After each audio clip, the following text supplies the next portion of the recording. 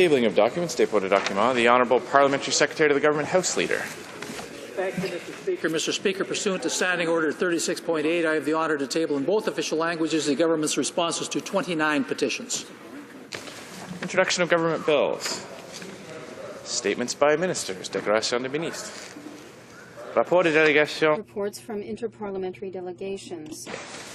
Monsieur le Président. Mr. Speaker, pursuant to Standing Order 34.1, I have the honour to present in both official languages to the House the report of the Canadian Africa Parliamentary Association, the Canadian delegation, respecting its bilateral mission to the Republic of Kenya and the Republic of Malawi from the 19th to 26th of January 2013. And I would like to note that the delegation to Kenya was to try to convince our parliamentary colleagues of the importance of having elections that will take place next week without violence and transparent elections. Thank you, Mr. Speaker. Presenting reports from committees, the Honourable Member for Yellowhead. Yes, Mr. Speaker, with a continuing desire to grow our economy and create more jobs for Canada by way of international trade, I have the honour to present both official languages the sixth report of the Standing Committee on International Trade, a report of an economic partnership agreement between Canada and Japan. Japan is the third largest economy in the world and as such very important to Canada. Pursuant to Standing Order 109, the committee requests that the government table a comprehensive response to this report. The Honourable Member for Vancouver Kingsway. Thank you, Mr. Speaker. The New Democratic Party is very supportive of deepening and broadening Canadian economic relations with Japan. We share the view that closer economic relations between Canada and Japan can lead to greater prosperity for the people of both nations. We believe that pursuing an effective economic partnership agreement between our two countries is an important means to this end. As such, we support in principle and in many specifics the findings and recommendations contained in the report. However, evidence received by the committee makes it clear that economic progress for Canada is dependent on more than simply signing an agreement. Economic benefits will accrue fully to Canada only if the necessary policy and structural supports are provided. Careful and skillful negotiations are essential to achieve an economic partnership agreement that preserves democratically determined policymaking, recognizes the importance of both private and public interests, and deals successfully with the real issues at hand. That is why the New Democrats have prepared a supplemental report containing some 17 additional recommendations to ensure that economic relations with Japan truly result in a better economy, environment, and society. Thank you, Mr. Speaker. Presenting reports from committees, the Honourable Member for Burlington. Thank you, Mr. Speaker. I have the honour to present in both official languages the 19th report of the Standing Committee on Justice and Human Rights in relation to Bill C-273, an act to amend the Criminal Code cyberbullying. The committee has studied the bill and it has recommended to this House not to proceed further with this bill. Thank you very much, Mr. Speaker. Introduction of private members' bills. First reading of Senate public bills. Motions. Motion. Présentation des Presenting petitions. The Honourable Member for Mississauga, Pickering Scarborough East. Thank you very much, Mr. Speaker. Mr. Speaker, I have a petition here signed by a further 200 Afghani Canadians, including those from my riding of Pickering Scarborough East, calling for the establishment of a consular and immigration office in Kabul, Afghanistan. The petitioners note, among other things, the deteriorating conditions in the Islamabad office in Pakistan, which currently handles many of the consular and immigration requests originating in Afghanistan. Petitions. Présentation des pétitions. Presenting petitions. Député. The Honourable Member for Sherbrooke.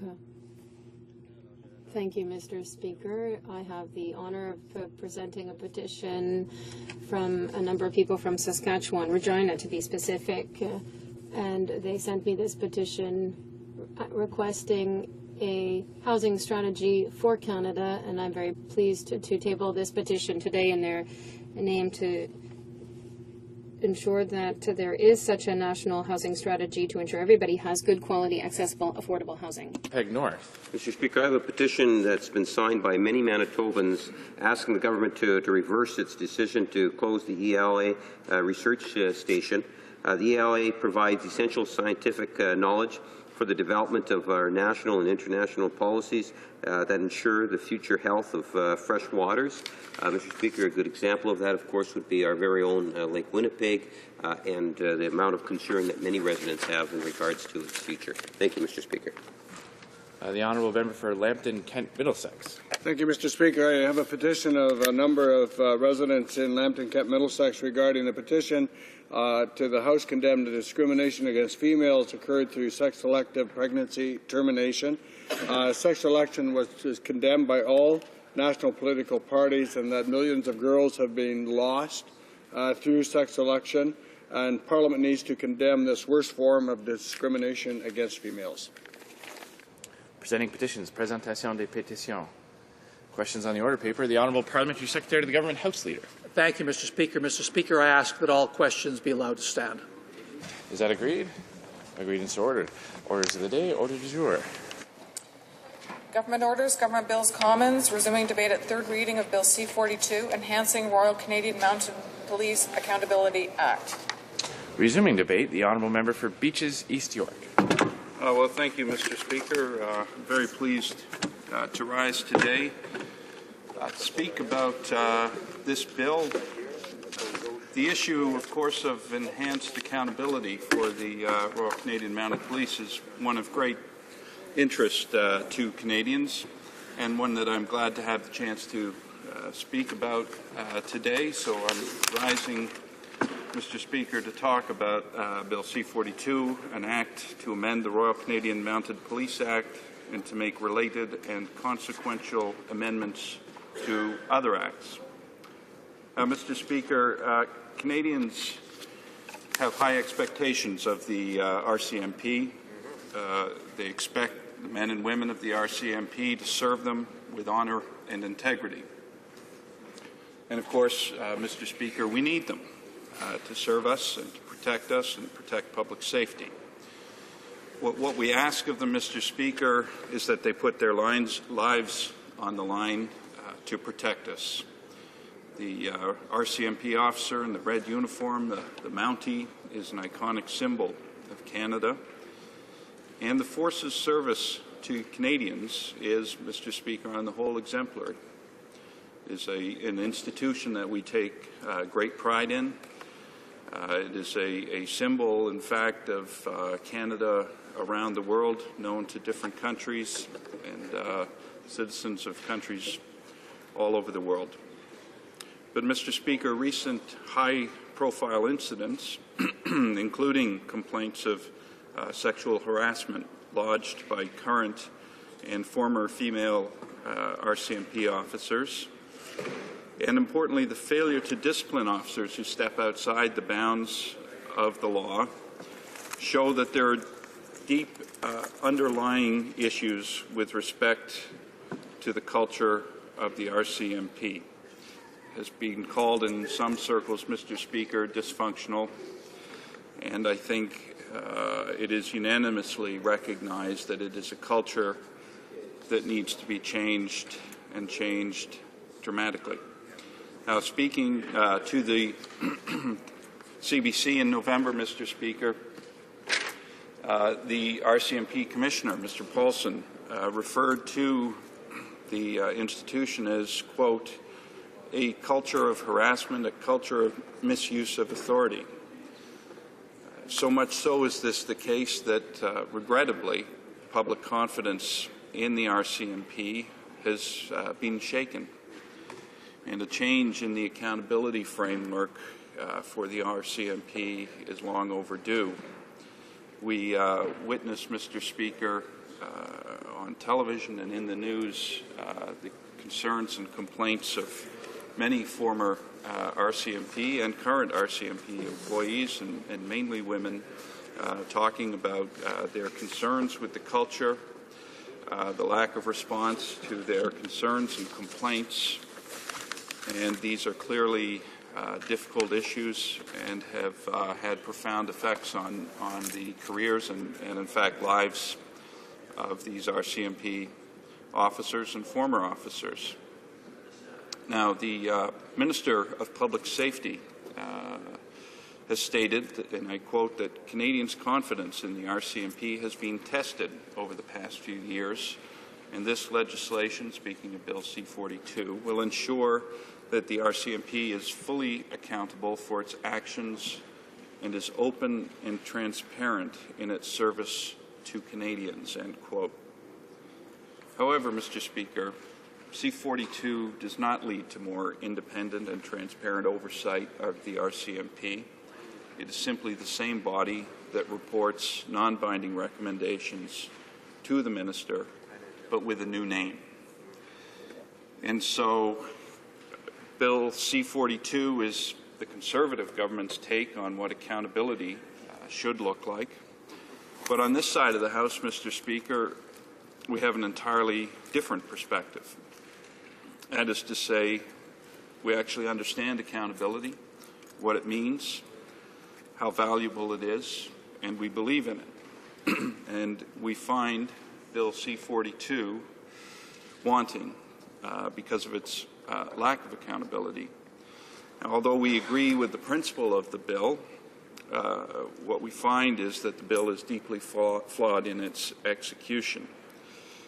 We have here a piece of legislation that fails to recognize either the needs of RCMP officers who have experienced harassment in the workplace or the very reasonable and appropriate expectation of Canadians of civilian oversight of a police body.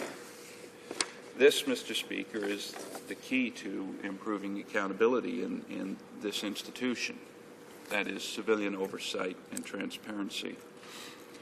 Now, we voted in favor of this bill at second reading, hoping that the bill's flaws would be addressed in committee.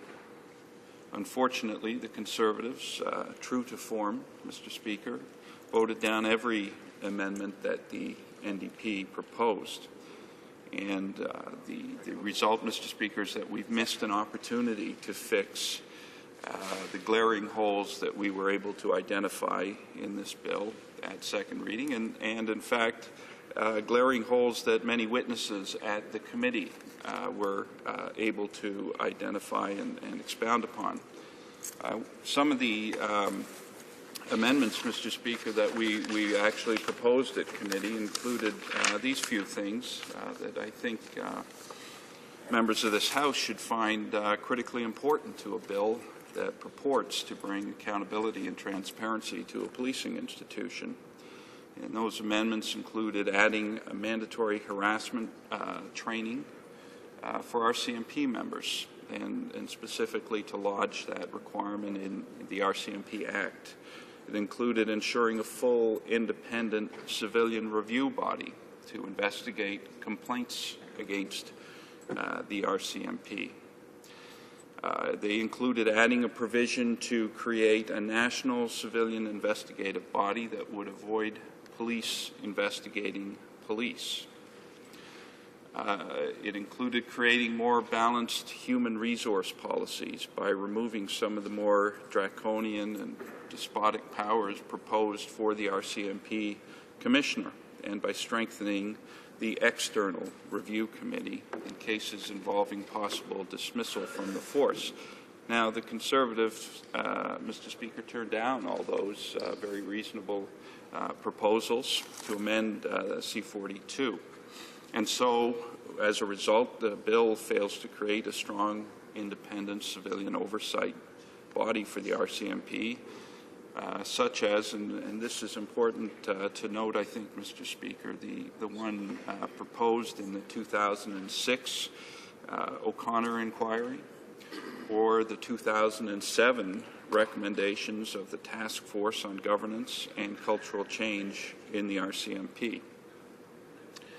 So the proposed new organization, the Civilian Review and Complaints Commission, would replace the Commission for Public Complaints against the RCMP and would have greater authority to conduct investigations, gather evidence and materials, and compel testimony.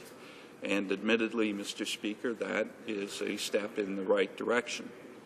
However, this body The new body would report not to Parliament, Mr. Speaker, not to this body here, not to us, but to the Commissioner and to the Minister. And so this, Mr. Speaker, is most emphatically not an independent organization, and most emphatically doesn't bring about the purported goals of the bill, which are transparency and accountability to this institution. As well, the Commission's findings would be non-binding, and this represents a missed opportunity indeed to have a fully independent complaints commission, a commission that would be accountable to all Canadians and not just the Minister of Public Safety. Now, this word accountability, Mr. Speaker, is a word that this government loves to use. They throw it about all the time, but I don't think that they've quite grasped the concept, Mr. Speaker. In fact, they've cheapened it and undermined it, and they simply don't value it. And if this bill purports to bring accountability to a police institution, Mr. Speaker, that is, I think, sufficient evidence that this is a government that fundamentally doesn't believe in accountability, doesn't act in accordance with the principles of accountability, and we simply don't see it in this bill. Now, this new body, Mr. Speaker, would have only observer status in investigations of serious incidents involving the RCMP. This is evidence of this issue of not grasping the concept of accountability. The new investigative framework for these incidents proposed in C-42 is really just a patchwork patchwork system that it would differ, Mr. Speaker, from province to province. So a province would choose to appoint an investigative body or a police force, or leave the RCMP to either refer the investigation to another police force, or indeed even conduct the investigation itself.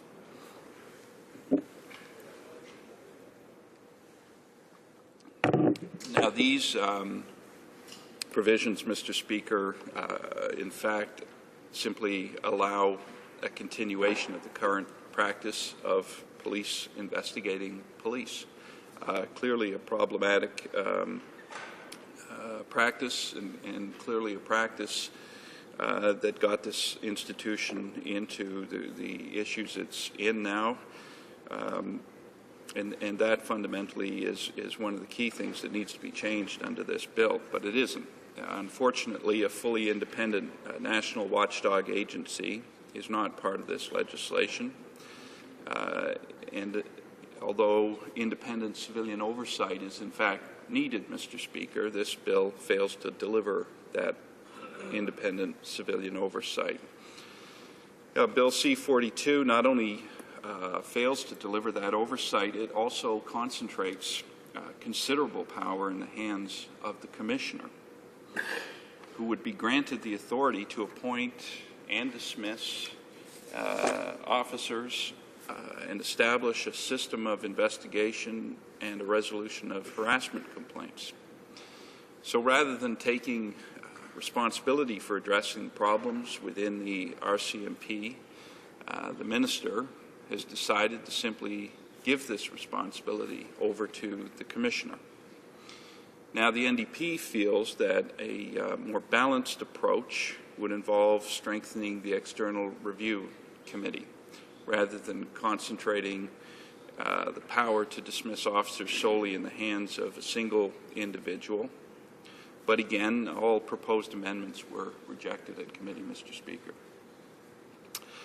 RCMP officers, we know, carry out difficult and dangerous work, considerable risk to themselves in order to protect Canadians. Some have died in this service, Mr. Speaker, and that's a profound tragedy for all Canadians and particularly the families of those officers. And the question arises for us all to contemplate in this House, what is owed to those RCMP police officers in return by us. And yet we have so far even failed to create an open and respectful workplace environment for all members. This is something that all Canadian workers should be entitled to, in fact are entitled to, Mr. Speaker. And in circumstances of the police where officers put their lives on the line and from time to time tragically lose their lives in that service, it is an absolute minimum expectation of any kind of tacit contract that we have with the members of the RCMP. But what we have is our officers who experience harassment in the workplace and are fearful about even speaking up, fearful of losing their jobs, in fact. And we know, in fact, that many have even left their jobs because of these circumstances in the workplace. And so for a bill that was supposedly introduced as a response to the sexual harassment complaints brought forward by female RCMP officers, Bill C-42 is very strangely silent on that very specific but critically important issue. And so we have female officers who have been serving Canadian public in the RCMP for almost 40 years. And in that time, we have failed to bring about the kinds of protections against this type of abuse that is barred under Canadian human rights codes and provincial human rights codes, that all workers are right across the country in all workplaces and all jurisdictions entitled to.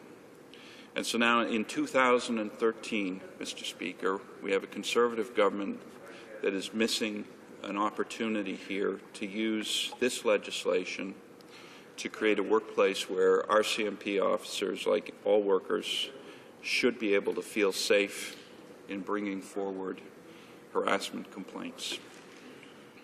Now, NDP members of the Public Safety Committee brought forward an amendment to the bill that would make harassment training mandatory for RCMP officers.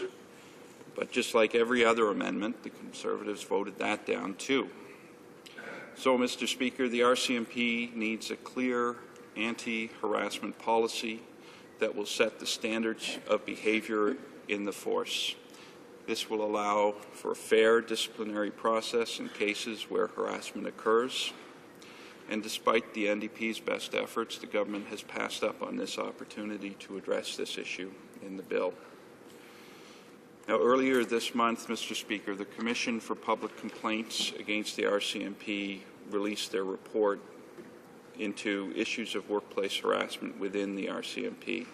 And the report had this to say, and I quote, "The RCMP bears a responsibility to foster public trust to the extent possible. When the public perceives that the organization is unwilling to adequately protect and discipline its own employees, it is difficult to see how their interactions with the police and trust in the organization would remain unaffected. It is for this reason that swift and effective action must be taken by the RCMP in terms of dealing with workplace conflict and harassment, and taken in a manner that engenders the confidence of both members and the public." And it's not even, we're not even seeing swift and effective action here, Mr. Speaker. We're not seeing action at all.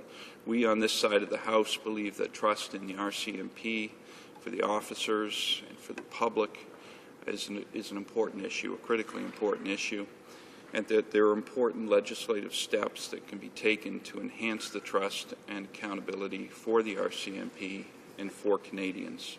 But Bill C-42 falls short of this mark. It is unfortunate that in their rush to pass this bill, the Conservative government did not even take time to make sure that the new legislation ensured that the RCMP and the public were getting the transparent and independent oversight that they expect and deserve. Mr. Speaker, the men and women of the RCMP provide a vital service to all Canadians. They carry out this service in difficult and often dangerous situations, putting themselves in harm's way to protect others. C-42 is a missed opportunity to protect them in return. They deserve the protection of independent oversight, and they should not be afraid, Mr. Speaker, to speak out about harassment in the workplace. The members of the RCMP deserve to know that when one of their own breaks the rules, that person will be held accountable. Canadians need to see this accountability to enhance the trust between the police force and the members of the public, a trust that has been weakened by recent incidents. The men and women of the RCMP deserve better than what Bill C-42 has to offer. The Canadian public, Mr. Speaker, deserves better, and most certainly the women who work for the RCMP have a right to a workplace free from sexual harassment, indeed harassment of all kinds. They need and deserve our protection.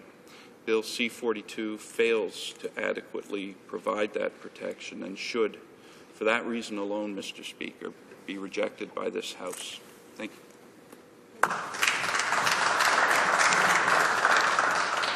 Questions and comments? Questions et commentaires? The honourable member for Kootenay, Columbia. Thank you much, Mr. Chair, and thanks to my colleague for his speech and his dedication on the Justice Committee. As he is aware, I'm a retired member of the RCMP, and this bill, I spoke with two RCMP members yesterday, has been a long time coming because through the RCMP we have been unable, the RCMP, Mr. Chair, has been unable to do anything with regards to discipline because it's never been there. Since 1873, the RCMP, in specific the Commissioner, has not had the opportunity to deal with anything. What Bill C-42 does is provides the Commissioner of the RCMP with the authority to dismiss someone if they are found to have caused a breach under the RCMP Act and or the Criminal Code. My question to the member is, does he think that the Commissioner of the RCMP should have that authority to remove someone who breaches both either the RCMP Act and or the Criminal Code, or does he believe that sending it to an independent body that will have no authority to remove the member is better? The honourable member for Beaches, East York. Thank you, Mr. Speaker, and I thank my colleague from Kootenay, Columbia, for the question. Just a point of clarification for the record, I'm not on the Justice Committee, Mr. Speaker. I now sit on the Standing Health Committee. There were a couple of issues in there, Mr. Speaker. First of all, the member raises the issue of a hypothetical of an independent review body not being able to discipline or dismiss a member, and that is not something I'm prepared to address, a hypothetical, Mr. Speaker. What I'm prepared to address is what the government has done to redress these circumstances that Canadians surely find so offensive. Canadians all expect to be able to work in a workplace, whether that's the police, whether it's retail, industrial, it doesn't matter, Mr. Speaker. Canadians have an expectation that they can work in a workplace where they are protected by law from harassment, so that they can go to work and feel safe and do their jobs and return home to their families at night. And the circumstances of the RCMP these days, unfortunately, Mr. Speaker, is that that isn't the case. And we know that there have been many cases or charges of sexual harassment raised by members and former members of the RCMP, and there needs to be a transparent process for handling those charges, Mr. Speaker, and there needs to be accountability within that organization. And it is not reasonable, Mr. Speaker, to lodge all of that authority into the person of the Commissioner. Thank you, Mr. Speaker. Questions and comments? Question commentaire. The honourable member for Winnipeg North. Yes, Mr. Speaker, we agree in the sense that there does need to and always can be more transparency and accountability. The issue of harassment and bullying in the workforce in all the different professions is, of course, of great concern. And the legislation itself in committee and even in second reading, the ideas and thoughts in terms of how legislation could be improved, lost opportunity by government maybe not necessarily taking the action that it should have taken in order to directly deal in a more tangible, concrete way in regards to, as I say, whether it's sexual harassment, and I would add into it workplace bullying, because it does take place in very significant ways.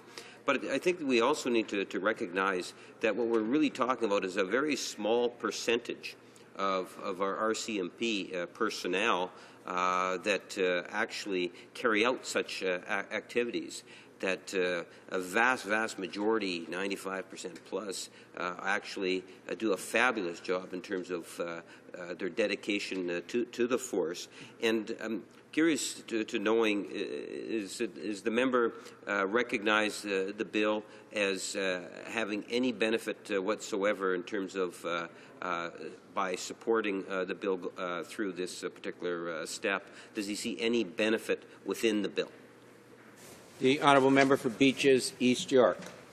I thank my friend for the question. Mr. Speaker, the fundamental issue here and what this legislation needed to do was change the culture of the institution. And I mean, clearly there are issues within that culture, but we have a government on that side, Mr. Speaker, that is effectively a one-trick pony.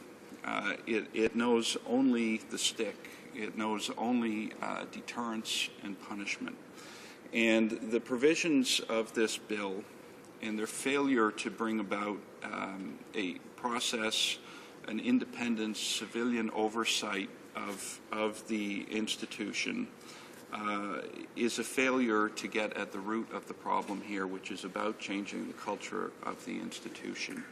The notion that you can put more power in the hands of the Commissioner to fire individual officers, to curb the issue of harassment, and that will change somehow the culture of that organization, Mr. Speaker, shows a true lack of understanding of organizations, workplaces, and shows a true lack of respect for the pernicious effect of sexual harassment on workers. And I'm surprised that the member down the way would stand and begin his discussion with effectively a dismissal of the problem. The NDP and Canadians recognize that there's an issue here. We know, of course, that there's a limited number of cases, but that's a critically important issue, Mr. Speaker, that needs to be addressed, because Canadians understand that workplaces need to be safe, that workers, whether they're RCMP, need to feel that they can go to work and be free from sexual harassment. And that means that this culture of the RCMP needs to be changed, and it needs to be changed through this legislation, which is why we welcomed the legislation being brought forward. Thank you, Mr. Speaker. Question commentaire. Questions and comments. L'honorable député de... The honourable member for Honoré-Mercier. Thank you very much. As a mother of children and as a citizen, I find that we have the right to have a transparent police force. I would like my colleague to explain what points are contained in this bill, or how can the bill be improved to improve the independent investigation process, and so that any misconduct is appropriately punished. How can the climate of trust and the general atmosphere within the RCMP be improved? How will people who denounce misconduct be protected? I would like my colleague to explain in more detail these matters. Thank you, Mr. Speaker. Beaches, East York. I thank my colleague for the question, and there's very little in this bill, Mr. Speaker, that will enhance that protection. I mean, the fundamental mechanism that's being used here, Mr. Speaker, is the one of threat. And it is by lodging into the person of the Commissioner and ultimately the Minister of Public Safety the ability to dismiss officers, RCMP officers, who have breached the workplace rules and in fact, in some cases, laws. That's all they've got here, Mr. Speaker, and it doesn't go to the culture of the issue, Mr. Speaker. And the kinds of things that we expected to see go into this bill to change the culture are things like a mandatory harassment policy, mandatory harassment training for RCMP members, a clear, consistent, transparent, accountable investigation process, Mr. Speaker. Instead, we have a patchwork of investigation processes, province by province. They can figure out how to do this, and the options still include, very problematically, police investigating police. Very problematically, it includes the RCMP investigating itself without appropriate civilian oversight, and it fails to bring comfort to those people in the RCMP who are concerned about having to go to work in a workplace that is free from harassment of any form, Mr. Speaker. Reprise de débat. Resuming debate. The honourable member for Hamilton East, Stony Creek. Thank you, Mr. Speaker. Mr. Speaker, there are times in this House where we touch on debates that actually we can speak to from times and periods in our own lives. And I was pleased to see the member for Kootenay Columbia here, who is an RCMP officer who can bring to this debate a very clear perspective from inside of the organization. In my lifetime, as a young boy growing up in a town called Plaster Rock, New Brunswick, where New Brunswick had RCMP officers enforcing the law in our province, I had occasion to, my family had occasion to deal with them. I had a situation when I was very, very young where my sister died at the hands of persons or persons unknown. It turned out to be a very ill family member. But the officer, the investigators from the RCMP that handled that investigation, my father talked about for an awful long time afterwards, because initially he was taken in for questioning and he talked about how professionally he was handled, a man who was broken-hearted, who just lost a daughter. And in fact, that particular incident would affect the rest of his life, and he became an alcoholic. And again, we would have interaction with RCMP officers who would pick him up from time to time, as they should, as they needed to do. But there was always a sense that they handled my father with a kind of dignity that perhaps they might not have under some other circumstances. I don't know. But for a young boy growing up, my ideal was to become an RCMP officer. Well, Mr. Speaker, if you look at me, I'm wearing glasses and I'm too doggone short to be an RCMP officer. So I had to forgo that. But I had this great interest in the RCMP for an awful long time, a great respect for them. I still respect the RCMP, Mr. Speaker, although they've fallen on difficult times. There's a cultural change that has happened, at least in my view, over the last numbers of years, relative to how they treat each other. And we've heard those reports. I recall, I believe it was in the 70s, where there was a group referred to as the Dirty Tricks Squad. And there was an investigation into that, and that particular group was disbanded, as I understand the circumstances. The warning signs were there for some time, Mr. Speaker, about the things that would later become almost institutionalized within the RCMP. If you go back to Justice O'Connor in the Mayor Arar case, Justice O'Connor made some very significant recommendations to the RCMP at that time of things that they needed to address, things that the government needed to address. And that has gone wanting as far as I'm concerned. But you'll recall, Mr. Speaker, back in the last Parliament, I think it was, Bill C-38 started to address this, and of course it was lost in the election cycle, as so many things are. But again, going back to my friend from Kootenai, Columbia, who brings to this place a particular view of this institution and of perhaps the problems, perhaps some solutions. I'm certainly looking forward to listening to his commentary as the day unfolds. In my previous life as a union leader, one of the things that we had to deal with quite often was harassment in the workplace. And we would get together with the company and we'd work strategies for education of the members who were involved with such things.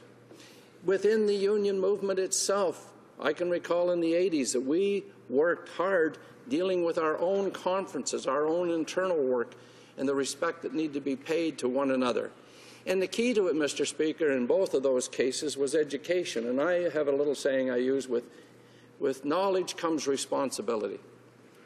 We have the knowledge today of the accusations and the abuses that have been suggested have happened within the RCMP. We have enough knowledge that we know that there has to be something of significance done. So our party was concerned with this bill because our party felt it didn't go far enough.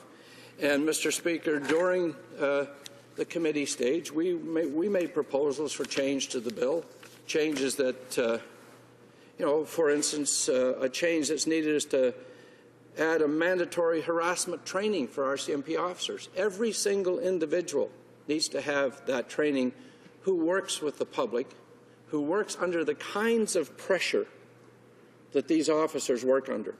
Again, reflecting back on my own life in the workplace, there was a time I worked for the Canadian National Railway as a signal maintainer. And I would have some car hit, and I see a member, well, I'm not supposed to say I see a member in the House, so I won't, but in Niagara Falls, where I had my territory, there was a place called Thorolstone Road that members here, some members will know of. I had 4 people killed in accidents there, struck by trains while they're driving through. And my point is, day in, day out, our RCMP, our police officers, our fire departments deal with the aftermath of horrific events, car crashes. Reading just today in the newspaper in Hamilton because of the storm, there was a 6-car pileup. The first on the scene quite often is a police officer who has to deal with that, who has to deal with the pressures that come from those situations. You consider that pressure for a moment. That does not justify harassment, but in some cases it might help to explain it. It might help us to understand what their lives are like and the problems that they take home with them, in fact, Mr. Speaker. So if you come back to any situation in the workplace, you have to give your employees, those workers, the tools that they need to deal with those situations.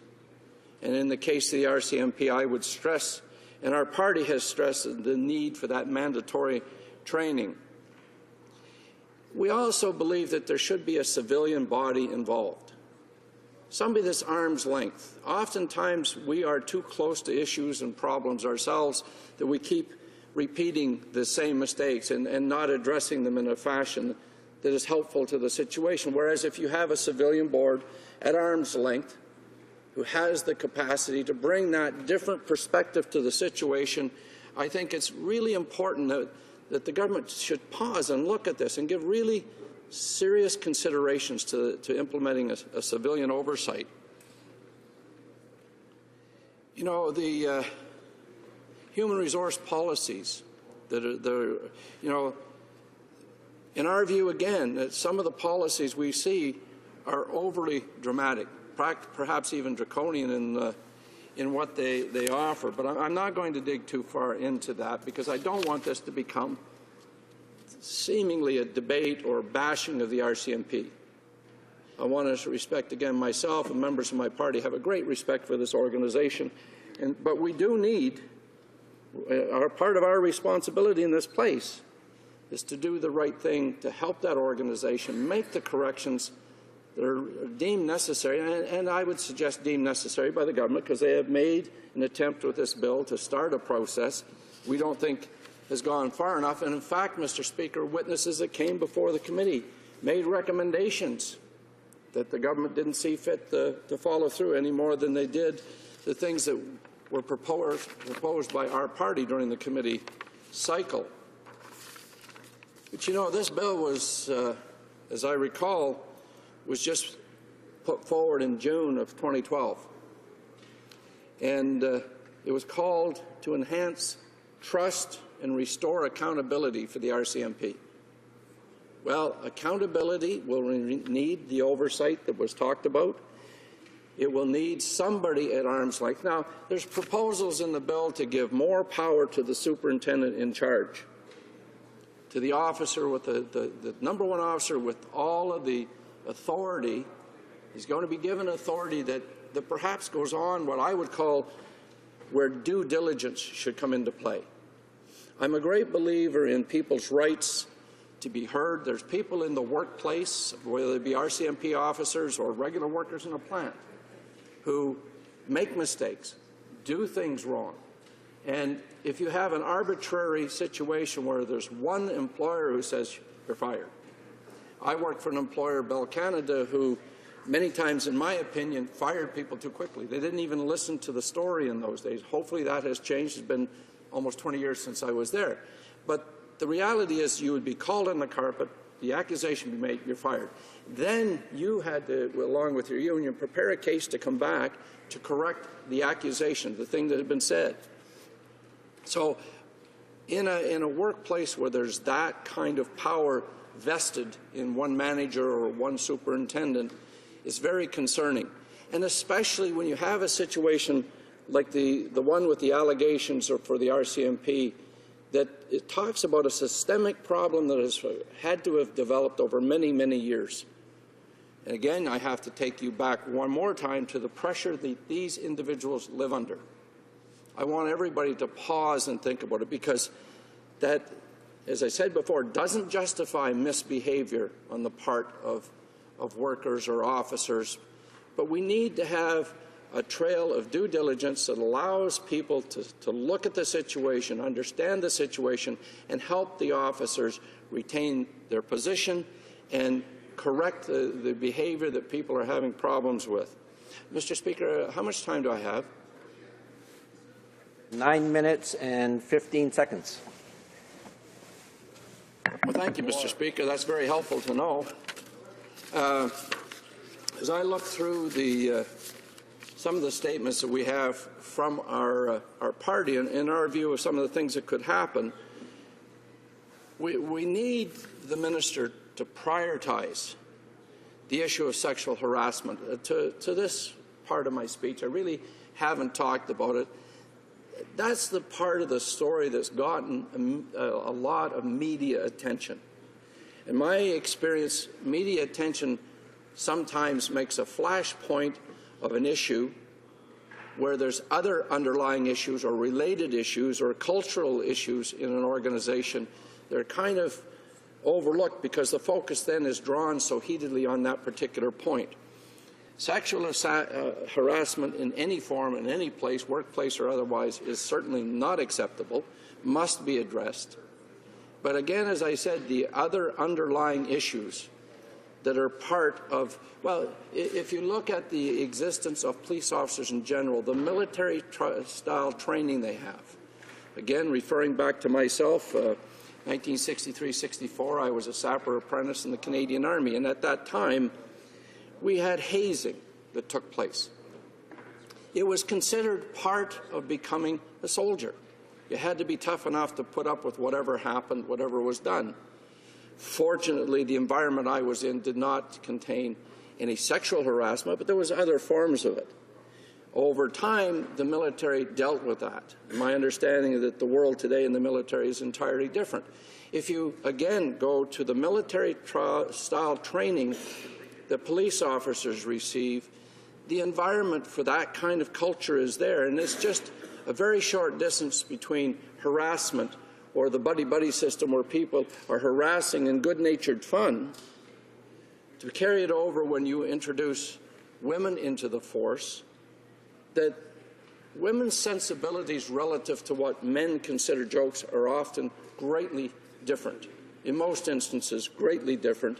What a man may think is very humorous, a woman is tragically hurt by. And I want to repeat that, tragically hurt by, because they live in an environment where the male in the environment has the perceived power in many, many situations. And they perceive themselves as not having the power to push back. And if you listen to the accounts that have been made public by women officers in the RCMP, that's exactly what they felt was happening. They were marginalized, troubled by what happened to them. And when they went to superiors for assistance, they felt they didn't receive the respect that they deserved. But I'll take that back to the point, did that person they went to really have the training, the understanding, the development of the sensitivity for what the women were facing? Did they really truly understand? Because it's easy to say they neglected. It's easy to say that they ignored. But maybe, just maybe, it's perhaps they didn't have a true understanding of the damage being done. The reality is, though, Mr. Speaker, that we have to go back to the education. We have to go back to changing that system that has evolved in such a negative way. We have to give the tools to the RCMP as a whole to begin to address themselves this problem. Because you can't fix these things from the outside. You can start doctoring, you can put Band-Aids on, but until the culture starts to evolve itself. And again, sensitivity training of relationships between men and women in the workplace, or men and women, and as well, another area is visible minorities, because that's another new thing within the RCMP. All of these things added to the day-to-day pressures that these good officers live under, and the culture that has sadly reached the point it's reached, a point where we have lawsuits, we have individuals going very public with their stories. And I can tell you from my own experiences as a representative in the trade union movement, the last thing a harassed person wants to do is make it public. Because to their mind, they're looking at that just like bullying in a school ground. They're looking at it from the point of view, well, they'll get me again, or they'll do it again, or I'll lose the respect of my co-workers. All of those things, Mr. Speaker, need to be addressed. Can I ask you again, Mr. Speaker, how my time is? Thank you. So, when this bill came before the committee, the NDP in good faith went there. We understood that we had to be addressing this situation. We cannot support the bill in its form because it has not gone far enough. Again, the idea that you can vest power in one person, that being the head of the RCMP, and say that person is going to create the environment, it's going to need exterior help. It's going to need experts in dealing with harassment situations, training experts to come in and assist the officers, assist the people within individual departments who are in charge of those departments. And there has to be a comprehensive training cycle put into place or this isn't going to work. It took years and years and years for this to evolve. You never heard stories like this before, and it wasn't just a matter of people being silent. You never heard it because it wasn't happening. The pressures on modern-day police forces is beyond anything. Like, again, being a child of the 50s, I'm from the days where we didn't lock doors, we didn't lock cars, and we didn't have the environment. We weren't police officers of the day very, very rarely faced somebody with a firearm in their hand. So the environment they lived in was different. And again, I want to stress, I'm not justifying what happened, but I think it has to be part of the equation to understand what is happening to these officers and the spillover effect of that evolving negative culture was that it got totally out of hand. And I'm of the understanding that there's many women RCMP officers who have come forward. And I would encourage all of them to come forward, to understand that there's people who sincerely want to see change. We want the tarnished record of the RCMP to be corrected, but we also want those in charge of the RCMP to have the tools to create and sustain a healthy workplace. And, you know, I can't stress that part enough, because you probably can tell, Mr. Speaker, that I speak with a great deal of sadness, because, again, as I said earlier, my ideal was to one day become an RCMP officer. And a long time ago, that ideal, believe me, we're talking the 50s.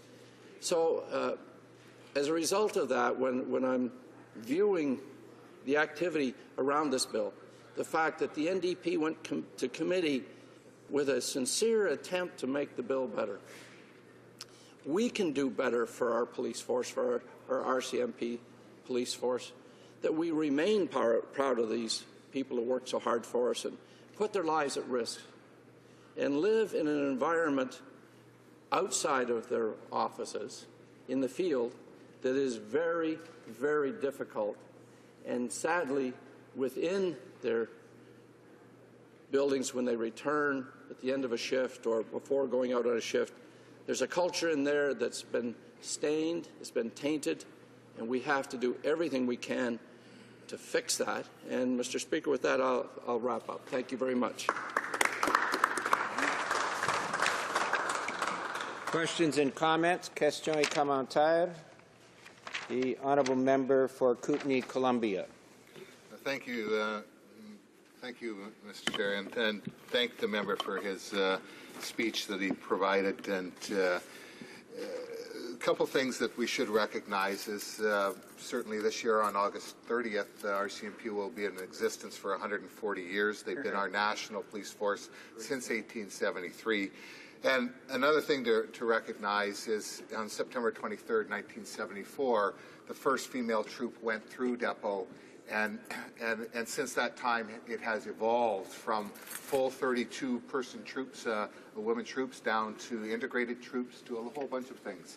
And I do agree that over the years the RCMP has needed to recognize the transformation of that since 1974. And I hear what the opposition is saying, but the unfortunate part of the entire process is that the RCMP falls under its own federal statute, which is the RCMP Act. And no one in this House can change that unless we want to remove the RCMP Act. And as a result of that, the Commissioner, and only the Commissioner, has the authority to deal with things within the RCMP Act, whether it be by implementing programs, whether it be by removing someone from the force, whether it be by anomaly of things.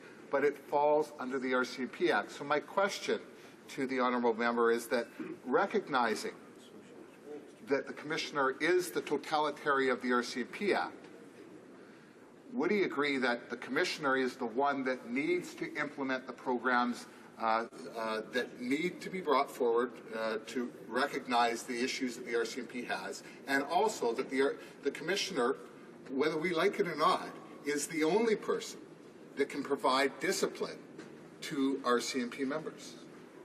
The honourable member for Hamilton East, Stony Creek. Well, thank you, Mr. Speaker, and I want to thank the member for Kootenay, Columbia, again for your service prior to coming here.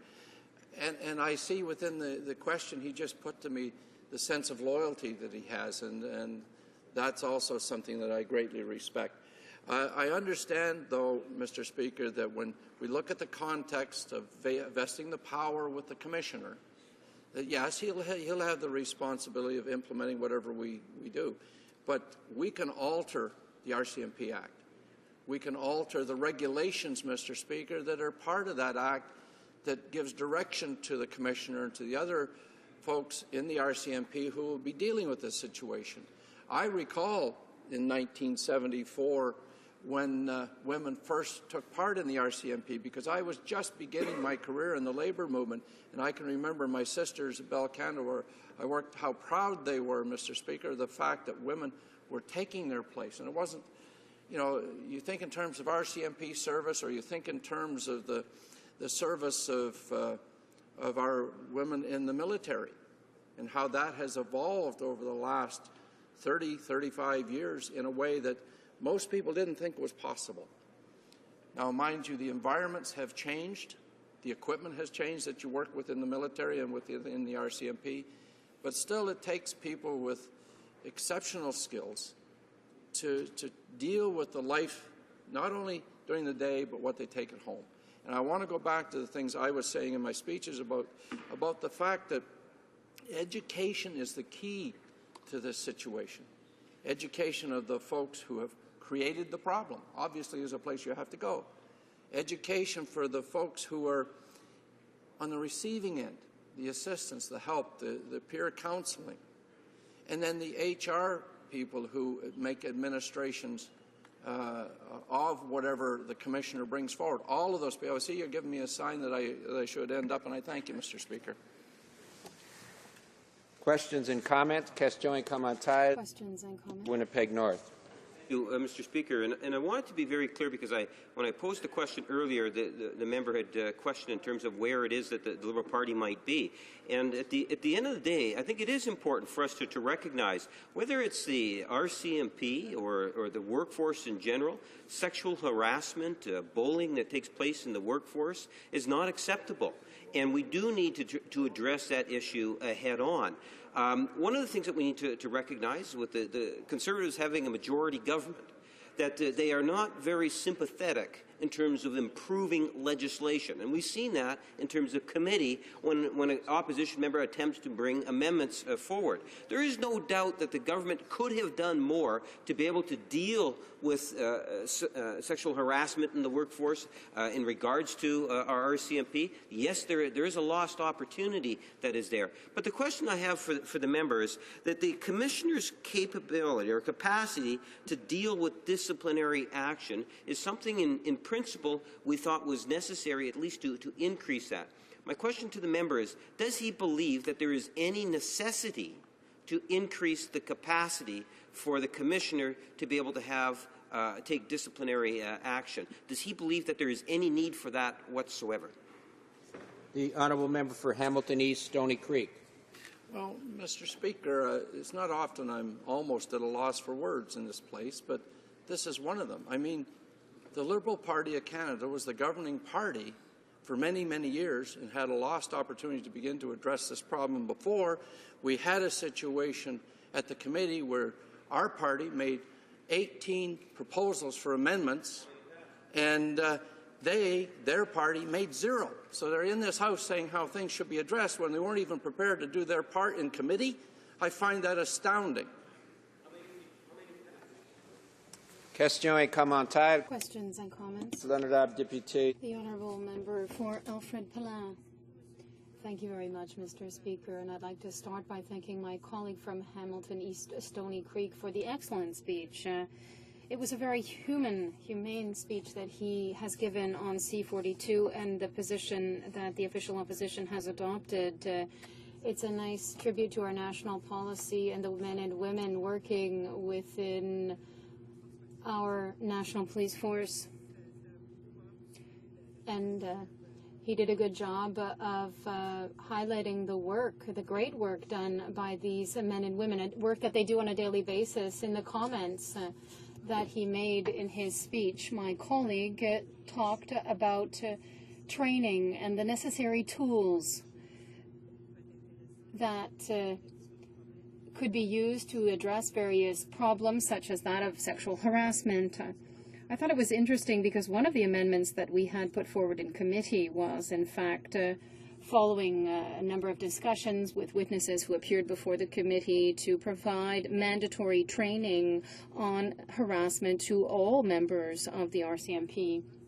Unfortunately, that amendment did not get approved in committee. It was quite sad, and I wonder what my colleague thinks about the fact that that amendment was not adopted, and that we had tried to get through. That is on the mandatory training. East Stony Creek. Well, I want to thank the member for that question, because that's the most significant failure, in my opinion, on this bill going forward. You have to have people educated. I used the line, with knowledge comes responsibility. People oftentimes in workplaces, not just the RCMP, but in workplaces in general, do things with a sense of humor they believe justifies what they do. And they don't give a lot of consideration to the feelings and the fears of people on the receiving end. I recall a time when I worked in the railway around 1966 in a machine shop, and there was a man there that was highly nervous. And any time somebody went by, then they gave him a little pat, and he would jump. They had him so shell-shocked he couldn't talk. If you said boo, he would literally jump and take 2 steps away from you. And the people in that workshop thought that that was wonderfully humorous. And that man was so fragile, so close to a breakdown. Now, if you take that into a different context, if you take that into the context of sexual harassment, you put it in a place where you have to talk about this. You have to understand that that so-called sense of humor is a testing vehicle for the individual. If I can do this to her, what else is available? And it's an exercise in power. If it's a superior, and in some instances in the RCMP, it was a superior who did these things. It humiliates the woman, embarrasses her, troubles her. It devalues her in the front of her co-workers in a fashion that is totally unacceptable.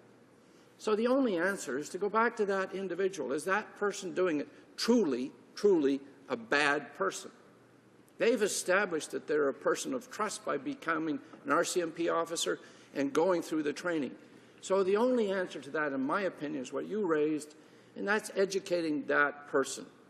Corrective action that will bring that person back to where they belong. Could I point out to the member that he should address all of his comments to the chair, not to individual members of the House?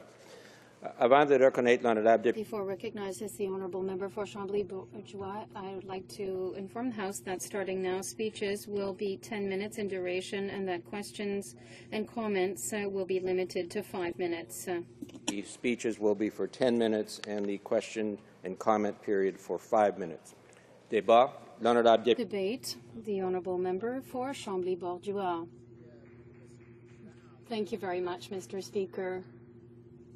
In fact, it's quite difficult to follow on the heels of a speech such as that given by the member for Hamilton East Stony Creek, because I think this is the kind of bill when he refers to personal experience, this is where we really get to the heart of what we're talking about here. Here we're talking about the personal impact of what can happen to people who are in this kind of problematic situation in the workplace. Here, particularly when we're talking about sexual harassment. First, Mr. Speaker, I would like to say, and I think that when we have a debate on an issue like this, it is extremely important to say that it is not a criticism of those giving body and soul to serve their community as members of the police force, and in this case the RCMP. In this kind of debate often we talk about national defense or veterans or the RCMP.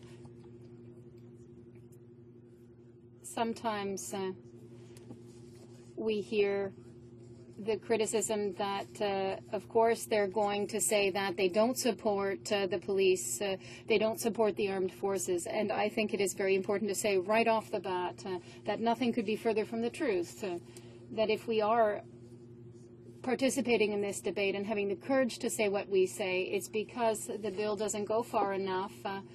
On the contrary, we have a great deal of respect for what these people do, and we want them to have measures taken to allow a healthy working environment for RCMP members and also to improve the working relations that exist between the police and others. First of all, Mr. Speaker, I think it's important to explain that we will oppose the bill at third reading. we had attempted in vain, but always with some optimism that reasonable amendments could be made in committee based on what was heard from the witnesses. And I can mention, among other things, the work by the member for Esquimalt Wanda Fuka in public safety and his deputy critic from Alfred Perlin, who no doubt worked extremely hard to try to put forward these amendments. And what is interesting is that these amendments are not the result of a radical ideology, as some government members might say, but rather from the testimony provided by experts and individuals who appeared before committee, people who have been following this issue for a long time, because this is nothing new. And there was another incarnation of this bill in the 40th Parliament. It was C-38, not to be confused with C-38, the omnibus budget bill. But these amendments were the result of this testimony, and unfortunately all the amendments, like usual, were rejected. And I think this is quite unfortunate, because when we hear from witnesses who bring forward points such as we heard, and we make amendments that might ensure the bill is more transparent, more effective, more realistic, I think that we should have listened to what was said and perhaps accepted the amendments. Unfortunately, the government, as usual, rejected them out of hand.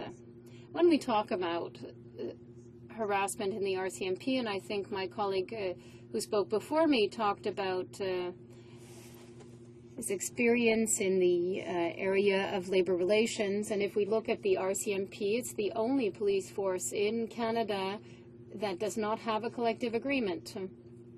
Of course, people will say, well, there are other things in place to ensure that the rights of these workers, ultimately, they are workers and they work for us, these rights are respected.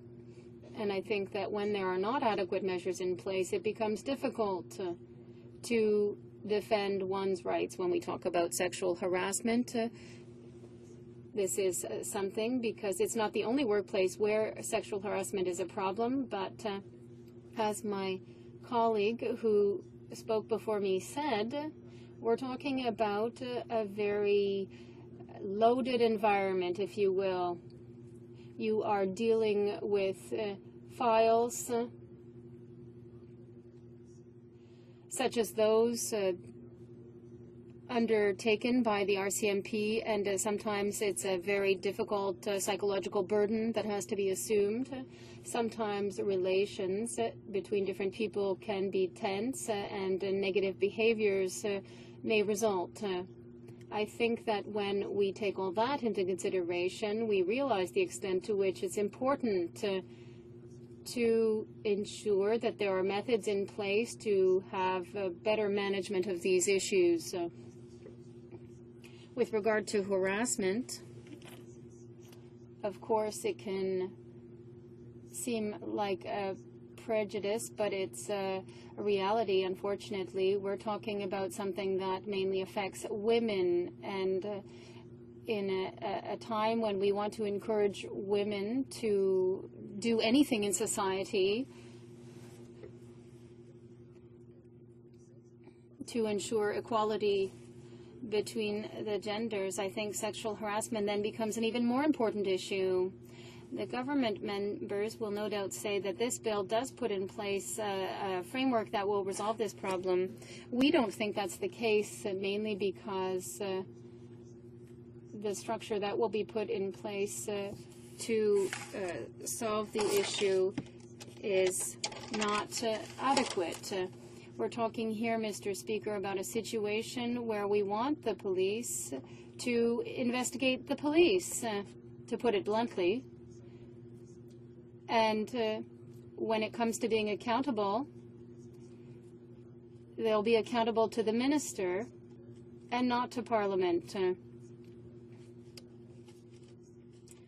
Given the will that we've seen from the minister recently. This is problematic. This is discretionary power that remains in the hands of a minister, and we have to really rely on their political will. That doesn't currently seem to exist, whereas if we were to ask the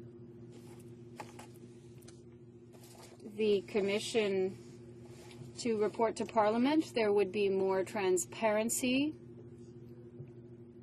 It would be more responsive and accountable to the public that the RCMP is supposed to serve. And it would be good for people within the RCMP, that is the members themselves, and those in particular who are victims of harassment. When we talk about police investigating the police, it's really the problem that came out of the Justice O'Connor report with regard to the Maher Arar case. I was very interested in that case, and it will tell my age, but in 2006 when it came out, I was just a student, and I was very interested in current events and policies and politics, and I remember that I saw the report because one of the areas that interested me was the way our police forces and armed forces acted.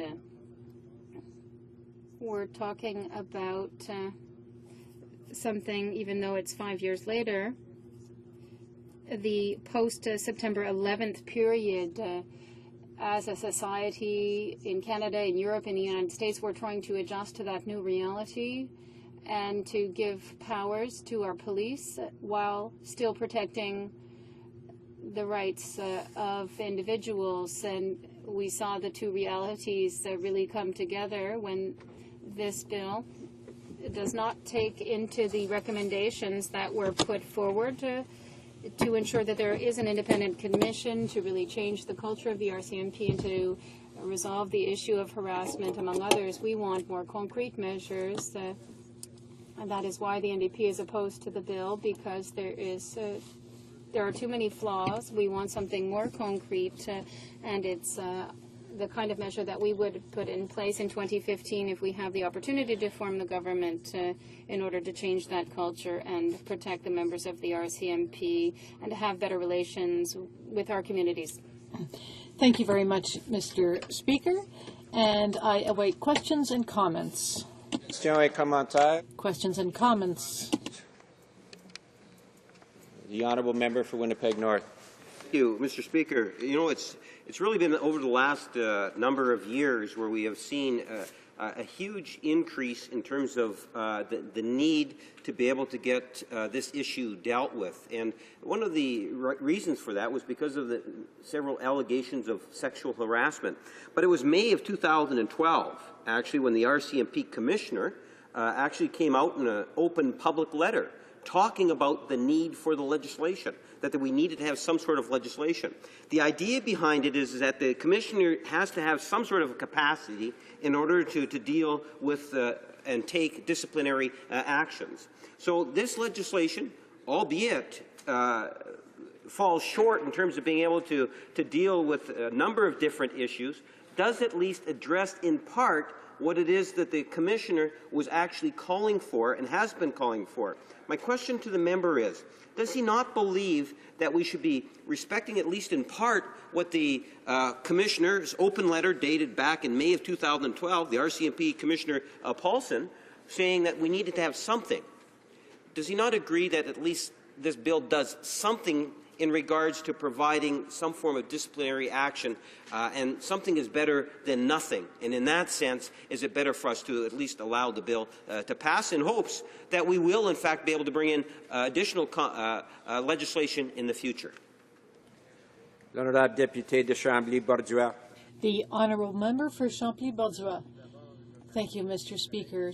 To begin, thank you to my colleague for his question. Of course, the Commissioner expressed his point of view, and with all due respect towards him and the important work he accomplishes, he is only one actor out of many. If I come back to my point with regard to the witnesses we heard in committee, they said there are serious shortfalls. And to address the question, we are supporting the bill because it is a step in the right direction, and this is something the NDP has often done, even when our amendments were rejected. We would have preferred to see this measure go farther. But what's particular in this case is that there are systematic problems.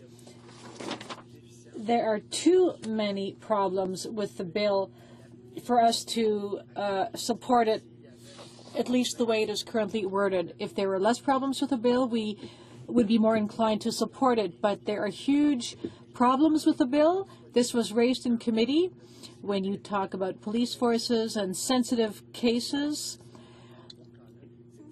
And what was contained in the O'Connor report, we need much more fair and concrete measures in the bill. Questions and comments? The honourable member for Longueuil, Pierre Boucher. Thank you, Mr. Speaker. Again, I would like to congratulate my colleague for his outstanding speech. He has shown that he was inspired when speaking on an issue dear to the hearts of his own constituents. Some of my own constituents are members of the RCMP, and they are very disappointed in this bill because they would like to go farther, to do more, especially as far as women who have suffered harassment in the RCMP are concerned. So this is the question. My constituents are deeply disappointed by the fact that this bill contains nothing tangible. The honourable member for Chambly-Bolzwell, you have 1 minute to respond. Thank you, Mr. Speaker, and thank you to my colleague for his question. He, in fact, pointed out something which I did not mention in my own speech. I also know members of the RCMP. Some of them live in my own riding and in neighbouring ridings, and that's exactly what they said as well.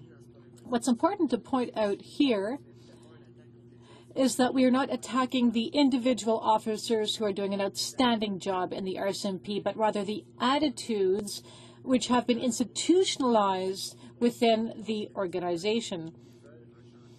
I think individual officers want change, but when they're working within an outdated structure, it's very hard.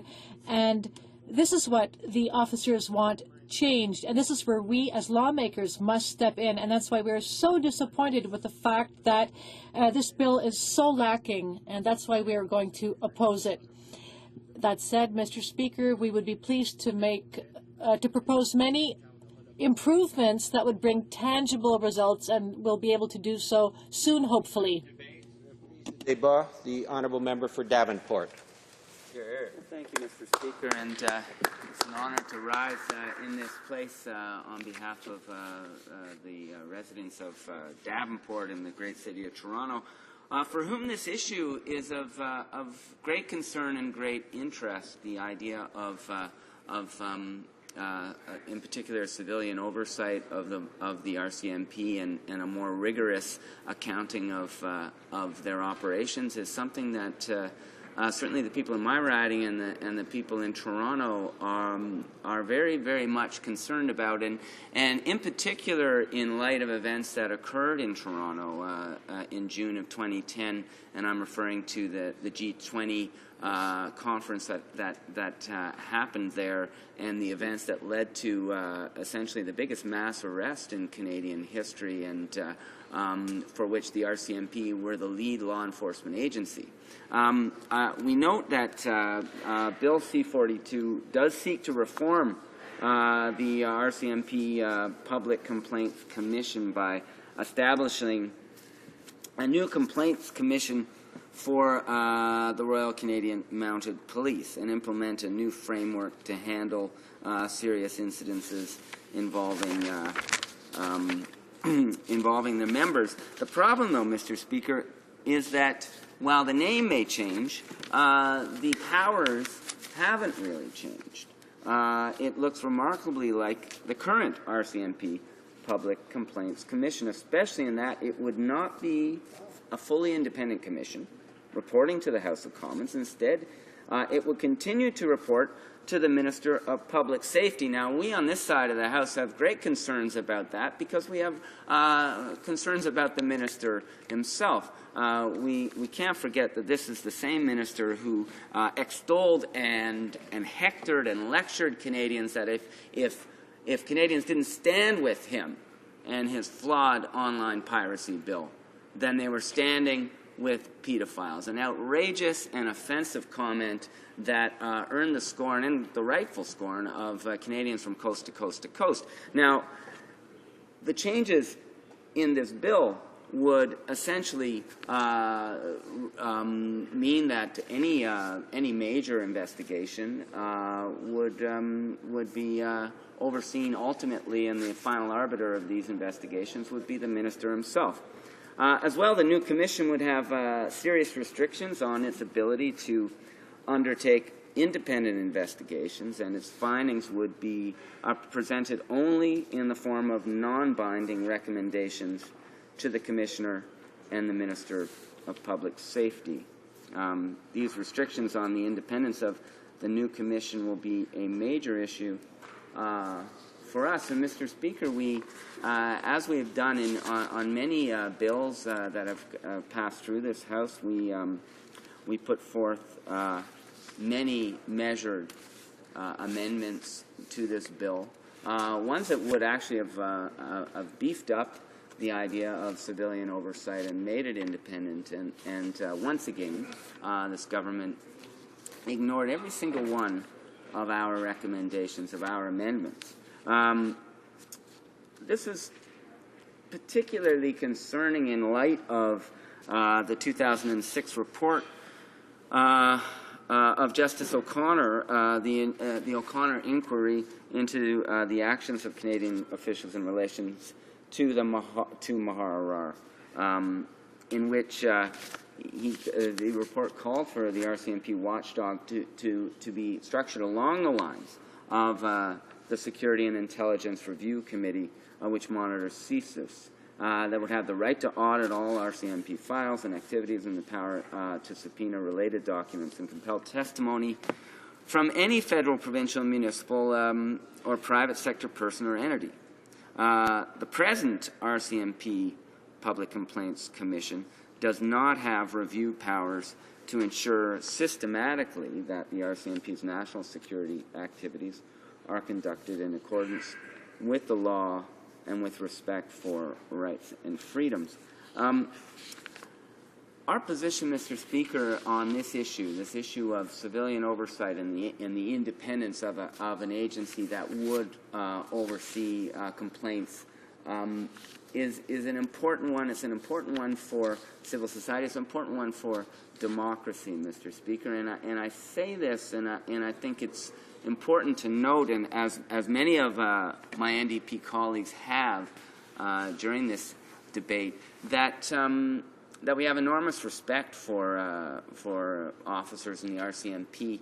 We understand that they're oftentimes working in extremely difficult conditions and situations, oftentimes chaotic, oftentimes situations where they have to make split decisions, quick decisions. And we understand that sometimes this is an incredibly difficult and pressure-filled job that we as Canadians ask them to do on our behalf, which is all the more reason why it is so important that we maintain, or that we create and then maintain, an independent oversight body into the RCMP. And this is exactly what we'd recommended. And in fact, when we see some of the reactions from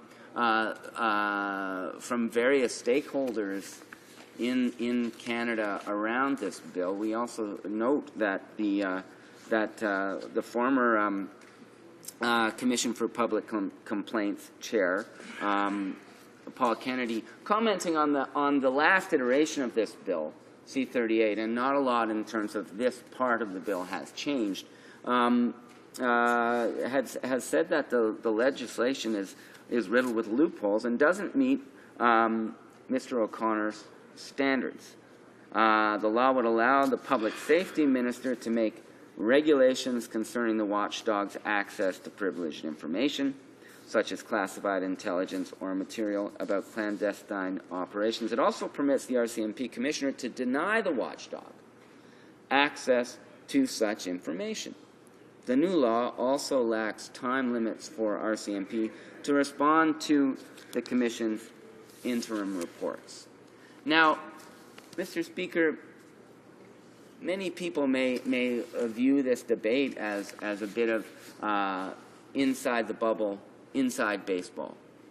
But in fact, Mr. Speaker, when you get down to the street level, and when you go back to June of 2010, and you think about what happened on the streets of my city, the biggest city in the country, the economic engine of this country, the cultural center of Canada, and you look at what actually happened, especially right at the corner of Queen and Spadina, where, Mr. Speaker, hundreds and hundreds of just regular folks, most of them who lived in the neighborhood, were kettled, were boxed in the rain for several hours as the police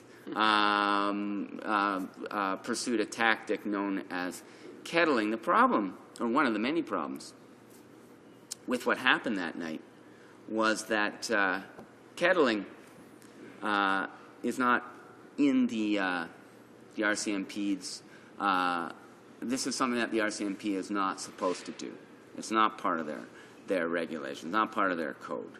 And in fact, they did participate. Now, a report into the RCMP's activities at the G20 was delivered in May of 2012, and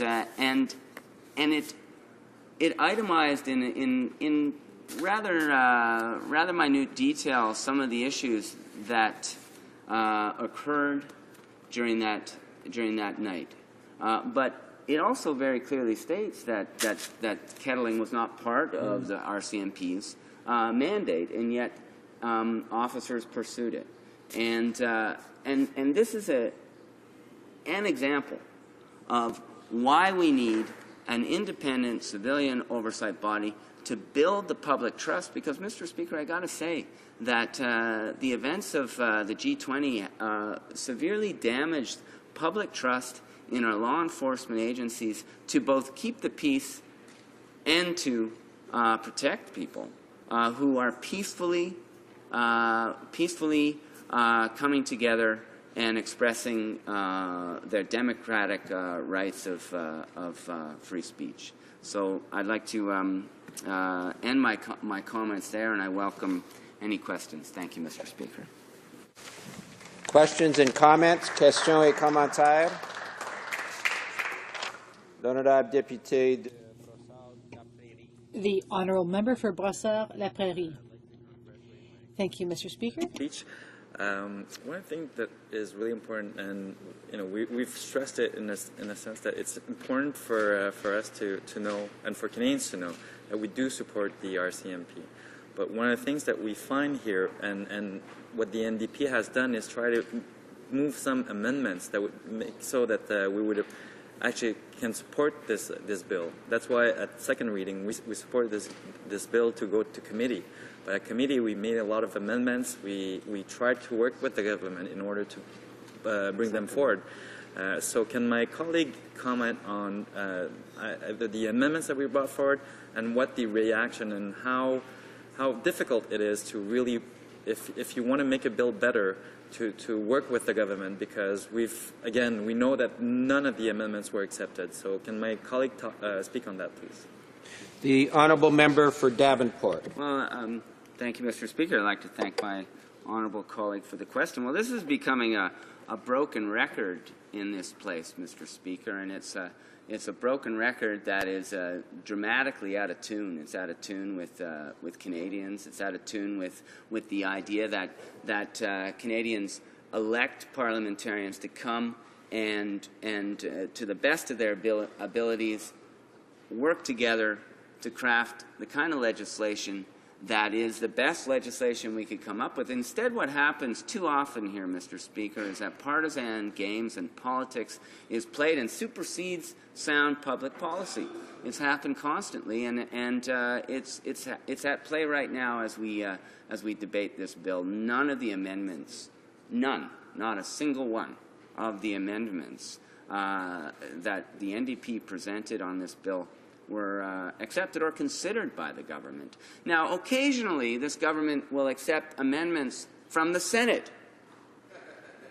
That's what they do. Sometimes they'll do that. So instead of listening to elected representatives and the wise counsel that they can bring to a debate, they'll go to the other place and their various campaign buddies, and they'll get together and they'll hash out some amendments there. That's not the way Canadians expect this place to work, and that's certainly not the way the NDP and the official opposition works, Mr. Speaker. Questions and comments? Questions et commentaires. The honourable member for Dusnasay, Mississippi, Churchill River. Thank you, Mr. Speaker. Mr. Speaker, having served in the RCMP for over 18 years, and to be perfectly honest, listening to the opposition here talk about the killing, about public peace, what it is about public safety that's in the order, especially in Toronto. What the police officers are doing is make sure that no one gets hurt. You got individuals that are attending these protests or rallies or demonstrations, and they're putting other innocent people at risk.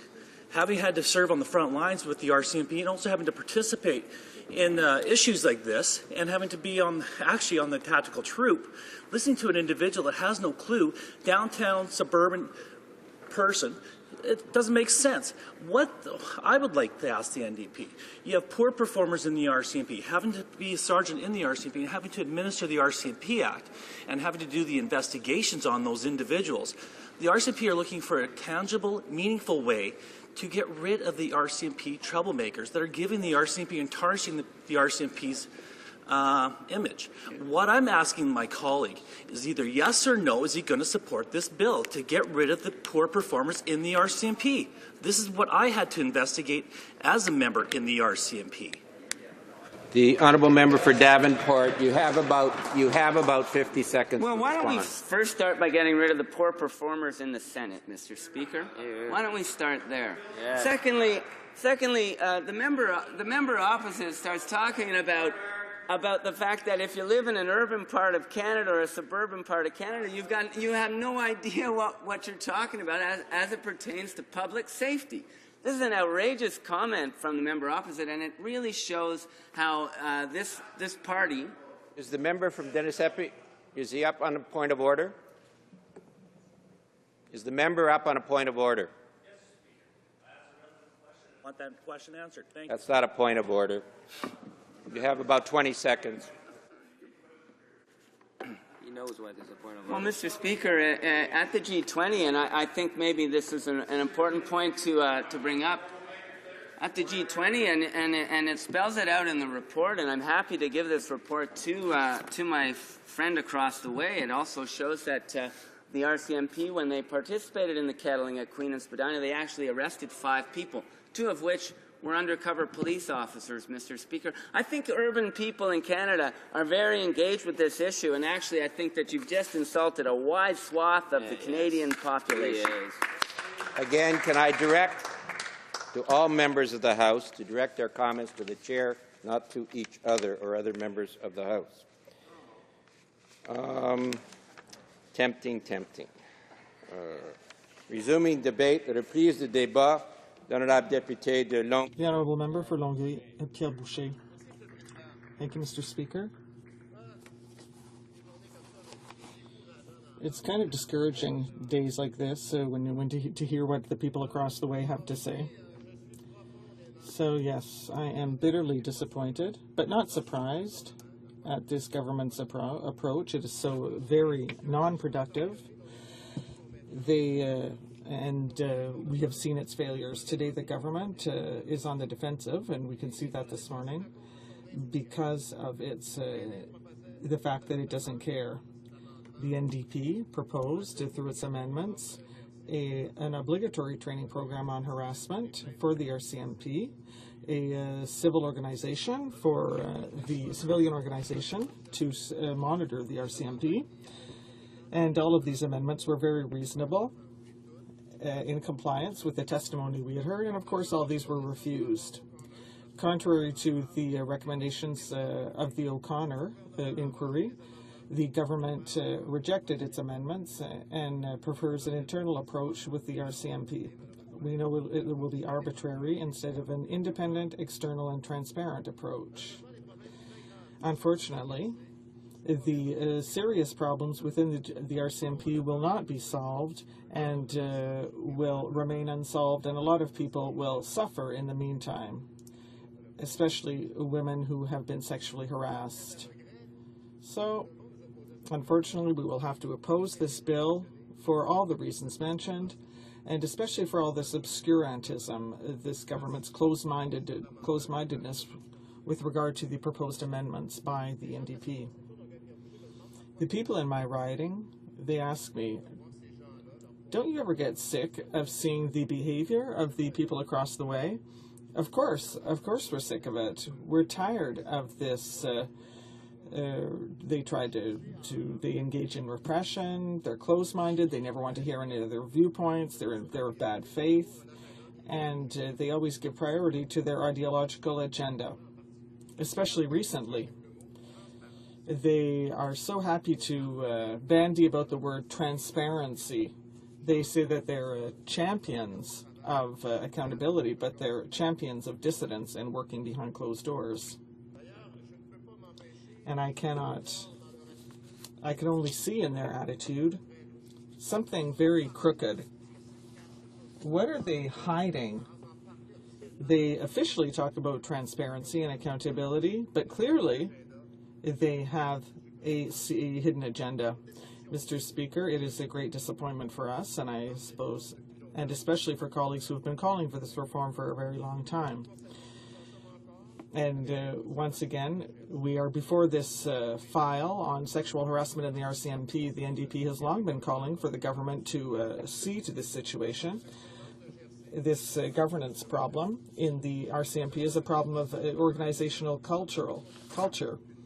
And the bill offered by this government is not a solution. We were hoping for a proactive approach, a strategy to prevent the repetition of these unfortunate cases. But all we can see is a bill that is disciplinary, dishumanized, reckless, and it only contains the word harassment once in the whole bill. Our proposals in committee were positive, but were defeated, as I said, and the testimony of many witnesses and experts were ignored. As usual, the Conservatives were confronted with a problem, a severe and systemic problem with the RCMP, and they chose the easy out.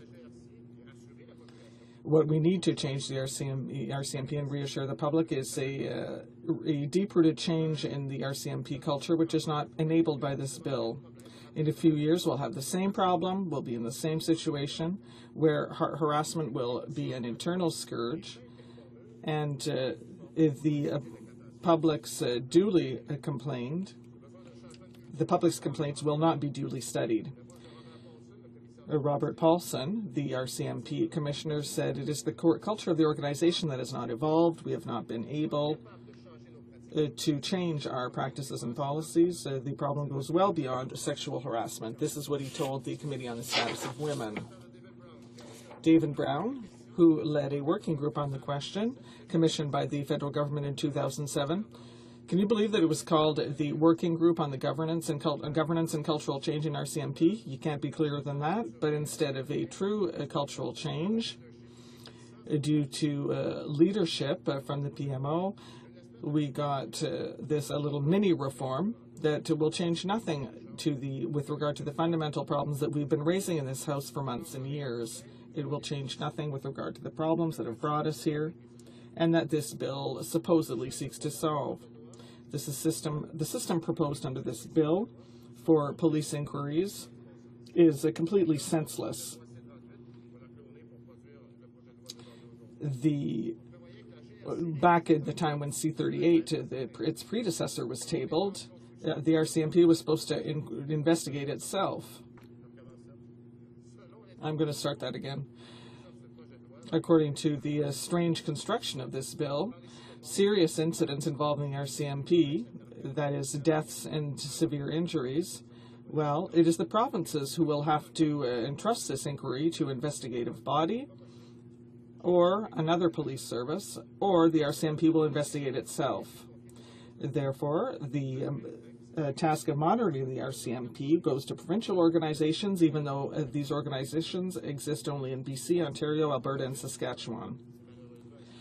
Unfortunately, and we've seen this frequently, it will be up to the provinces to monitor the RCMP, and so the federal government is abdicating its responsibilities and once again offloading the bill to the provinces.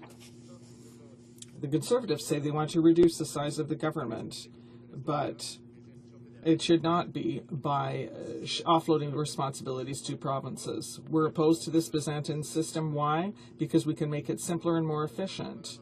And we propose that with a committee amendment by establishing a national civilian independent group that would act systematically and that would report to Parliament. Of course, this amendment was rejected as well. We need to end the system where the police investigates itself. Even the mayors of some municipalities are opposed. We proposed these amendments in committee, and all our amendments, recommendations, and expert witnesses were poo-pooed by the government. They are hell-bent on doing absolutely nothing. This bill is also sees the minister abdicating responsibility. The move to radically increase the powers of the RCMP commissioner is the easy out. So once again, the government is shirking its responsibilities. The government should have done an in-depth reform to solve the problem of harassment within the RCMP, and instead it is trying to give all this responsibility to the commissioner in the hope that it will change something. But we know from all the witnesses we heard that the solution is not to concentrate the powers with one person, it is more transparency. The Task Force on Governance and Cultural Change in the RCMP that the government created in 2007 had another idea. It proposed reforms that would make the RCMP more like using more internal governance in civilian organizations, with a board that monitors and that contests, that challenge the decisions of the commissioner, that calls for accountability. But once again, the government is proposing the opposite. It is clear that the solution to this bill, to concentrate the powers within the hands of one person, will not solve anything. On the contrary, it will create more problems, and rather internally. These are two different philosophies. Given a complex problem, the Conservatives across the way want to give more power to one single person, more order, more hierarchy, more non-challengeable decisions, and more discipline. But what we propose for the same problem is a structured, transparent, advised, and systematic system that would act in the public interest and in the respect of the RCMP and especially of citizens.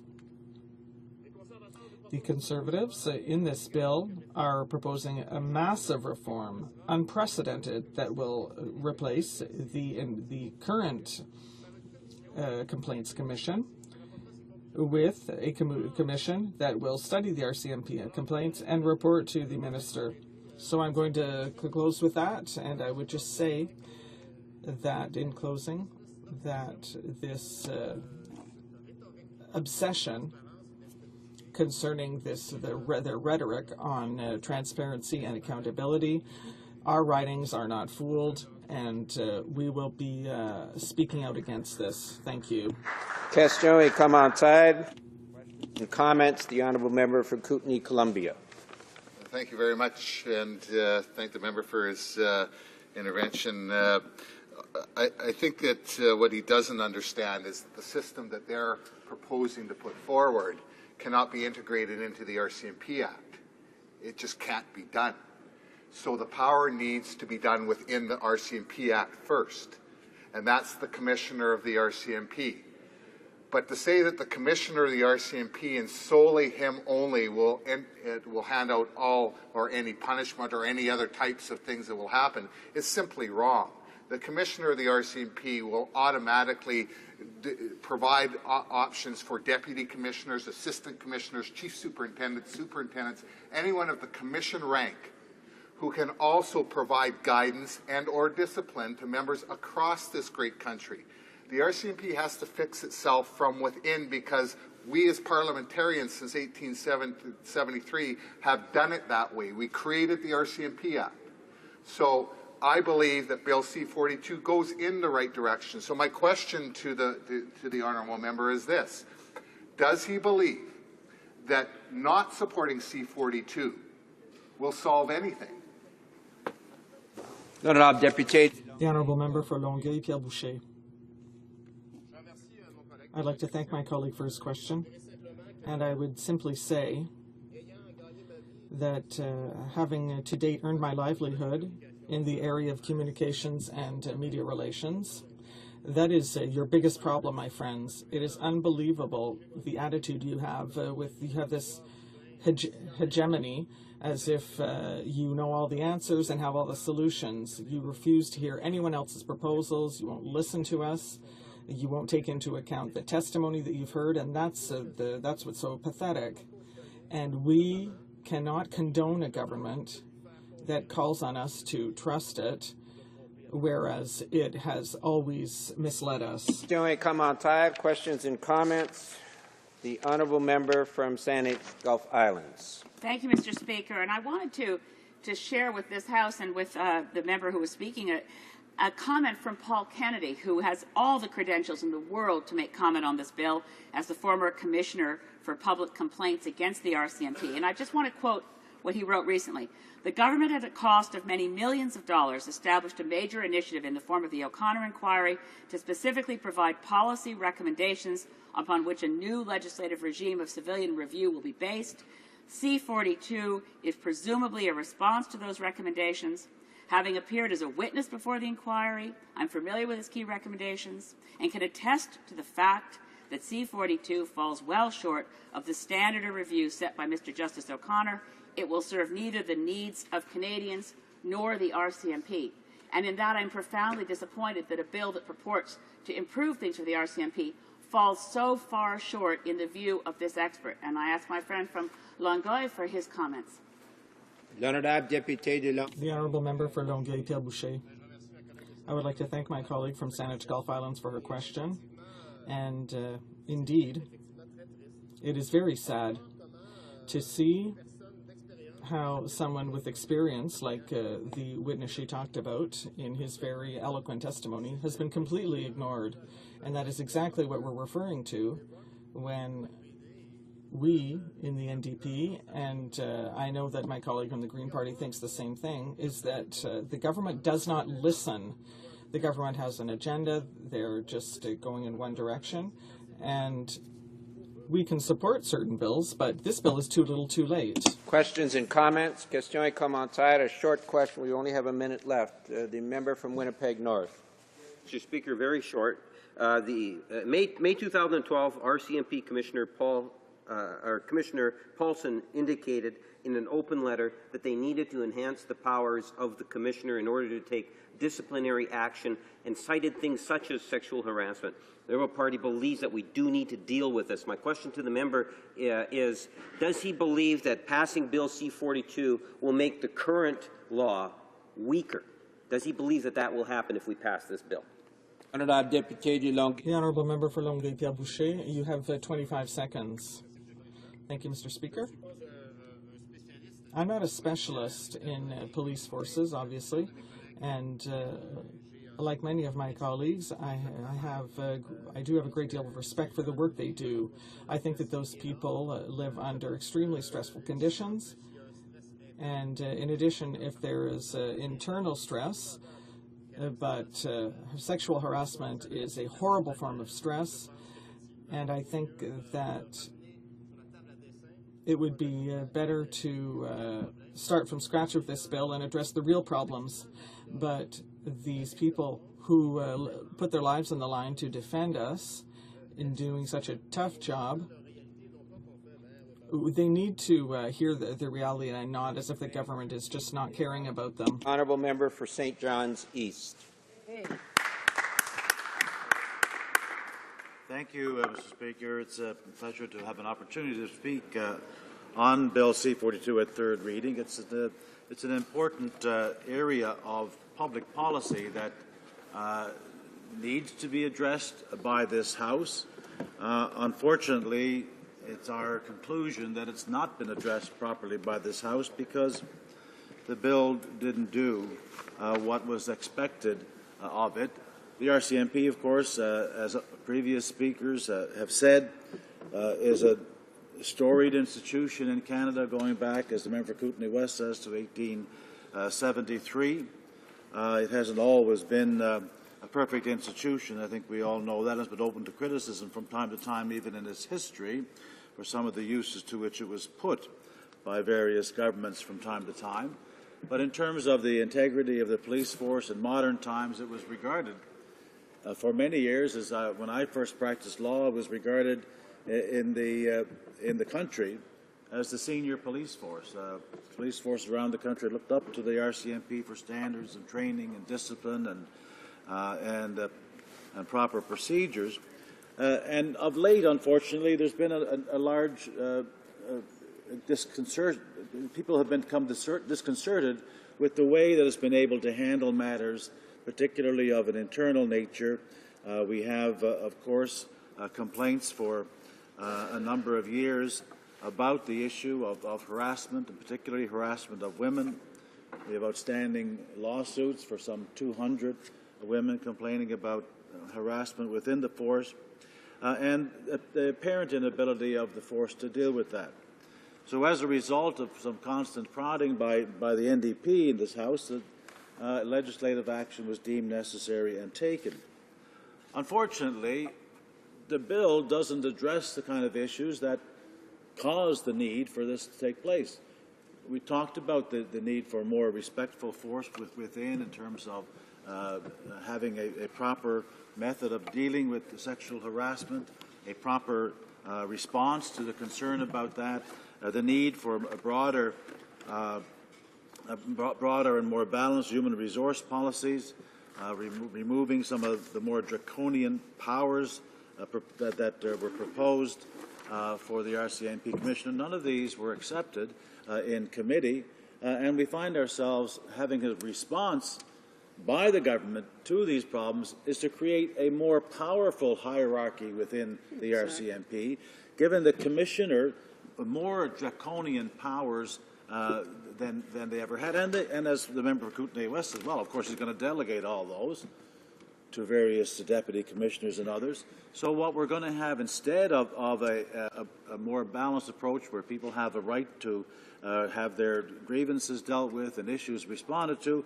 we're going to have a top-down hierarchy which would not inspire confidence and creates more of a paramilitary organization that I think is a bit of an anachronism when it comes to modern policing in Canada.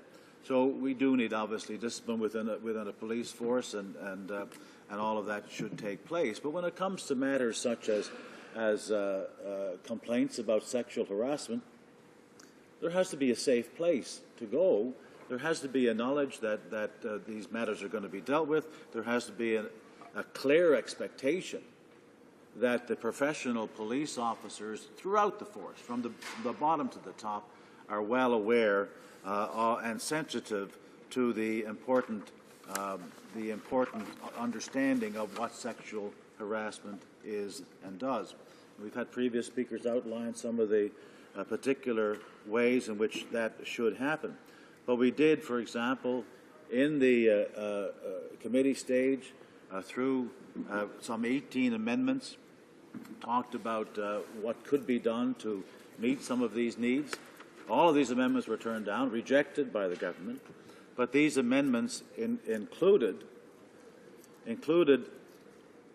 adding mandatory harassment training for RCMP members, specifically to the RCMP Act itself, and adding those measures within the Act so that it would be pretty clear that this was a response to this concern, to this problem.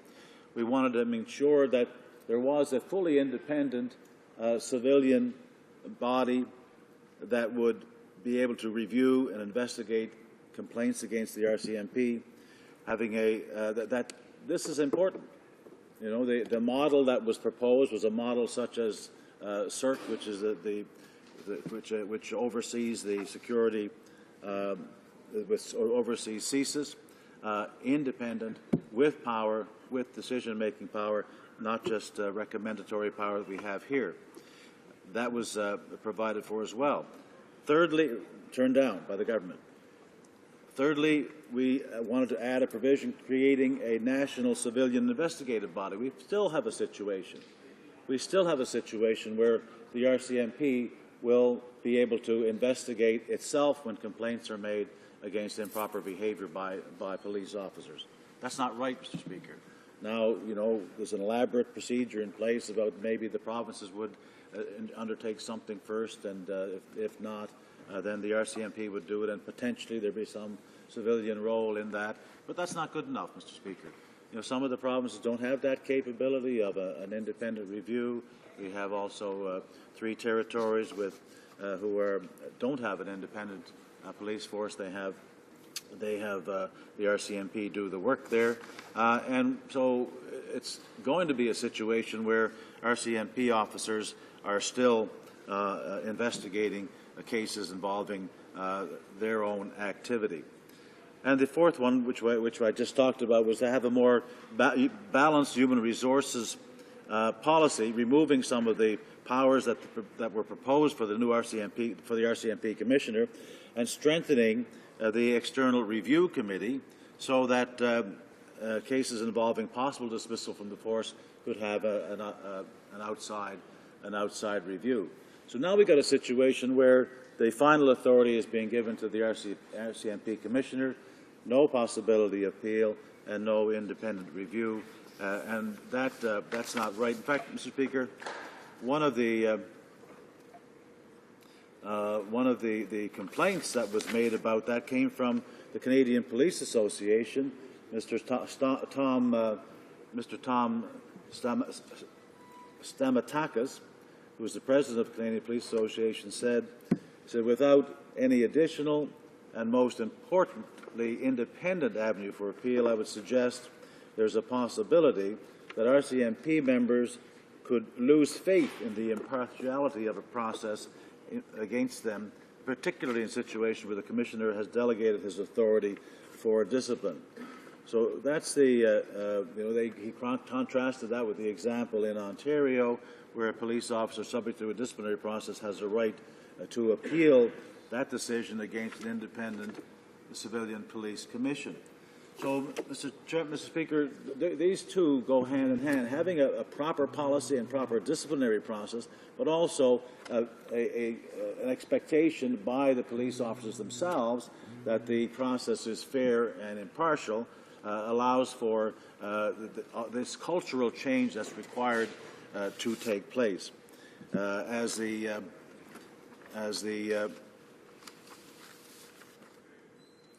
Commissioner himself said, it's not the cultural change is required, but legislation can't bring about all that cultural change. In fact, he said it's a culture of the organization hasn't kept pace.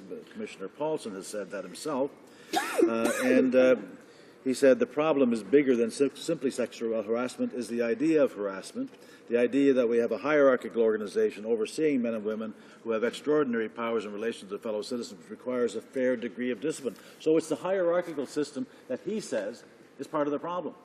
And instead of making mandatory sexual harassment training a part of the solution, instead of having a more balanced approach in terms of management and perhaps a board of management to oversee this, what we've done is strengthened the hierarchical system and not dealt with the problem, didn't find a solution to the problem that caused and brought about the need for legislation. Instead of solving the problem, this legislation, I believe, has actually made it worse. And we're going to have a situation where, the member Kootenay West said, well, why wouldn't you vote against it? Why wouldn't you vote in favour? It at least go some direction, some part in the right direction. In fact, we think voting in favour of this would not, in fact, provide a solution at all. Questions and comments? L'honorable député. The honourable member for Saint-Jean. Thank you very much, Mr. Speaker. I want to once again congratulate my colleague from St. John's East on his speech, and I must say it's always a pleasure to listen to him. He's got such great ability to analyze an issue, and he has a great deal of experience that he can use to assess and analyze the bills before us. I can't help but draw a parallel between the bill that we're currently studying at the Committee of National Defense, C-15, and I can't help but draw a connection with the fact that the Conservatives are refusing to give more powers to people outside the system, and this is the case for national defense with regard to military law, but here we also see it with regard to giving more possibilities to bodies outside the RCMP to see what's happening on the inside. And I would like my colleague to comment on that parallel, and if he does not see a kind of repeated pattern with regard to what the Conservative government is doing. For St. John's East. Thank you, Mr. Speaker, and I want to thank my colleague for the question and for his work on the Defence Committee. Yes, we are going through a similar process as was gone through on C-42, where the NDP has brought forward a significant number of amendments. We're not through them all yet, but so far the government has accepted none of the amendments that we have proposed, and that was the case here. If there's a problem that requires a solution, legislation is brought forward. If it's inadequate, and we provided means to address the problem for which it was created in the legislation was created in the first place, you would expect the kind of cooperation that a reasonable members of Parliament would be able to address to an issue. But it appears that the government says, well, this is our bill. We're not going to make any changes. We don't care what arguments you make and what support there is from them in logic and by people who are experts in the field. We're going to continue to do what we want. And this seems to be what happened here as well. Questions and comments? L'honorable député. The honourable member for, what is it now?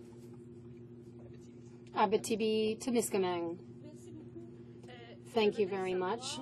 I would like to know, well, my colleague is the defense critic for the official opposition, and I know that he is aware of the issue of sexual harassment in the armed forces, which is another institution, another state institution. I served in the armed forces. I took training on sexual harassment. As soon as I was a recruit, I had training.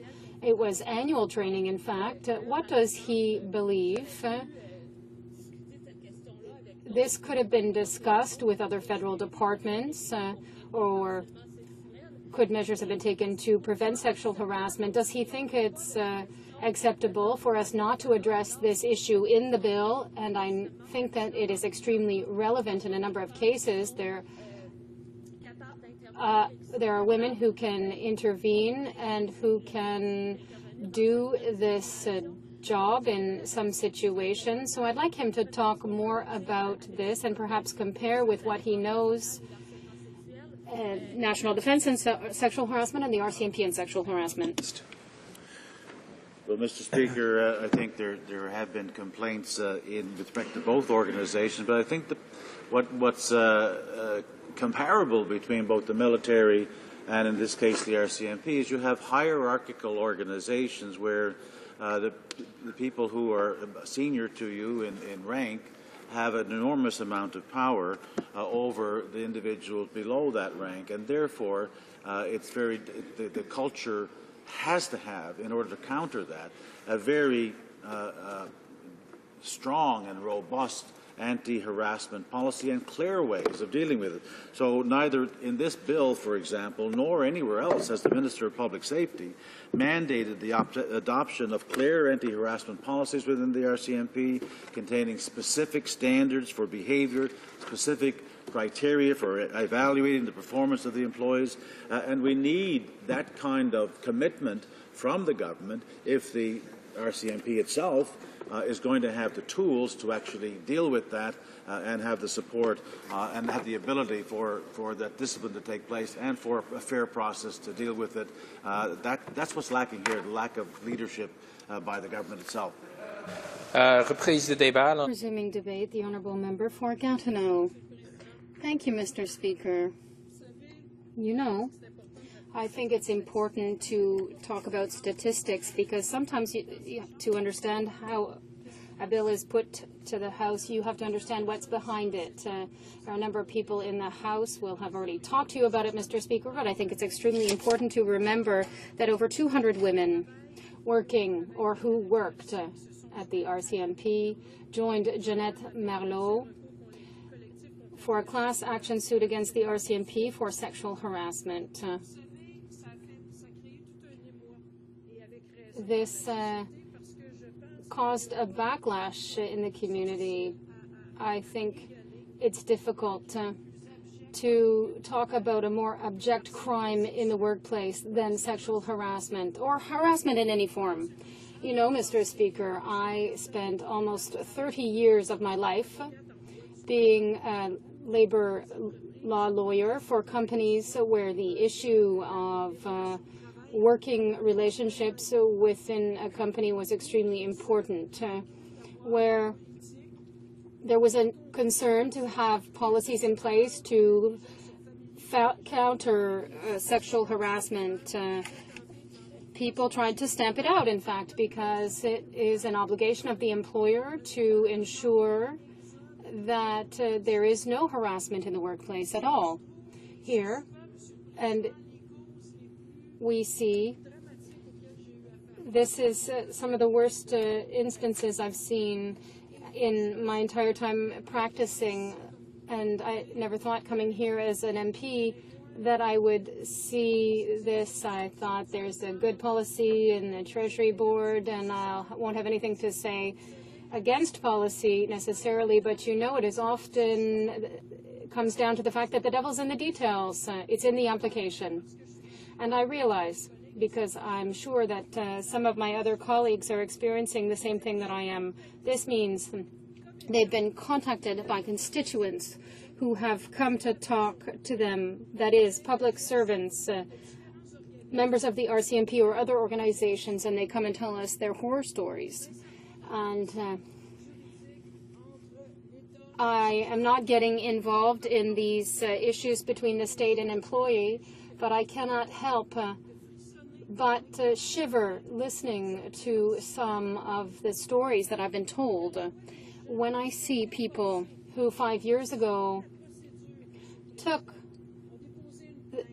the steps they were supposed to. They tabled a complaint. They identified the harasser, and they've been then subject to even more harassment than before.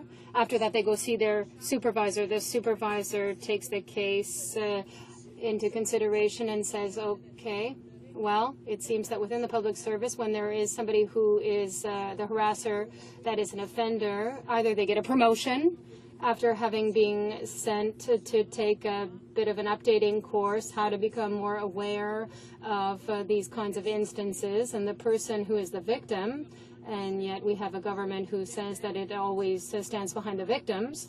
Well, often these victims are often caught up in the labyrinth of a legal process.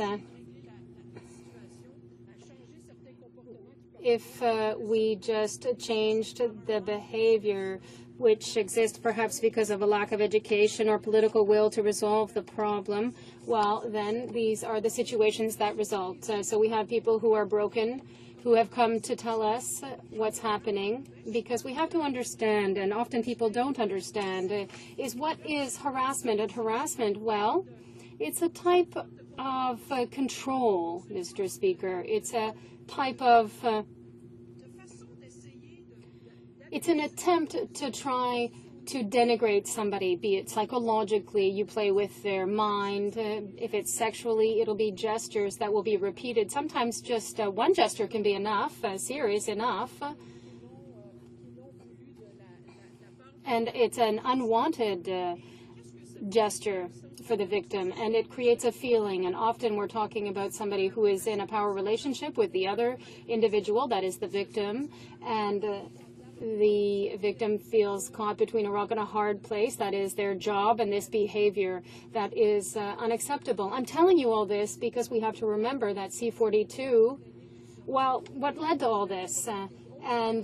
We remember the Minister of Public Safety made big statements. I'm going to fix it all. We're going to come forward with a bill. We're going to make sure that the RCMP, because today we're talking about the RCMP, and I said right off the bat there were 200 people who joined a class action suit on sexual harassment, and it's against the RCMP, which is supposed to protect the victims. So we really have to come up with something solid. And what does the government come forward with? Even the commissioner, Mr. Paulson, who was appointed, when he was appointed, he said that it was a priority for him. And when we look at the bill, because I always like, whenever I have to speak on a bill, I like to read the bill. And unfortunately for the Conservatives who think that we don't read the bill, but we in the NDP do read the bill. Sometimes I hear questions posed in the House, and then I can tell a person hasn't read a bill, but otherwise they wouldn't ask those questions. But the summary or the preamble says it all. But we have to read the provisions to see that whereas Canadians should have confidence in their national police force, I think that goes without saying, whereas civilian review is vital to promoting transparency and public accountability of law enforcement. That, too, is obvious, but it's a concept that the current government seems to have a great deal of difficulty with, and in my opinion doesn't have the right definition of this, whereas civilian review should enhance the accountability of the RCMP to provincial governments that have entered into arrangements for the use or employment of the RCMP, whereas all members of the RCMP are responsible for the promotion and maintenance of good conduct and are guided by a code of conduct that reflects the expectations and values of Canadians. And whereas the Government of Canada is committed to the provision of a framework that will serve to enhance the accountability of the RCMP and support its continued modernization. This sounds really good when you have a preamble like that where you say, well, great, this is perfect. Problem, again, is in the details. A lot of provisions, Mr. Speaker, in C-42 give a lot of discretionary power to the Commissioner. My colleague from St. John's East gave an excellent analysis to demonstrate that, yes, there's a hierarchy being created. It's more military in style, and we often know that the police really likes to investigate itself. It's its preference. If we allowed it to do so each time, but it's not such a good idea when we're talking about transparency and accountability. These are concepts that don't really go well together. So it's better to have an independent organization. As for labor relations, as they currently stand in some of the provisions of the bill, that is sections 2 to 34 of the bill, and when you see that the commissioner can make certain decisions, I'm not saying he would make bad decisions, but there is a danger, a real danger, that you're putting all of your eggs in the basket of the commissioner, and this is not good for transparency. You can make reports and recommendations, but they will not be binding, at least as far as the new commission is concerned. We had raised serious issues at second reading, and we trusted that the Public Security Committee would conduct a serious study. A study seems to have been conducted in all seriousness, but when it it came down to the crunch, the government chose not to listen to anyone. The government simply turned a deaf ear. They are so blinkered that they are afraid to change any sentence in any of their original bills. They feel they're the best and that they're doing everything right. So the Conservatives are willfully blind when it comes to adopting their own legislation. Unfortunately, this legislation will not fulfill its purpose. And, Mr. Speaker, this is unfortunate, and it will not address existing problems. Bill C-42 will not lead women to breathe a sigh of relief because they will feel that they are not respected, that there is no transparency or accountability, and that the harassment concerns will not be addressed. Questions and comments? The Honourable Member for Winnipeg North. Mr. Speaker, I think it is important to note that it was actually the RCMP Commissioner Paulson that ultimately got the government to take action.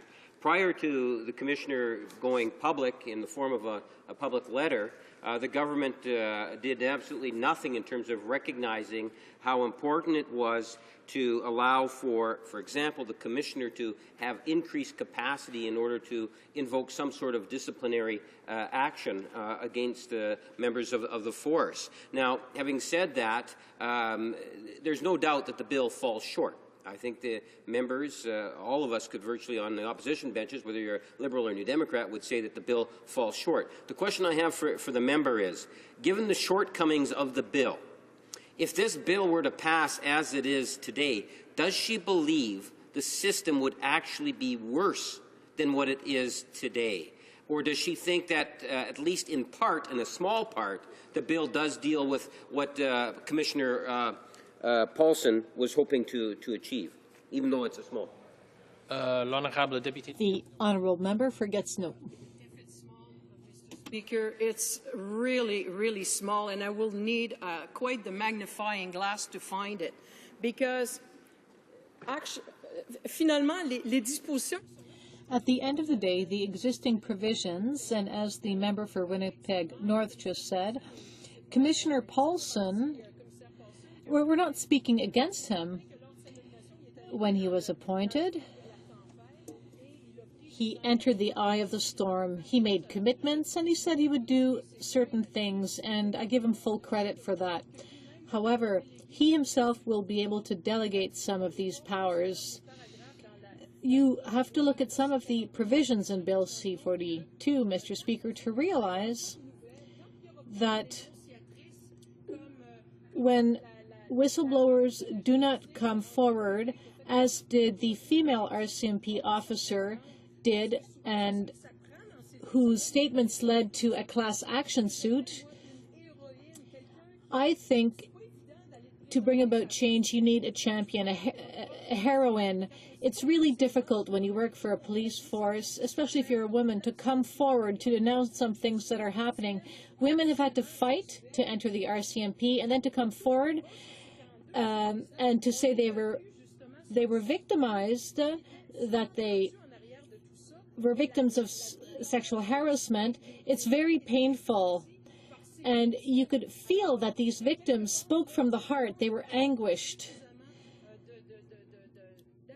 So in that regard, the bill does not bring any improvements, and it's not a real step forward. Secretary to the Minister of Public Safety. Thank you very much, Mr. Speaker. So let me get this right. We have heard evidence, overwhelming testimony, which even on Tuesday morning, clearly this member hasn't read a word of it, from not only the independent chair of the Complaints Commission, but the Commissioner himself, who has just laid out a very good and a very thorough plan that's called Gender and Respect, and the goal is to not only stop harassment and bullying within the RCMP, but also to include more women and to make sure there are more women within the RCMP. So, both of these individuals, as well as countless numbers of law enforcement agencies, have said in order to do this, we need Bill C-42 passed so that we have the framework, we can go ahead with the roadmap. So let me just ask this member. She's willing to stop this bill, stop the ability for the RCMP to end harassment and bullying, and have more women involved in the RCMP and recruited. She's willing to sacrifice all of that because she's got a political agenda. Is that what she's saying? The honourable member for Gatineau. Mr. Speaker, my colleague is really not properly weighting what I said. Perhaps what I said was lost in translation. What I am saying is that we need to take measures to attract more women to the RCMP, but we also have to tell these women who enter non-traditional fields, we have to reassure them that they will be okay working in an environment. We have to be able to tell them that harassment will be clamped down on. In the last 2 years, in light of what has happened, it's very women feel very insecure entering into the armed force. Of course, some organizations on behalf of the government say that Bill C-42 has to be passed. What we are saying is that there are major shortfalls in this bill, and with a bit of political will. Oh, I'm looking for the person who put the question to me, but she's left. So, as I was saying, with a bit of political will, we could have fixed some of the problems. All I said was that I was looking for the member who put the question to me. So it seems that there's no energy on the other side, no willingness to fix the problems we have raised. Honourable members that they ought not to refer to their colleagues, whether they are in or outside the chamber. Reprise de débat. Resuming debate, the honourable member for Abitibi-Témiscamingue. Thank you very much, Mr. Speaker. I would like to start by saying that I gave a speech on second reading on this bill, and at the time I clearly expressed my concerns with regard to what was missing in the bill. Now, after the committee has studied the bill, we see what the results are. We thought we would give the Conservatives a chance to see whether they were open to improving the bill on the RCMP. We're talking about transparency and the accountability of the RCMP. We're talking about sexual harassment. We're not talking about a bill to change the color of the napkins. This is serious. We're talking about the RCMP. So I expected open-mindedness on the part of the Conservatives and a willingness to go forward. However, what we've seen is that there were 23 Conservative amendments proposed, and most of these were to correct the grammar of the French version. Now, isn't that a little amateurish, coming from the fact that a minister of the Crown presents a bill and then presents many amendments to correct the grammar of the French version? Now, this isn't normal. If this was a private member's bill, and if a private member quickly had to introduce a bill because his name had come up in a draw, that's one thing. But this is a minister of the Crown who has resources from his department and from others. It seems that they cannot even present a bill which was polished off grammatically. This gives us an idea about how this bill was truly botched, and it's not very impressive. Now, as for the amendments presented by the RCMP, they dealt mainly with the issue of sexual harassment. However, the bill only mentions harassment once in its entirety, when we know that this is an issue that was brought up many times. Female RCMP officers came out and said they had been victims of harassment. This was a major problem. If we want our institutions to function, we have to make sure that there are tangible measures to fight against sexual harassment. We can't imagine that it'll disappear as if by magic. When I was in the military, as a young recruit, I received training on sexual harassment. And we receive this kind of training on a regular basis. Every year, in fact, I can't remember how many sessions of training I received, but we received many of these, and the military takes this issue very seriously because a lot of women at the time came forward. And therefore, and of course, all the measures taken did not completely stamp out the problem. However, having spoken with women who served in the military in the 70s and the 80s and who are now veterans with the military, and in light of the training I received, I can tell you, yes, the training did make a difference. The brass took the issue seriously. There is still work to be done, but the situation improved. The military, of course, is a federal institution, and therefore it's important for us to pull our heads out of the sand and say that, yes, we want to recruit more women into the RCMP, but we want them to stay as well. There's no point launching programs to attract more women into the RCMP and into our federal institutions if we don't take action to make sure that they stay. That doesn't make sense. The Conservatives rejected all of the NDP's amendments which tried to improve measures on sexual harassment. I don't think they even really looked at our amendments. As soon as they saw that the NDP had presented an amendment, they rejected it out hand. Well, this is not the way to improve our legislation or our institutions, such as the RCMP. If we want to make our institutions better, we have to set aside partisanship. It seems that some people in the chamber have trouble doing this.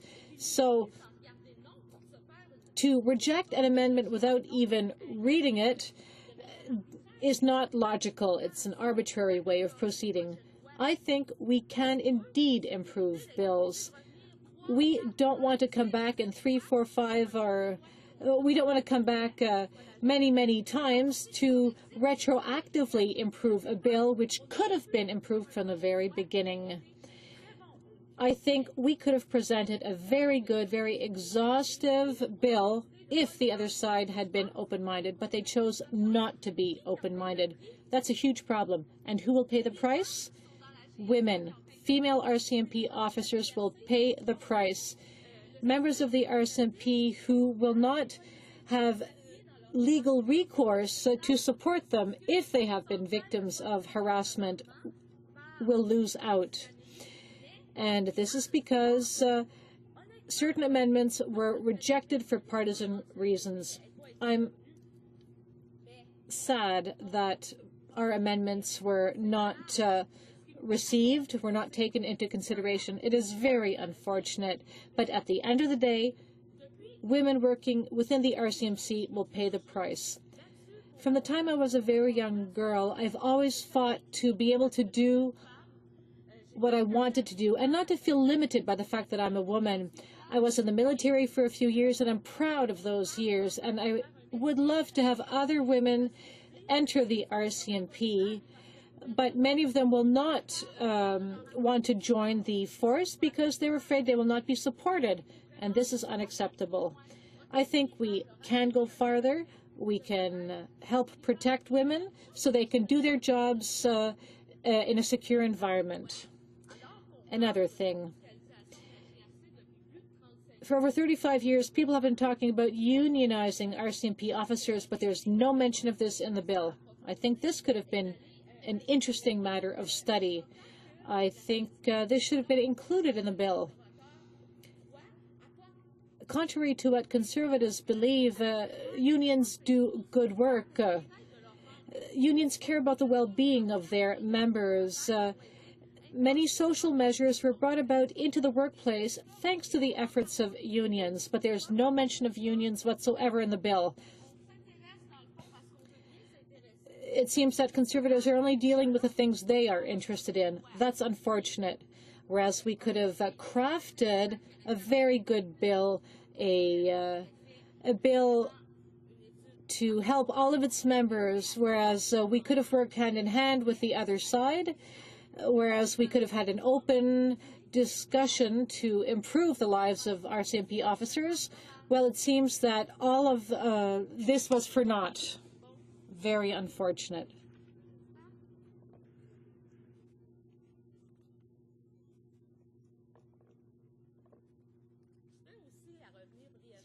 I would also like to briefly come back to the problem regarding the RCMP investigating itself. Now, the provision to this effect certainly could have been improved. Recently, women have come forward and said that their complaints were not taken seriously by the RCMP. Well, that's serious. The RCMP has to look after the problems within the organization. Unfortunately, usually when an organization investigates itself, the results are less than satisfying. You must understand that we're not on a witch hunt here. When we want to find out the truth, when we want to find out what the problems were, well, we don't want to point fingers at people. The point of an investigation, which would happen if processes have not been respected, the point of an investigation is to discover why a problem occurred and how to fix it.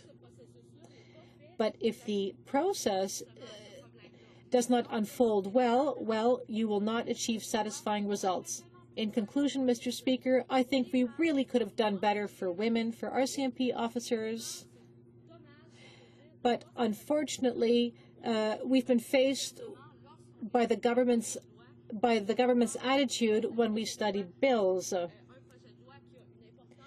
So for a bill as important as this one, whose ultimate purpose is to improve the organization,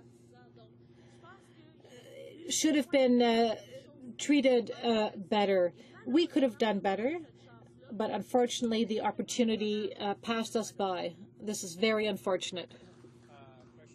It's the Honourable Member for Northumberland, Quinte West. Well, thank you very much, Mr. Speaker. I listened to the member intently, and I can say that I am on the Public Safety National Security Committee, and we did hear from the Commissioner of the RCMP as well as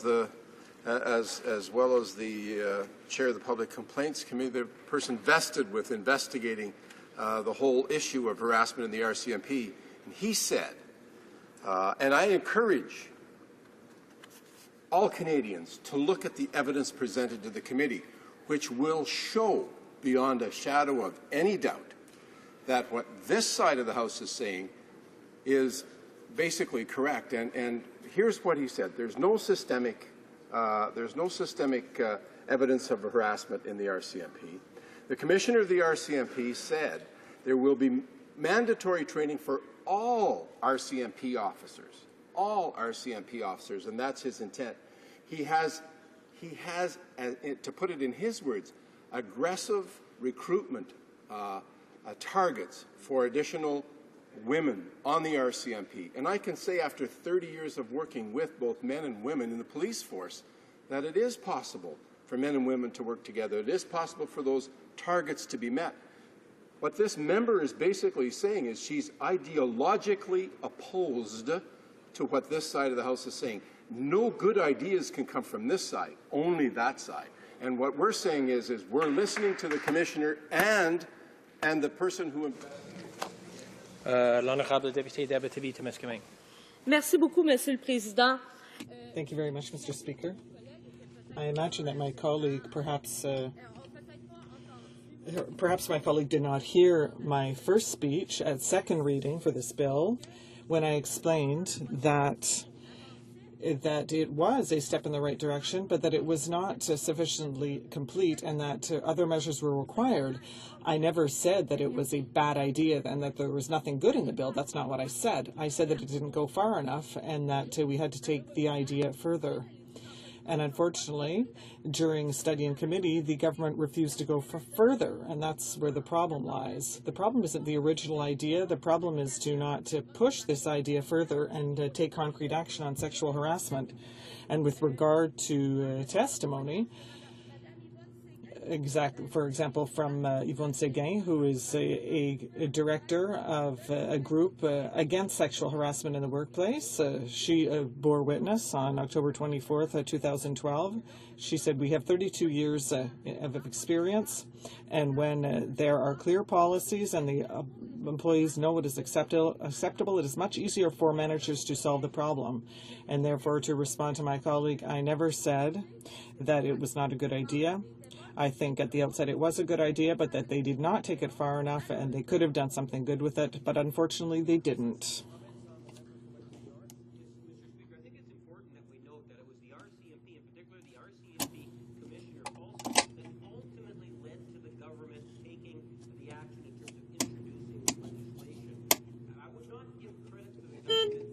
The action without being prodded by our RCMP, in particular the Commissioner, and the open letter that he brought forward to all Canadians. And in essence, Mr. Speaker, if I can quote one of his interviews in CBC, and this is back in May of 2012, "The RCMP's disciplinary process is so bureaucratic and out of date that bad apples end up staying on the force long after they should have been thrown out." RCMP Commissioner Bob Paulson said in a remarkably frank, open letter to Canadians on that particular Monday, Mr. Speaker. My question to the member is, given the very nature of the legislation does allow for some additional authority for the Commissioner, is it better that we pass the legislation that at least enables that Commissioner to have some of that power? This is something in which the Commissioner himself has been asking for, and then look at making changes into the future as opposed to trying to kill the legislation outright. We all recognize that there's many shortcomings in this legislation, that it could have done more for sexual harassment and so forth. But would she agree that this is better than absolutely nothing? According to the Commissioner, one might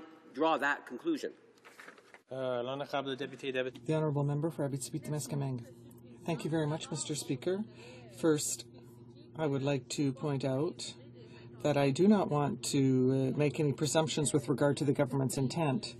So, yes, obviously what happened publicly perhaps forced the government to act earlier than it might have, but I have no proof of that, so I'm going to give them the benefit of the doubt and say that they acted on good faith and that they truly wanted to improve the RCMP.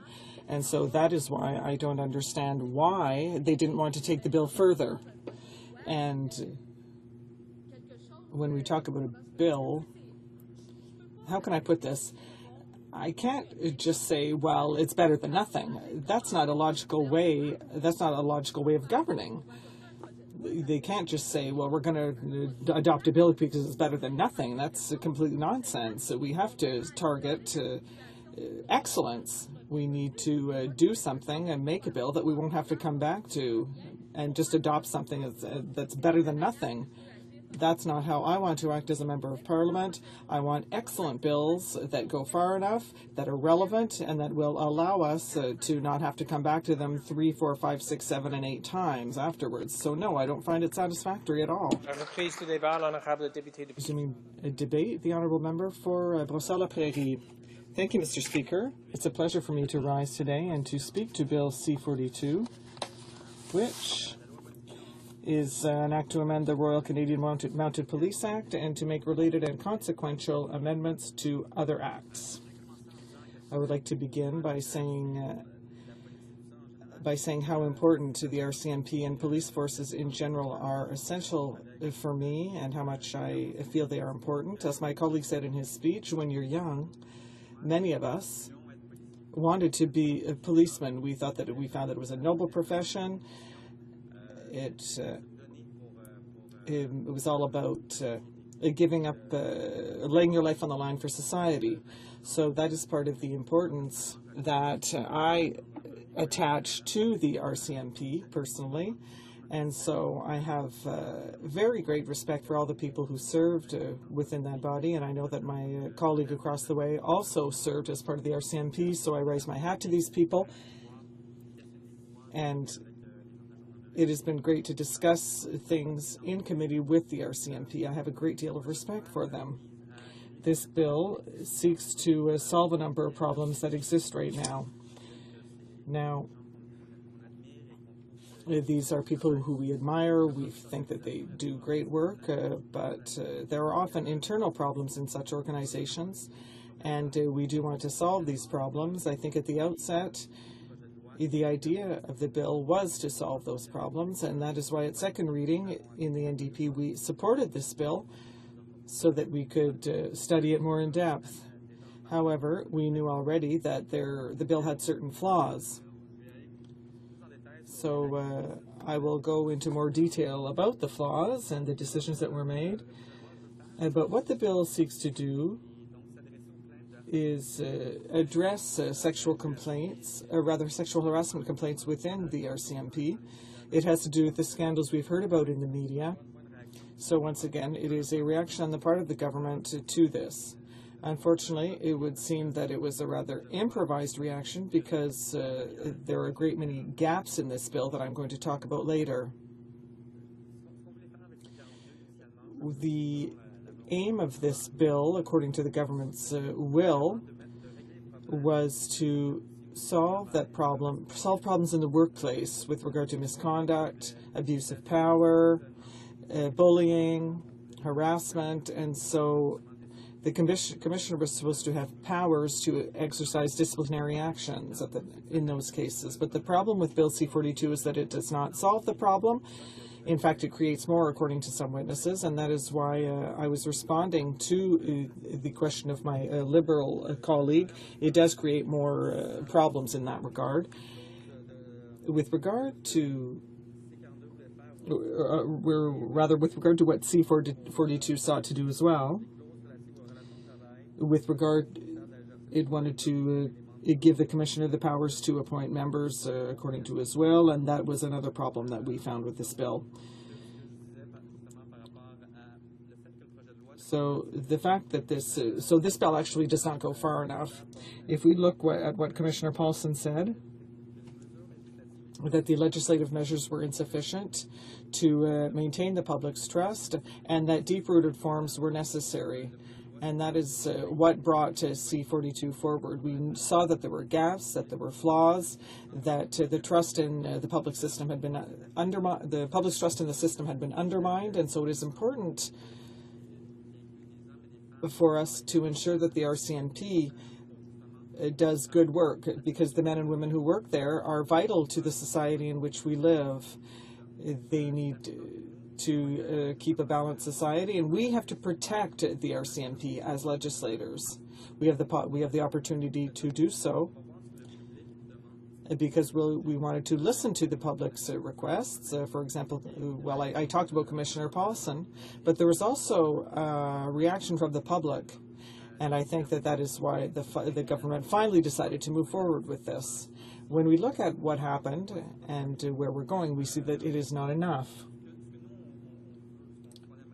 What we would like to see is that this bill should create a more open and cooperative workplace, and one that is more respectful for all. And that would benefit the RCMP in general. If we bring forward legislative measures that help or that increase transparency and improve the workplace relations, it's good for both the public and the workplace. However, the minister didn't really do his homework and did not go far enough in this regard, especially with regard to disciplinary investigations. Now, a new commission has been created,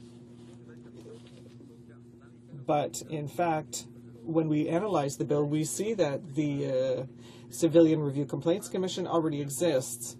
So here, there is no separation has been made, no distinction. The commission is not fully independent. What is being done is, the commission already exists, as we know, but now what is happening is it is the police who is managing the police, or the police who is investigating the police. When we talked about transparency, we wanted something more public and more independent. They need to report to someone else rather than the people who manage this whole thing and the people they work with. So that is a very important factor, in my opinion, and it was not addressed in this bill, even though we made recommendations in that regard.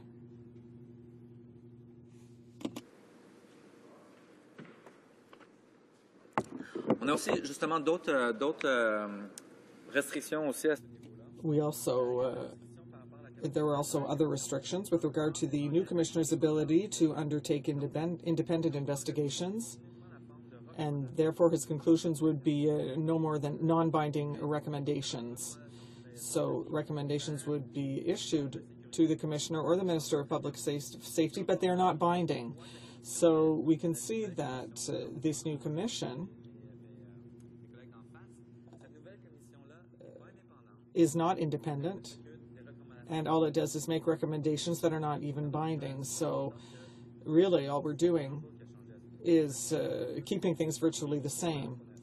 That is one of the problems that the NDP had with this bill.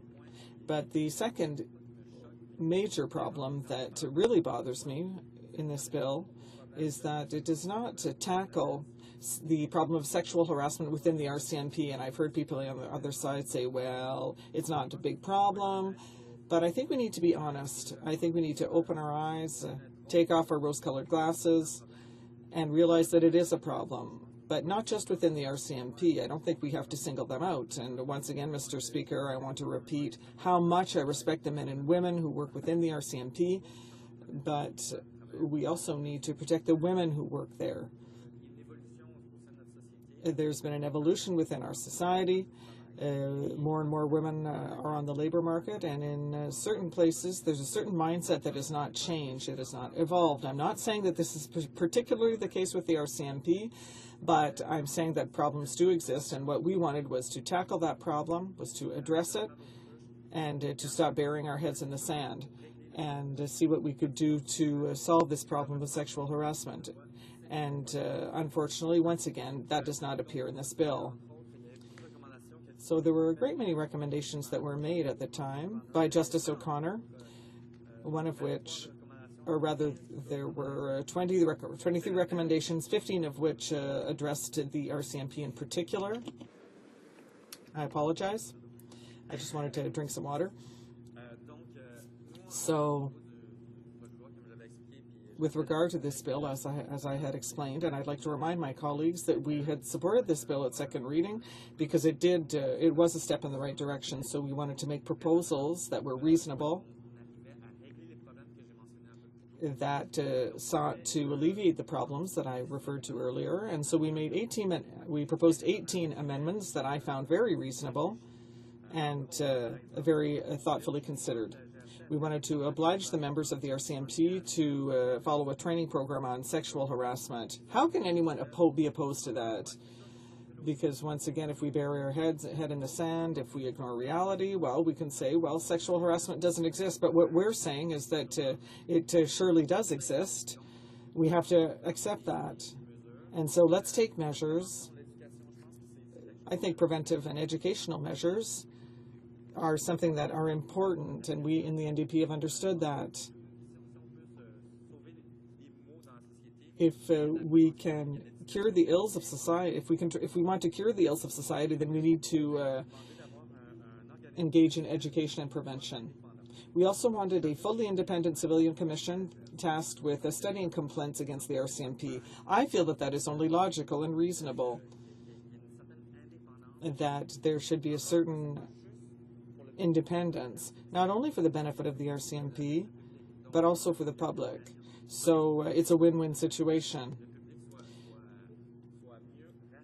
The public is more reassured by having this independent commission, and it directly helps the RCMP because when the RCMP has won the public's trust, well, it's great because we mustn't forget that, Mr. Speaker, that the RCMP works hand in hand with the public, and not everything should be done behind closed doors. People need to listen to each other.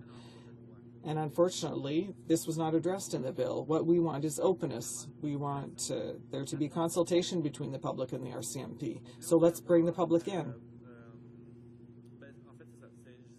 So well, we wanted to avoid having the police investigate the police. They address the root of the problem. And one of the things that I was really disappointed, I mentioned all the amendments that we brought forward, but none of them were accepted. Again, we have a government that is not listening, is not consulting. And unfortunately, that's why we have a bill that is flawed. So thank you, Mr. Speaker. Questions and comments? The Honourable Member for Timmins James Bay. Speaker, I listened with great interest to my honourable colleague, and I guess what I wanted him to speak a bit more on, because I find it very concerning. We see a pattern with this government where they shut down debate, they invoke closure continually, and whenever there's an attempt to be bipartisan in this House, to actually bring forward amendments to correct bills, because there's no such thing as a perfect bill, the government votes down every amendment all the time, refuses to address them, the ability to change bills and to fix bills. And so that what we see here is this attitude of infallibility, and that at that moment, Mr. Speaker, Canadians have no reason to trust a government that is not willing to listen to the Canadian people. So I'd like to ask my honourable colleague why he thinks it is that this government is so arrogant and so out of touch and actually believes themselves to be infallible. The Honourable Member for Brossard-la-Prairie. I'd like to thank my colleague from Timmins James Bay. To answer his question, we must not forget that this is the first government in the history of Canada that has been found in contempt of Parliament. And that is the very root of this government. It's a government that does not respect Parliament, that's clear. And it is the first time in the history of this country that we have seen a government being found in contempt of Parliament. But not only that, they hold a majority. So either they were trying to compensate for many of the times that they were in a minority, but now they're in such a majority that they just won't listen to what people have to say. And the recommendations didn't just come from the NDP. We consulted, the public sector rather was consulted, experts in the area were consulted. And it's true, because I sat on the Finance Committee, now I sit on the Justice Committee, and they are systematically shunted aside by the government. Maybe they read them to find some arguments or something, but often there is no reason to reject these recommendations out of hand as the government does, especially when they are reasonable and especially when they contribute to making the bill better. For Davenport. Well, thank you, Mr. Speaker, and I too listened with great interest to my colleague's speech, and also to many of the other comments that have been spoken here today in the House. And it's clear that based on some of the comments we heard earlier, that members opposite don't seem to have an appreciation that these are important issues in urban Canada as well. And you know, we had produced several amendments that the government dismissed out of hand. And in fact, since I was elected in 2011, Mr. Speaker, I believe that the government hasn't entertained a single amendment from the opposition side, but they have entertained amendments from the unelected Senate, Mr. Speaker. And I'm wondering if my colleague cares to comment about this inclination towards a lack of democracy on the other side of the House. The Honourable Member for Brossard-la-Prairie. I'd like to thank my colleague from Davenport. That's an excellent point. It's true, and I remember I hadn't even been elected yet, but I remember when the House adopted Jack Layton's bill on the environment, and the bill went to the Senate, and the Senate completely killed the bill, even though elected members of the House of Commons had voted for it, and I know that Jack had worked very hard on that bill. My colleagues had worked on it as well, and I hadn't been elected yet, but I remember I was watching the vote on CPAC, which was something I didn't do often at the time, but I just found that this bill had a vision of the future. It was so open and visionary, and without even studying it, without even sending it to committee, the Senate rejected it out of hand. It killed it. So, well, and that's why we want to abolish it. It's a place where things have gotten so partisan, and that's normal because they were appointed by the Prime Minister. Sometimes you can have a shady past or questionable issues, and they're not necessarily people who might have good judgment, and some senators today have demonstrated that. And when we have bills we don't listen just to what the opposition says, but to what other people say, including witnesses. I think this is unfortunate. Well, member for Surrey North. Thank you, Mr. Speaker. It's an honour to rise in the South to speak to this very important bill that deals with the RCMP. It's important to me and people back in Surrey, British Columbia, because, as you know, Mr. Speaker, Surrey has the largest RCMP detachment in the country. And the men and women that work in Surrey, in the force, in the RCMP, do tremendous work to make our communities safe. In fact, I had an opportunity to present Diamond Jubilee Awards to a current member and a retiree in the last month. So I'm very, very proud. I work with them on a regular basis to look at issues that deal with the RCMP on a regular basis, Mr. Speaker. Mr. Speaker, you know, I think it's our duty to restore confidence in the RCMP. As a House of Commons, we have a duty to restore the public confidence in the RCMP, and we had an opportunity with this bill to do that, Mr. Speaker. However, Mr. Speaker, the intent of the bill, which was the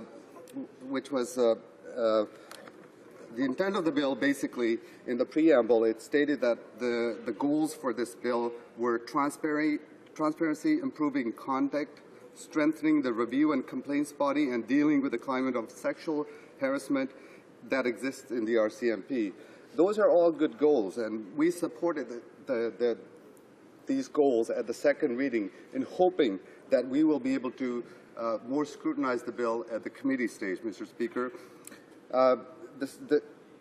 However, when we got to the committee, we heard witness after witness that pointed out that the bill actually doesn't address a number of the issues that have been plaguing the RCMP over the last number of years. In fact, in the last 6 or 7 years, the Conservatives have mismanaged this file so badly that the reputation of the RCMP has taken a beating over the years. Mr. Speaker, Bill C-42 fails to act on any of the recommendations set out by the Justice O'Connor in the Mayor O'Rar inquiry that aim to improve the standards of review for the RCMP to meet the needs of Canadians.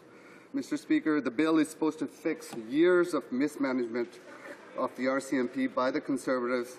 The Conservatives presented Bill C-42 as a solution to a dysfunctional RCMP, but it has failed to improve any of that.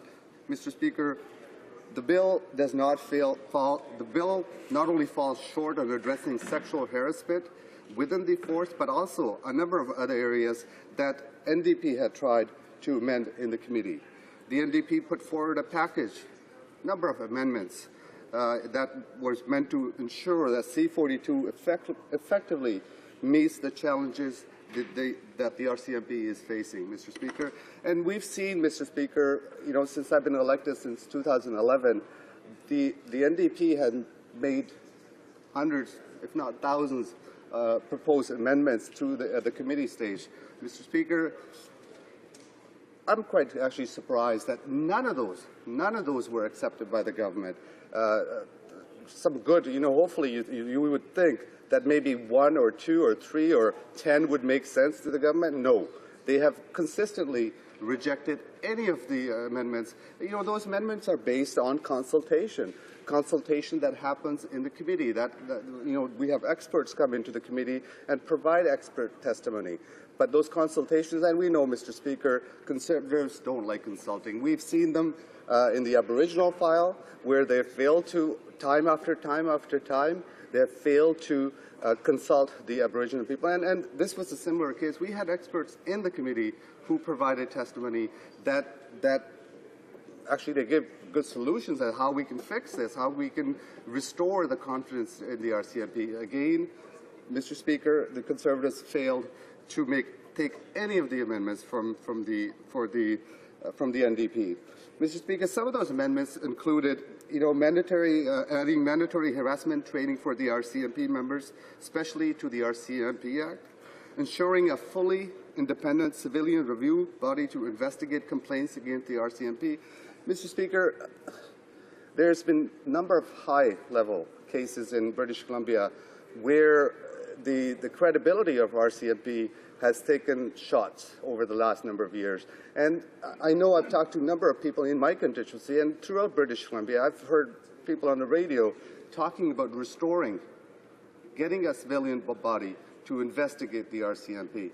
And, Mr. Speaker, the Canadians have been calling throughout this country for an investigation body that's independent of the RCMP. Again, the Conservatives, Mr. Speaker, had an opportunity with this bill to put the RCMP on a right path, to restore the confidence that the people of this country could have in the RCMP. But they've, again, failed to do that, Mr. Speaker. And this bill doesn't address any of that. It basically, Mr. Speaker, another one of the amendments that we proposed was adding a provision to create a national civilian investigation body that will avoid police investigating police.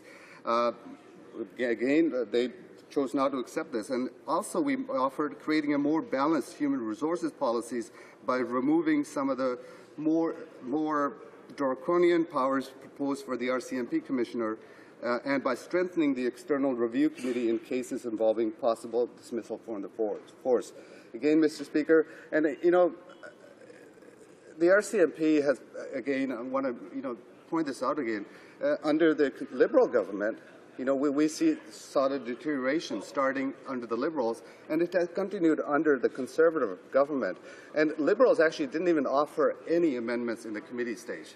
We offered 18 amendments, and none of those were accepted by this government, Mr. Speaker.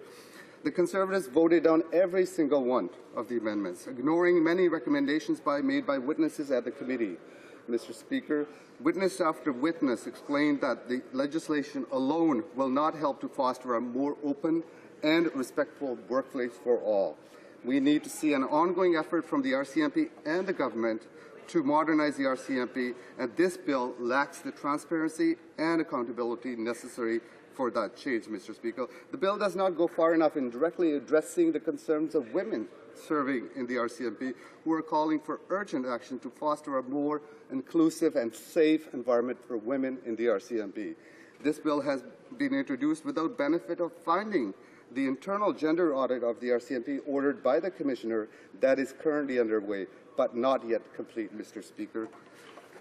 Mr. Speaker, the Conservative approach does not make women in the RCMP a priority, which is necessary if we want to deal with substantially with this problem of harassment in the RCMP. My concern is that over and over we see this government attempt to gloss over the real issues within the RCMP and implement sort of quick fixes instead of actually looking at the root cause of the problems and addressing that. And again, they had an opportunity to do this, and we in this House, I think we owe it to Canadians to be able to address those issues.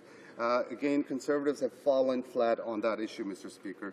The scope of the sexual harassment in RCMP is massive, and we've seen a number of women come up publicly to talk about harassment in the RCMP, Mr. Speaker, and there's currently lawsuits that are in front of the courts.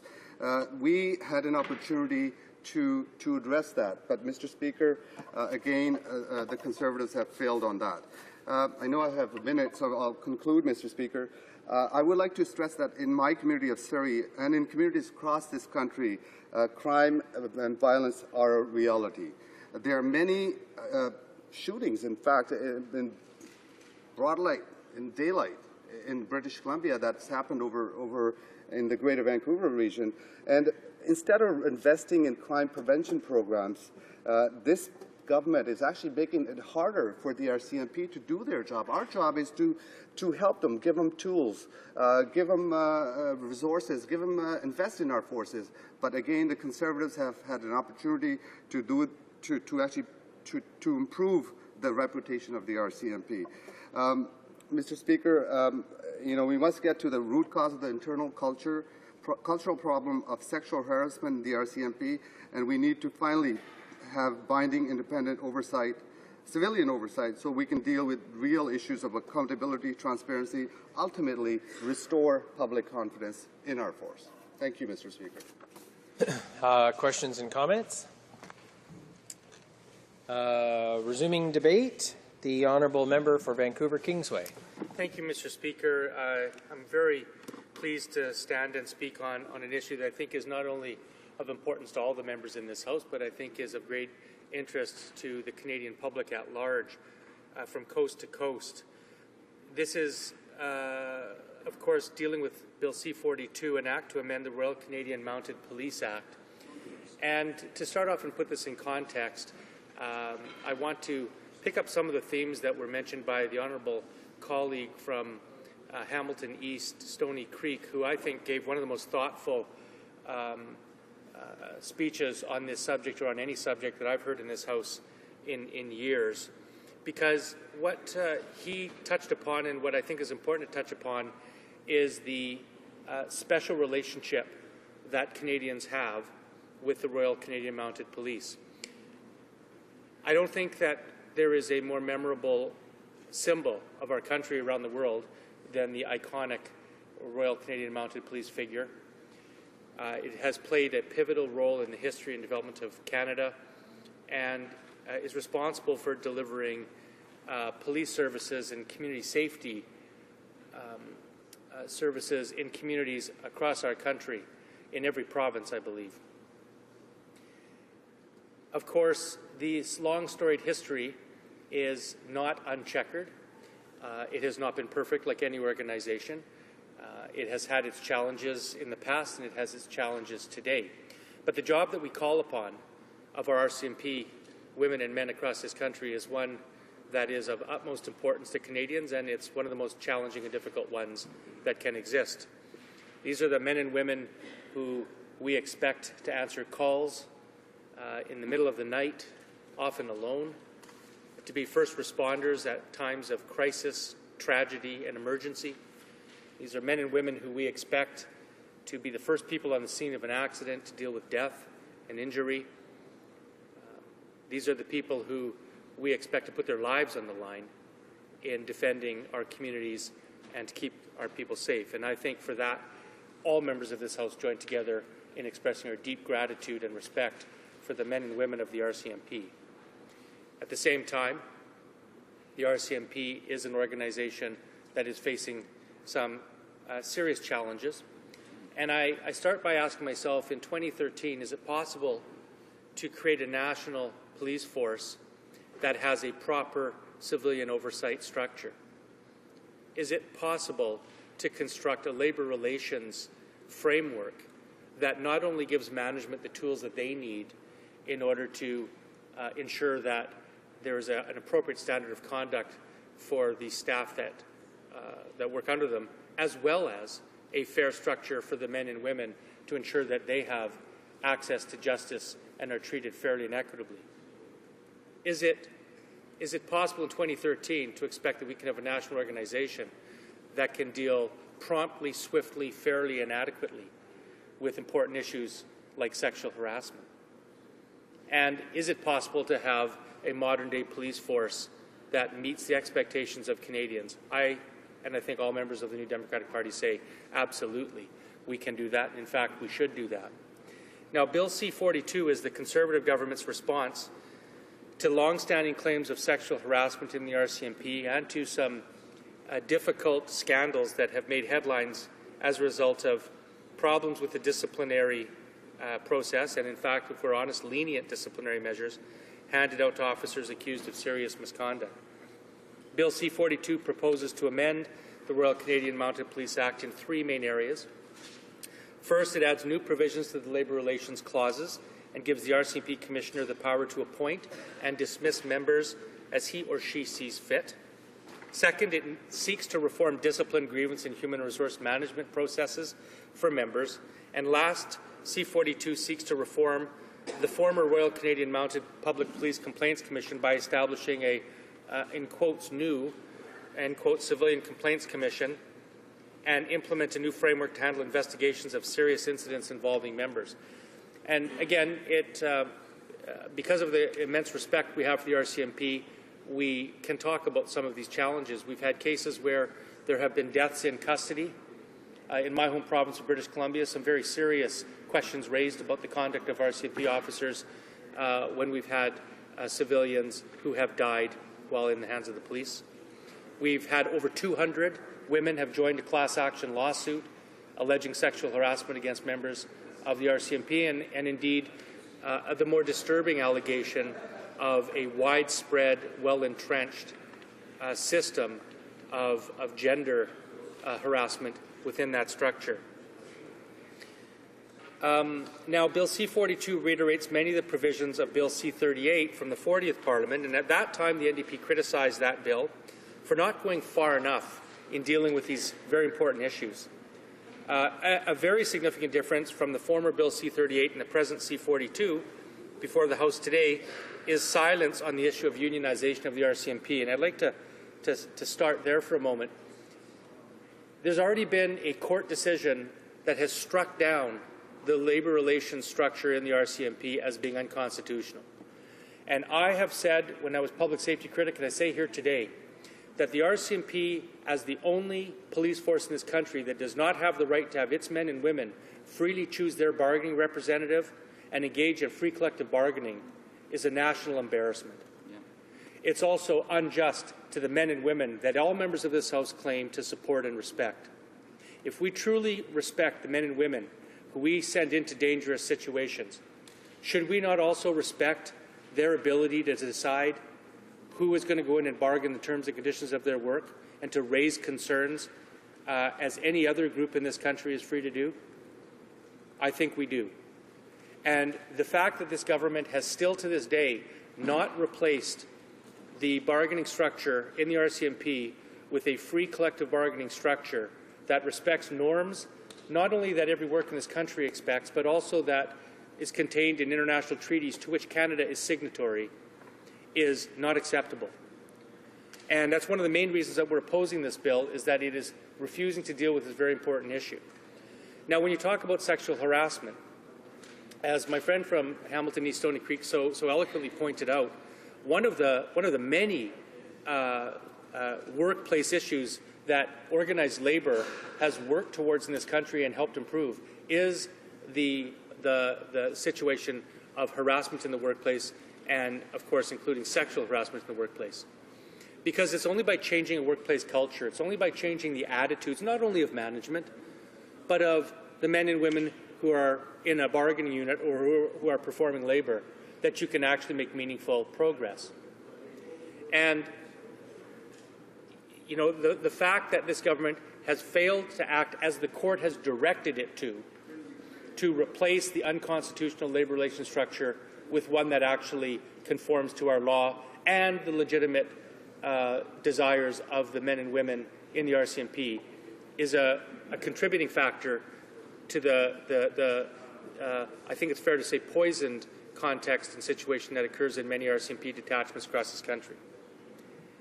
Now, the NDP supported the intention of Bill C-42 to modernize the RCMP and address issues such as sexual harassment in the force, and we voted for this bill to move to committee because we believe that it's important to work with the government to try to bring in effective legislation, and we made that good faith attempt.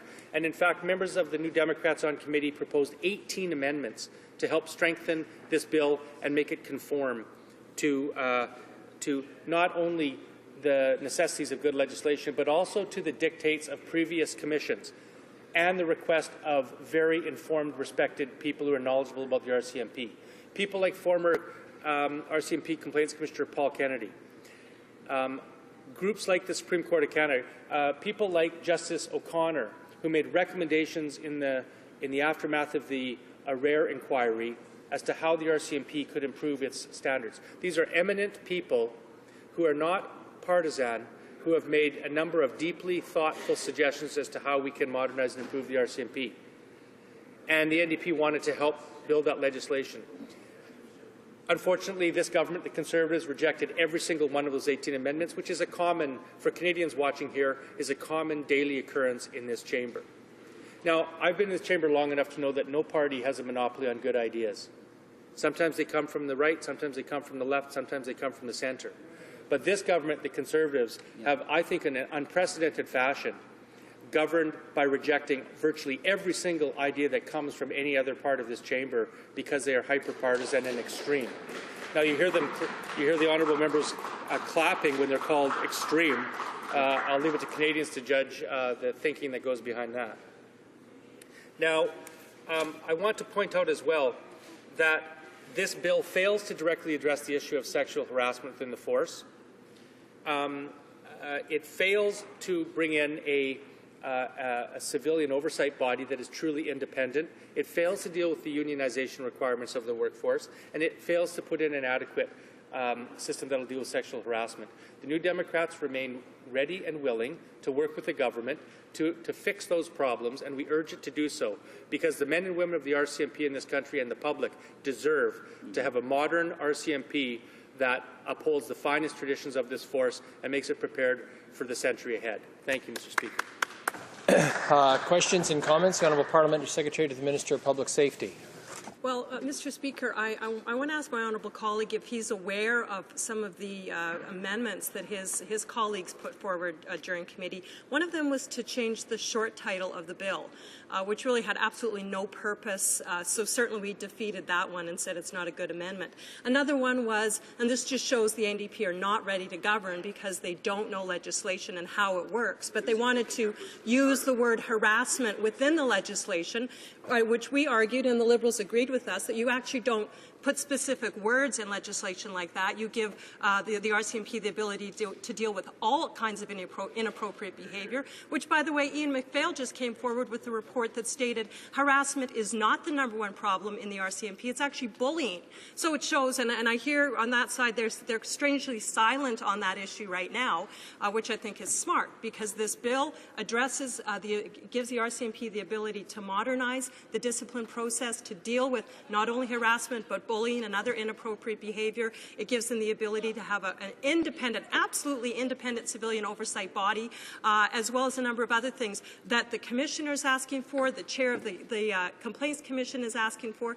I'm just wondering, they're down to process arguments. That's all they have left. We didn't get our poorly written amendments passed, so we're not going to support this bill. Is that what this member really thinks is good representation? The Honourable Member for Vancouver Kingsway. Well, Mr. Speaker, here's what some of the amendments that the NDP proposed dealt with. Adding mandatory harassment training for RCMP members specific to the RCMP Act. Now, when you have a national scandal going on where 200 women in this country have launched a class action lawsuit alleging sexual harassment in the workplace, do you not think that putting mandatory harassment training in a bill dealing with the RCMP is a logical response? The New Democrats did, and that's not procedure, that's substance. The NDP put in a proposal to ensure a fully independent civilian review body to investigate complaints against the RCMP. Mr. Speaker, the #1 problem with oversight of police forces in this country is that and this bill still allows police to investigate police.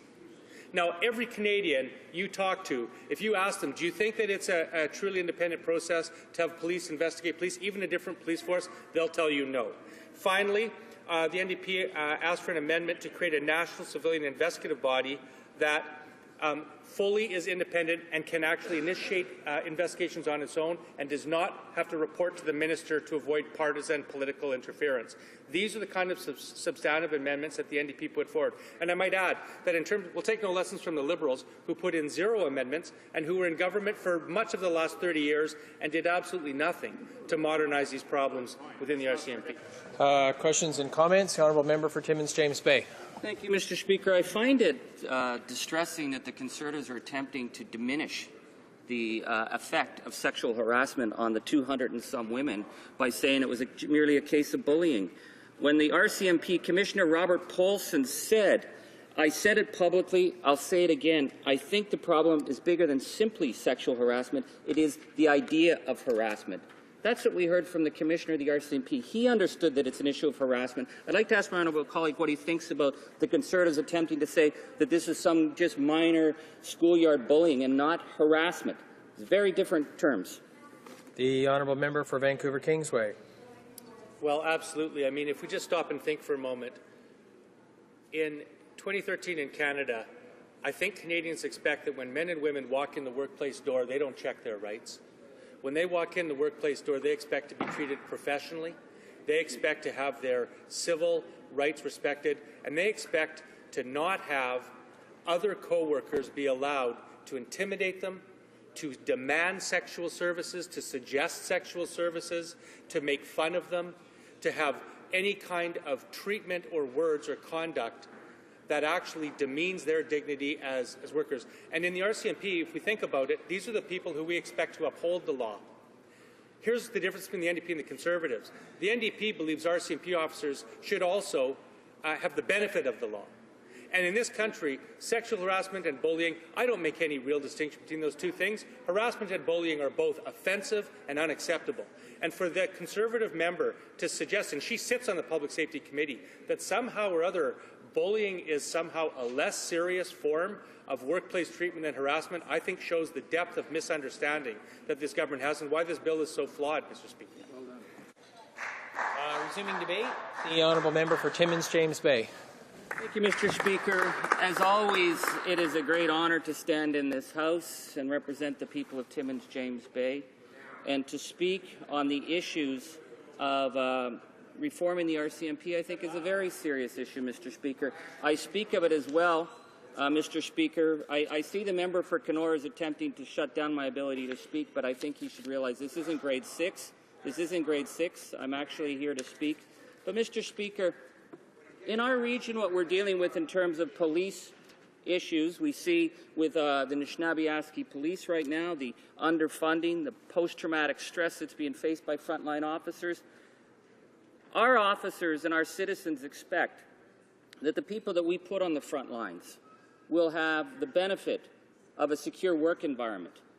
That is a fundamental, so that they can have a secure work environment, so that they can go out and create safety in our communities. And whether it's the Anishinaabe police, who are right now in Northern Ontario are dramatically underfunded and servicing communities without backup, without proper radios in their detachments, in their jail cells, or often in third world conditions, they put themselves above and beyond time and time again.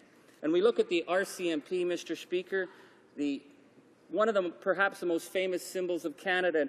And I think back always, if you look on Canadian history, you know, we don't often brag as Canadians about our history. We think our history is boring, but there's something to be said about the fact that we have a tradition in this country where we had a system of law and order, where the famous medicine line that the Dakota Sioux talked about, the medicine line that was a 49th parallel, that crossing that line was to go from lawlessness to the idea of the rule of law. And that was our Northwest Mounted Police at the time, Mr. Speaker. So Canadians, whatever their political stripes, whatever region of the country they're from, they are invested in the RCMP.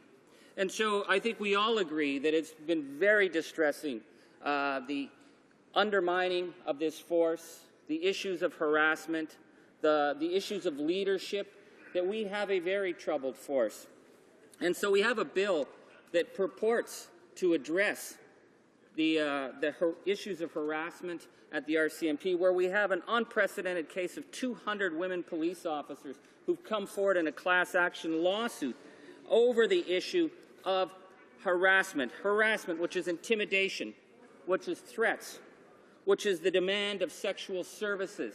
That is completely unacceptable, and it's a culture that has gone on far too long. And I'd like to quote Robert Paulson, the RCMP commissioner, who agrees on the need for this reform. It's the culture of the organization that has not kept pace, he said. We haven't been able to change our practices and policies or provide systems that would permit women to thrive in the organization and contribute to policing, which they must do. I've said it publicly, and I'll say it again.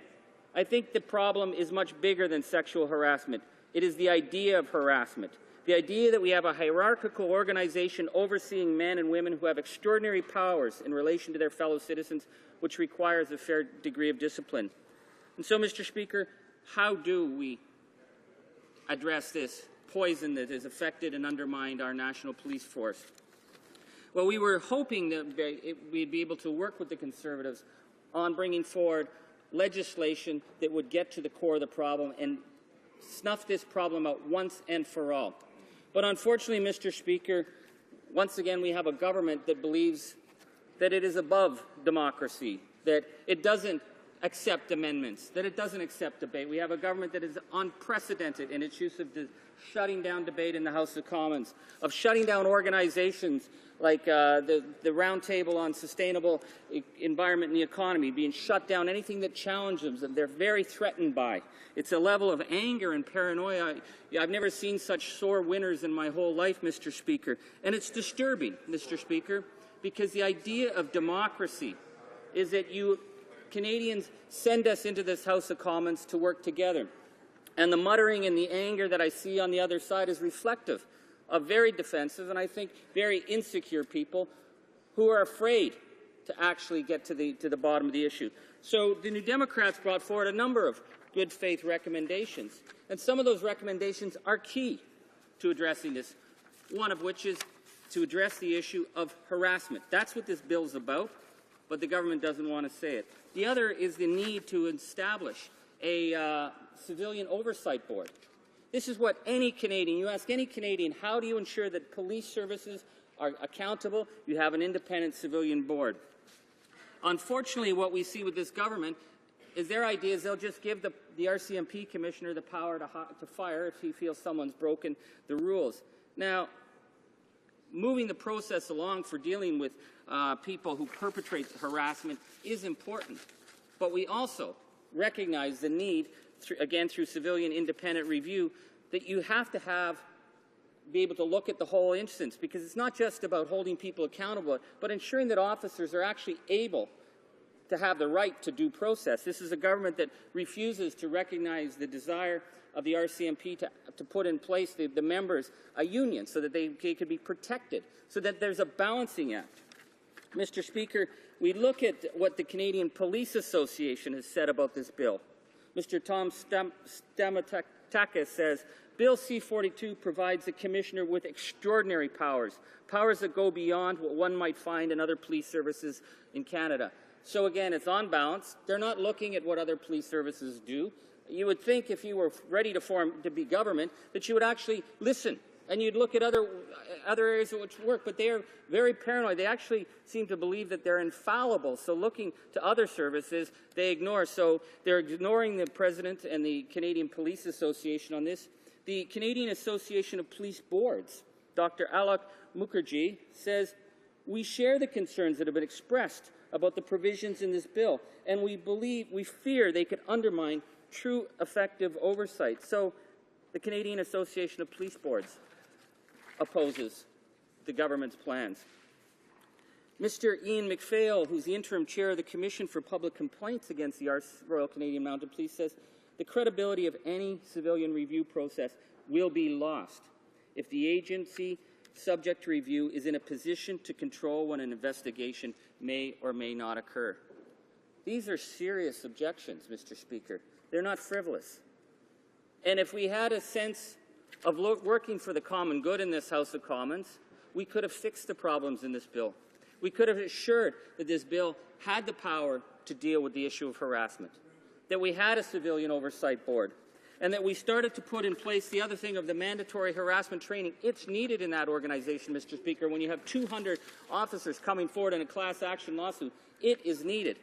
I think, Mr. Speaker, in terms of restoring the trust with Canadians, in terms of addressing the legitimation crisis, especially now with the allegations about potential sexual crimes on the Trail of Tears, Canadians need to know, if they bring forward allegations, that they will be investigated fairly, and they will be investigated independently. And that is not what this bill does. This bill actually creates another cone of protection around the leadership in the RCMP, and by extension this government, of being able to limit the reviews, fire the troublemakers, and not address the fundamental problem. So, Mr. Speaker, I think that we need, as parliamentarians, to realize that this isn't just about the attack notes that come out of the PMO on any given day.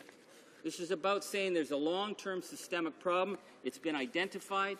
It's undermining the officers, and it's undermining the communities that they represent, and it's incumbent upon this House to begin to address this. And so look at some of the amendments that were turned down, adding mandatory harassment training for RCMP members, specifically to the RCMP Act, ensuring a fully independent civilian review board to investigate complaints against the RCMP, adding a provision to create a national civilian investigative body that would avoid police investigating police, and the issue of creating more balanced human resource policies by removing some of the draconian powers that actually exist with the RCMP Commissioner now. This is not about a witch hunt. This is about ensuring that the RCMP officers, male and female, who go into their workplace, who put their lives on the line in community after community across this country, can do so in an environment where they can be safe, where they can be free from intimidation, they can be free from sexual threat, and at the end of the day, that they can be promoted based on their merit, not on their sex. Unfortunately, Mr. Speaker, this government ignored every single amendment, just as they've done with every attempt in this House to move forward legislation. They refuse to work with anyone else. They believe themselves infallible, and once again, they're showing the error of their ways, and we have a bill that will not address the fundamental problem, which is the harassment in the RCMP. Thank you, Mr. Speaker. Questions and comments? The honourable member for Mississauga South. Thank you, Mr. Speaker. And I'd just like to point out, before I ask the member opposite a question, that Ian McPhail of the Independent RCMP Complaints Commission did appear before the Status of Women Committee last week, and he specifically said, Mr. Speaker, that they found through surveys and investigation that the problem, and he believes the problem is not in fact systemic, the problem of harassment and sexual harassment. That's not to say, however, that there aren't very important issues that need to be addressed, and I want the member opposite to know that they are addressing them. In fact, today at committee, E-Division Deputy Commissioner Callens also appeared before the committee to talk about the work that they're doing there. I'd like to ask the member opposite specifically if he agrees that establishing a civilian complaints body under C-42 will help the problem, and why it is that he thinks that harassment and sexual harassment needs to be detailed specifically when C-42 addresses the entire problem of all of these issues. Thank you. The honourable member for Timmins James Bay. So, thank you. I refer my honourable colleague back to the words of the police commissioner himself, who said that the problem was harassment, that this was the culture in the RCMP. He said that. And now we hear that, oh, it's not systemic. And then earlier we heard the Conservatives say, well, it's not harassment, it's just bullying, as though you can somehow diminish the issues of sexual intimidation and threats and violence against workers as though, well, it's bullying, or it's not systemic. Well, if it wasn't systemic, there wouldn't be 200 police officers who are coming forward in a class action lawsuit. But again, this is the kind of bubble they live in. They believe if they ignore the issues, if they shout down the opposition, that it'll all just go away. And this is what's created the rot and undermined one of the greatest police services in this world, and that we need to get to the bottom of this, and we need to deal with the issue of harassment, just as the RCMP Commissioner has called us to do. Questions and comments? The honourable member for Sackville Eastern Shore. Well, thank you very much, Mr. Speaker. And to my honourable colleague, thank you very much for your presentation. A while ago, Mr. Speaker, in this House there was the Justice Bill that was going through, and our honourable learned colleague from Mount Royal proposed about 8 to 10 amendments, I believe. Every single one of those amendments were refused at committee, absolutely refused. The bill then came to third reading here in the House of Commons, and the government then realized, uh-oh, we should have taken those amendments. So what they did, Mr. Speaker, the bill went to the Senate, where a senator introduced almost the exact same amendments to the bill. Yet here in this bill, the NDP proposed some very proper and straightforward amendments that would fix the bill and address some of the concerns my honourable member has done. But again, in typical Conservative Party fashion, they refused any of the amendments, which is a huge mistake. I'd like my honourable colleague to comment on that, please. The honourable member for Timmins James Bay. Well, Mr. Speaker, I thank my honourable colleague. I think the example is excellent because it shows how ridiculous government looks when it believes it's infallible. That when good amendments are brought forward, because every member in this House has a right to bring forward amendments because we are here to work for the common good. But this government will shut down anything. They see it as a personal threat. I see it on debate after debate, on bill after bill, and yet when they realize that because they've been blocking their ears and not listening to reality, that they actually created a really bad bill, often they'll just pass it and not care, but sometimes they have to rely on the Senate, the unelected, unaccountable Senate that's under massive investigation right now, so they don't mind going to the perps in the Senate, but they will not listen to the democratically elected members of this House. That shows you that this is a government that is fundamentally afraid of accountability and democracy. Resuming debate, the honourable member for Sackville Eastern Shore. Mr. Speaker, and it's a pleasure to rise on to discuss the concerns of Bill C-42. And Mr. Speaker, I want to start off by saying that there's absolutely nothing wrong with government or anybody introducing legislation for better transparency, better accountability, better sort of working arrangements within whatever department it is that they're trying to do. The unfortunate part, Mr. Speaker, is that Bill C-42 leaves out many, many issues that need to be done. Now, Mr. Speaker, I've been following and been a fan of the RCMP for many, many years, been following their careers, and have tried through my Veterans Affairs advocacy to ensure that veterans of the RCMP receive the benefits that they so rightfully deserve. But let's go back, Mr. Speaker, of how some of these things had happened. For the first time in my memory, Mr. Speaker, it was this government that appointed a civilian to be the commissioner of the RCMP. If they tried to do that to the military, there would have been a riot and an uproar. If there was a civilian to be the CDS. But for whatever reason, they thought it was okay that a civilian, Mr. Elliott, could look after the RCMP. And right away, Mr. Speaker, you could see from the rank and file RCMP members across the country were really upset. Many of them in my own riding were upset.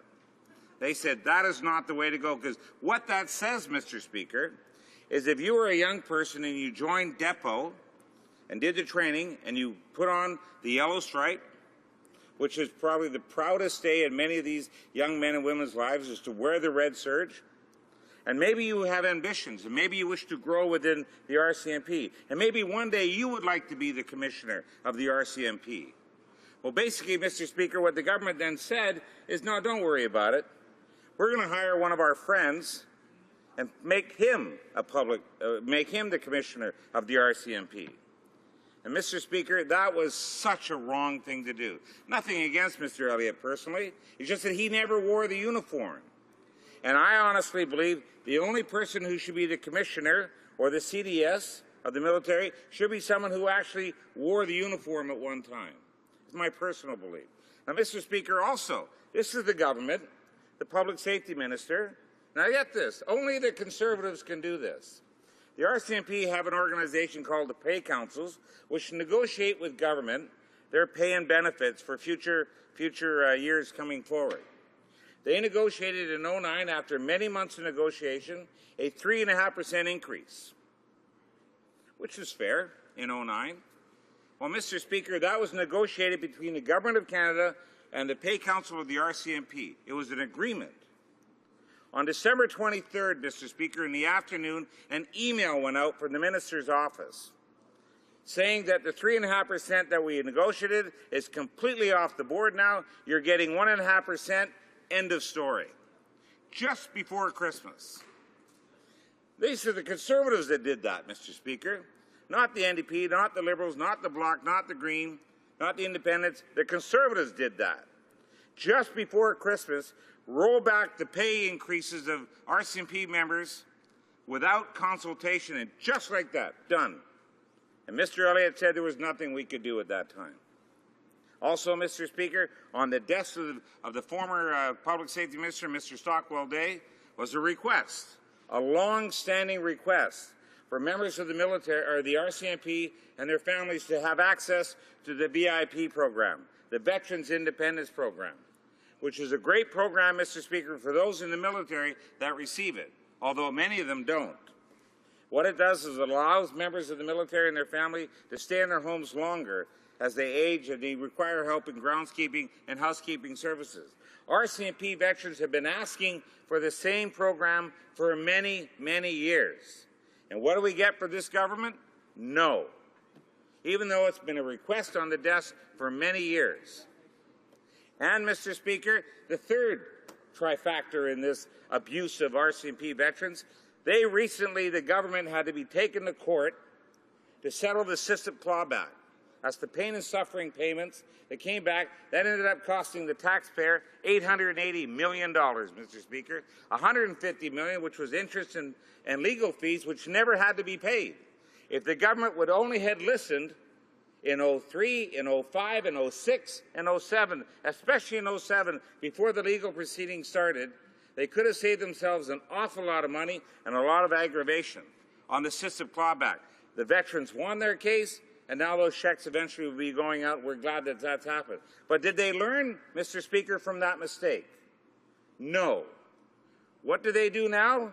About 1,000 RCMP disabled veterans in the country have a lawsuit against the government on literally the exact same thing. A clawback of a pain and suffering payment from their superannuation. And, Mr. Speaker, do the Conservatives learn from the expensive SISIP clawback legalities they went through after 5 years of litigation? Not a word, Mr. Speaker. Their answer is, take us to court.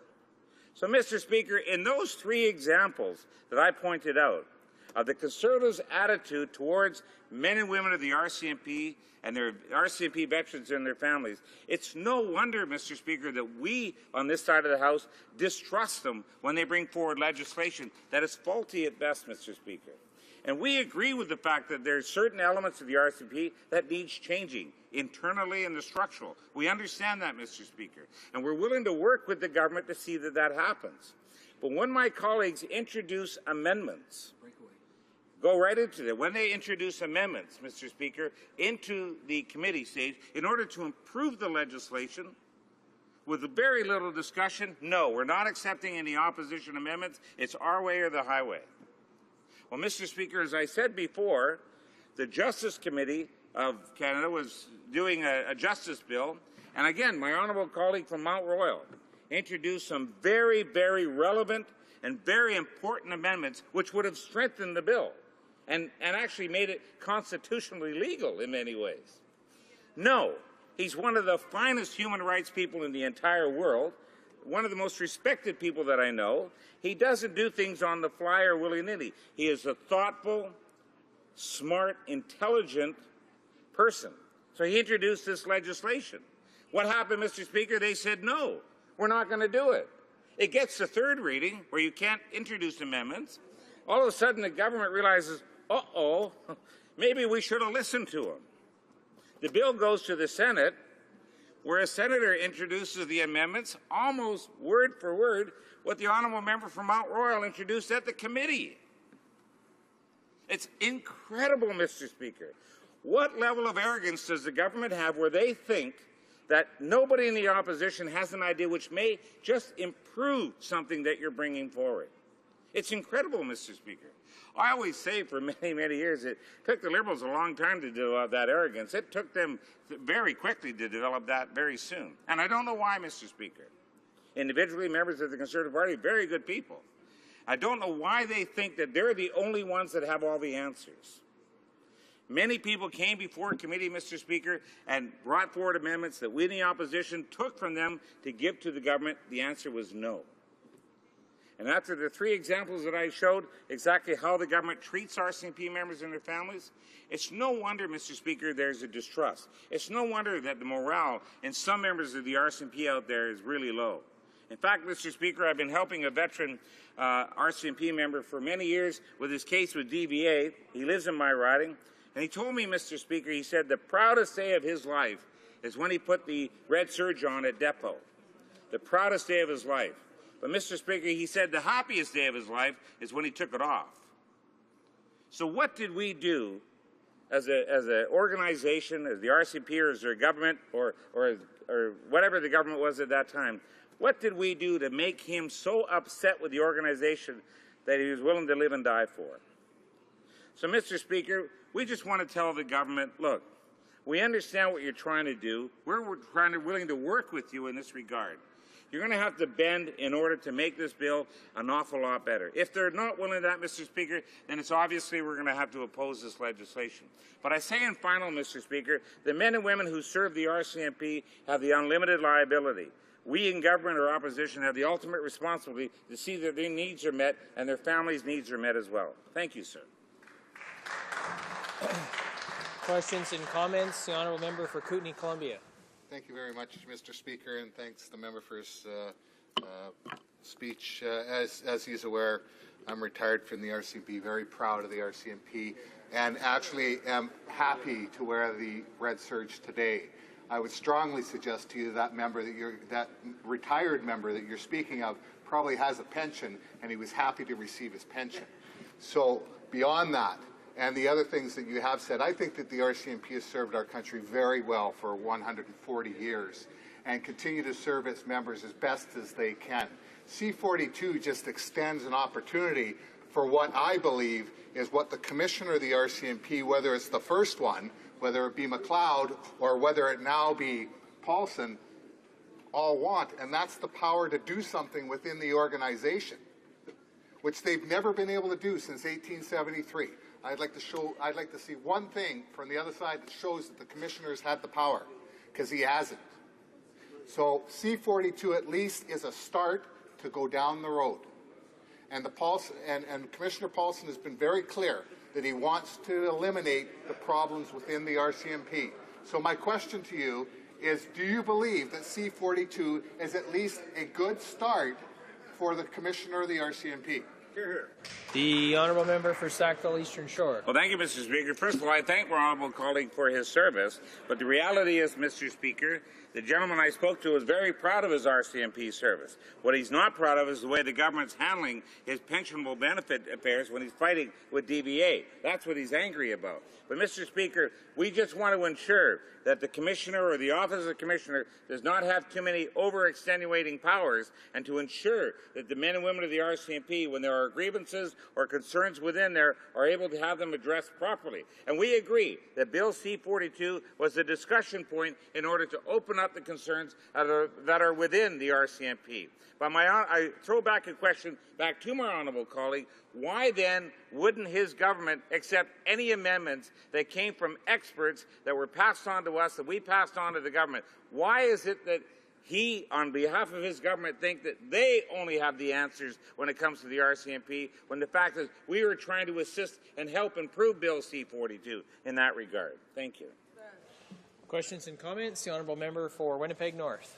Thank you, Mr. Speaker. You know, the issue of sexual harassment within the RCMP is an issue in which Liberals have been talking about now for the last number of years. And in fact, it wasn't really until 2012, May of 2012, when the Commissioner Paulson came forward in terms of a public letter, really talking about how important it was that there be more ability or more authority for the Commissioner to have a capacity to be able to deal with disciplinary action. And I think the sexual harassment issue is one of the things that really stirred that pot. My question to the member is that does he believe that the current bill, C-42, even though it has many shortcomings, and I agree, we probably both would agree on the fact that it could have done a lot more in terms of dealing and making the bill better legislation. I agree with that. I agree with his comments, especially when he talked about trying to get amendments done through this government. The question that I would put to him is, in regards to this particular bill, does he see any merit whatsoever as to does this bill actually improve upon the system at all? The honourable member for Sackville Eastern Shore. Well, Mr. Speaker, as with most bills, there's always certain elements of something that moves the discussion forward, possibly in a proactive way. The unfortunate part, Mr. Speaker, you have to take the bill in its entirety, I should say. And the reality is, if you do that, Mr. Speaker, you can't just pick one bill and say, okay, this part of it is good and the whole rest of it. It's sort of like a budget. You know, thousands of things in it. One thing is good, the rest of it is bad. The unfortunate part, this bill has many flaws in it, Mr. Speaker, and I would encourage my honourable colleague to, I'm not sure how they're going to be supporting or not supporting the legislation, but to rethink this bill because it can be greatly improved, and we have some suggestions on how to do that. Thank you. Resuming debate. 4 minutes remaining for the honourable member for Winnipeg Centre. Thank you, Mr. Speaker. I want to thank my colleague from Sackville Eastern Shore for the tone and the content of his remarks. I think he summarized our objections to this bill in a very comprehensive way, and again, from the heart and out of principle. But I also want to recognize and pay tribute, given the nature and the subject matter of this bill, to my colleague from London Fanshawe, and also my colleague from Churchill, also my colleague from Halifax, many other colleagues who are volunteering to be recognized today for their. Am I missing anybody here?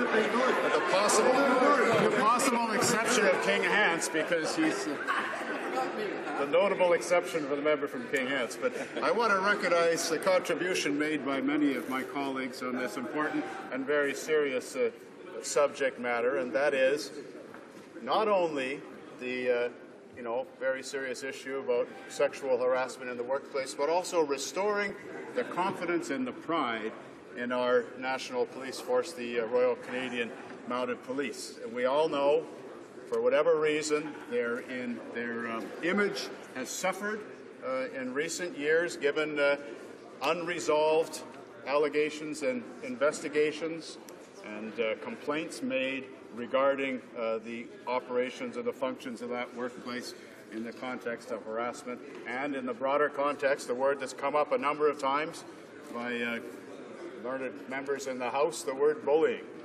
The word bullying's become almost a motif, a theme throughout a great deal of the objections that we've heard, and I think you can't separate the two. I also am very proud of the opposition day that my colleague put forward the motion regarding anti-bullying policy strategy for this country. I think it's a shame that that anti-bullying initiative was turned down, because frankly the issue that we're dealing with today would be quite appropriately dealt with in the context of that anti-bullying legislation. The reason I wanted to compliment my colleague from Sackville Eastern Shore is I think he got to the root of the problem. It's actually too late to be debating the merits of this bill now that we're in third reading. We tried to amend this bill at the committee stage. We supported this bill at second reading with the intention, and we believed with the hopeful of the cooperation of the government side members to accommodate some of the legitimate concerns that we brought forward. The theme of my colleague from Sackville Eastern Shore speech is there is an arrogance in this place, the likes of which we have never seen in this government, that they have refused to allow a single amendment to a single piece of legislation in the entire 41st Parliament. And Mr. Speaker, I was a member of Parliament during the majority Liberal government. We were a small, minor party. We were about the size that the Liberals are now.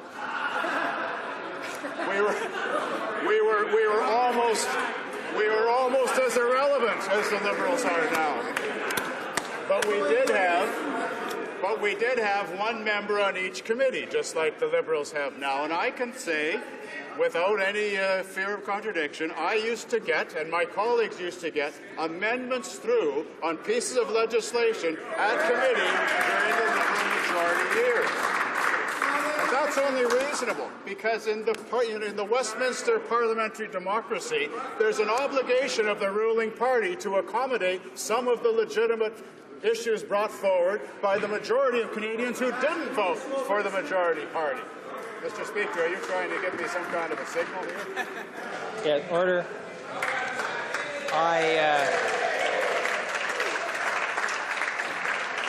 I must interrupt the honourable member from Winnipeg Centre at this point. He will have 6 minutes remaining when this matter returns before the House. Statements by members. Statements by members. The honourable member for Haute-Gaspésie, La Métis, Matane, Matapédia. Mr. Speaker, yesterday the Minister of Human Resources had a window of opportunity to show openness and take note of the devastating effects of employment insurance reform, which he is shoving down the throats of Quebecers.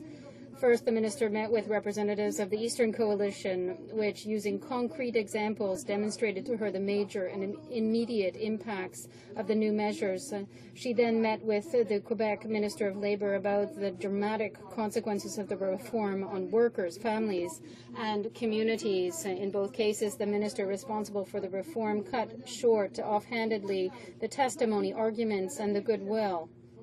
Her arrogance towards people from Quebec only encourages us to fight and win, no matter how long it takes or what means we will use. You can be assured that the Bloc Québécois will fight, as the workers and employers in all the regions of Quebec, along with the government of Quebec, will fight right to the end. The honourable member for Selkirk Interlake. Mr. Speaker, after facing persecution in 2005 for converting to Christianity, Pastor Syed Abedini fled Iran for America. 1 year ago, Abedini returned to Iran to visit his family and build an orphanage. He was arrested. Last month, Abedini was sentenced to 8 years in prison for starting Christian house churches in Iran. He was accused by the judge of being a national security threat. Abedini is in the Evin prison in Tehran that has been compared to a gulag for political prisoners. While it may be easy to take our freedoms for granted here in Canada, we must never forget that so many other nations do not protect these rights. Human rights are most often violated by persecuting people for their religious beliefs. Canada has always served as a safe haven for religious minorities escaping persecution. I'm proud to say that this government has taken the principled stand of defending religious freedom at home and abroad. Nothing has proven this commitment more than the establishment of Canada's Office of Religious Freedom. This is a signal to the world that this government stands for freedom, democracy, and human rights. The Honourable Member for Longueuil, Pierre Boucher. Thank you, Mr. Speaker. Today, I want to pay tribute to the mission of the Centre de Formation en Entreprise et Récupération, also known as CFER, which teaches recycling. I had the opportunity to meet last week with the people at the CFER at the École Jacques Ouellette de Longueuil, which teaches how to shred confidential documents. I met with the engaging and dedicated teachers and talked with the youth who are, despite their visual handicap, very motivated to develop their skills. I can't go on without talking about the one at the secondary school in Boucherville, Mortaine Secondary School. These young people will be in Ottawa in the spring, and they collect and sell used clothing from Hydro-Quebec and the CEPAC. And I'm a regular client. In fact, I buy used winter clothes and overshoes for winter. To all those people at the CFER, you are models of perseverance. The honourable member for Ancaster, Dundas, Flamborough, Westdale. Mr. Speaker, thank you for your hospitality, and to all the parliamentarians who attended the memorial event to commemorate the second anniversary of the shocking assassination of the Honourable Shahbaz Bhatti, Federal Minister of Minorities of the Republic of Pakistan. Mr. Speaker, Shahbaz Bhatti was the sole Christian minister in the government of Pakistan, and his brutal murder 2 years ago sent a chill to the soul of the nation, a truly dark day in human history. The late Minister Bhatti's life work was to promote peace, tolerance, and understanding among peoples of all faiths in Pakistan and throughout the world. Mr. Speaker, it was also my privilege to attend the announcement last week where our Prime Minister appointed Dr. Andrew Bennett as head of Canada's Office of Religious Freedom. He did so in the spirit of Shahbaz Bhatti's mission of peace, tolerance, and understanding among all peoples. Mr. Speaker, as a country that cherishes human rights, democracy, freedom, and the rule of law, let us never forget what Shahbaz Bhatti stood for. The honourable member for King's Heath. Speaker, last night I had the honour of attending the annual Parliamentary Internship Program Gala Dinner with my intern, Morgan Ring, who's a terrific intern with whom I'm honoured to work. The internship program brings Parliament to life for 10 exceptional young Canadians every year. Last night at the dinner we were joined by Globe and Mail writer Jeffrey Simpson, who actually was one of the distinguished interns some time ago.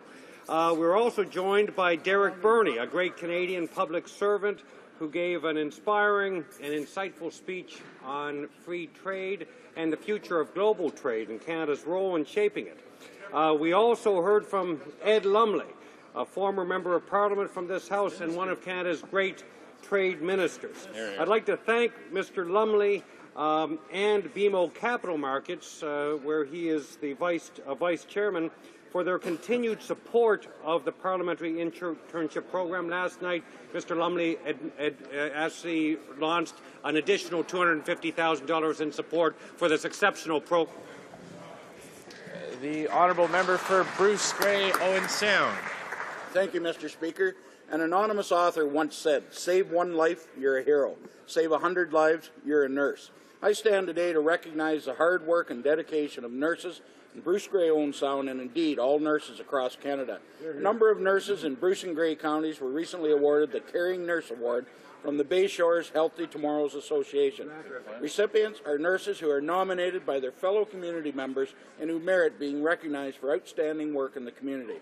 I extend my sincere congratulations and thanks to Ann Thompson, Leanne Edwards, Jennifer Cowan, Gary O'Toole, Bobby Jackson, Robin Hewson, Carrie Johnson, Pauline Linton, Shelley Dolson, Kim Kelberly, Mamie DeGroot, Corey Whitlow, Shirley McCarthy, Margaret Thompson, Pauline Wyville, and Joan Stevenson on receiving this award.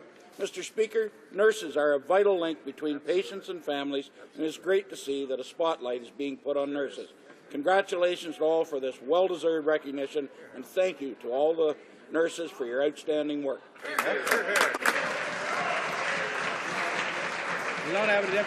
The Honourable Member for Gaspésie-Igloo-la-Madeleine. Mr. Speaker, yesterday a delegation of the Eastern Coalition on Employment Insurance, which includes representatives from all sectors of the 5 regions of Eastern Quebec, came to Ottawa to meet with the Minister of Human Resources. This delegation represents hundreds of thousands of Quebecers.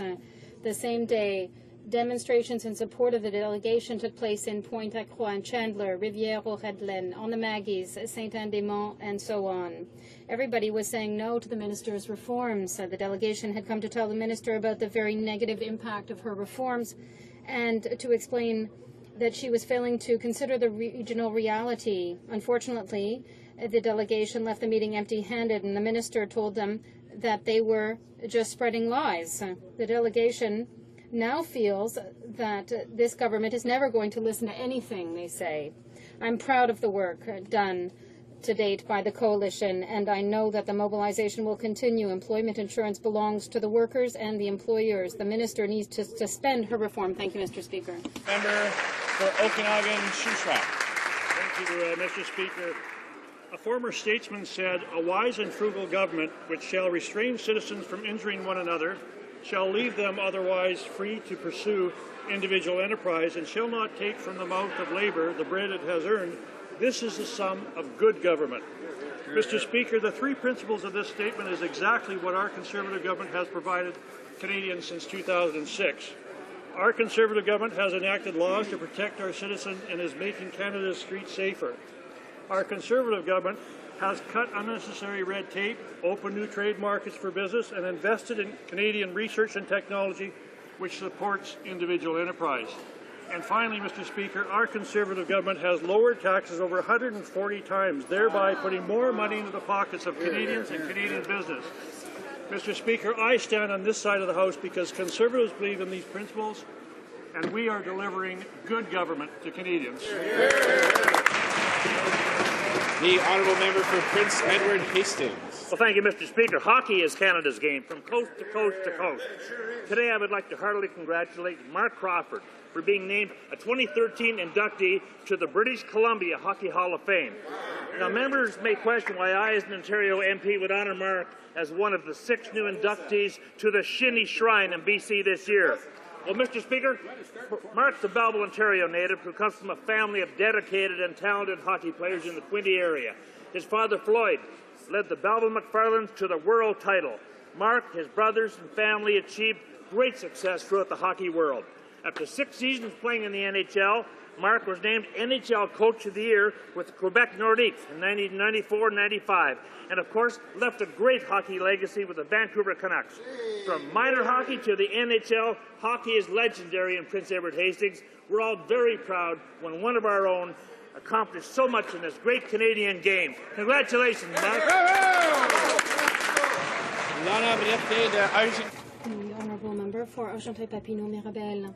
Mr. Speaker, the Cascade Norampac boxboard plant in La Chute will shut its doors next month. These were good, well-paying jobs, essential to our region's economy. Now we have 155 laid-off workers, and these workers recently learned that their pensions will not be fully respected, even for those who had applied to work in another division for Cascade. This is particularly upsetting for the employees who are nearing retirement. Some would have been eligible in just a few short months.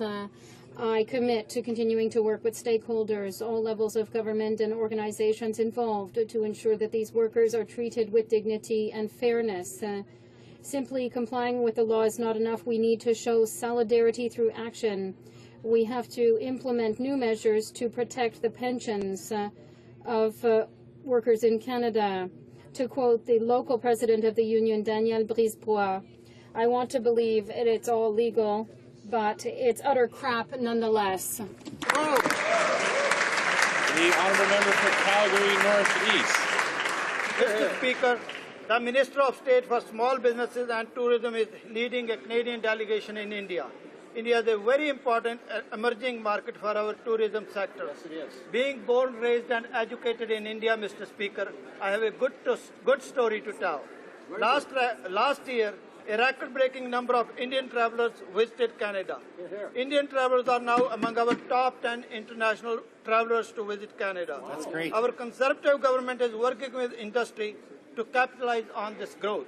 And because of the significant improvements made to the visa application process, thanks to the Minister of Immigration, we are now in a position to welcome even more Indian travelers this year. Wow. This is not only strengthening our relationship with our Indian friends, it is also creating jobs and growth right here in Canada. Good job, brother. The honourable member for Sackville Eastern Shore. Well, Mr. Speaker, today is February the 28th, the end of Black History Month, but I encourage my colleagues on both sides of the House to never stop remembering the contributions of our black society to this great country we call Canada.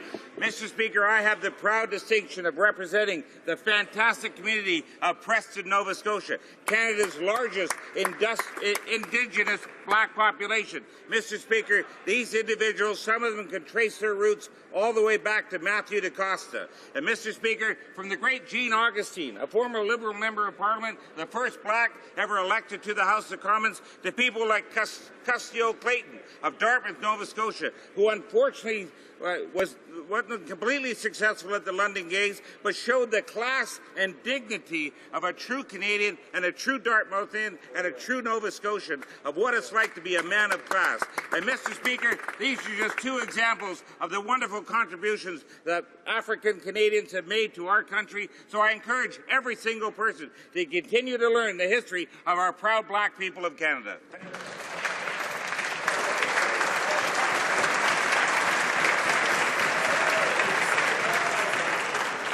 The honourable member for Saskatoon, Rosetown, Bigger. Speaker, for more than 25 years, Aboriginal women on reserves across Canada have been without the legal protections that are available to all other Canadians. When a relationship breaks down, their spouse can ban them from the home, sell the house, and even keep all the money without the consent of the woman. This is why we have introduced matrimonial property rights legislation to protect Aboriginal women and children. This bill will allow judges to enforce emergency protection orders and remove a violent partner for the safety of the woman and child. Women on reserves, international organizations, and even the Manitoba NDP have asked for this legislation. Shockingly, the Leader of the Opposition and his federal NDP oppose this legislation. This is absolutely shameful. On this side of the House, we will continue to stand up for Aboriginal women so that they can have the same protections as all Canadians. The honourable member for Mount Royal. Mr. Speaker, on Tuesday, our International Human Rights Subcommittee received Tibetan Prime Minister in exile, Dr. Lobsang Sangay, who provided compelling testimony on the ongoing repression and persecution of Tibetans by the Chinese government. Dr. Sangay spoke with great sadness of the 107 Tibetans since 2009 who have expressed the ultimate cry of protest through self-immolation, some just days ago, which we ignore both at their peril and our own. to protest against the occupation and environmental degradation of their lands, against arbitrary detention and forced disappearance, against economic marginalization, cultural suppression, and the denial of religious freedom. Mr. Speaker, Tibetans value democracy, freedom, and respect for the rule of law, while subscribing to the principle of non-violence in their pursuit of genuine autonomy pursuant to the Chinese Constitution. Let us all join our voices with Dr. Sangay in calling on Canada to press China to dialogue with the Tibetan administration, to permit Canadian representatives to visit Tibet, and to work closely with the US, EU, and international partners to end the persecution and the pain of Tibetans. Thank you, Mr. Speaker. The honourable member for York Centre. Speaker, our Conservative government categorically rejects the remarks on Zionism made by Turkish Prime Minister Erdogan yesterday. On the margins of the 5th United Nations Alliance of Civilizations inflammatory statements do nothing to advance the cause of peace or effective cross-cultural dialogue. The UN Alliance of Civilizations must promote, quote, respect and understanding for cultural, religious diversity and dialogue and cooperation among different cultures, civilizations, and peoples, end of quote, rather than on language which would divide us. The fact this type of statement was made in such a forum is truly unacceptable. Zionism cannot be considered a crime against humanity. Such misguided statements only give expression to a dangerous and insidious form of new anti-Semitism. On this point, there is no space for ambivalence. Canada fundamentally upholds Israel's right to exist as the Jewish state in peace and security. We are compelled as a country of free citizens to speak directly and to speak honestly. We have the obligation to speak out and to act. That Israel is still a subject of hatred is deeply disturbing as one of the forces that drives our unwavering support for the Jewish state. For La Pointe de l'Île. Mr. Speaker, the Conservatives continue to show gross incompetence in the area of financial management while they treat the unemployed as crooks with their surprise inspections, while the maritime safety of francophones goes down the drain. The Senate budget continues to increase. Of all the bad choices made by the Conservatives, this is no doubt the worst, signing larger and larger checks for friends of the party who are fundraising using taxpayers' money is not enough, apparently. No, the Conservatives also allow the worst abuses of public funds to continue unchecked. You can lie about your place of residence. You can pay your election campaign plane tickets with public funds and ask for reimbursement for partisan activities. The members opposite will defend the questionable Senate schemes to retain their privileges. Of course, the PMO has decided that senators who abuse public funds will be absolved of all their sins no matter what the results of the audit. The Senate is undemocratic, unaccountable, and full of Conservatives using taxpayers. The honourable member for Prince George, Peace River. Mr. Speaker, natural gas is an affordable fuel that Canadians across our country use every day. British Columbians are fortunate to have natural gas deposits in our province and are benefiting both from the jobs that the industry supports and low-cost fuel for home heating, electricity, and other important uses. Mr. Speaker, our government puts the jobs and economy first by supporting this important industry. The Minister of Natural Resources was in BC this week to announce our plan to support the export of natural gas to the fastest-growing economies abroad. While we act in the interests of Canadians, the NDP would impose a $21 billion carbon tax that would raise the price of everything, including natural gas. That means more expensive electricity bills, higher home heating costs, and less money for British Columbians. Mr. Speaker, we will not support this job-killing carbon tax. Never. Oral questions, questions orales. The Honourable Leader of the Opposition. Mr. Speaker, there are a total of 16 Conservative senators who have refused to come clean with Canadians about their residency and housing expenses. But now the Conservative senators charge... Order. Order. The Honourable Leader of the Opposition has the floor. Mr. Speaker, there are 16 Conservative senators who have refused to come clean with Canadians about their residency and housing expenses. But now the Conservative senators charged with investigating corruption in the Senate have said that only 3 will face a forensic audit. Mr. Speaker, how can Conservatives be trusted to investigate Conservatives? Will the Conservative government finally agree to a full, independent investigation of all residence and travel expenses in the unelected, unaccountable, and unapologetic Senate? Very good. The Honourable Minister of Foreign Affairs. Mr. Speaker, we have committed to ensuring that all expenses are appropriate and that the rules governing the expenses are appropriate and that the Senate will report back to taxpayers. They have done so. We take these issues tremendously seriously, and that's why the Senate has retained outside support to ensure that the integrity of the system is respected. The Honourable Leader of the Opposition. Mr. Speaker, a new analysis of Senate files shows that over the last 3 years, only no fewer than 46 senators had to refund expenses they had originally had paid by taxpayers. Canadians have no way of knowing whether these were simple administrative mistakes or attempts at fraud.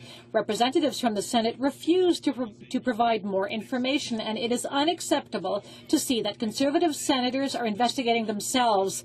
Will the Conservative government agree to hold an independent and in-depth investigation of the Senate? It's a yes or a no. The Honourable Minister for Foreign Affairs. The Leader of the NDP to help us pass legislation that would do two things. One, legislation that would allow for elected senators and legislation that would allow for term limits for the Senate. What did the Leader of the NDP do? No. He said he blocked it. He stopped this legislation from moving forward, and that is a disgrace to taxpayers, Mr. Speaker.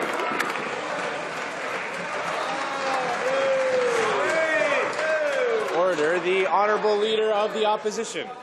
What's a disgrace to taxpayers is to have Conservative stonewalling Conservative senators, to hide the truth from Canadian taxpayers, to let unelected people overturn the laws of Parliament. That's undemocratic. That's what's unacceptable. Aujourd'hui. Today, we have learned that apart from the chaos on the other side, $1.5 billion is what joint supply vessels will cost more than what was budgeted for, and this shows how incompetent the Conservatives are when it comes to managing the shipbuilding program. This is an amateur Conservative government. Who is responsible for the fiasco of the Canadian shipbuilding program?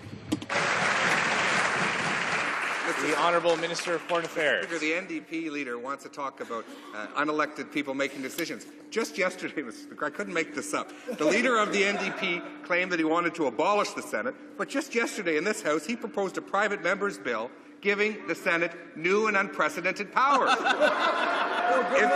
Look what he's done. In his private member's bill, he's now going to make the PBO, the Parliamentary Budget Officer, not just appointed by the elected House of Commons, but it's going to have to have the support of the unelected Senate, Mr. Speaker.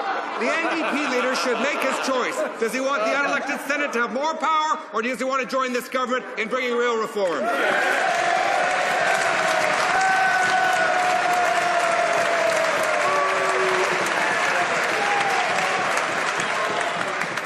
Order. The Honourable Member for Beaches East York. Well, Mr. Speaker, I believe the question had been about joint support ships, the latest mismanagement in the military procurement file. Now, the NDP supports building these ships, Mr. Speaker, but nobody trusts the Conservatives with procurement. To date, Mr. Speaker, it's been about fighter jets that don't fight or jet, maritime helicopters that don't fly over water, fixed-wing search and rescue that somehow got lost. So who is going to take the blame for this one, Mr. Speaker? Is it the Defence Minister who's finally ready to stand? Is it the new Associate Minister who's going to lay down on the tracks for this one? Or is the Minister of Public Works still carrying the bag on this one? The Honourable Minister of Public Works.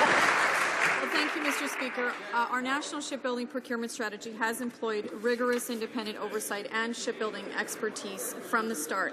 This oversight has included a fairness monitor for our competition, internationally respected experts in the shipbuilding industry, First Marine International, which are overseeing the whole strategy, an independent validation and oversight firm, which is KPMG, and we'll have an independent third party to advise the Shipbuilding Secretariat on project management and cost validation for each step of every project moving forward. Mr. Speaker, let's remember this is in the design phase, but we have all these measures in place to protect the taxpayer.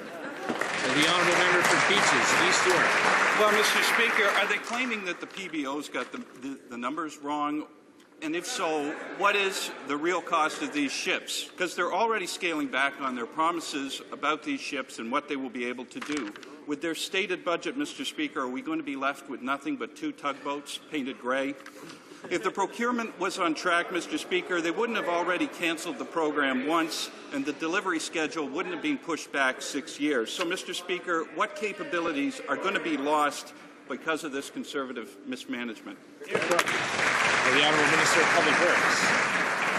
As I said, Mr. Speaker, we have ensured that we have not only rigorous independent oversight when it comes to costing, but also bringing in important shipbuilding expertise. We have not only First Marine International, which is an internationally recognized expert in the shipbuilding industry, overseeing the strategy. We also have an independent third party that has shipbuilding expertise that will be reviewing not only the project management, but the cost validation for every step of every ship project moving forward. And, Mr. Speaker, if there adjustments need to be made, they will be done in partnership with the shipyards, the Navy, and the Coast Guard. The Honourable Member for Toronto Centre.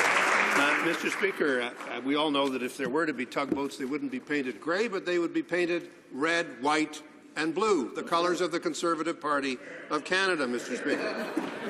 I wonder if the minister who just answered the same question, if the minister just answered the question, could please answer a very simple question.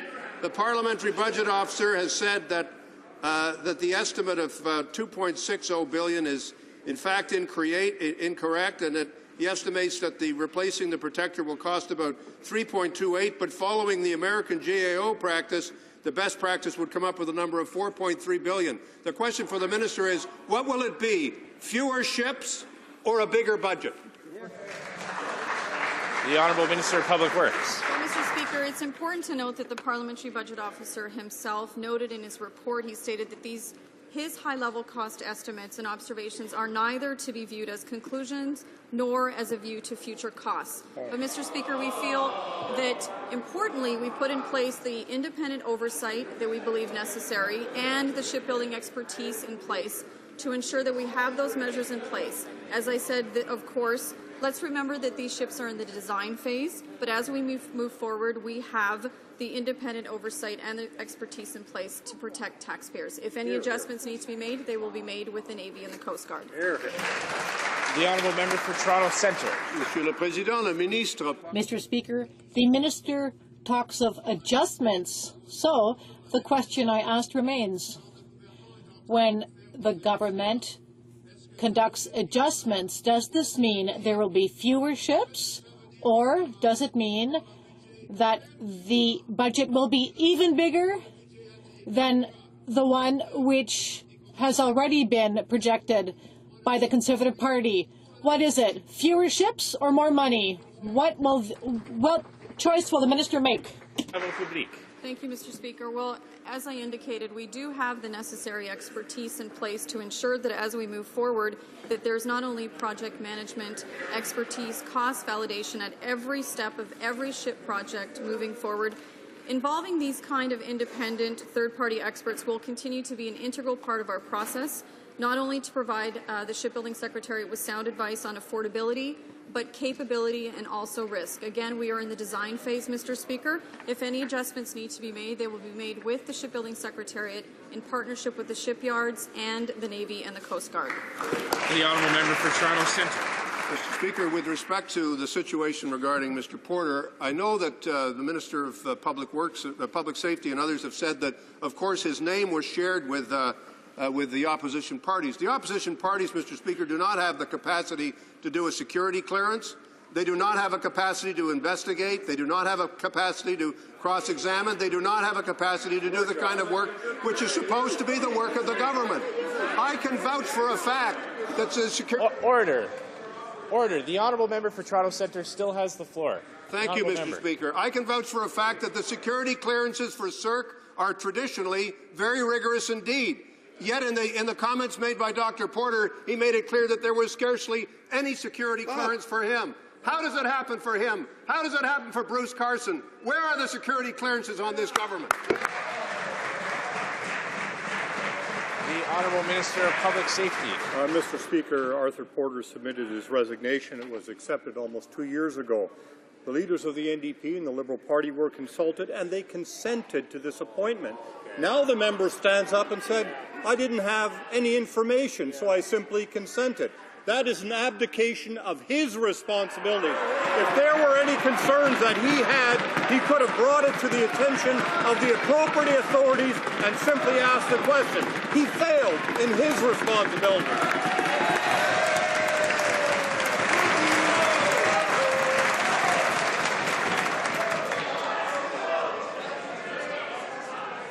Order.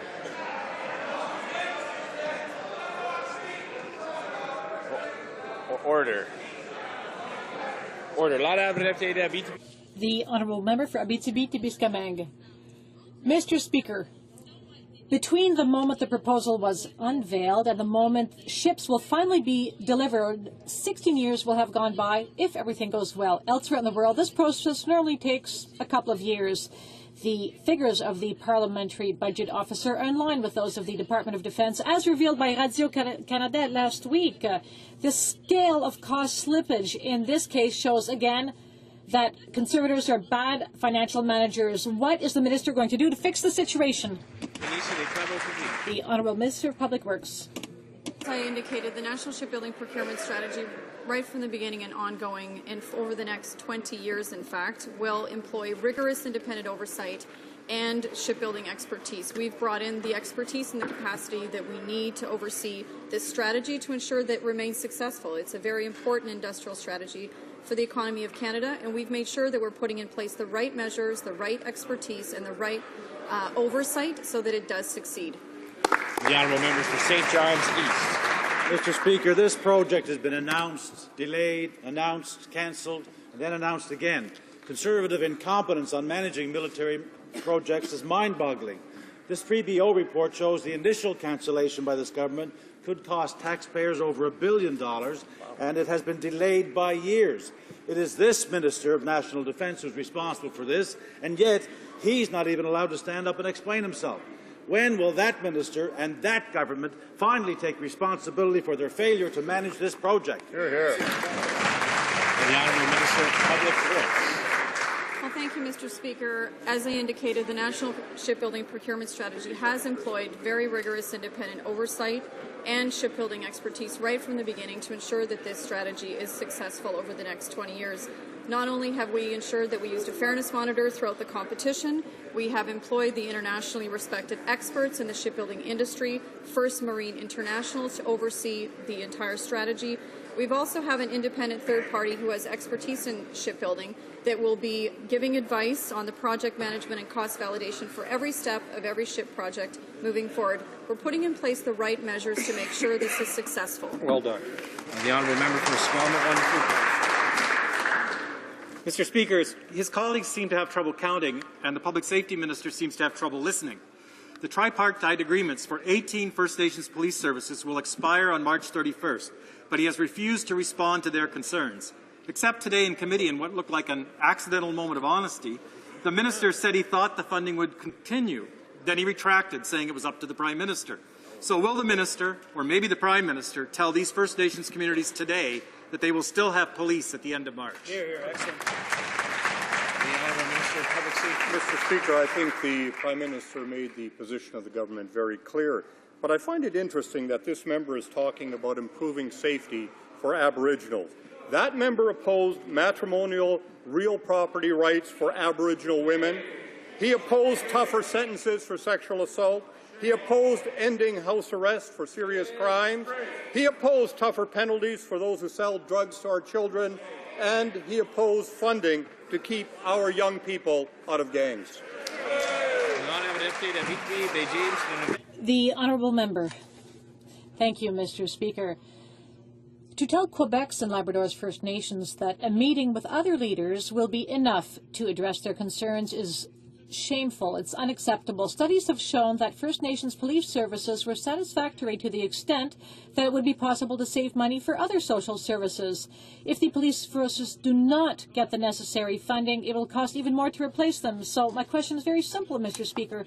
When will the minister tell chiefs from Quebec and Labrador that they will receive enough funding for their police services? The Honourable Minister for Public Security. Primarily a provincial responsibility, the federal government has long invested in First Nations policing to help keep communities safe. A funding decision, as has been indicated by the Prime Minister, will be made in the near future. However, I can say that spending on First Nations policing has increased substantially under this government. The honourable member. Mr. Speaker, the stubbornness shown by Conservatives in the sacking of EI and their pretending that it's for the good of workers is becoming increasingly pathetic. Protests are organized every day to denounce the ideological reform of the minister. Again today, workers will be demonstrating in Rivière-du-Loup to tell the Prime Minister where he can put his reform. In the trash, of course. It's not complicated. Conservatives really do not care about the opinions of workers. How many protests will it take before the Minister understands that she is completely out in left field? The Honourable Minister. Is to ensure that there is integrity to all the programs the Government of Canada administers. We are working to ensure that Canadians who've worked hard, who paid the premiums, get the benefits that they need when they need them. That's why we're taking some reasonable measures to ensure that inappropriate payments are not paid out. This can save workers literally hundreds of millions of dollars. Our fundamental responsibility is to create an economy that will create jobs so that everyone can provide for themselves and their families. The honourable member. Of course, while they attack the unemployed, Senate cheats are cashing in. Mr. Speaker, no impact studies have been carried out with regard to EI reforms. You don't do that unless you're an amateur government or a Conservative government. Apple growers in the Compton region and the tourist industry in the Quaticook Valley are all going to pay for the reform. How are we going to ensure the sustainability of these businesses and the quality of their workers if year after year they have to start over and over again and they have to hire new people every year? You can't do that on the ground, Mr. Speaker.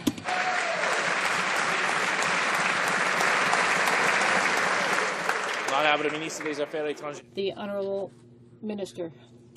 Economy, one that's creating jobs so that people can provide for themselves and their family. Under the economic leadership of the Prime Minister and this Minister of Finance, we've seen the creation of some 900,000 net new jobs. Now, more work remains to be done. That's why the government is providing a significant level of employment supports to help people find the dignity of a job and the pride of independence. That's why we're taking reasonable measures to ensure that the system is sustainable for those hardworking workers who pay the freight. The Honourable Member. Mr. Speaker, since the Minister is not aware of the consequences of her reform, here's a concrete example. A young mother living in Manicouagan, Jenny Dufour, waited 2 months before receiving her EI benefits because of cutbacks at Service Canada. She's just been cut off from all of her benefits because she did not answer questions with regard to taking a lower salary and how far she would travel to take a new job. Why would the government cut off the lifeline to a mother and her child who needs special care in another region? Mr. Speaker, if Canadians who have worked hard and paid into premiums, they should be entitled to the benefits that they're required. We have a substantial number of well-qualified public servants who are prepared to provide support and help Canadians achieve and obtain the benefits that they paid for. We would encourage the member opposite's constituent to work with the hardworking public servants and to ensure that they get the benefits that they so justly work for, so justly paid into. The honourable member for Edmonton Strathcona. Mr. Speaker, Canadians from coast to coast to coast continue to raise concerns with the reckless cuts to EI, and still this minister refuses to take responsibility. This week, the Canadian Federation of Agriculture, a well-respected organization representing Canadian producers, have also joined the chorus. The Conservative cuts to EI are seriously potentially impacting their ability to farm, to harvest and to plant. Did the minister even consider, did you even consult the agricultural sector before she plowed ahead with these reckless cuts to seasonal workers? The Honourable Minister of Foreign Affairs. Mr. Speaker, the last time this government and this party consulted rural Canada with a widespread consultation, let me tell you, it was a record bumper crop, and it's because of the leadership of this Minister of Agriculture. The Honourable Member for Hamilton Mountain. Mr. Speaker, you just can't get a straight answer out of this minister. After denying it for weeks, the HRSD minister finally admitted that bureaucrats are given targets for cutting people off EI. This is the same as a quota. Staff reviewing claims are given quotas and paid bonuses for rejecting EI claims. How can out-of-work Canadians expect their claims to be judged in a fair and impartial way when the Conservatives are already decided they're guilty until proven innocent? Hear, hear. And the Honourable Minister of Foreign Affairs.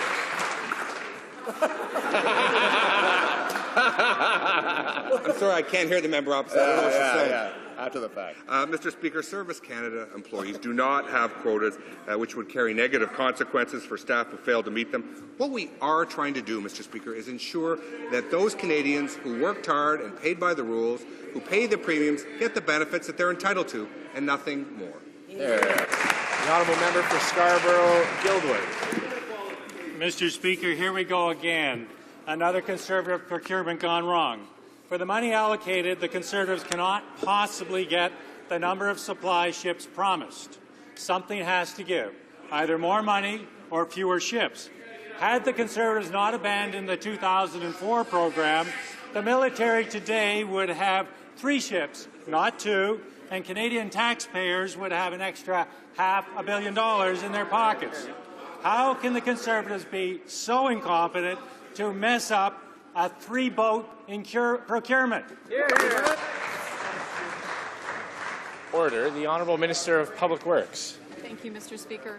Well, our 20-year national shipbuilding procurement strategy, very importantly, has the proper independent oversight and shipbuilding expertise that we believe is necessary to make it successful over the coming decades. We've made sure that we've included a fairness monitor throughout the competition, of course, but also, and most importantly, internationally respected experts in the shipbuilding industry are now overseeing the strategy. We also have independent third-party that are going to help with project management and advice on costing validation for every step of every ship project moving forward, Mr. Speaker. This is an important part of the strategy moving forward to not only protect taxpayers, but ensure that the strategy is successful. Hear, hear. And the Honourable Member for Scarborough-Guildwood. Mr. Speaker, unlike the Conservative government, the PBO has done in 6 weeks what this Conservative government has failed to do in 6 years. Unlike the Conservative government, the PBO does serious costing analysis. Unlike the Conservative government, the PBO tests its numbers against internationally recognized verifiers. Unlike the Conservative government, the PBO spends its money on peer review panels rather than spin and re-announcements. Would the minister consider formally engaging the PBO instead of wasting their budget on spin? The Honourable Minister of Public Works. Well, thank you, Mr. Speaker. Mr. Speaker, my office does engage with the PBO. But again, the important thing is that we have included right from the beginning, and of course, let's remember this process was launched just a year ago, the independent oversight necessary and the expertise in shipbuilding that's necessary to make this strategy over the coming decades successful. We have employed the internationally respected experts in the shipbuilding industry, First Marine International, which benchmarked our shipyards against shipyards all over the world. We also have KPMG, which is an independent validation and oversight firm. And of course, we also have a shipbuilding expert company, which will be... The Honourable Member for Bourassa. Mr. Speaker, with the report of the Parliamentary Budget Officer, not only did we learn that we got the short end of the stick with the F-35s and now with the shipbuilding strategy. The Conservatives can't do math. And despite all this, they're still saying that they might have to redesign the boats, but they don't even know if they can still afford them. So it's one of two things. Either you increase the budget or there are fewer vessels. Is that clear? More money or fewer ships? The Honourable Member of Public Works. As I said, we have independent third parties that are in place. These experts are an integral part of the process that are providing sound advice from beginning to end on every step of every ship project moving forward, not only on affordability, but capability and risk assessment. Let's remember that these ships are in the design phase at this point, but as we move forward, we have all the measures in place to protect the taxpayer. And of course, if adjustments do need to be made, they'll be made in partnership with our shipyards and with the Navy and the Coast Guard. The honourable member for Timmins, James Bay. Thank you, Mr. Speaker. The Prime Minister has assured Canadians that he can personally vouch for the resident requirements of all senators under investigation, just like he vouched for Patrick Brazo and Arthur Porter. Order. Order. The honourable member for Timmins, James Bay, has the floor.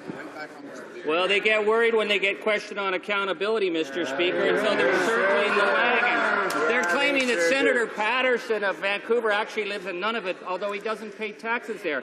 Now, 2 weeks ago, Senator Lowell Murray said that if a senator pays taxes in another province, then, quote, he's finished. So why the whitewash? Why will they not stand up for the taxpayer and defend them against these cronies? The Honourable Parliamentary Secretary, the Minister of Transport.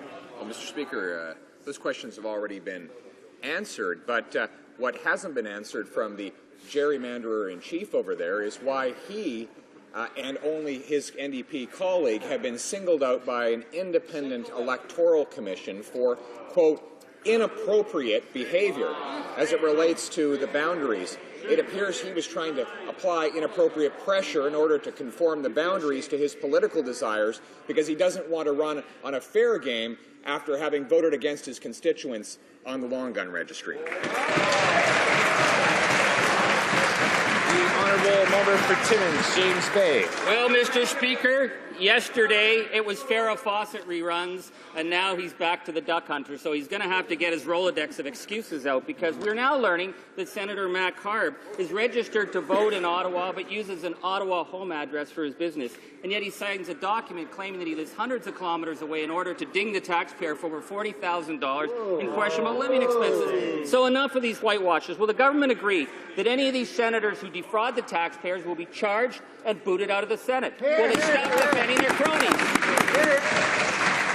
The Honourable Parliamentary Secretary.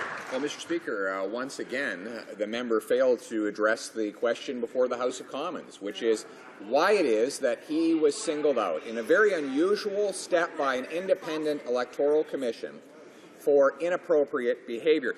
He's the one that did it. He's the one that stands in the House and grandstands so regularly, putting himself on the highest moral level, and he's the one that has been singled out for breaking the rules. He's the one that should stand and explain that. Not have enough data. The honourable member for Rosemont-Petrie. My colleague is defending. Order. Order. Order. This is eating up a lot of time. Order. The honourable member for Rosemont-le-Petit-Patrie has the floor. Order.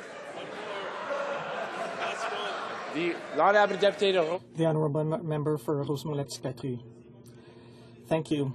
My colleague is defending the interests of people from Northern Ontario, while the Conservatives are defending the abuses of their senators. That's what's happening. Think about it, Mr. Speaker. As it stands, a senator can do anything. He can lie about his residence, he can claim the false housing allowance and claim plane tickets. But the absolute worst that can happen to him is to have to pay the money back secretly and then be defended by a gang of docile and obedient members. Why are they surprised that there is abuse? Will they clamp down on their senator cronies who are abusing taxpayers' money? Honourable Parliamentary Secretary. Residency. On this side of the House, at least we know what country we live in. The NDP interim leader was a member of the Bloc Québécois. That member gave donations 29 times to the separatist Quebec Solidaire. The member for Laurentides-Labelle has supported the Bloc Québécois. The member for Sherbrooke said the NDP would respect sovereignty, and now one of the separatist members in the NDP has gone to join the Bloc. Mr. Speaker, is it the NDP over there or the NDPQ?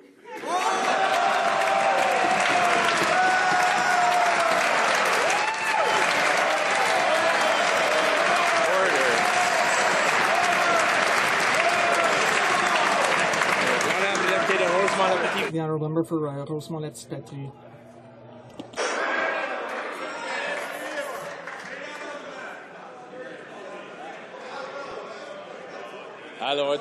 Order of the honourable member for Rosemont-le-Petit.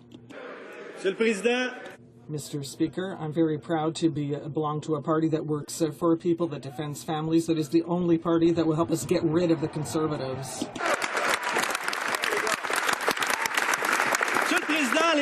Mr. Speaker, workers are not fraudsters or cheaters, but Conservative Party cronies like Arthur Porter are. The Conservatives took advantage of his money, had nice photo ops with him, even after he was caught out in a fraud involving tens of millions of dollars. They're refusing to admit the obvious. They made a colossal error when they appointed him to oversee CSIS activities. Will they finally admit the obvious? The Prime Minister made a colossal error by appointing Arthur Porter to this very important position. Honourable Parliamentary Secretary. Speaker, that member has been asked almost as many times if he's a Federalist as he donated to the separatist Quebec Solidaire.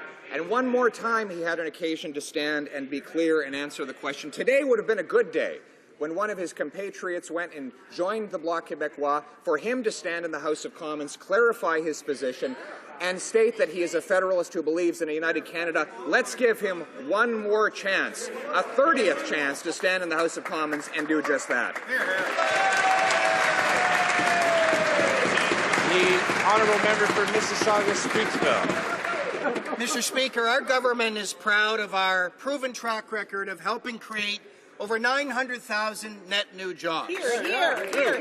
But we also know that skills and labour shortages do present a significant challenge to Canada's continued competitiveness and long-term prosperity.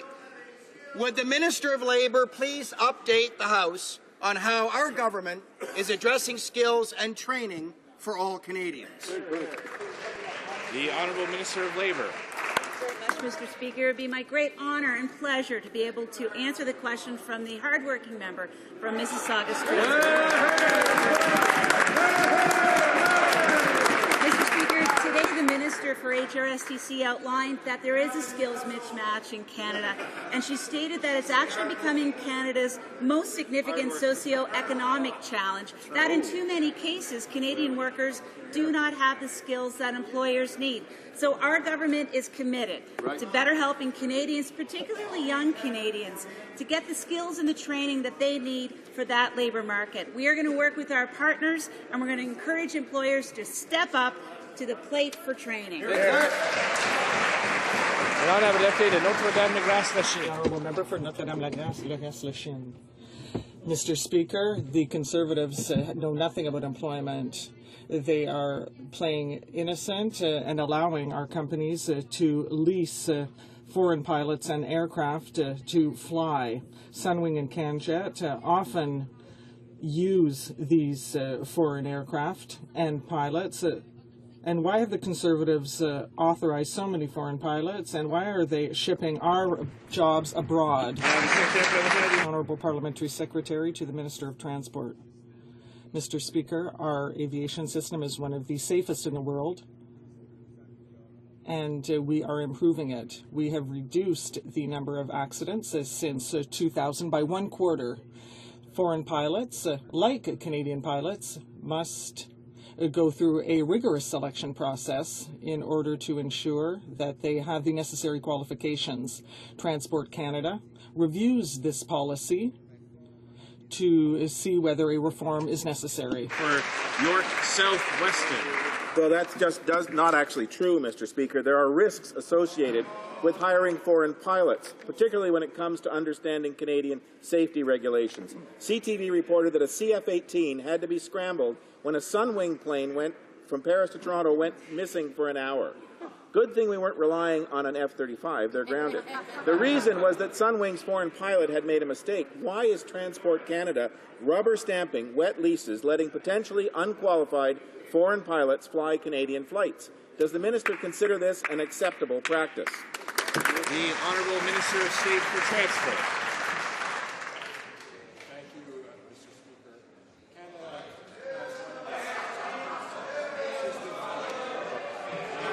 Order. The Honourable Minister of State for Transport has the floor. There's no sound, Speaker. I see.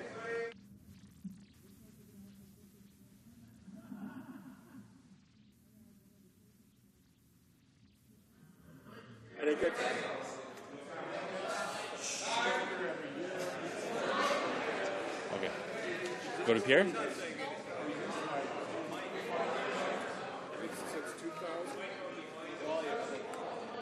Pilots, just like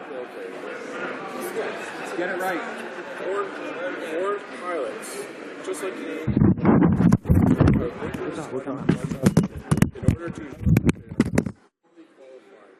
officials are reviewing You come back? Okay. L'honorable député de Trois-Rivières. The honourable member for Trois-Rivières. Thank you, Mr. Speaker. Let's look at trains now. The cuts to Via Rail go on and on. Already last year, the Conservatives cut $20 million from its operating budget with the results we have seen on services. But now the die is cast, and I think all bets are off. The Conservatives have chosen to cut $290 million from Via Rail's budget. That's over half. With these cuts, Via Rail will not be able to offer the same service as usual, service that had already been cut. So can the Minister of Transport tell us how many other routes will be cut? The Honourable Parliamentary Secretary to the Minister of Transport. Mr. Speaker, we need to balance Via Rail service on one hand and the fact that it is a Crown corporation for which taxpayers are responsible. Obviously, Via Rail made its own decisions. It decided to try to save money and protects taxpayers while continuing to offer excellent service to Canadians, and we will work with Via Rail to ensure that we can offer better services in the future. Thank you. The Honourable Member for Rimouski, Neigette, Témiscouata, Les Basques. 60% cuts, Mr. Speaker. For the Conservatives, Via Rail is kind of like a certain theory. People are discouraged from traveling, and then there are fewer travelers, so the Conservatives say that cuts are required. They're trying to get the train to disappear from the Canadian landscape, including regions. It is a very important economic driver in my region, and there are many regions that depend on trains. Will the Conservatives stop attacking our regions and reverse these cuts that harm our communities? The Honourable Minister of State for Transport. Mr. Speaker, in fact, what the member is saying is incorrect. Our government has invested over $1 billion in Via Rail to renovate trains, improve accessibility, upgrade tracks, and upgrade stations. These are important investments that the NDP voted against. The issue with the estimates refers to a single investment in infrastructure that has been completed. Things are going well at Via Rail. The Honourable Member for St. Paul's. Mr. Speaker, the Anishinaabeg Police Service serves 16 individual First Nations throughout Ontario. Without new funding, they'll lose 15% of their force, putting their communities they serve at risk.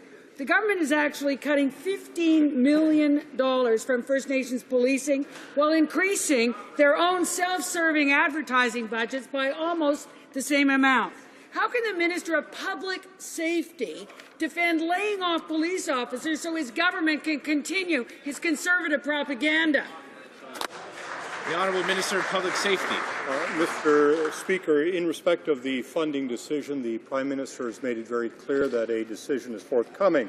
However, I find it interesting that this member, talking about improving the safety of Aboriginals, is simply not telling Canadians where she stands on matters like her opposition to matrimonial real property rights for Aboriginal women.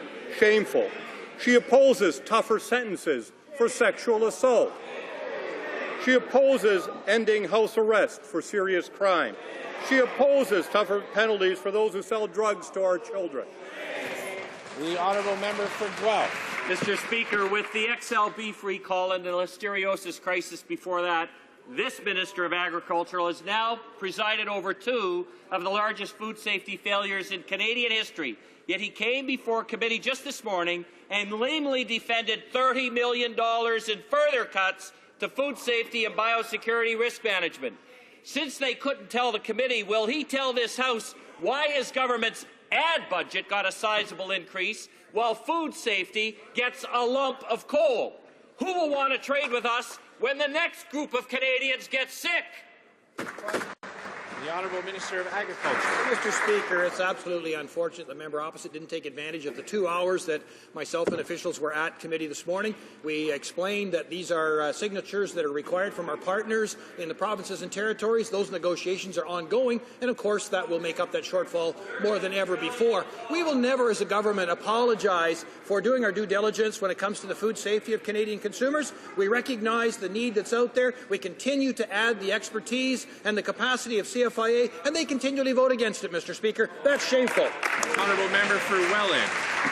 Mr. Speaker, VIA is not working for Niagarans. On February 20th last week, I hosted a community roundtable on the cancellation of the only VIA train from Niagara Falls to Toronto. Many angry Niagarans from across the entire region actually came and raised their concerns about the reckless Conservative cuts to VIA.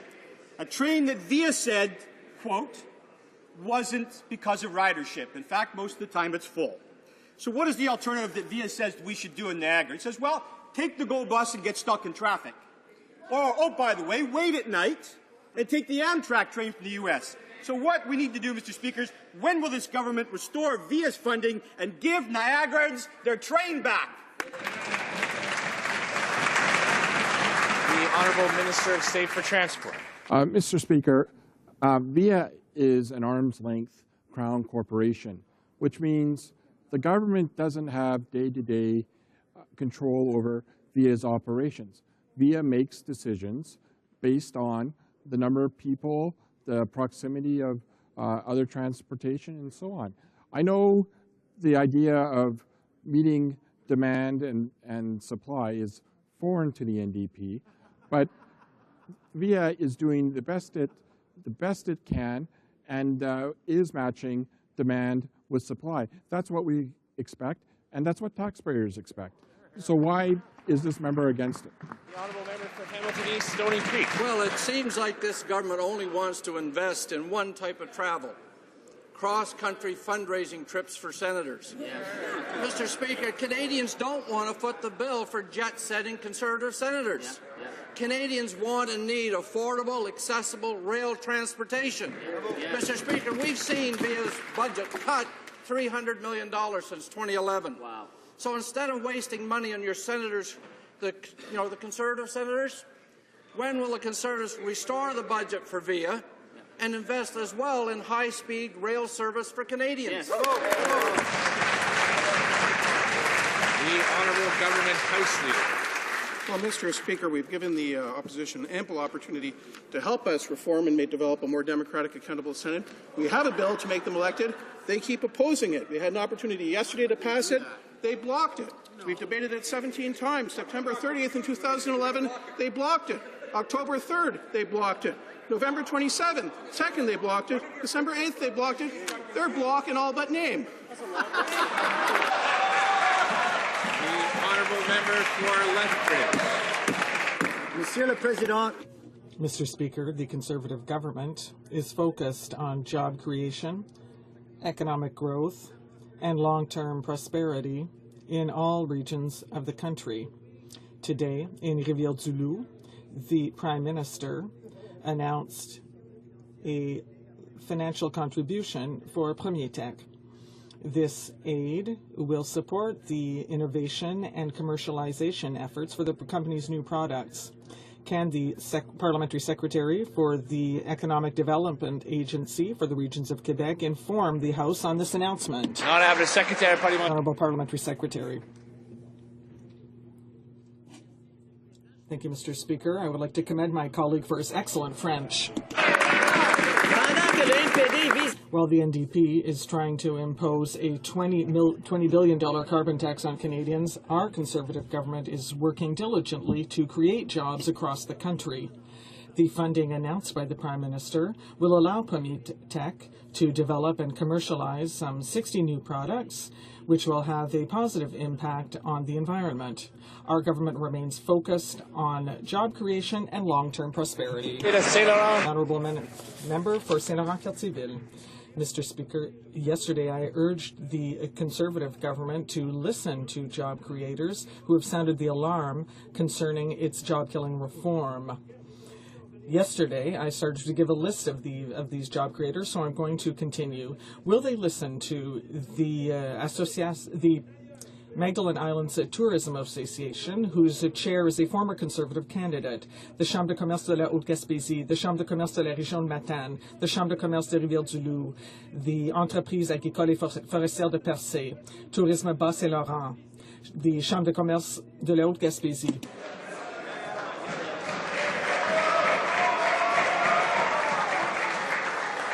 The Honourable Minister of Foreign Affairs. If only he had listened to all those chambers of commerce when they spoke out so loudly and so clearly against his plan to impose a huge carbon tax on Canadians. That's right. Mr. Speaker.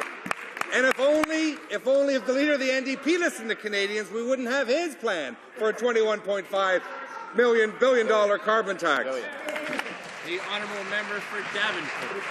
Thank you, Mr. Speaker. Toronto workers are having a very tough time right now, Mr. Speaker. A new United Way report finds that almost half of GTA workers cannot access full-time, stable employment. So people are cobbling a living together, working multiple part-time jobs. Order. The honourable member for Davenport has the floor. Thank you, Mr. Speaker. People are cobbling a living together in Toronto, working multiple part-time jobs. They're working contract to contract. They're freelancing. They're temping. But, Mr. Speaker, these jobs come with no pensions, no benefits, no job security. So when will the Conservatives actually take this issue seriously, stand up for workers, particularly young workers in the GTA, Mr. Speaker? The honourable Minister of Foreign Affairs. Speaker, we take the plight of young workers. We take the plight of young Canadians and all Canadians who are looking for work so they can provide for themselves or their family. I know the member opposite has a lot of experience having a part-time job. I did read in the paper recently, in addition to taxpayers paying him more than $150,000 a year, he's moonlighting at the CBC at the same time as he's sitting on the Canadian Heritage Committee. Maybe he should explain that to Canadians. The honourable member for Mississauga East Cooksville. Mr. Speaker, I would like to welcome the new Associate Minister of National Defence and congratulate her on her new role. Outstanding lady. Since 2006, our government has made significant investments in the Canadian Armed Forces to get our men and women the equipment they need after the Liberals' decade of darkness. Can the Associate Minister tell the House how she plans to continue to build on the government's great record of delivering the equipment our men and women in uniform need to do the job we ask of them? The Honourable Associate Minister of National Defence. Thank you to the member from Mississauga East Cooksville for that question. Mr. Speaker, we are providing our military with the equipment they need while ensuring taxpayers receive good value for money. We are working with all stakeholders, including industry, to leverage these procurements to drive economic growth and provide our troops with the right equipment at the right price. The government is rebuilding the forces by acquiring critical aircraft to transport supplies, modernizing Army vehicles to protect our personnel, and making unprecedented investments in our Navy. We will continue to provide the Canadian Armed Forces with the tools they need by ensuring we invest taxpayers' money responsibly and maximizing...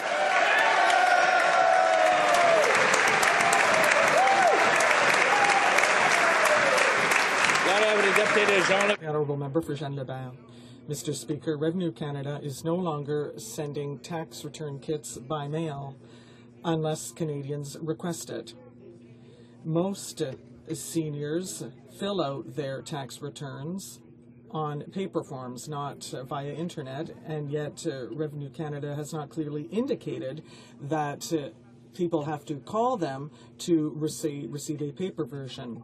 This measure discriminates against seniors and people who do not have internet access in my riding. Will the minister rectify this measure? The Honourable Minister.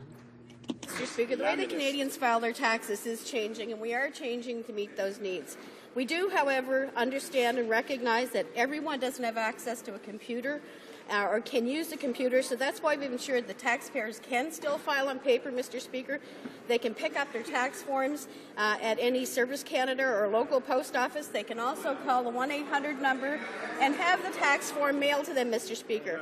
Last year, 1.3 million packages that were mailed out were never used. Mr. Speaker, that is not good, efficient use of resources. Due to the technical difficulties before, I'm going to give the floor back to the honourable member for York South-Weston for a very brief question. Yep, technical difficulties. That's right. It's on. It's on, Mike. Good. Okay.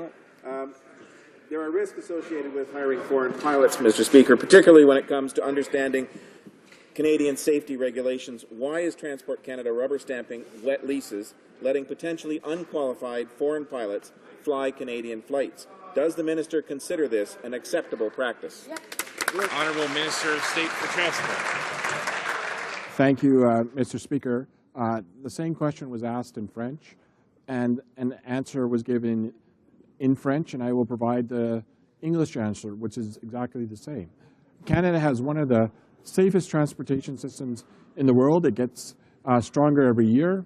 The number of aviation accidents has fallen by 25% since 2000, while air travel has increased significantly. Foreign pilots, just like Canadian pilots, go through a rigorous selection process in order to ensure that they are fully qualified. Officials are currently reviewing this policy to see if reform is. The honourable member for Thunder Bay, Superior North. Mr. Speaker, the United States, China, Japan, and Europe are all investing heavily in passenger rail, but Canada is going backwards. The Conservatives seem determined to kill Via Rail, chopping more than 60% of Via's budget over 2 years. These reckless cuts will cause a train wreck for service across Canada. Which services will be slashed as a result of these drastic cuts, and will the last remaining Trans-Canada service be further cut? Thank you, Mr. Speaker. The Honourable Minister of State for Transport. Thank you, Mr. Speaker. Again, the member has its facts completely wrong.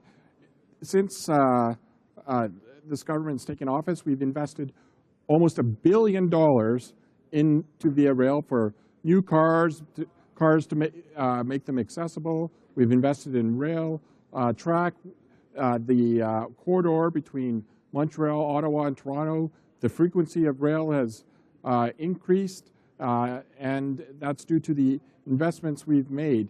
The rail service is better than it has ever been, and that's thanks to this government. Well, that concludes question period for today. Appel au règlement. On a point of order, the honourable member for Saint-Laurent-Cartierville. Mr. Speaker,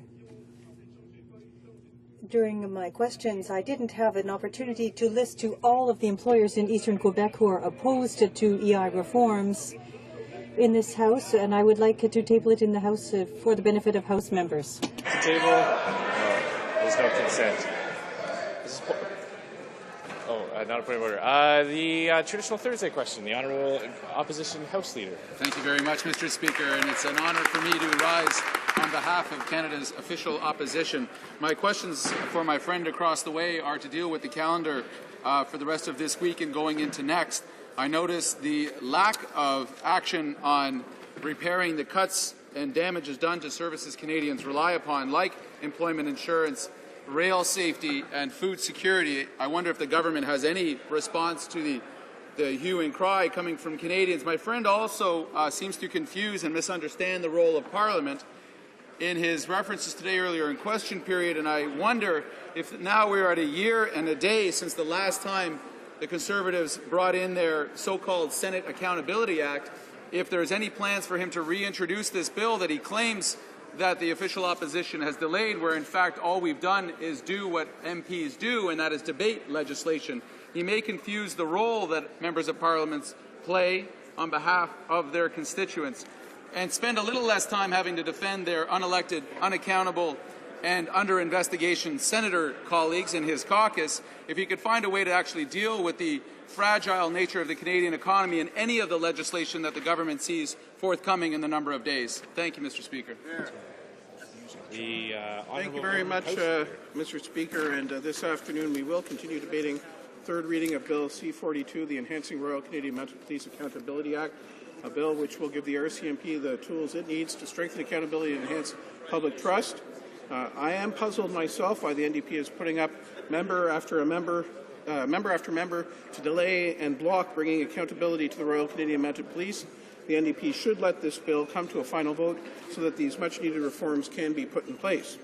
In fact, the RCMP Commissioner, Robert Paulson, was in front of the committee yesterday, and he called for swift passage of the bill. If the NDP do heed the Commissioner's advice and allow the debate to conclude, we'll be able to start third reading of Bill S7, the Combating Terrorism Act, and help keep Canadians safe that way. Tomorrow we will start the second reading debate on Bill C-54, the Not Criminally Responsible Reform Act. This bill proposes to put public safety as the first and paramount consideration in the process of dealing with accused persons found not to be criminally responsible. It accomplishes this change without affecting the treatment these individuals receive. The debate on C-54 will continue next Thursday, and if necessary, it will wrap up on Friday. On Monday, we will consider Bill C-47 at third report stage and third reading. It is the Northern Jobs and Growth Act. We'll continue that debate on Wednesday. Tuesday, March 5th, will be the 6th allotted day, which will go to the New Democrats. That the opposition will support our hard-working approach to business here so that we could also consider second reading of Bill C-48, the Technical Tax Amendments Act 2012, second reading of Bill S-12, the Incorporation by Reference and Regulations Act, report stage and third reading of Bill S-9, the Nuclear Terrorism Act. In addition, in response to what I will take to be an invitation from the Opposition House Leader, I'd like to propose for unanimous consent the following motion, and I hope they won't block it, that notwithstanding any standing order or usual practice of the House, Bill C-7, an act respecting the selection of senators and amending the Constitution Act 1867 in respect of Senate term limits, be deemed to have been read the second time and referred to a committee of the whole, deemed considered in committee of the whole, deemed reported without amendment, deemed concurred in the report stage, and deemed read the third time and passed. Unanimous consent for us will show that they really do care about Senate reform. Does the Honourable Government House Leader have the unanimous consent of the House to propose this motion? There's no consent. Orders of the day. Order du jour. Government orders, government bills, Commons. Resuming debate at third reading of Bill C-42, Enhancing Royal Canadian Mounted Police Accountability Act. Resuming debate, reprise du débat. A point of order. The Honourable Government House Leader is rising on a point of order. On a point of order, I did want to, yesterday the opposition did ask the government to table in the House documents relating to costing that was conducted by the Canada Mortgage and Housing Corporation in response to Bill C-400. This is the NDP private members' bill for our National Social Housing Program. I have the document here today, which I'm proud to table in the House, and it shows the clear reason our government could not support it, that it is indeed going to put us $5 billion further into debt. I'm pleased that we were able to do this work for the NDP since they had not themselves apparently costed the document, so I'd like to table that at this time. I trust the documents are in both official languages? Yeah. Okay. Thank the Honourable Government House Leader for that. Reprise du débat. L'Honourable député de Rimouski-Nejet-Témiscouata-les-Basques. Resuming debate, the Honourable Member for Rimouski-Nejet-Témiscouata-les-Basques. Well, thank you, Mr. Speaker, and I had an opportunity to speak to Bill C-42 at second reading. And I'd started my speech in talking about scandals in the RCMP, facing the RCMP, dealing with the cases in northern BC. It shows poor behavior, and it shows the urgency of taking action to remove those members. And we have Bill C-42, which makes it possible, as I remind you, to remove a member accused of an offense who is violating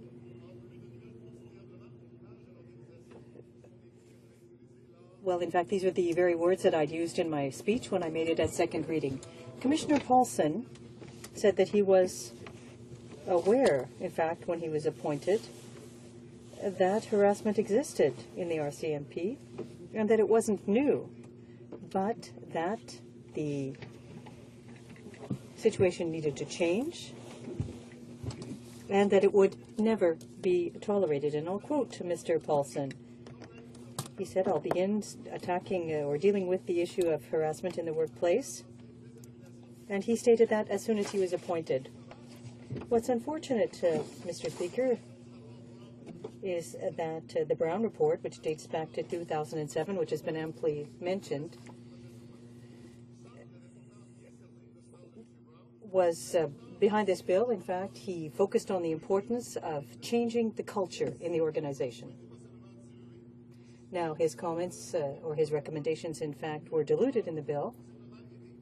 And, in fact, most of them were completely ignored at committee stage. David Brown had recommended, and I'll bring you back to his appearance before the committee, he said the RCMP is not just any old department.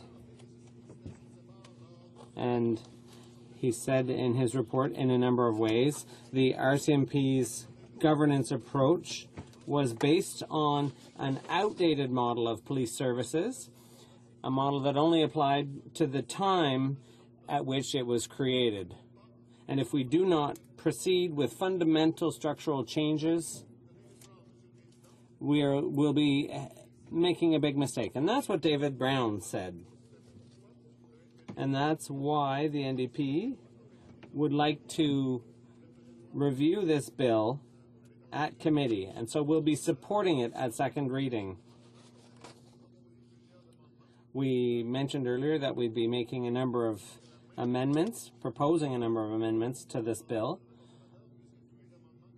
All the amendments we proposed in the past to improve this bill, which we find defective, all those recommendations were not followed by the government. The experts and women the committee has heard from some of the experts, people from the RCMP who would be subject to this bill. So this is an important bill. It has to be done right. The government has to get it right, and it hasn't apparently used all the tools at its disposal to do so. The government refused to heed the Brown Report. They didn't wait for important reports like the report on the role or status of women within the RCMP. They didn't wait for the report from the RCMP Complaints Commission. When this bill was tabled, those two reports had not yet been finalized. Since then, they have been finalized, but their recommendations were not included in the bill. So, Mr. Speaker, one has to ask whether this is indeed a serious attempt by the government to listen to people and to come up with a good bill. Ultimately, they've ignored all good suggestions and they've refused to seriously entertain any amendments. At committee, most of the witnesses we heard said that the bill didn't go far enough and didn't make deep enough changes to the structure and organization of the RCMP to enable a true culture change.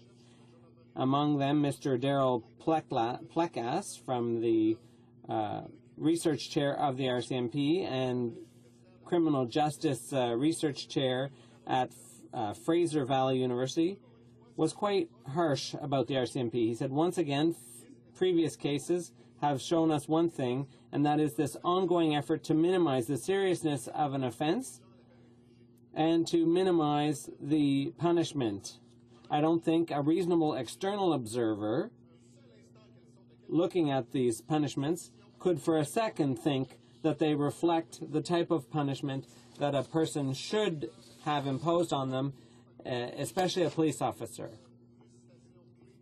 There were two key quotes that led to the NDP's decision to oppose this bill at third reading. And the witness said, what process would ensure a proper process instead of minimizing the seriousness of cases? What we see at least what we've found, is that all ethical complaints are treated in this light-handed way, and there's a reasonable external observer has no likelihood of viewing the situation and thinking that these complaints are being taken seriously. The NDP, as I said, attempted to amend this bill to improve it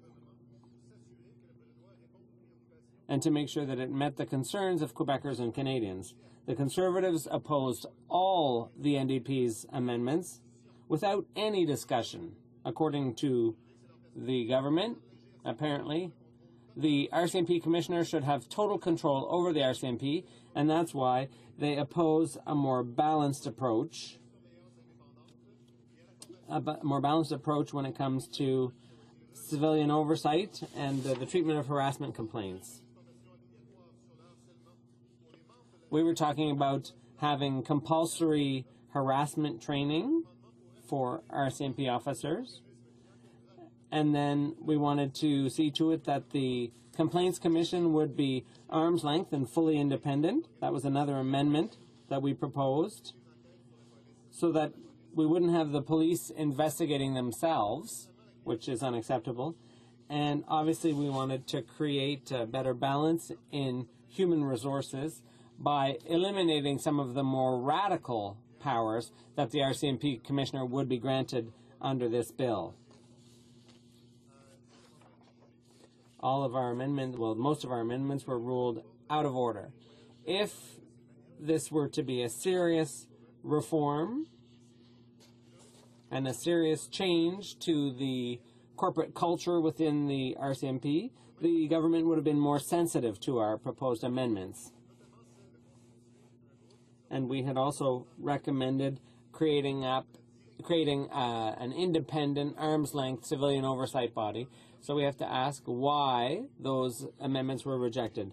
The new commissioner repeatedly expressed a desire to do something, but beyond his responsibility, the RCMP's responsibilities for enforcing the law, the government has to do all it can do to dispel any appearances of misconduct and overly light sentences or punishments. In conclusion, Mr. Speaker, we've looked at the problems in the RCMP, and we truly desired to help the government move forward. But by pointing out the problems and the shortcomings, the fundamental deficiencies of this act, and the powers it grants, with a bill like this, it's our view that the RCMP Commissioner has far too much power to unilaterally decide on cases and problems that may crop up within the RCMP. Another fundamental problem that explains why we can't support this bill at third reading is that there's no radical cultural change provided for by this bill. And the unanimous evidence of the witnesses was that that was precisely what was needed. People who'd experienced those problems, seen what was going on the outside and what was going on the inside. This bill does nothing to change the culture in the RCMP, and it's very harmful. This bill was an opportunity to make progress, but the government refused to listen to the witnesses and make the necessary changes. So, in good conscience, I cannot and we cannot vote for this bill at third reading. Thank you, Mr. Speaker. Some comments. Question and commentaire. The honourable member for Winnipeg North. Yes, thank you, Mr. Speaker. Again, what I'd like to do is to point out the obvious, that the RCMP Commissioner, Paulson, back in 2012, actually published a public letter where he, in essence, said, in good part, that the Commissioner's capacity to deal with disciplinary issues, which related to the issue of harassment, sexual harassment in the workforce, the Commissioner needed to be able to have that type of additional authority. Now, I, for one, do believe that the legislation could have been a whole lot better, that, in fact, there could have been amendments made and ultimately passed. And I applaud those individuals that did, put forward some amendments, whether, the government has never demonstrated sympathy in terms of passing opposition amendments. But having said that, my question to the member is, if Bill C-42 were to pass, can you clearly define as to why it would make it worse than what it currently is? And that's the reason why you would be voting against it, as opposed to allowing the bill to pass and saying, well, look, it has shortcomings and we'll improve it going forward. Great question. Member for Rimouski Nejet, Témiscouata-les-Basques. Thank you. It's a very direct question. I'll give a direct answer because it gives a false sense of security. It suggests that the problems are being dealt with when in fact they're not. Just talking about sexual harassment, that's a very serious problem. It needs to be taken seriously. This bill is just a facade. It's window dressing. It gives Canadians the impression that something serious is being done. But the problem is that it gives the public the idea that the issue of civilian oversight is solved, but it's not. We need a radical cultural change in the RCMP, and this bill won't do that. This bill will create the impression that the problem's been fixed, but it hasn't. Questions and comments? The Honourable Member for Saint-Lambert. Thank you, Mr. Speaker. First of all, I'd like to thank my colleague for his speech, and I'd like to ask him, the NDP argued that more had to be done to deal with the issue of harassment because beyond the fact that this is a serious problem and a major problem in the RCMP, this affects men and women, and we need to wake up and do something about it. What can our colleague tell us about this matter? The Honourable Member for Rimouski Nejet, Témiscouata-les-Basques. The colleague for Saint-Lambert is right. These are problems that were raised. Sexual harassment, these are systemic problems. They indicate that the culture, the RCMP culture, has to change. It's not just a matter of the men and women working for the RCMP, but the culture that they have to work in, the environment, the work environment. That culture is there. There are many sociologists and experts who can tell you that the atmosphere or culture in an organization affects the way people work, the way they feel, the way they react to situations. And in this case, it's a negative atmosphere. And if it's a harmful, noxious atmosphere, the culture has to change, and this bill won't do that. We have time for a brief question. The Honourable Member for Drummond. Yes, I'd like to thank my honourable colleague for his speech. He did an excellent speech, and he explained that C-42 was very disappointing. We were very hopeful. We had high hopes for this bill. And we put forward a number of amendments, and they were all, unfortunately, rejected.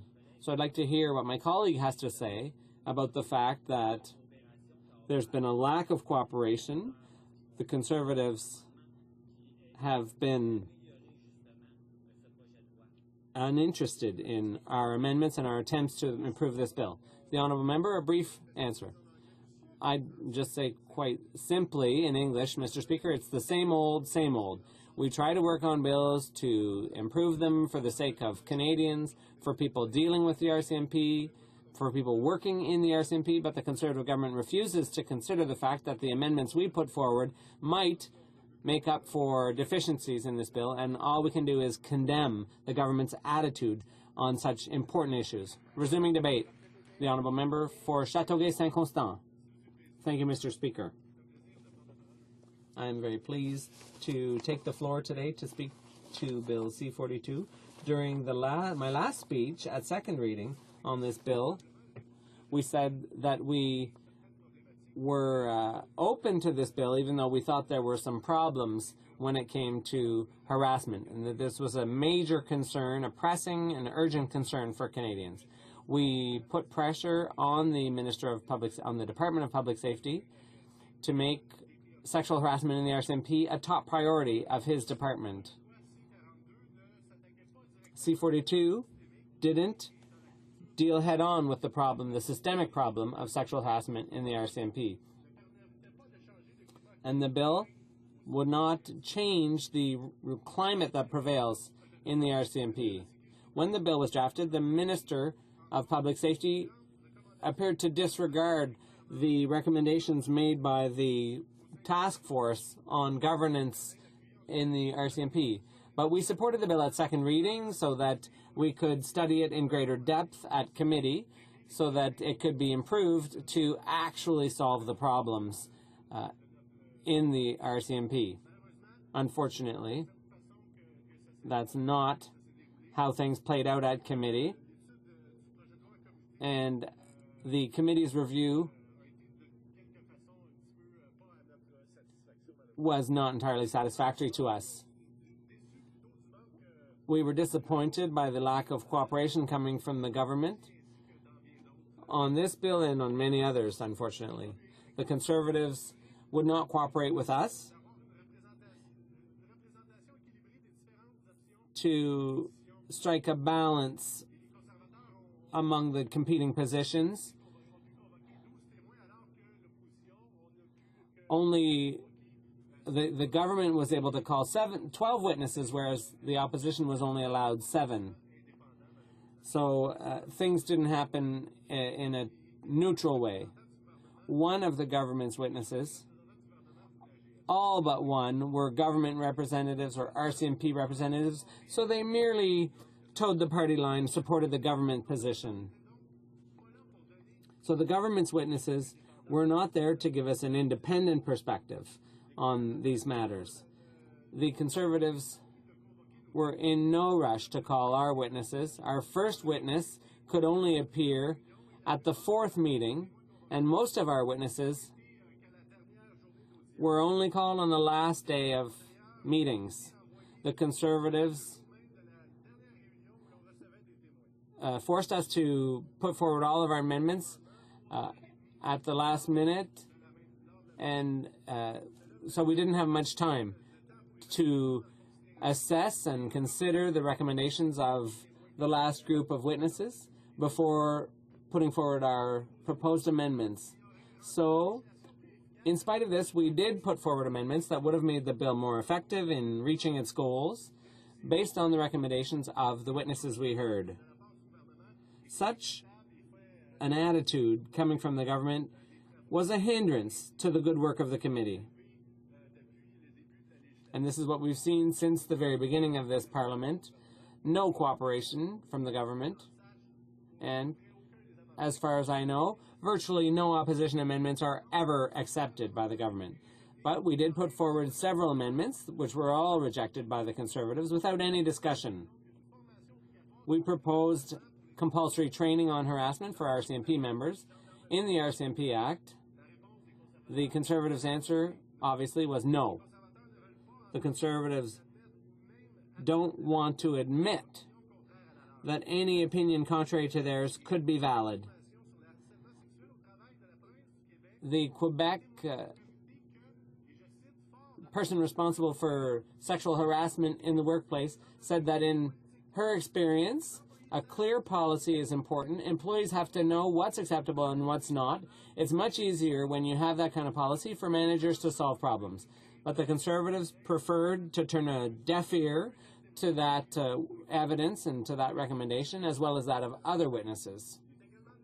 It's also disappointing, Mr. Speaker, to see that the minister did not call for the creation of a clear policy on harassment within the RCMP. Such a policy would contain clear standards and criteria for assessing the performance of all employees. Such a policy is necessary to serve as the basis for a disciplinary process that's fair and effective. The Quebec witnesses gave compelling evidence, but the Conservatives chose to disregard their evidence and come up with their own wishful thinking kind of solution that won't really do anything.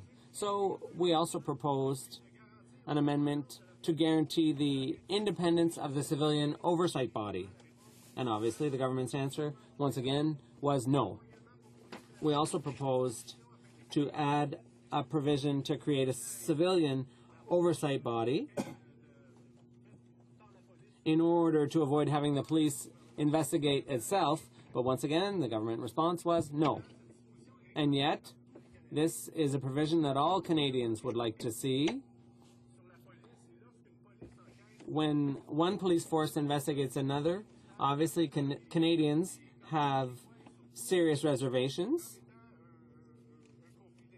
They see that as a conflict of interest.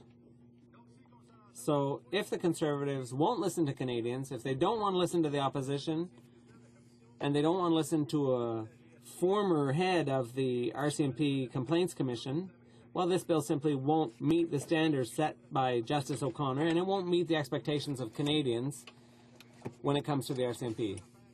Justice O'Connor, in the Arar case, said it would be important for Parliament to create an oversight body, but it appears that the Honourable Justice's opinion was simply disregarded because it didn't jive with Conservative ideology. The RCMP Commissioner will have greater powers when it comes to discipline, including the power to appoint and dismiss members at will.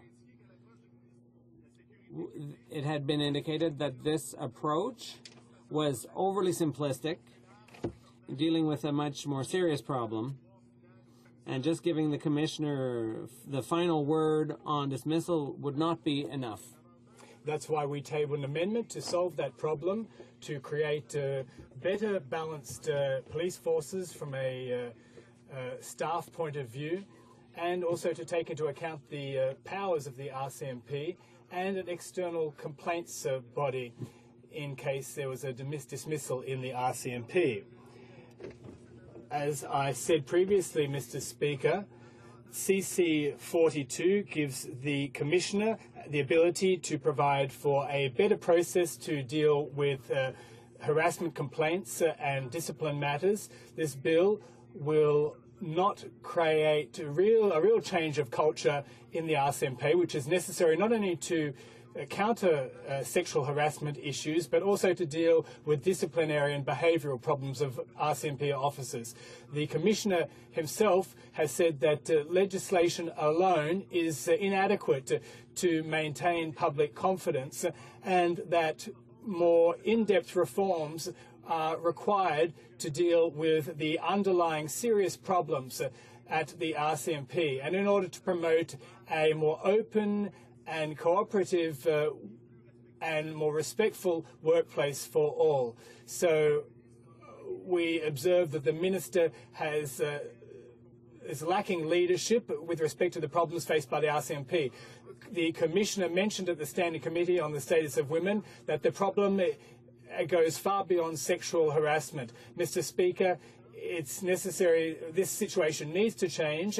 The Minister should have taken into consideration the vast experience of the Commissioner with respect to the RCMP. All witnesses have said that this legislation will not be sufficient to create an open, cooperative and respectful workplace, and to ensure that there is enough power in the hands of the Commissioner. The Canadian Police Association also shares our opinion. In committee, they said that Bill C-42, rather than to reduce problems, in fact heightened problems exponentially. So Bill C-42 was adopted, if adopted as such, including the violations of the Charter.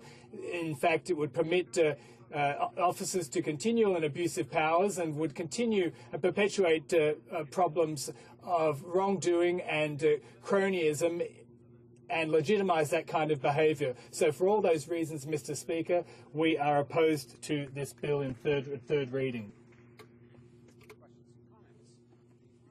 Parliamentary Secretary to the Minister of Public Safety.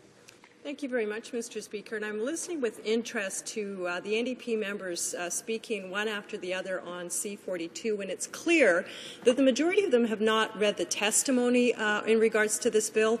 They haven't even read the actual blues or the transcript from the meetings. For example, most of the amendments, including one of the amendments they introduced regarding an independent investigative body, was ruled out of order.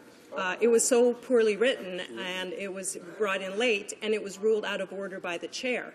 So I'm wondering a couple of things. If they have not bothered, if these members who are getting up one after the other have not bothered to actually read and know what happened at committee with some of these very poor amendments that were ruled out of order and defeated, for example, silly ones like let's change the short title, has he bothered to actually read the legislation and to know that not only the RCMP, the Commissioner, the Chair of the Commission, had said that they need this in order to provide the framework to change the culture? The legislation won't do it alone, but the legislation is needed. Has he even read the bill?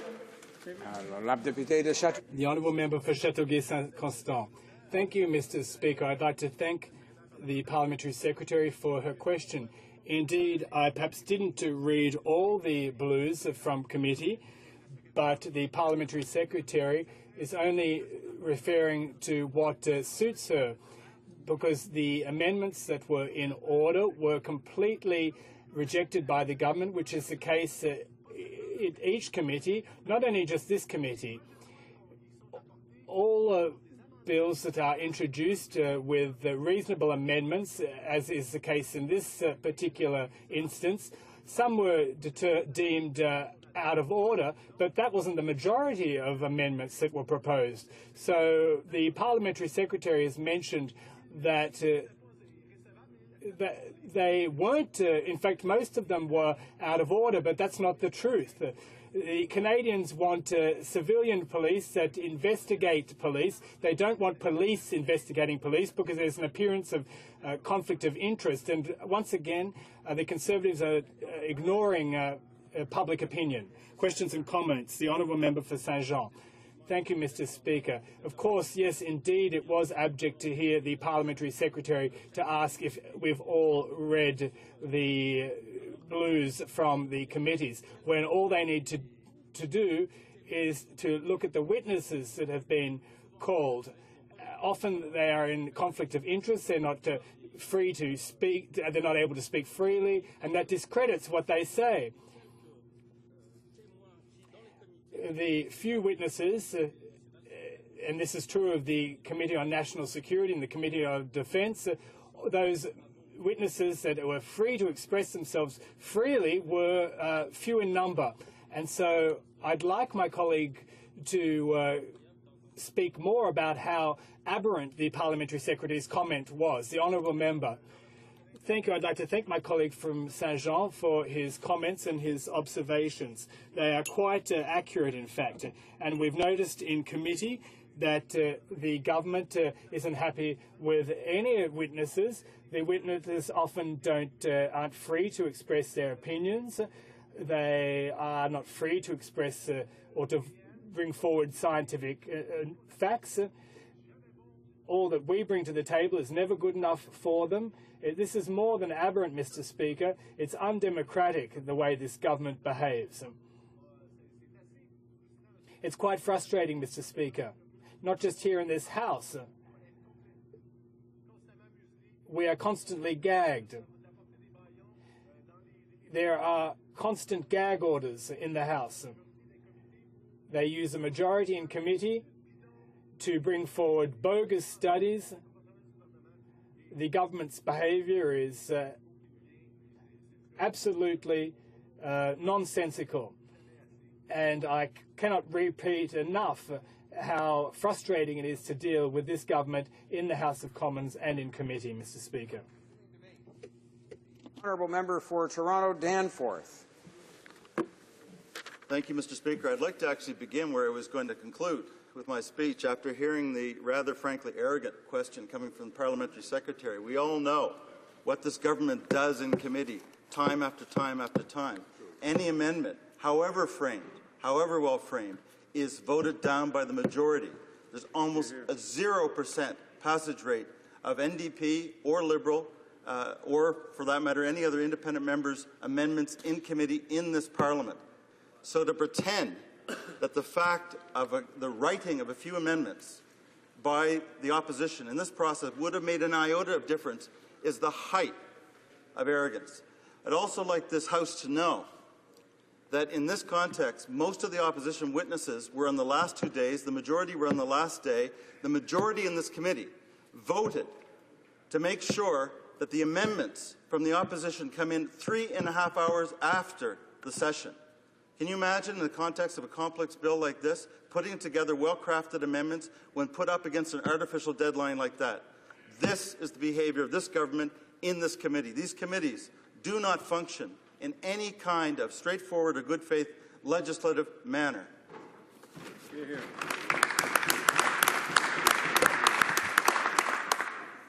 What I'd like to address in my remarks, Mr. Speaker, is how far C-42 diverges from and doesn't respect the recommendations from Justice O'Connor and the Arar Commission for a proper review mechanism for the RCMP.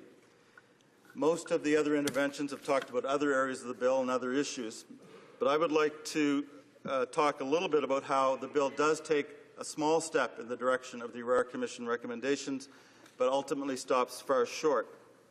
And this is consistent with how this government has truly resisted appropriate oversight mechanisms for any body that deals with policing or security matters. For example, in another bill that's before this House now, S7, the Combating Terrorism Act, they have stoutly resisted any form of serious oversight or monitoring. In my speech on that bill, I'll go into some detail on that. In each case, the NDP has proposed over a dozen carefully considered amendments that would help make good on the Arar Commission's exhaustive second report on a review mechanism. Yet every one was voted down or ruled out of order. This is consistent with the general approach of this government to the Arar Commission. I had the fortune to be in the committee, SECU, the Public Safety and Security Committee, when Minister Taves appeared to defend a report called Building Resilience Against Terrorism, and I asked him, what's the government's intention with respect to the recommendations on a review mechanism coming out of the Arar Commission report? It was absolutely clear from his response that the government had no interest in that report or using it as any kind of a reference point, baseline, or roadmap. And this bill, C-42, has made that completely clear. I'll proceed as follows. I will provide a short overview of what the Arar Commission did recommend by way of review mechanisms, and then I'll look at how C-42, in at least 4 points, does not take those recommendations at all seriously. The report I'm referring to from the Arar Commission is called A New Review Mechanism for the RCMP's National Security Activities. And before proposing the exact mechanisms, Justice O'Connor, who is and is of the Ontario Court of Appeal, outlined reasons for the inadequacy of existing accountability and review mechanisms for the RCMP's national security activity. And in general, he pointed out that there's been an evolution and a deepening of RCMP national security role, despite the fact that the CSIS itself was peeled off from the RCMP at some point. Obviously, in the post-2001 climate, we know that to be true and why that's true. Now, he emphasized 3 elements. First of all, there's been enhanced and deepened information sharing with other countries and amongst federal, provincial, and municipal agencies, and increased integration in national security policing. And we know, of course, that information sharing was at the heart of what happened to Mr. Arar. Secondly, he talked about comparative and other Canadian experience with both policing and security intelligence review that led him to conclude that there was, quote, an inability of complaint-based approaches to provide a firm foundation for ensuring that the often secret national security activities respect the law and rights and freedoms, end of quotation.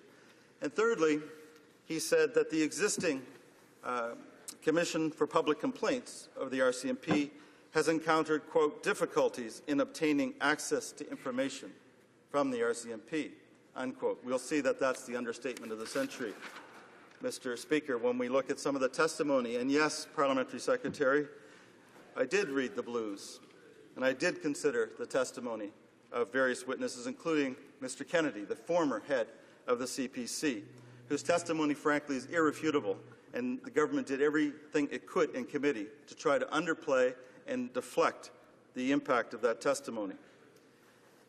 In terms of what Mr. O'Connor, Justice O'Connor, said about the new review mechanism, he emphasized a number of features the review mechanism that he was going to recommend would have. The first of all is that it must be authorized to conduct self-initiated reviews in the same way and to the same extent as CIRC, the Security Intelligence Review Committee that oversees CSIS. He talked about the need for these reviews at a time when, not just a time when the activities are deepening, but in a context in which national security activities by definition are conducted in secret and receive little by way of scrutiny or other independent scrutiny, judicial scrutiny or other independent scrutiny. And he emphasized how self-initiated review had to be linked to the criterion of independence from the RCMP and the government in the right of access to information and to initiate those reviews. The second feature that he felt would be important is that the body had to have investigative powers similar to those that public bodies have under the Inquiries Act. He emphasized a few things. Some of them are in the bill. The right to subpoena documents and compel testimony. But also, the review body has to have the right to decide what information is necessary and not have barriers put in front of it in making that decision or in accessing the information. And thirdly, he said, quote, the review mechanism must not be hampered by jurisdictional boundaries. It must be able to follow the trail wherever it leads to ensure full and effective investigation or review of the RCMP's national security activities. End of quote. With those principles in mind, he went on to recommend a new independent complaints and national security review agency for the RCMP that would replace the CPC and would also take on the role he recommended for overseeing the CBSA, the Canadian Border Services Agency. He went on to talk about the need for coordination across the various bodies, this new body he recommended, the existing CIRC, Security Intelligence Review Committee, and the Commissioner for the CSE, the Commissioner for the Canadian Security Establishment, who also has broader and wider powers than what is found recommended in Bill C-42. So what is it in Bill C-42 that falls far short of these recommendations? The first major problem, Mr. Speaker, is that C-42 does not give the new review body uninhibited access to information that the body deems necessary and relevant. The Conservatives in committee tried to avoid acknowledging that this bill gives the power to the RCMP Commissioner to prevent examination and review of a broad range of privileged information. And we know from lots of experience how various bodies, including the RCMP, have abused the claim of privilege. Mr. Kennedy, the former head of the CPC, noted in testimony before the committee the findings of former Supreme Court Judge John Major in the Air India inquiry, who experienced firsthand the abuse of privilege by the RCMP. Here's what Mr. Kennedy said, quote, with reference to privilege, Justice Major, whom I talked to, was scathing in terms of his comments that the RCMP overclaimed privilege, concealed information from him, and in some cases of a witness who wanted to testify, they claimed they needed the information for investigative purposes, which wasn't true. End of quotation. The second major problem is that the RCMP Commissioner can force the chair of the new recommended body in the C-42, the CRCC, to suspend an investigation by means of a simple request in a letter on the grounds that it would compromise an ongoing investigation. Mr. Kennedy commented how this completely guts the credibility of this body in the eyes of the public. It completely undermines any sense of independence of the body.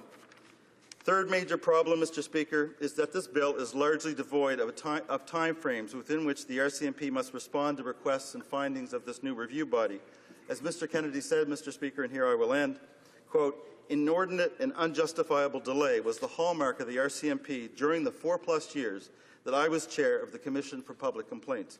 End of quotation. I'll end there. There's one fourth major problem, Mr. Speaker, but perhaps a question will elicit that. Thank you. The honourable member may have an opportunity to address that in the course of questions and comments, which we're going to now. Questions and comments. Questions et commentaires. L'honorable député de Repentigny. The honourable member for... Thank you, Mr.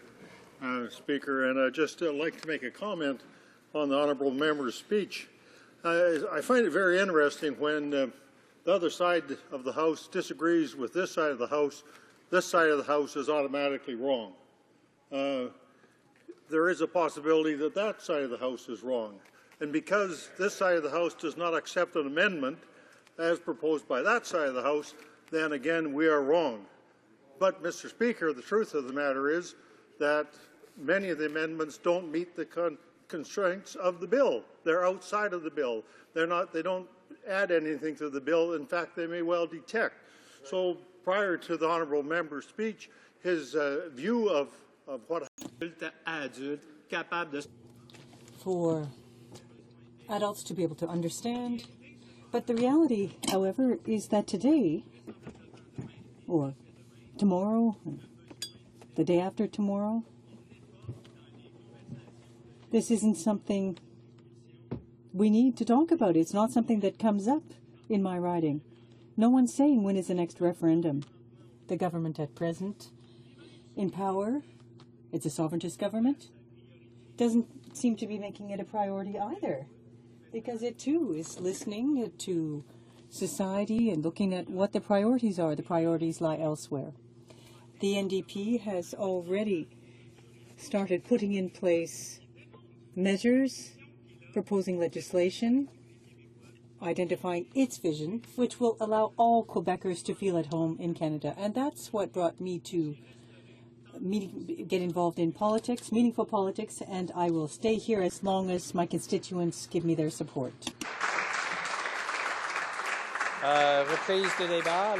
Resuming debate. The Honourable Member for Hull-Aylmer.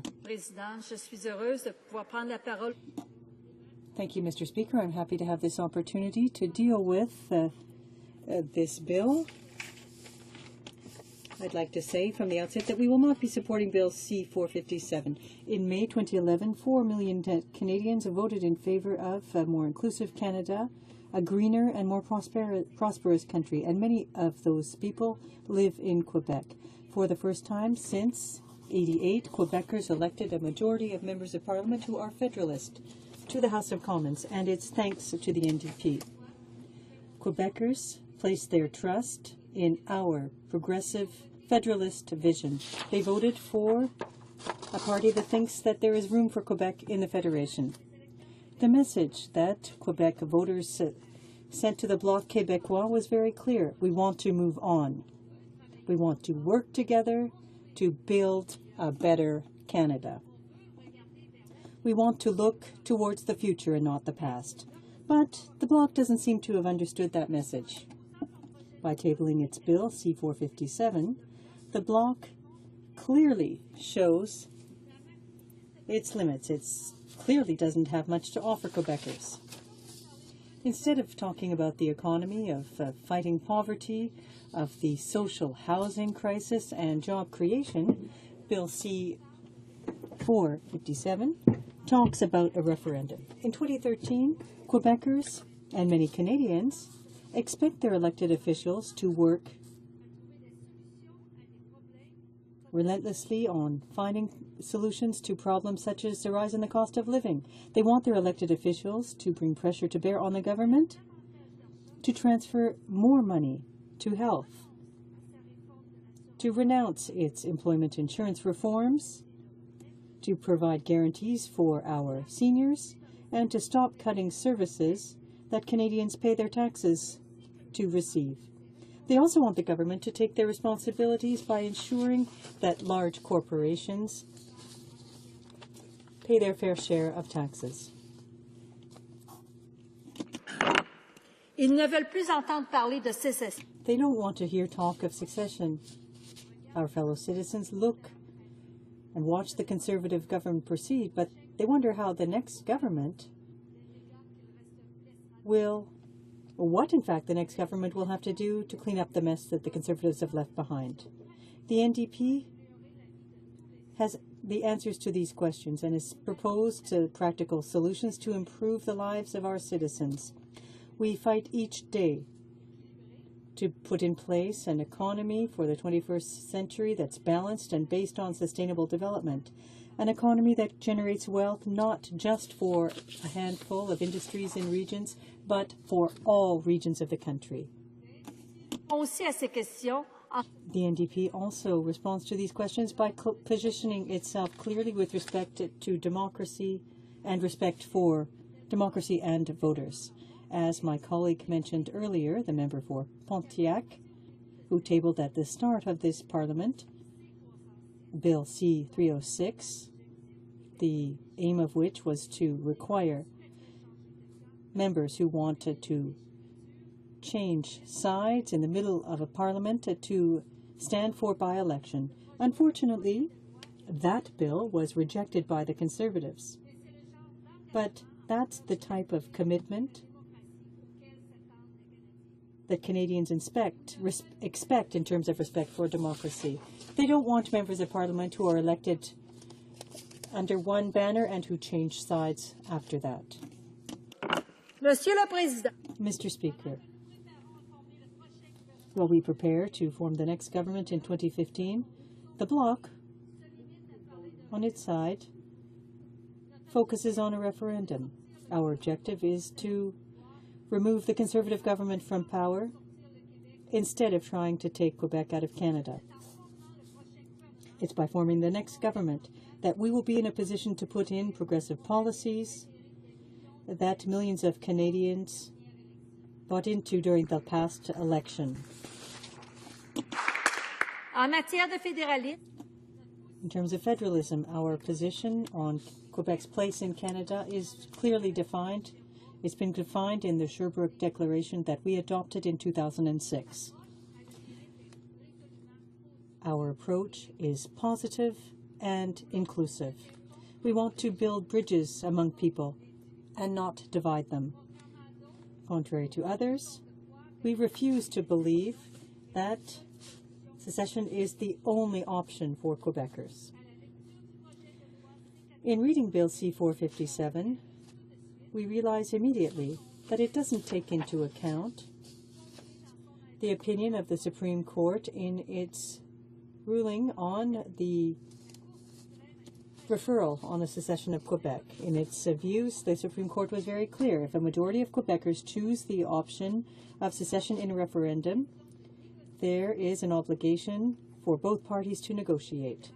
The federal government would therefore have an obligation to negotiate, as would Quebec. For there to be an obligation to negotiate, the question must be clear, as is the case for the outcome. It too must be clear. Bill C-470, an act dealing with amending the constitutional democracy, standing in the name of the member for Toronto Danforth, follows up on this decision from the Supreme Court and deals with the obligation of the federal government to negotiate if a majority of Quebecers respond yes to a clear question in the event of a referendum. Bill C-470 does not deal with secession, but opens the door to all questions dealing with the constitutional amendments, because the NDP is of the view that Quebec's right to determine its future, but also to affirm its place in Canada.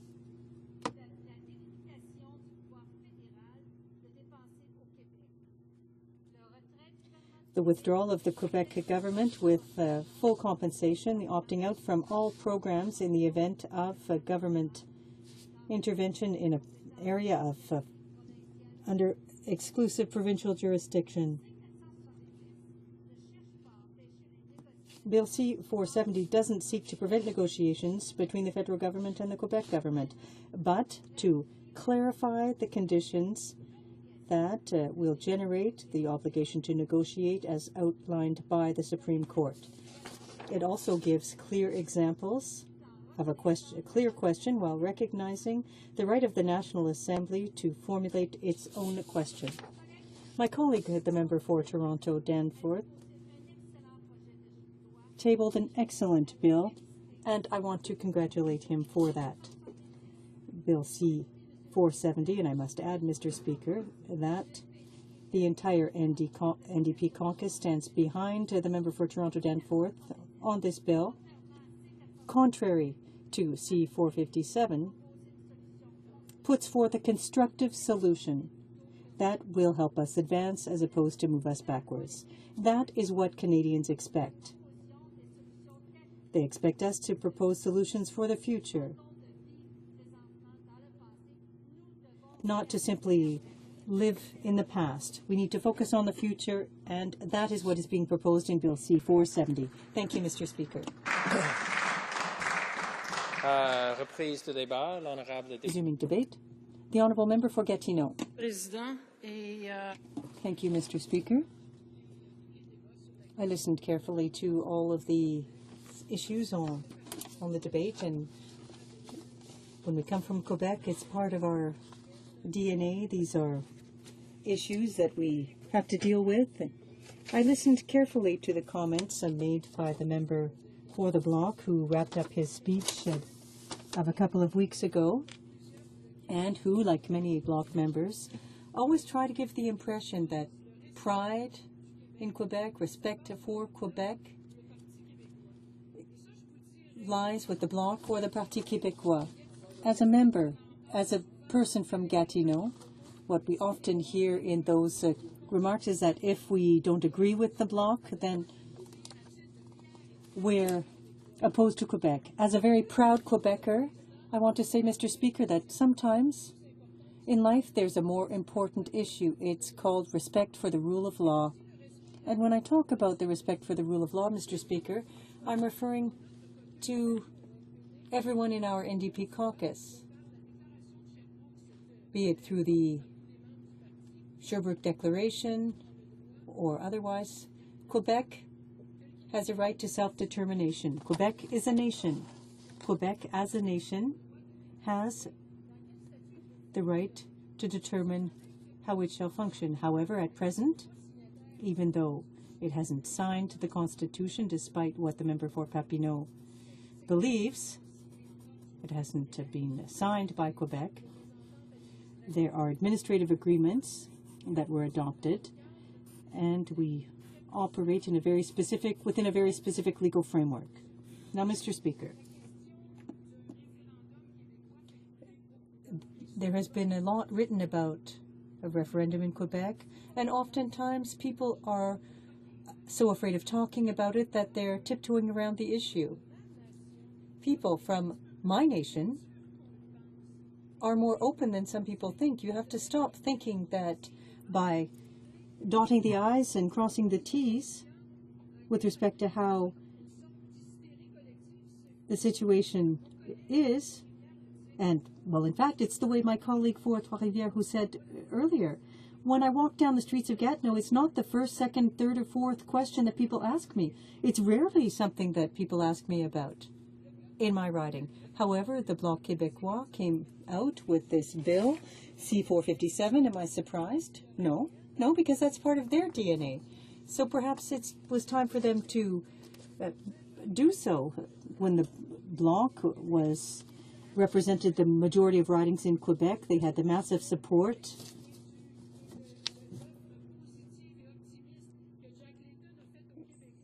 Jack Layton had made comments with respect to Quebec and talked about clarity and about these important issues. Now, I have some news for them, Mr. Speaker, for the Bloc, but they've gone ahead with this, so we're now debating it here. This bill, C-457, calls for the so-called Clarity Act to be repealed. The bill, the legislation put in place by the member for Saint-Laurent-Cartierville, and I put it in parentheses because it's not as clear as it claims to be. People are panicking about this. Now, why am I saying all of this, Mr. Speaker? Because in 1995, during the last referendum in Quebec, Canada, and I think everyone woke up the day after the referendum, realizing that it was a close one. For the entire evening, I was commenting on the results in my region on the TV station, and no one was saying, oh, member for Gatineau. I guess I can't use my own nom either. Member for Gatineau, what happens if the results were 51%? We knew that it was going to be close, but no one said, well, we're going to wait for it to get to 60, 65, or 70. So at the time, people waited to see how it would all unfold. And the Federalist side won. But don't forget the story, the history behind all of this. In Quebec, we and Canada, oftentimes we forget our history, so we repeat the same mistakes over again. What happened? Well, people panicked. People panicked because, well, we could have ended up in a constitutional crisis, a serious one. Would it have been acceptable if the reverse or the opposite had occurred? And then a government that doesn't have leadership, doesn't know what to do, decided to do what governments like that do and send it to the Supreme Court to have an opinion on the matter. The Supreme Court in 1998 brought down its decision on Quebec secession, and it was very clear. There were 3 questions that needed to be answered. At the time, can the National Assembly, under the Canadian Constitution, proceed unilaterally with Quebec secession from Canada? Secondly, to determine if it could do so unilaterally under international law, and thirdly, which law prevailed, international law or domestic law. Now, if there were to be negotiations, when a question, if a clear question had been asked with clear results, and that in fact forced the federal government to sit down with the province, and it resulted in that obligation. Now, the response from the Supreme Court is very clear. I would encourage all members of this House, before making any kind of a decision on whether this bill should be supported or not, they should also, before looking at the bill, C-470, because as you know, the member for Toronto Danforth has the courage of his convictions. So, in fact, in this context, the Supreme Court was very clear, and I invite members to familiarize themselves with this. In the event of a positive response with a clear result to a clear question, which was defined and clarified in C-470, there would be no choice but to negotiate. But what did the government, the Liberal government, which claimed to defend democracy and rights for the Charter, respect for the Charter, etc., do? It likes to wrap itself up in the Canadian flag. Well, what did they do? They brought out the Clarity Act. And I would challenge anyone, including people who are lawyers, to read the Clarity Act and to say with a straight face that it's a clear piece of legislation. What it says is clear. When we negotiate with you, we may do so, but we're going to look at the question after the fact, and then we'll tell you whether or not we'll be opposing it. That's not at all what the Supreme Court told the partners in the Federation. They talked about respect. Now, and where the problem arises is when, well, in fact, what we're seeing here is that well, how could I put it, in fact? This is a good approach in negotiations. When I negotiated in labor law, Mr. Speaker, I don't say to the other party opposite, well, here's what I'm going to want to discuss. If I feel like it, perhaps, maybe I might, or could, maybe, or not. No. What I say is, here are the issues, the items on the agenda. Here are what the issues we're going to deal with. What Bill C-470 does is to simply state from the outset to the Quebec nation, here are 2 examples of questions that would be deemed clear, or that would call call into question your question.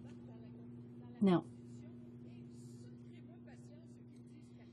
people who talk about the NDP constitution requiring 2/3, and Mr. Speaker, the constitution for the NDP was adopted by a majority vote. The same concept applies for Canada, Mr. Speaker. So people who think that the bill is everything except democratic, no. The Clarity Act is undemocratic, Mr. Speaker. And the legal vacuum for the Bloc Québécois is a problem. And as a proud Quebecer, I would be happy, more than happy, to rise and vote in favor of 470, opposed to 457, and to tell Quebecers that they were right in electing all of these people behind me on my side who represent the NDP.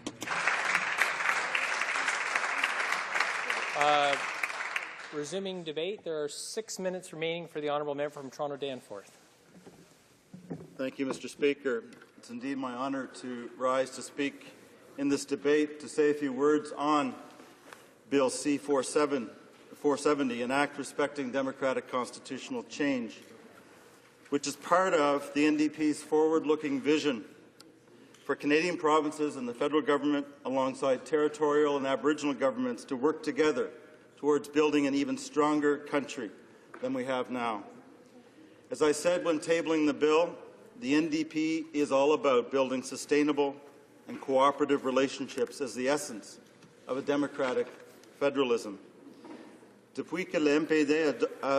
Ever since the NDP adopted the Sherbrooke Declaration under Jack Layton in 2006, the NDP has indicated that it wanted to play a leading role in the creation of a constructive relationship between Quebec and the rest of Canada. And that is why Quebecers have bought into the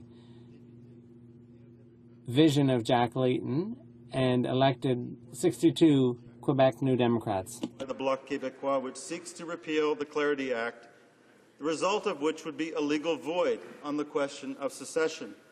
At the same time, the NDP supports the idea that fair and clear rules for democratic constitutional change deserve to be in place. And so we focused on replacing the problematic Clarity Act with a framework that is more faithful to the Supreme Court of Canada's judgment in the Quebec secession reference, a vision oriented to unifying and not dividing Canada.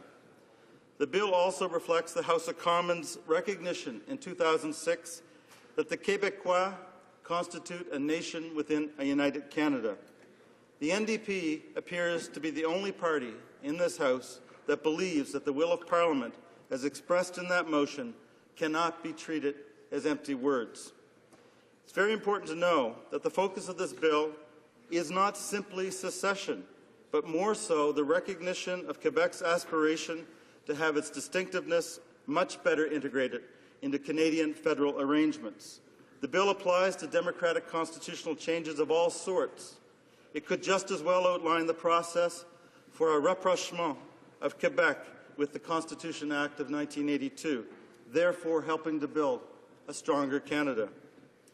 Let me be clear about one thing. I firmly believe that secession is made less likely by this bill in comparison to the approach taken in the Clarity Act. Bill C-470 emphasizes the importance of any referendum question being both clear and fairly determined. Unlike the Clarity Act, our bill, for example, places emphasis on clear questions by suggesting wording that will prevent misleading statements or confusion on the meaning of the question. Because of the clarity of a question like, should Quebec separate and become a sovereign country, and also because of a simple majority as the threshold for triggering negotiations, voters will know exactly what is at stake when casting their vote, and they will take their vote very seriously. I'd like at this moment to share a few words from probably Canada's leading moral and political philosopher of the last half-century, Charles Taylor, who wrote in the Globe the following, quote, "Let me be clear.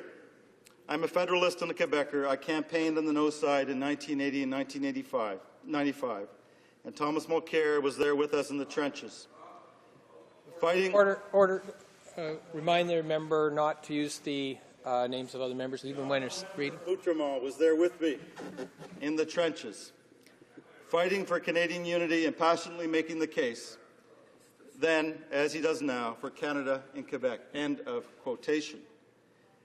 Then he goes on to say, when the so-called Clarity Act was adopted by Parliament in 2000, some Federalists breathed a sigh of relief. We were told this was the solution to repeated attempts by Quebec sovereigntists to break up the country we cherish, but the new law failed to provide clarity and became yet another flashpoint in the ongoing constitutional debate. With the clear question, 50% plus one becomes the unambiguous and democratic expression of the electorate. As the Supreme Court made clear, if we agree that Canada must be held together by motivating its people to stay together and not by force, then there is no other path. So how do we so motivate them? For one thing, we pass clear laws that avoid the kind of arbitrary, after-the-fact shifting of the goalposts that has been met with such anger by Quebecers. Independentists in Quebec have few effective battle horses left, which is why they're trying to exploit this issue, as we see with the Bloc Québécois motion in the House of Commons. As a Federalist, my message to all Canadians who want this country to stay together is simple. Let's not help the Bloc by perpetuating the confusions of the Clarity Act. This is why I believe that rewriting this act to add clarity is helpful to the cause of unity. End of quotation. I can only subscribe to the comments of Charles Taylor. Thank you, Mr. Speaker. Resuming debate. With his right of reply, the honourable member for Richmond North Athabasca. Thank you very much, Mr. Speaker. I'm pleased to wrap up this debate on C-457, an act to repeal the Clarity Act. As I said in my previous speech, we'll just call it the Clarity Act. That's simpler. So there's no real surprise from the Liberals and the Conservatives who remained entrenched in their positions. The Liberals, of course, were the instigators of the Clarity Act after the fear when the 95 referendum almost went the other way. So this was their Plan B, the Clarity Act. And this legislation, I have to say, I've heard some pretty incredible things in people's speeches, but this bill was condemned by all in the National Assembly. And when I say all, I mean all parties, both Federalist and Sovereignist. They have never accepted this legislation known as the Clarity Act. So on the Liberal side, we know in Quebec, Claude Ryan, former leader of the Quebec Liberal Party, said that this was a subjugation of Quebec, and Daniel Johnson, leader of the Liberal Party of Quebec at the time, criticized the Clarity Act, and so did Jean Charest. He said that Quebec was a master of its own destiny. So all of those Federalists condemned the Clarity Act and said that Quebec should be master in its own house, decide its own future, whether or not to stay in Canada. The NDP leader, I would say, his position was a bit more surprising here in the House because he said that he too supported the current Clarity Act. And so did all the NDP members who spoke to my bill. They said that the Liberal Party's Clarity Act in 2000 should never have come into existence. They said that it was disrespectful of the rights of Quebecers. He said that it was futile, that this was an old debate, old squabbles. The Bloc Québécois was just trying to stir up old squabbles. He said that basically the Clarity Act was trying to kill a fly with a sledgehammer. So he talked about creating a new Clarity Act. So, he said the Clarity Act was like a sword of Damocles dangling over the heads of Quebecers, that it was threatening, but he's got this idea of having a Clarity Act 2. He says Clarity Act 1 was pointless, but Clarity Act 2 would be useful. But that would merely stir up old debates too. So C-470, the previous speaker, the member for Toronto Danforth as well, their bill, just like the current Clarity Act, would simply impose something on Quebec and hinder its free right to decide whether or not to be a part of the Canadian Constitution. So let's call it Clarity Act 2.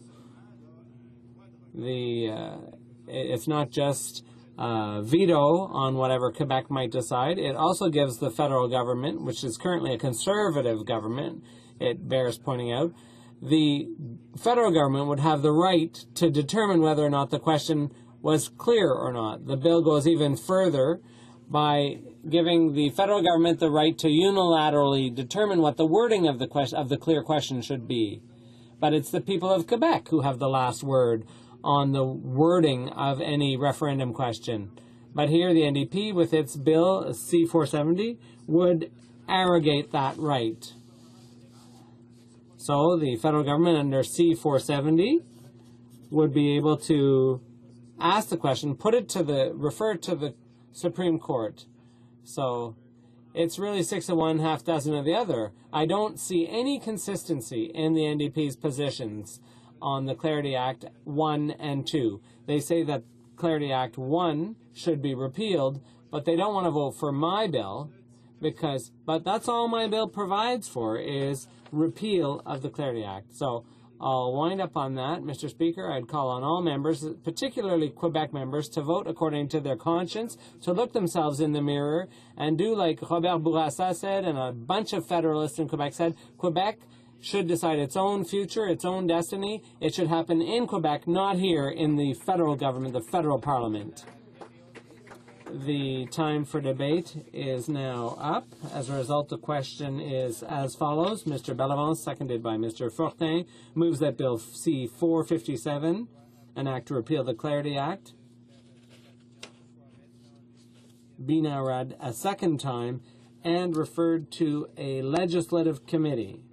Is it the pleasure of the House to adopt the motion? All those in favor of the motion will please say yay. All those opposed will please say nay. In my opinion, the nays have it. Conformément à l'article... Pursuant to Standing Order 93, the division stands deferred until Wednesday, March 6, 2013, immediately before the time provided for private members' business. À ce moment-ci, conformément à l'article... Pursuant to Standing Order 38, a motion to adjourn the House is now deemed to have been made, moved, and seconded at this time. Therefore, the question is that this House do now adjourn. The Honourable Member for Beauharnois-Salaberry on the environment. Thank you, Mr. Speaker. I'll be talking about C-45, particularly with respect to navigable waters. At a time when Canadian fresh water is increasingly threatened by pollution and climate change, this government is one by one dismantling all environmental protections and depriving us of essential data on water quality. Years ago, this government started neglecting the protection of our waterways, and this neglect has been documented repeatedly by biologists and by the Environment Commissioner. In 2009, a report from the Commissioner said, and I quote, "The Department does not have a systematic approach to monitoring proponents' compliance with the conditions of its project approvals, nor does it evaluate whether its decisions on mitigating measures and compensation are effective in meeting the no net loss principle. As a result, projects may be causing damage to habitat but beyond the amount authorized, and mitigating measures and compensation may not be effective." Unquote. Instead of changing or reversing its position and improving the environmental evaluation process, this government has decided, on the contrary, to bring out the hatchet. First, with C-38, all protection measures for fish habitat were done away with. Then with C-45, now waterways are no longer habitats, they're just merely navigation lanes. What world is this government living in? Do you really think that our rivers and lakes are smooth surfaces for boats and there's nothing in them? There's no water, there's no plants or fish in them? Get real. The Fisheries and Oceans internet site is clear. It says the Navigable Waters Protection Act is administered by the Navigable Waters Protection Program, Canadian Coast Guard of the Department of Fisheries and Oceans. Unquote. In November, when I asked the government to explain to me why ministers are constantly trumpeting the fact that the Navigation Act does not only has to do with navigation, the transport minister said to me, and I quote, "When we talk about navigation, we're talking about the ships on the water, not the fish that are floating and swimming in the water." It's ridiculous. Before being dismantled by C-45, the Navigable Waters Protection Act provided for any construction, bridge, or dam on a waterway, provided that there would be no damage to the environment. This was a crucial protection. This Conservative government treats our resources as if it was their private property. And what's worse, they're selling off our waterways for a song, allowing any old Tom, Dick, and Harry to build dams and bridges without any idea what the impact will be on fish habitat or drinking water quality. This is a utilitarian view, and it's dangerous to the economy. Once the water's been wasted and polluted, it will no longer be any good for navigation. This government it'll be too late, and this government has imposed its omnibus bills without consultation, without listening to experts, and now they're reaping what they've sowed. Canadians are worried, and Aboriginal Canadians are protesting. This government knows that it is possible to reconcile the economy and the environment. It's possible to do this. Who's going to pay for all the pollution that's going to result from this? Taxpayers? People are going to have to pay for this government's mistakes. But what's going to happen if construction has an effect on ecotourism and on water quality? Who's going to pay for it? Mais tout d'abord, First of all, we're going to read and continue to read the law, because once we've done that, we'll see that the Navigable Waters Protection Act is legislation on navigable water. If the member had read the act before making her speech, she would have known that too. But she hasn't read it, obviously. Obviously, she thinks that the Navigable Waters Protection Act is environmental legislation.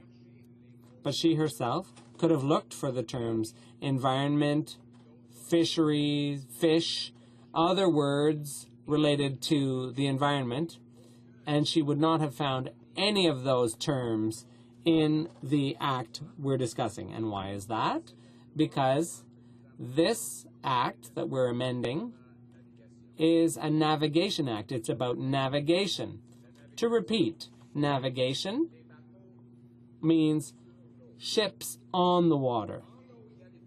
In the water, there are fish, and that is why we have legislation protecting fish. But we have different legislation protecting the environment in general. We have still other legislation protecting fish habitat. Ships that go over the water, and then laws that protect the fish that are under the water. So we're talking about a law that deals with those ships on top of the water. Changes to that law have no impact whatsoever on the fish under the water because they are protected by a different law. And I'd be happy to share with her all of those laws. And when we do, she will have occasion to find out that that there are very powerful laws protecting fish habitat, environmental protection, environmental assessments, all deeply embedded in our statutes, very successful at protecting wildlife and fish habitat. The reason that we have a Navigable Waters Protection Act right now, and have always had, is to create a legal manner in which one person can build a bridge and another person can over a river, and another person can still float his ship down that river.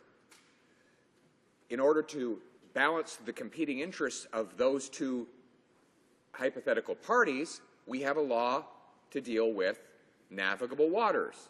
Unfortunately, it applied to a whole series of waters that were not navigable. Why? Because the law goes back to the time of Confederation when many people still went to work by canoe. And therefore, you have many little streams that have no navigation on them whatsoever, and those little streams do not need to have an assessment for navigation because nobody navigates on them. The good news is environmental laws still protect those streams. The ecology is well regulated. Our officials have the ability to prevent any action that can do damage to their ecosystems. None of that has changed. What has changed is we don't need to check if a tanker ship can go down a farmer's stream anymore before the farmer can build a footbridge across that stream. I would hope the member would, now having heard the details of the proposal, would come around to supporting it. L'honorable député de Beauharnois-Salaberry. The honourable member for Beauharnois-Salaberry. Thank you, Mr. Speaker. Being condescending and patronizing doesn't make you any more credible. I'd like to add, after all the information that has been given, who precisely was consulted when these changes were made? Did you consult Aboriginal people? Did you consult the general public? I don't think so, because if you had, there wouldn't be so many demonstrations. Did you consult fishermen? Did you consult people who live near the waterways in question? Did you consult scientists? I don't think so, because there are thousands of scientists from all and Canadians from all walks of life who've written, who've demonstrated their disagreement through various media. The only people happy with this is the oil patch. And that's not surprising, because that's exactly what they asked for. Through Access to Information, we've learned of a letter drafted by the Association of Gas and Oil Producers who called for changes to the Fisheries Act, the Environmental Assessment Act, the National Energy Board Act, and the Navigable Waters Protection Act. What a surprise. Actually, we consulted municipalities. The Canadian Federation of Municipalities actually asked for this change. We also consulted people who live on the waters. The people at Lake Wabanuma in Alberta, who had to, several dozen of them, had to wait over a year to build their little cottage docks so their kids could fish off the end of them into the lake, the same way as we do right across the country. They had to wait over a year to be able to build their docks because we had to do one-by-one assessments as to whether or not those docks would interrupt with shipping. That's the problem with the existing law.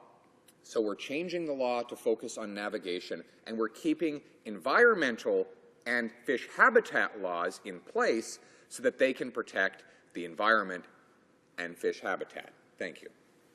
L'honorable député d'Alfred Pellin. The honourable member for Alfred Pellin on Correctional Services Canada. Thank you very much, Mr. Speaker.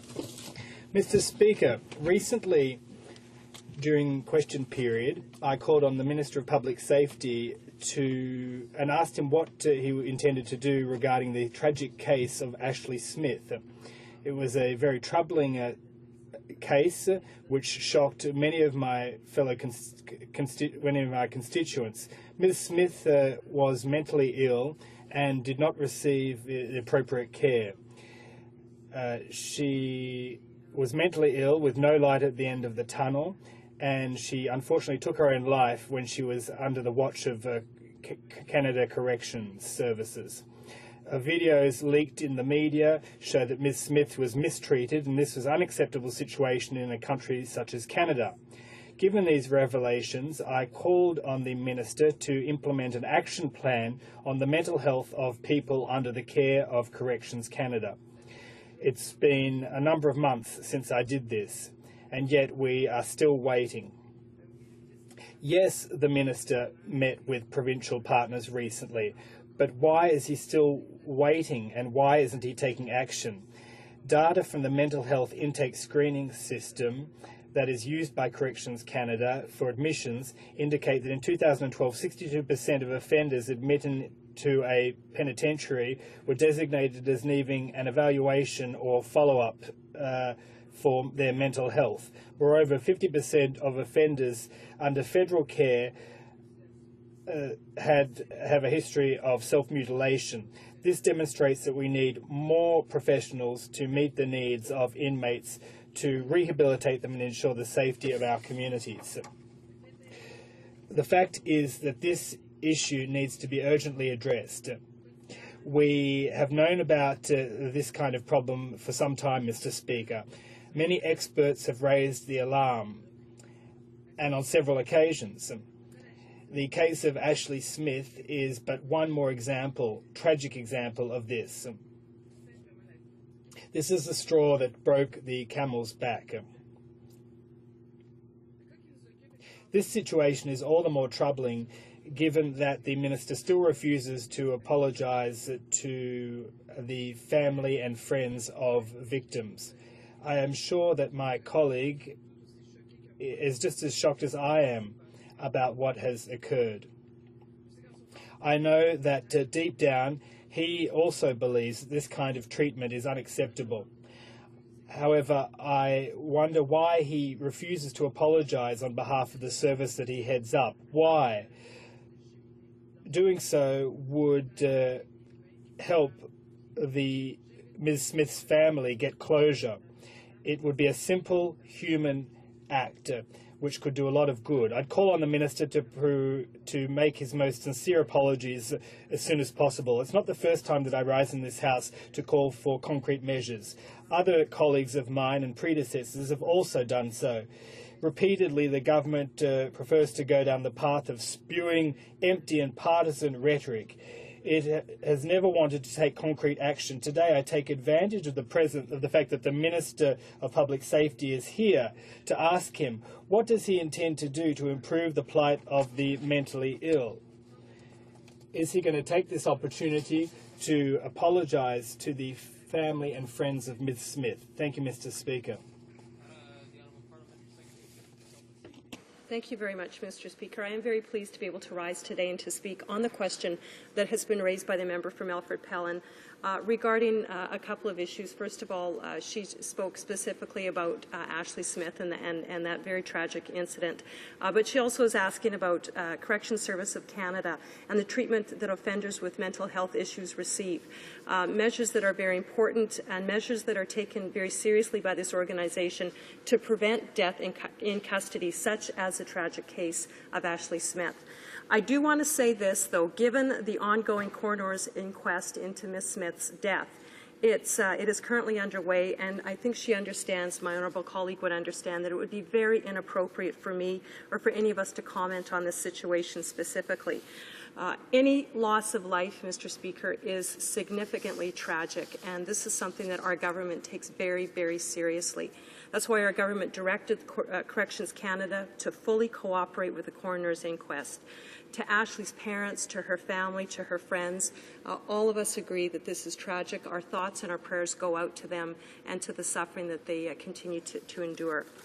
On the issue of Corrections Service Canada, I can assure you, Mr. Speaker, that since this incident, CSC has introduced a number of additional initiatives and programs specifically aimed at the preservation of life in an effort to prevent death in custody. Furthermore, CSC continues to pursue initiatives that will help position itself to avoid such tragedy in the future, and I think it's very obvious to all of us that this is not a stagnant process. This process has to be be a continuous process where CSC is learning and developing best practices all the time. Since 2006, our government has invested nearly $90 million in mental health, specifically for inmates, and we've taken action to improve access to mental health treatment and training for staff. These investments have helped to implement critical aspects of Corrections Service Canada's mental health strategy, which is a leader in developed countries, including building capacity in federal institutions and supporting offenders to return safely to communities, which is another very important part of rehabilitation. We also have, for example, ensured faster mental health screening. We've created a mental health strategy for prisoners. We've extended mental psychological counselling, and we've done improved staff training, which again is an important part of making sure that these tragedies don't happen again. CSC continues to show its commitment to managing the mental health needs of offenders within Canadian correctional facilities. But work certainly remains to ensure that individuals receive the most appropriate care, which, by the way, may not be in a federal correctional facility. That's why it's important to recognize the dedication and professionalism of the vast majority of CSC staff who work very hard every day in very difficult circumstances to make a positive difference in the lives of offenders across this country. Our government is dedicated to promoting CSC's efforts to prevent death in custody and to meet the mental health needs of federal offenders, and will continue to support its work towards ensuring the safety and security of all Canadians. Thank you very much, Mr. Speaker. The Honourable Member for Alfred Pellerin. Thank you, Mr. Speaker, and I'd like to thank the Parliamentary Secretary for her remarks today in the House. However, I think she sidestepped the question. I think it's important to, in fact, walk the talk, Mr. Speaker. What I am hearing on the other side of the House, well, there are many things that we agree with, such as prevention and social rehabilitation and providing people with who work in our prisons with the tools they need so that they can address mental health issues. We can't deny that this problem exists in our prisons, and this was underscored in the Correctional Investigators Report recently. It's not only about the tragic cases like Ashley Smith. It's important for all stakeholders who want to work in prevention programs. It's also important for those who are working in our prisons. So what I want to know is what's being done, and is the government going to put its money where its mouth is? Well, thank you, Mr. Speaker, and that's exactly what we have done, is put our money where our mouth is. This government, through CSC, is committed to ensuring the safety and security of all Canadians, including staff working in correctional facilities and the offenders who reside in them. That's why we've committed over $90 million alone to deal with mental health amongst offenders. In doing so, Corrections Service Canada is determined to prevent death in custody and to improve its capacity to deliver treatment programs and services for federal offenders with mental health needs. It's for this reason that I would like to again reiterate for my honourable colleague that since 2006, our government has invested $90 million in mental health for federal offenders, and we've taken real action to improve access to mental health treatment and training for staff. Mr. Speaker, we've taken action. Unfortunately, the majority of times that we try to take action, the NDP don't support us. They criticize and they don't support the work that we do. But we are doing work, and we're proud of the work we're doing. Thank you, Mr. Speaker. La motion portant. And a motion that the House adjourned is now deemed adopted. The House is adjourned until tomorrow at 10 a.m. pursuant to Standing Order 81-24-1.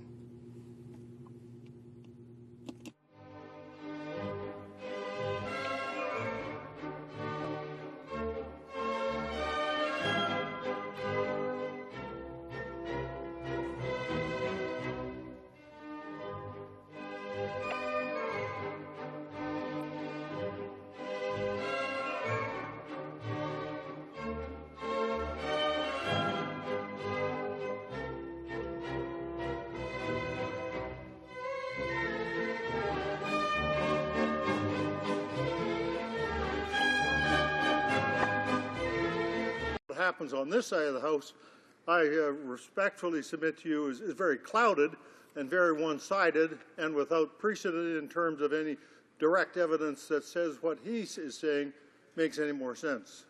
Thank you, Mr. Speaker. Honourable Member for Toronto Danforth. I completely accept your observation that just because we take different views, it doesn't mean that one side is automatically right or wrong. I was simply responding to the rather strongly worded criticisms coming from the Parliamentary Secretary.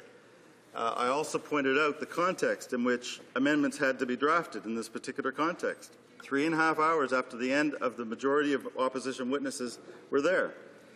I also noted that it is the practice of this government, working through the government members on committees, to accept virtually no amendments across all committees. If you have evidence to refute that claim, I would absolutely love to see it. Thank you. The Honourable Member for Repentigny. Thank you, Mr. Speaker. I'd like to thank my honourable colleague for his presentation, and I myself wore the uniform and I found his observations interesting. He made excellent observations. I'd just like to hear what else he has to say. We're the party of cooperation. I thank the honourable member. I was simply going to add one further point, which is that there is indeed something I would compliment the government for. They did include the chair-initiated complaints procedure, investigation procedure. However, it comes with a couple of conditions, and one of which is that the commission, this new review body, cannot proceed on its own motion to investigate, quote, if there is another review or inquiry that's been undertaken on substantially the same issue by a federal or provincial entity.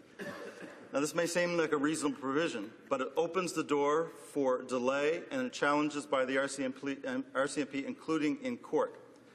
The judgment about whether or not it's germane to the Commission to initiate its own investigations, frankly, should be with the Commission.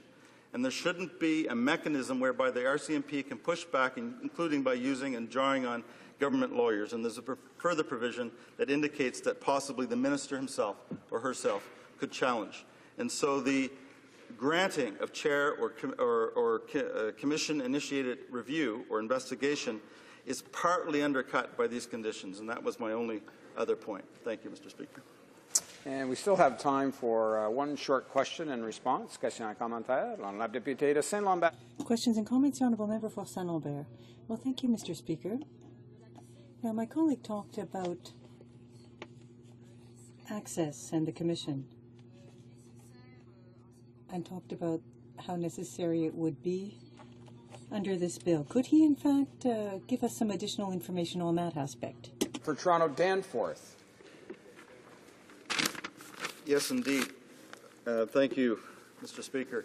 The only thing that I would mention is that the former head of the CPC, again, Mr. Kennedy, whose testimony really stood out during the 7 days of testimony, talked about the context in which government bodies, including the historical pattern within the RCMP, of invoking privilege, the idea that documents are privileged, as a way to shield from external agencies documents that should have no reasonable basis to be excluded. He gave lots of examples. And so I think the very idea that the minister can both set regulations on the scope of privilege and also decline and also have the RCMP commissioner, separate from the minister, actually decline to provide documents based on his or her own judgment of what's privileged in a way that would unduly affect the RCMP, completely undercuts the independence of the body. Reprise de débat. L'honorable député. Resuming debate, the Honourable Member for Saint-Lambert. Thank you, Mr. Speaker. Mr. Speaker, I'm pleased to rise today to speak to Bill C-42, which aims to enhance accountability in the RCMP. This legislative measure, which aims to establish an independent civilian commission to replace the RCMP Complaints Commission, is something that the opposition has been calling for a long time. Mr. Speaker, it's important to point out that between 2005 and 2011, more than 718 internal complaints were filed in the RCMP. They talked about sexism and bullying, retaliation, and what's worse is that these figures illustrate probably just a part of the situation, because there are many who have not even filed a complaint. A civilian member of the RCMP has said, and I quote, that people need a great deal of courage to go ahead and launch this kind of complaint, because they are constantly ignored, rejected, scorned, is scandalous. It also promotes a workplace where people don't say anything. Our federal police service has also shown that when, in 2012, 150 women announced their intention to launch a class action suit against the RCMP dealing with sexual harassment that they were victims of. The first reaction of the institution, despite the piling up of evidence, was to deny that outright. Mr. Speaker, with a climate like that at the RCMP, with that kind of internal culture, that is what we're seeing in our federal police force. Given the various scandals dealing with harassment and other issues such as Mayor Arar situation, the RCMP has, or the NDP rather, has always called for a significant program to reform the institution in order to put in place a system to monitor internal practices.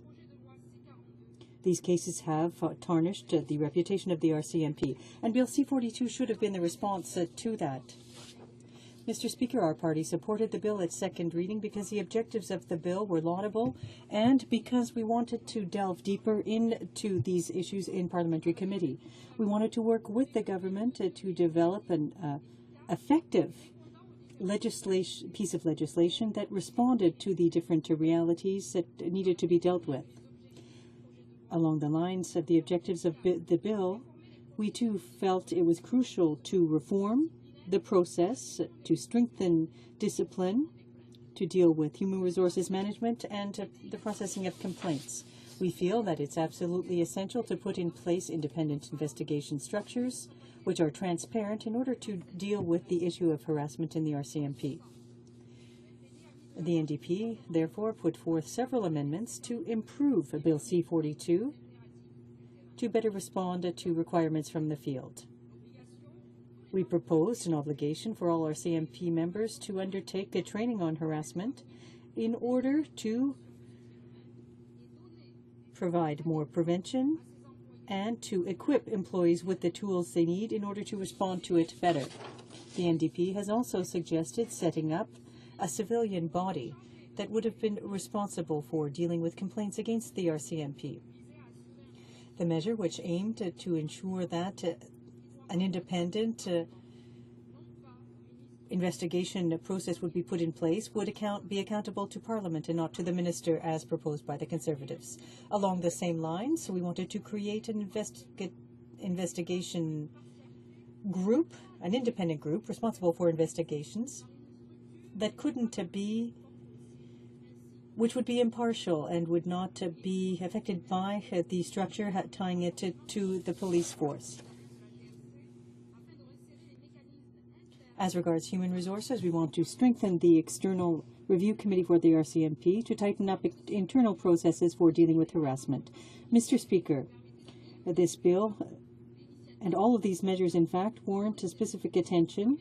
However, they were all rejected by the Conservatives. At the same time, the government is moving in opposition to recommendations made by several witnesses who also called for more independence in the investigation process within the RCMP. The Conservatives didn't listen to the recommendations from Justice O'Connor in the Arar affair, which called for improved standards for investigations at the RCMP. The government also ignored the comments made by Commissioner Paulson, who talked about deeper reforms necessary to deal with specific problems and to create a more open, cooperative and respectful working environment. For months now, the NDP has been calling on the government to make sexual harassment and institutional problems in the RCMP a priority. Throughout the legislative process, we called for a series of measures that would have made it possible to change certain aspects of the culture inside the RCMP by refusing to endorse the proposals put forth by our party. The government decided to not deal with the present problem. By giving greater powers to the Commissioner for Discipline and dealing with complaints, Bill C-42 will not go to the heart of the problem of harassment, nor will it modify the general culture in the RCMP. The government is maintaining current structure and has refused to truly change the internal processes. By allowing the RCMP to investigate itself, to allow the police to investigate the police, the Conservatives aren't dealing with the problems identified. And in doing so, they are refusing to allow the putting in place of an independent, transparent structure. Once again, Mr. Speaker, nothing will help change the climate at the RCMP. Through the new Civil Complaints Commission proposed in C-42, the government is not distancing itself from the RCMP Police Complaints Commission either. We deplore the fact that the Commission will not be totally independent and that it will come not under the House of Commons, but once again be the responsibility of the Minister of Public Safety. Mr. Speaker, in conclusion, the government is taking action in opposition to recommendations from many witnesses, including Justice O'Connor and Commissioner Paulson. Not only did the government reject the opposition's amendments outright, but in addition, it clearly refused to give greater independence and transparency to the internal investigation process in place at the RCMP. It's refused to deal with the systemic problems at the RCMP. Bill C-42 is not an adequate response to the culture of secrecy and harassment that unfortunately exists within our federal police force. It is not a response to the men and women who were victims of intimidation, harassment, and retaliation. Thank you, Mr. Speaker. Questions and comments? Questions et commentaires? L'honorable député de Alfred. The Honourable Member for Alfred Pellan. Well, thank you very much, Mr. Speaker. And before I start with my question, I'd like to thank the member for Saint-Lambert for the excellent speech she just made. And I'd like to share something with the House, something that I found very troubling as regards harassment. And it's information that was disclosed recently on an internal document that was obtained under access to information by La Presse. It states that some employees are reluctant to denounce sexual harassment because they don't trust the system that's currently in place at the RCMP for dealing with complaints. And it's very serious, in fact, to see that there are women who are afraid of complaining or lodging a complaint because of the current system for dealing with those complaints. Now, what I'd like to ask my colleague is this. What does she think about that? Is she not shocked to see that women are afraid, reluctant to lodge a complaint under the system? And what does she think about the fact that the Conservatives in Bill C-42 are refusing to protect those women who are working so hard to keep our communities safe? The Honourable Member for Saint-Lambert. I'd like to thank the Honourable Member for her question. It is a very important question, Mr. Speaker. Clearly, when victims of harassment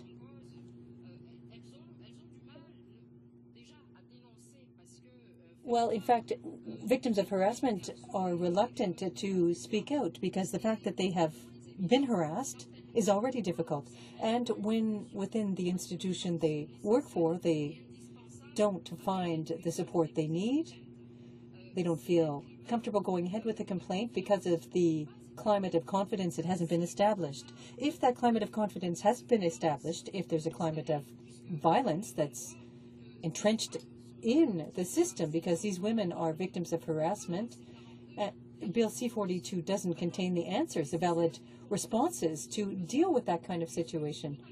And I agree with her that it's absolutely deplorable. Some comments. Questions et commentaires? The Deputy de Rimouski-Nejet-Témiscouata. The Honourable Member for Rimouski-Nejet-Témiscouata-Basque. Thank you, Mr. Speaker. My colleague mentioned in her speech the importance of changing the culture at the RCMP, and she had hoped that the bill would address that. There's a specific aspect put forth by the RCMP that was rejected outright by the Conservatives without any debate, and it was the mandatory awareness training on harassment at the RCMP. I think that it's absurd that there isn't some kind of systematic training on harassment, awareness training. So I'd like the member to comment on what kind of an impact mandatory harassment training could have in terms of changing the culture. The Honourable Member for Saint-Lambert. Thank you, Mr. Speaker, and I'd like to thank my colleague for his question. Now, when grappling with the change in culture, regardless of where it occurs, be it in a business, in a private sector company, or in an organization like the RCMP. It's of the utmost importance that the change in culture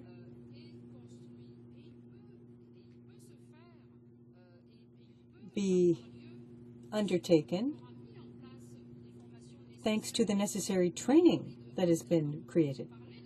Now, talking about harassment in terms of training would also mean being aware of the fact that someone can be a victim and the opposite. It's important to have the necessary information to avoid being a victim, and as a victim to have an opportunity to lodge a complaint and to avoid harassing someone and to find assistance and to deal with these matters. Get to resuming debate. It's my duty, pursuant to Standing Order 38, to inform the House that the questions to be raised tonight at the time of adjournment are as follows. The Honourable Member for Bournois-Celebury regarding the environment, and secondly, the Honourable Member for Alfred Palin concerning the Correctional Service of Canada.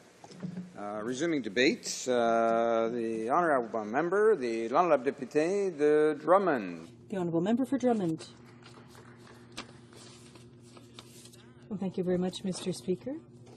It's an honour for me to have an opportunity to speak to Bill C-42 today, which is an act to amend the Royal Canadian Mounted Police Act and to make related and consequential amendments to other acts.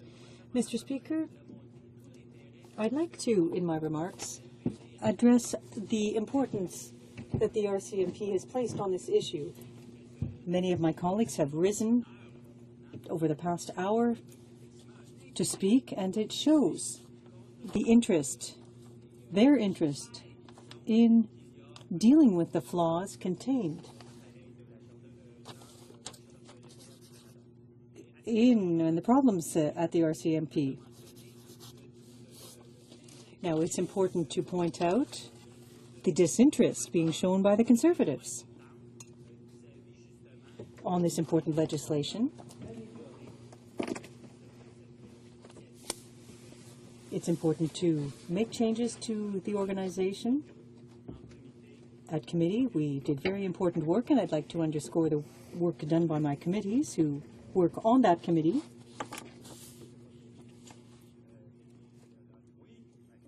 Yes, thank you. Yes, my colleague here who works on that committee. They worked very hard. They brought forth amendments that, unfortunately, were rejected. So let's take a look at this bill. Bill C-42 adds new provisions to the clause dealing with labor relations and gives the additional powers to the Commissioner. It also talks about reforming the process for discipline and for dealing with complaints in human resources at the RCMP. And finally, it is designed to set up a new Civilian Complaints Commission in replacement of the old commission. So as you can see, Bill C-42 merely repeats provisions from the former bill, C-38, and back then we were critical of the bill because it didn't go far enough when it came to disciplinary proceedings. And there was also an issue about unionization of the RCMP. And I would remind you, Mr. Speaker, that the NDP is the only political party in the House of Commons whose staff are unionized. And we're very proud of that. It's an honor for us, something we're proud of, something that we really care about. And that is why we defend our workers, and we see it as being very important to respect them and their work, and that's why we're proud that we have unionized staff. And I'd also take this opportunity to suggest to other parties that they should perhaps enter into negotiations with their staff, because all House staff should have the opportunity to be unionized. The NDP supports the idea behind C-42, the idea of modernizing the RCMP and dealing with sexual harassment effectively. And we voted for the bill at second reading so that it would be referred to committee. As I said before, my colleagues from the NDP that are on that committee worked very hard on this bill. They heard testimony from various witnesses, including experts, and those experts said that there were serious shortcomings in the bill, that there were problems with the civilian oversight, and that the bill didn't heed the recommendations of Justice O'Connor following the Arar inquiry. And it was also felt that the bill didn't meet Canadians' expectations. The Conservatives tabled C-42 as if it was the solution to all of the RCMP's problems. The RCMP was a bit dysfunctional at the time, but this bill doesn't do that at all. It doesn't effectively address the problem of sexual harassment, as I said before, and as my colleagues explained so eloquently in previous speeches. The bill also doesn't deal with a number of other issues that were the subject of NDP amendments at committee, but those amendments were unfortunately rejected out of hand by the Conservatives. The NDP came up with a whole host of amendments, and I once again take my hat off to my colleagues who did very serious work. They tried hard to make C-42 live up to its billing. The amendments, the main purpose of those amendments was to require all members of the RCMP to undergo compulsory harassment training under the RCMP Act. Unfortunately, that was refused by the Conservatives. They also wanted to set up a completely arm's-length civilian review body that would study complaints against the RCMP, but unfortunately the Conservatives denied that. We also wanted to add a provision to create an independent national body to deal with complaints against police. Once again, that was rejected by the police. To create more balanced human resources policies by withdrawing some of the new draconian powers given to the RCMP Commissioner, and by strengthening the External Review Commission. But unfortunately, that amendment too was rejected by the Conservatives. The Conservatives refused all the NDP's amendments, thereby ignoring many recommendations from several witnesses who took their valuable times to appear before the committee, who shared their time to explain their point of view and propose amendments and solutions to the deficiencies in this bill. Because that's the whole point of reforming the RCMP. We're in favor of that. We're in favor of an overhaul. But unfortunately, this bill is not an adequate reform. It's inadequate because the Conservatives bungled the work at committee. They rejected the recommendations of the witnesses, and they dismissed the amendments put forward by the NDP at committee, and that's why we'll be voting against this bill at third reading. Mr. Speaker, I'd like to come back to the point we were making earlier about misconduct and sexual harassment. I think it's a very important point. There have been some real controversies lately, and we need to deal with those controversies head on. Unfortunately, this bill doesn't live up to that calling. We would like this bill to have at least provided for compulsory training, mandatory sexual harassment training within the RCMP. 2 reports on sexual harassment in the RCMP, i.e. the Public Complaints, the Civilian Complaints Commission's report, and the RCMP Gender Analysis Report. Those 2 reports made recommendations. And another very important point is the issue of unionization of the RCMP. As I said before, the NDP is very proud to support unions. Our very own staff is unionized, and we're proud of that. And we would also like all workers to have the opportunity to unionize. And this bill doesn't deal with that issue at all. The issue is currently before the courts. The RCMP is the only police force in Canada that has no collective agreement, if you can imagine that, Mr. Speaker. For 30-some years,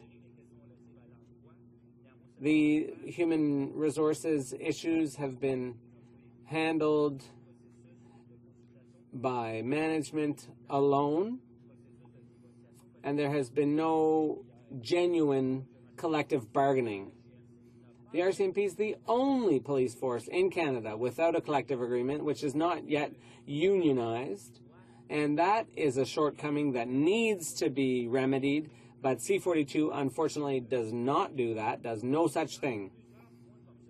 So there are a number of things like that that I could talk about, shortcomings and deficiencies in this bill, and that's why we'll be voting against this bill, because the Conservatives didn't bother to listen to the NDP, to pay attention to the recommendations and amendments they proposed. I'd be happy to answer any questions and to elaborate on any of the issues I've raised, for example, the issue of sexual harassment, which the bill doesn't address, and also the issue of unionization, which the bill also doesn't address. Thank you, Mr. Speaker. Commentaire? L'honorable député. The honourable member for Repentigny. Thank you, Mr. Speaker. We've repeatedly heard how arrogant the government opposite is in rejecting all our amendments. I'd like my honourable colleague, I'd like to know if he's seen anything different on his committee. Are the Conservatives listening on his committee? Do they listen to the experts? Are they open-minded, or are they constantly closed-minded, secretive, and do they just do as they please? The honourable member for Drummond. I'd like to thank my honourable colleague from Repentigny for his excellent question. Before going any further, I'd like to name the 4 NDP members who are doing excellent work on this committee. The member for Esquimalt-Wanda-Fuca, the member for Alfred Pellan, the member for Compton-Stansted, and the member for Thunder Bay Rainy River. And in that respect, yes, my colleague's right. My colleague from Repentigny is quite right, Mr. Speaker. He's right when he points out the fact that on the various committees and on mine, what's really difficult is that as soon as you try to talk about amendments, all the work goes on in camera, and so nobody knows what's really going on. And that's a problem in a democracy. Canadians, the public, should be able to know what's going on, should be aware. For example, the Conservatives, who are the current government, when they don't support an amendment that we've put forward, when they don't follow the recommendations of experts and prefer to go it alone and do it their own way and just please their base or their private interests, I think the public should know about this so that next time around they don't vote for Conservatives. Next time around maybe they'll vote for the NDP. And that's what's going to happen in 2015, of course. Honourable member for Palliser. Mr. Speaker, and thanks to the honourable member on the other side of the House for his position with the RCMP. Again, I would hesitate, or I would not hesitate to suggest that perhaps we're tarring the whole force with one brush. We're saying that the RCMP has no union. I respectfully submit I'm not sure they've ever asked to have a union. Somehow the honourable member decides that that's part and parcel of what should be in place, and therefore if the Mounties don't agree with it, they're out of sync. I have trouble understanding that. Because we don't agree doesn't mean we're arrogant. Because if we don't agree with something, Mr. Speaker, it may well mean we don't believe in it. We don't think it is pertinent to the bill. And I think we have to continually ask ourselves, just because we make an agreement and then we decide that we want to make a recommendation around the agreement, around the bill, and the other side does not accept it, then the other side is obviously wrong. And in my way of thinking, that's the wrong premise to work under. Thank you, Mr. Speaker. The honourable member for Drummond. Thank you, Mr. Speaker. Of course, it's fully to be expected that we'll have different positions, different opinions. There's no problem with that. But on committee, we're supposed to work together. We're supposed to listen to the witnesses. We're supposed to hear what their comments are, what their recommendations are based on their expertise. And when you have those people come and you listen to them, then you can make amendments and you can improve legislation. That's what hasn't been done here. And that's what we're critical of here. The fact that my NDP colleagues who listened to the witnesses, who heeded their expertise and came up with amendments, but the Conservatives, with their blind ideology, completely rejected those amendments. There's something very serious here. Sexual harassment is very serious, and it needs to be addressed, but this bill doesn't do that, and that's why we'll be voting against it, Mr. Speaker. Resuming debate, the honourable member for Berthier-Masquinongé. Thank you, Mr. Speaker. I rise today to speak to the solutions to the serious problem of sexual harassment, abuse of power, and bullying within the ranks of the RCMP. Bill C-42 was put forward by the Conservatives, ostensibly to address serious allegations of abuse, bullying, and sexual harassment made by female police officers. These police officers reported that they had been the target of sexist comments, sexist jokes, and denigration in the workplace for decades. This harassment came from colleagues and management. The complainant said that the environment was hostile and unhealthy for women. The abusive conduct was widespread, according to one complainant. The complainants reported that the working environment was abusive and had been so for decades. I'm happy that we're finally talking about this in the House of Commons, but I was hoping that we'd be coming up with more concrete solutions. I think everyone agrees that something has to be done to ensure that RCMP officers can work in a respectful, healthy, safe environment. The Conservatives came forward with Bill C-42, which claims to be a solution. This bill gives the RCMP Commissioner the ultimate power to fire members for purely administrative reasons and to appoint managers to solve conflicts and investigate into complaints of harassment. It also establishes that the Civilian Review Committee will replace the former body. The new Civilian Complaints Commission will conduct its own reviews. It will have access to RCMP information. It will establish new investigative powers, like compelling witnesses and officers to testify and forcing the production of documents. And it will report to the Department of Public Safety and the Commissioner. Its recommendations will not be binding. Finally, the bill establishes a mechanism for inquiries in the case of serious incidents, deaths, or serious bodily injury involving the RCMP. I would remind my colleagues that the NDP supported this bill at second reading because, in principle, we wanted to address the very serious situation of sexual harassment in the RCMP. At committee, my colleagues listened carefully to the expert evidence. The witnesses were clear. This bill will not suffice to create an open environment in the workplace, an environment of cooperation and respect. Giving greater powers to the Commissioner is not the solution. The RCMP and the government have to go further in their efforts to modernize the RCMP.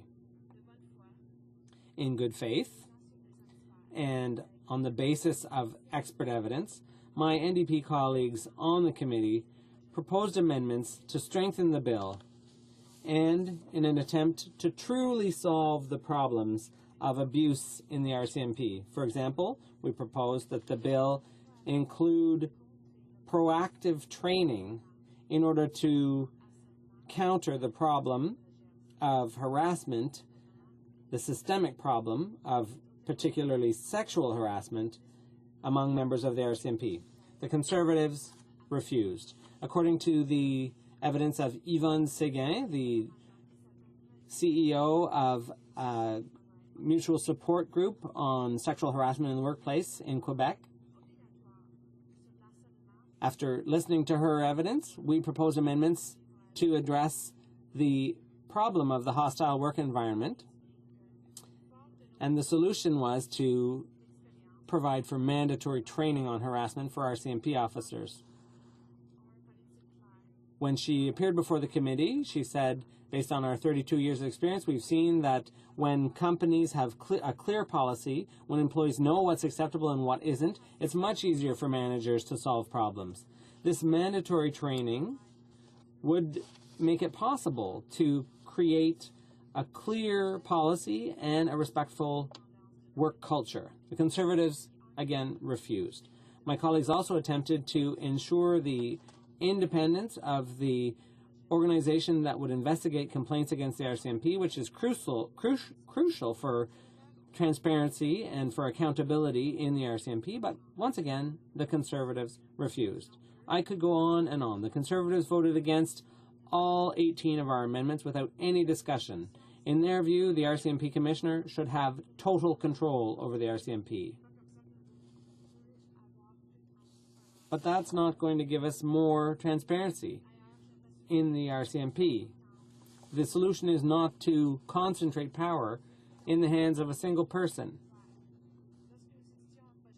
When we study a bill, we think it's important, and we do, to listen to the experts.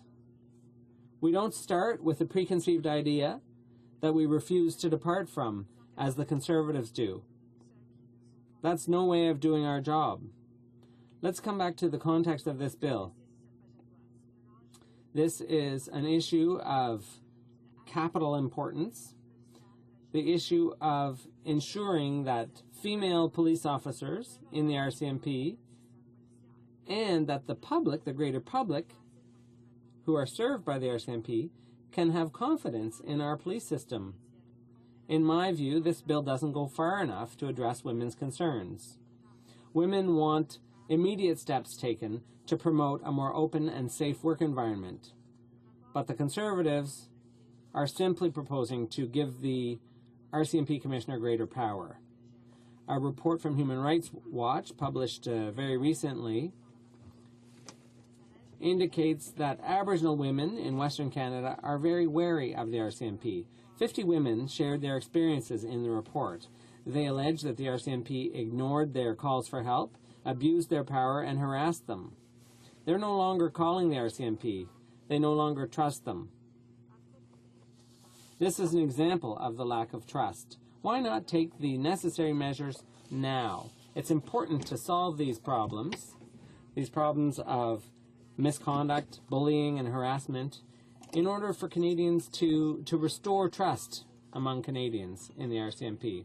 We hoped that this bill would do that, but unfortunately the Conservatives chose to ignore the experts' recommendations. The solutions they put forward could make the situation even worse for our female RCMP officers dealing with abuse and bullying. This serious problem deserves real solutions. To conclude, Mr. Speaker, I really don't understand how my colleagues opposite can refuse all of the amendments that we put forward. I know that we have different viewpoints, but I think we should be able to find some common ground. It's important not to forget the victims, because that's what we're there for. We're there to improve the situation. It's our duty to do that. this is just a bill, but we have to give 110%. We can't just take half measures here. There are serious consequences at stake here for women. The psychological consequences,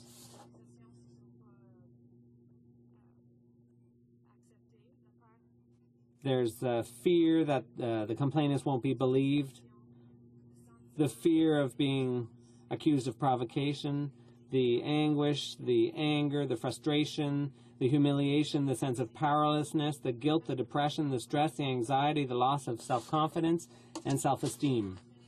This can also lead to very serious physical reactions, a reduced quality of work, loss of a person's job, the loss of benefits, a bad reference or recommendation from one's manager, an altered personnel file, an unfair performance evaluation, sabotage in the workplace. So there's a number of things that can happen, and it's totally unfair. We have to do something to improve the situation and improve practices in the RCMP. I see I just have 1 minute left. 30 seconds. So people are supposed to be able to trust the RCMP and also this government. And that is why I don't believe that we're going far enough. We're not doing our duty. And I'd like to thank you for your attention. Questions and comments. Question et commentaire. The honourable member for Ottawa Centre. Thank you, Mr. Speaker, and thank my colleague for a very well laid out critique of the bill. You know, I find it interesting, Mr. Speaker, you know, we train a lot of police overseas, and one of the things that's fundamental when you're training police now in the programs that the government funds, and we did in the past in places like Kosovo, and you look at what's happening in Afghanistan, is that you understand that police have to be responsible to those that they're charged with the responsibility of protecting, and there has to be accountability. And there has to be accountability within the police service. And to do that, often we push for having a lot of training, a lot of education to be sensitive, and that when it comes to sexual harassment and the use of power within the ranks, that is those who are in senior positions, that you have to be vigilant to ensure that there is not going to be an abuse of power.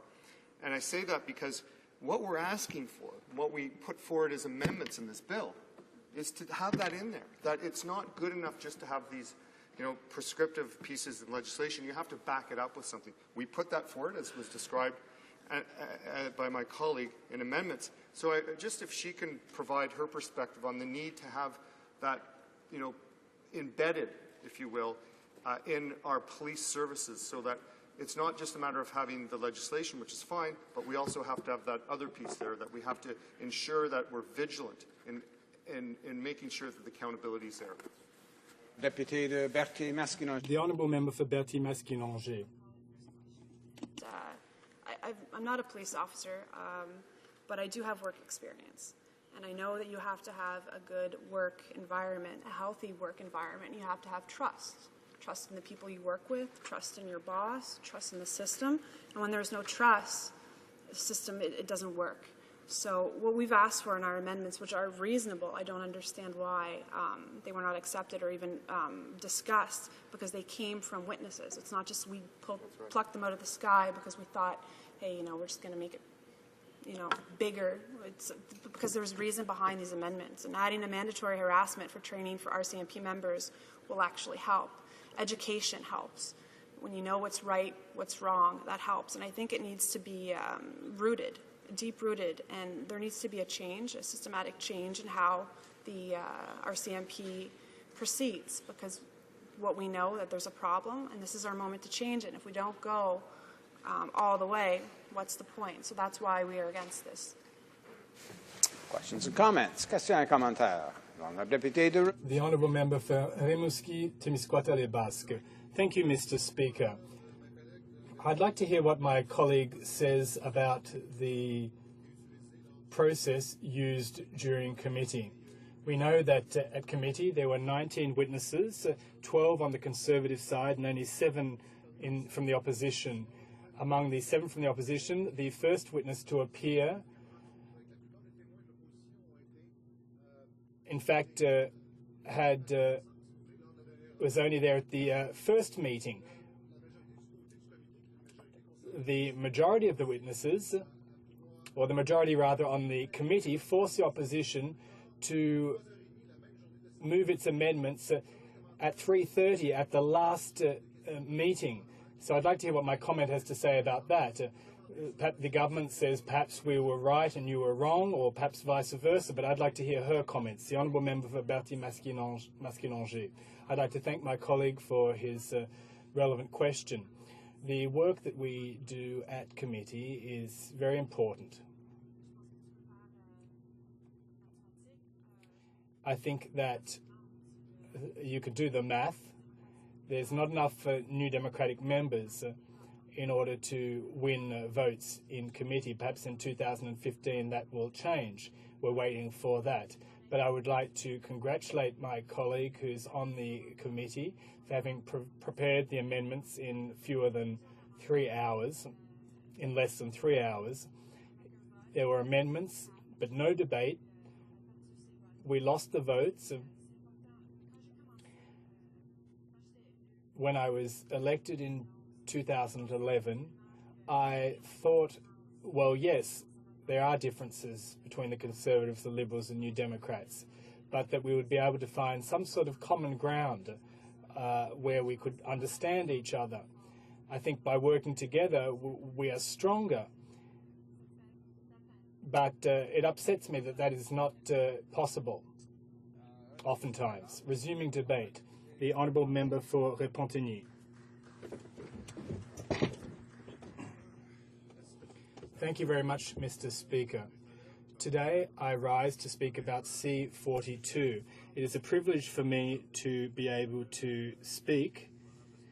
For over 18 years I wore the uniform, and I'd like to salute all my friends in the RCMP. Even the godfather of my son works there, and I'd like to thank all my former colleagues. For those 18 months, I was a first responder, I was a unionist, I worked in the public sector, the parapublic and the private sectors, I worked in open and closed sectors.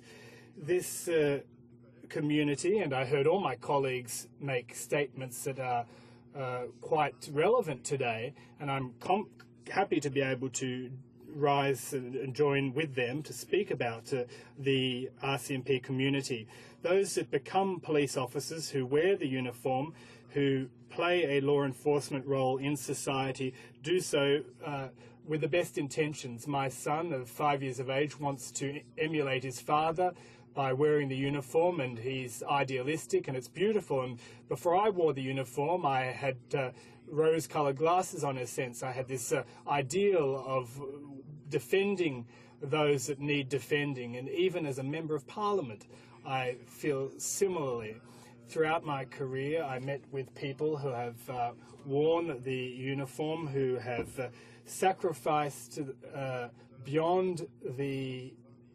have gone beyond the call of duty and have put their lives on the line. I have a colleague who, before retiring, he went and met with everybody that with whom his path had crossed over the years, just to say hello and just to make sure that everything was okay. He did that on his last day. I have another friend who jumped into the water and was prepared to give his own life to save a woman who was in distress. And there was an explosion in Montreal. I was one of the first responders. Everybody was there for the right reasons.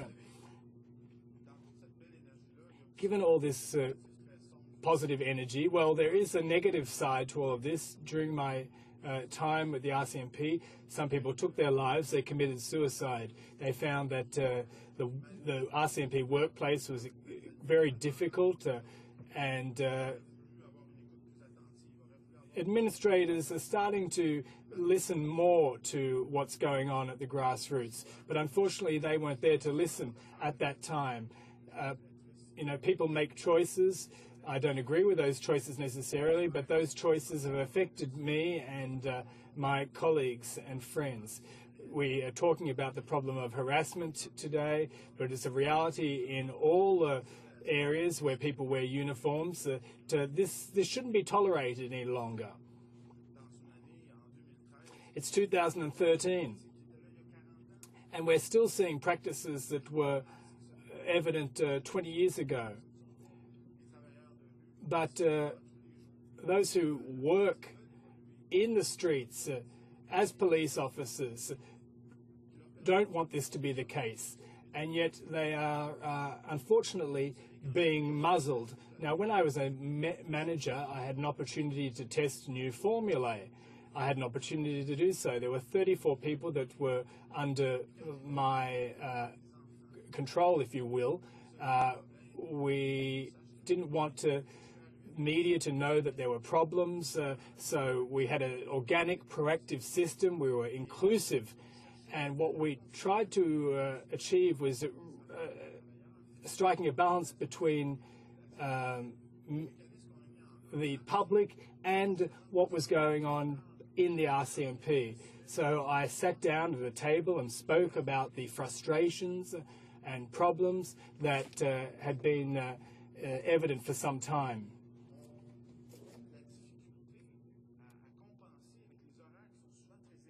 Police officers often have trouble dealing with tough schedules and the enormous pressure that they have on them.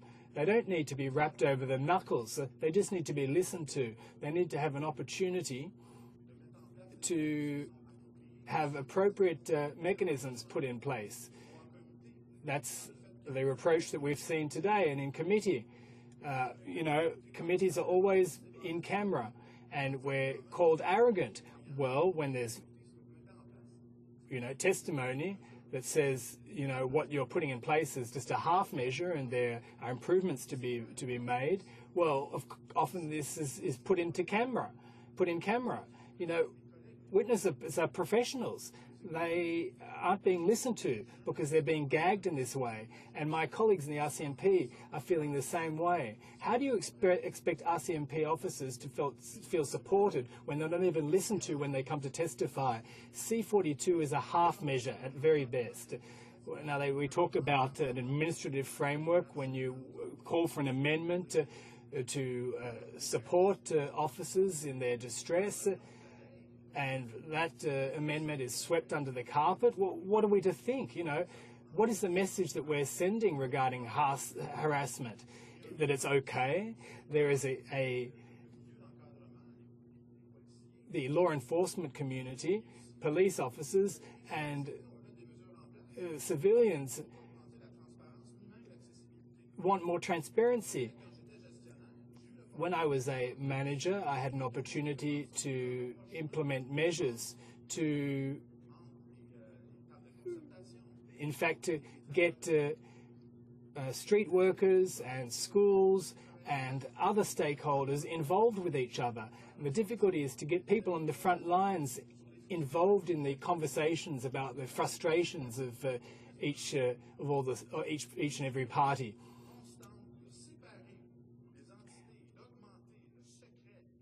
This culture of secrecy is terrible. Not once when I was a manager,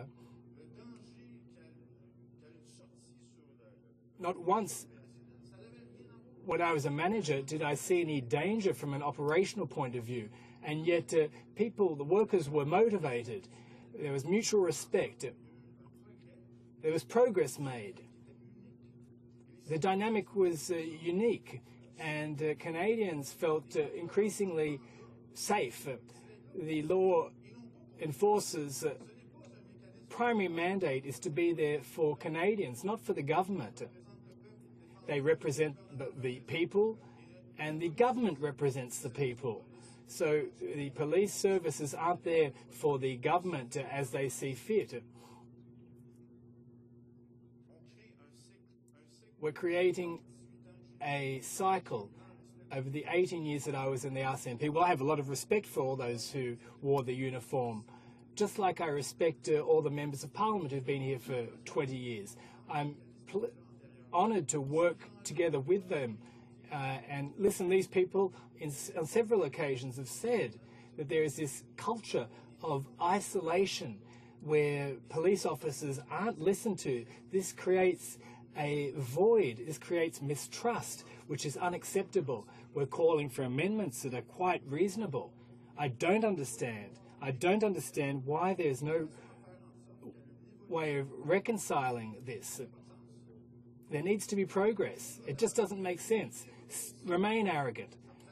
Dig in your heels. It's up to you to do so. But it will not help the public services and law enforcement services. It will not help them become reconciled. I read a quote from Nelson Mandela recently when he was imprisoned in South Africa. He spoke to the director of the prison and said, listen, the relationship that we have today is important for tomorrow, because tomorrow the roles will not be the same. How are we going to eat tomorrow's meal? How many police officers have become civilians, and how many civilians have become police officers? The same is true of members of parliament. You know, recently Obama, in a statement, said that we're not here to be perfect. We're here to do a job. And unfortunately, each and every day, at every committee, there is a barrier that shouldn't exist. We're trying to move forward. We're trying to implement appropriate mechanisms. The amendments that we're moving are reasonable. You could have at least taken on board one on the Conservative side, and yet you haven't. What we're looking for is a politics of reconciliation, positive advances, progress to ensure that there's more transparency, more heightened accessibility, better services at the grassroots. Those officers that wear the uniform, I'm proud of them. They do an excellent job. I'm proud of having worked alongside them. But there are things that need to be improved. Serious things. We need to put an end to the harassment that we see in the police community. Let's put an end to it once and for all. Thank you, Mr. Speaker.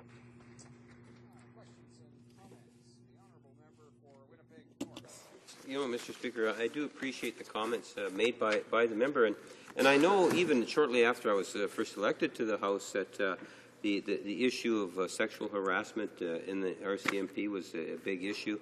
I know that it's something that has been raised for a number of years now, and it's one of the reasons why I believe that the commissioner of our RCMP ultimately went public in terms of provided a letter saying that, look, he wants to be able to have more ability to be able to discipline RCMP officers in situations such as sexual harassment. And one of the things that does get somewhat frustrating is the fact that when you get good ideas on this side of the House, quite often an amendment will come up, and it doesn't seem to matter if the amendment's good or bad. They just don't have a chance at passing because it's a new mentality with the majority government. If it's opposition, it's bad automatically. And I wonder if the member would like to just provide a comment in regards to amendments and in the process, because I know there was an attempt on their part to try to improve the legislation, because like us within the Liberal Party, we do believe that the bill does fall short, that there is more things that they could have done. The Honourable Member for Repentigny. Thank you to my Honourable colleague for his question and comment. Indeed, I've been on 4 committees. It's the same process. Amendments are brought forward, even in camera. I've argued and said, listen, I understand your position. I understand what you're doing. I don't agree, but can we at least meet in the middle somewhere and make progress? I know colleagues in the committee. I had an opportunity to replace them. They're very professional. And one of the comments that was made that when I was there to replace them was, oh, well, it's good that there's someone who wore the uniform here on this committee. Nobody had any experience per se wearing the uniform. However, not one single person there was interested in the outcomes. And that's what's sad. When there are questions brought to the fore, where there are new solutions, you aren't listened to, and I think that the public aren't fooled. They'll draw their own conclusions about the government's intentions. Thank you very much. Questions and comments? For Western Arctic. Well, thank you, Mr. Speaker, and I thank my colleague for his speech and his great experience with this segment of our society, which makes his words even more powerful. But, this thing with amendments that the Conservatives have with Bill C-47, we had some 50 amendments that were put forward. Most of them came from Northerners. This bill was on the North. Most of these amendments came from witnesses that brought them forward in amendment form from across the North, and that made the body of the amendments that were put forward. None of them were voted for by the Conservatives, of course. So I just wanted to clarify with these amendments that you were bringing forward, what were the position of many of the witnesses in front of you in the committee as to the amendments that were proposed? The Honourable Member for Repentigny. Thank you for the question. I wasn't in committee, but I did read the blues, and I did go through all the material. And I'd say the majority of them said two things. One, C-42 felt short. That's all there is to it. It didn't address certain issues. Second of all, the amendments that were brought forward with the information of the witnesses. Now, I don't understand what the position of the government is to bring in witnesses that they themselves will contradict C-42, saying, well, it's a good step, but it's far from being sufficient, and we need to modify it, and this is how we see it. And then we propose the amendments, both sides, NDP and Liberal, and they systematically go against them. So I'm a little confused. They can say they listen to the experts, but when they bring their own experts, they don't even listen to them. Thank you.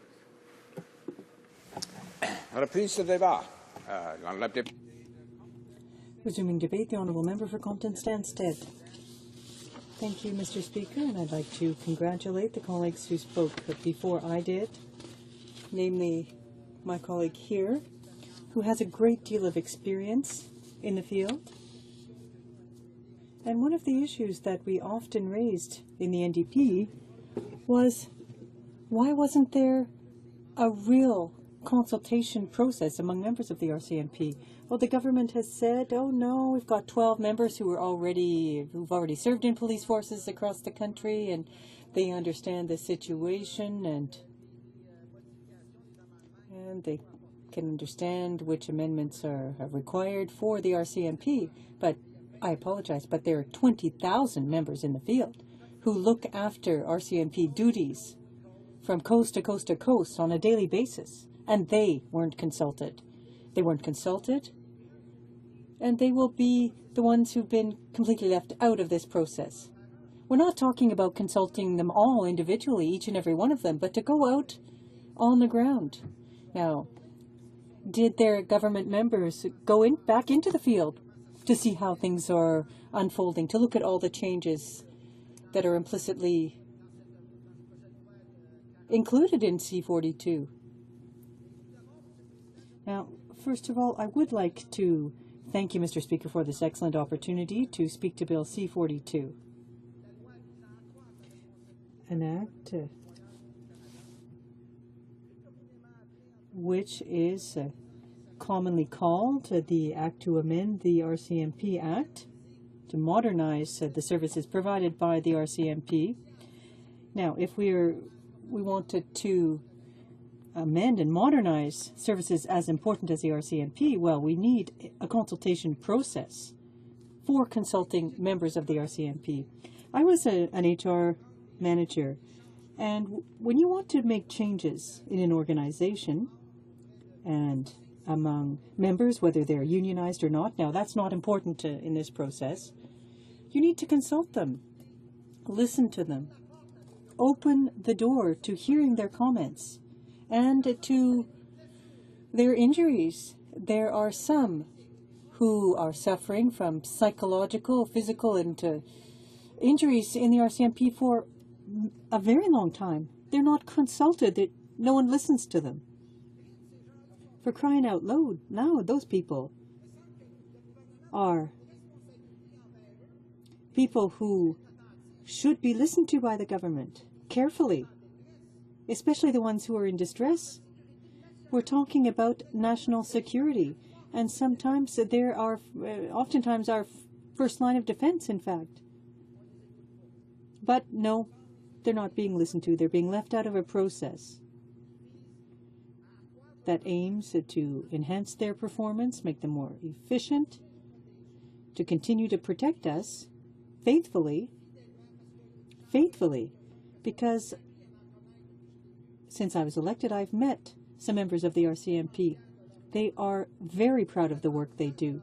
They're so proud of their police force, of the history behind it, of the culture.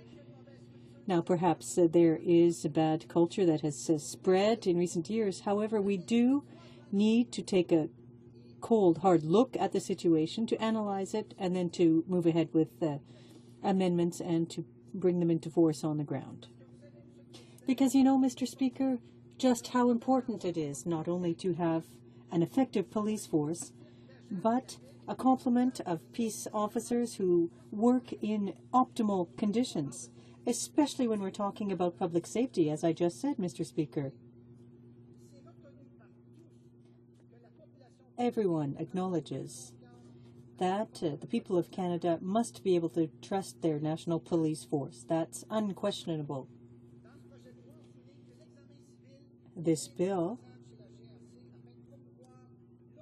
underscores the fact that civilian examinations are of the utmost importance at the RCMP. There's also a requirement for transparency as part of the transparency in preparing legislation as important as this one dealing with the RCMP. It also talks about increasing accountability for the RCMP to the government in the provinces, with which arrangements have been made for the use of their services. Oftentimes we forget that across the country,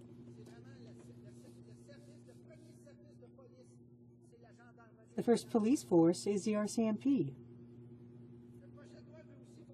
The bill is also designed to provide the Canadian government with a framework that will be used to undertake a process for ongoing modernization. Now, as I said, without consultation, without going out onto the ground it's impossible, in fact, to do something that we can accept and Canadians will accept, and that the people working in the police force, in the RCMP, will accept. And when you undertake changes as significant as these, they need to be accepted by people in the field. Now, as I said, since I was elected on May 2nd, 2011, we're nearing our second anniversary, I've had several opportunities to meet with various members of the RCMP and to realize what extraordinary work they're able to do, despite the clear limits in terms of human resources, material resources, and financial resources that they have to cope with. The many cuts and missions that they must undertake are such that several aspects of our national security are jeopardized. I've got 6 border crossings in my riding. There are 22 in Quebec. On the East Coast, the West Coast, in the North, the Arctic. Our police forces, namely the RCMP, are important. There are more than 20,000 people who will be affected by these cuts, accusations, and despite all of that, they need to continue to carry out their duties on a daily basis in difficult conditions. Morale among the troops has been hit hard. So how can they provide security for Canadians, dignitaries who are visiting the country, for summits, as we've seen, and even security for the Prime Minister? As a manager, it seems to me that we would have to manage morale among these people. These people are not being respected in their fundamental right to be heard, especially when they're showing signs of distress. And there are some members of the RCMP. Yes, the bill is good in its intentions, but shouldn't we also be focusing on the real problem that exists in the RCMP? As part of the organization chart, It's the same thing. More and more power, discretionary power, will be placed in the hands of the commissioner.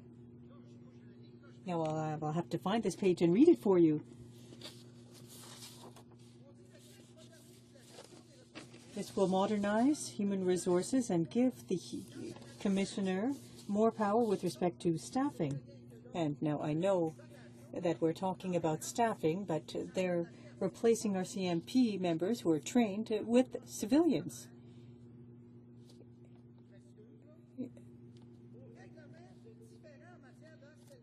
With respect to the resolution of complaints for harassment and human resources, that's not the commissioner's job. Now, he could have a say in the matter, but that's not his responsibility. In large corporations, you never place all of the decision-making powers in the hands of the person at the top. That's unacceptable. Unacceptable. We need to listen to people and consult them. Human resources people are professionals. And when a human resources professional is appointed commissioner, well, I'd like to hear what people would say. Oh, he doesn't know anything. He doesn't understand anything. He's never been on the floor or in the field. But this is what we're doing. We're placing management over such important issues like promotions, complaints. He won't even be accountable to the civilian committee. He won't even be accountable.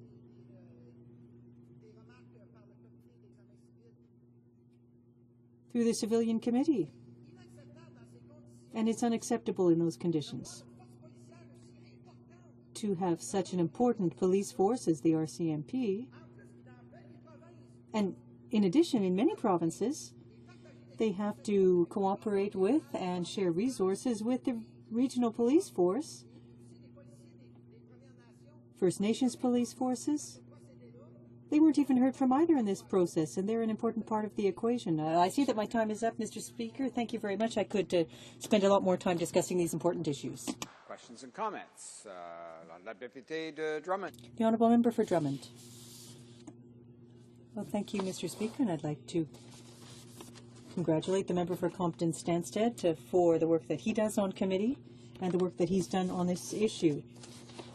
In his remarks, he covered a number of the facets and identified the importance of the improvements that should have been made to the Act. Unfortunately, all of the good amendments put forth by or recommended by experts who appeared before the committee were not accepted by the Conservatives, and that's very disappointing.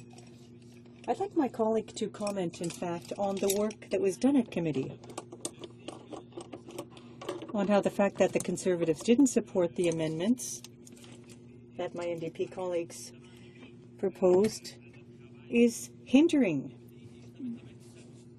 us in our work as members of Parliament, and why it's forcing us to vote against the bill when in fact we could have supported it if some of the amendments had been adopted. The Honourable Member for Compton-Stanstead. Well, thank you very much to my colleague for Drummond, who does an excellent job on the environment in his riding and on the committee. Look, at committee, well, we agree on certain aspects. On other issues, it's a complete denial and rejection of comments and positions that are supported by the NDP. And for the amendments being put forth by the NDP, they're completely denying them. We face personal attacks, even by the Minister of Public Safety, who, instead of answering questions at committee, attacks members of the NDP who are sitting on the committee, and that is completely unacceptable, that attitude. Well, they say, well, we have people who served in the police forces. We know how to reform this kind of legislation. That is an unacceptable attitude because, once again, they don't want to collaborate with anyone. They want to hastily put forth botched legislation and just deal with the consequences, and will be subjected to the consequences as members of, as citizens of this country. The Honourable Member for Honoré-Mercier. Thank you, Mr. Speaker. Now, there was talk about harassment in the RCMP.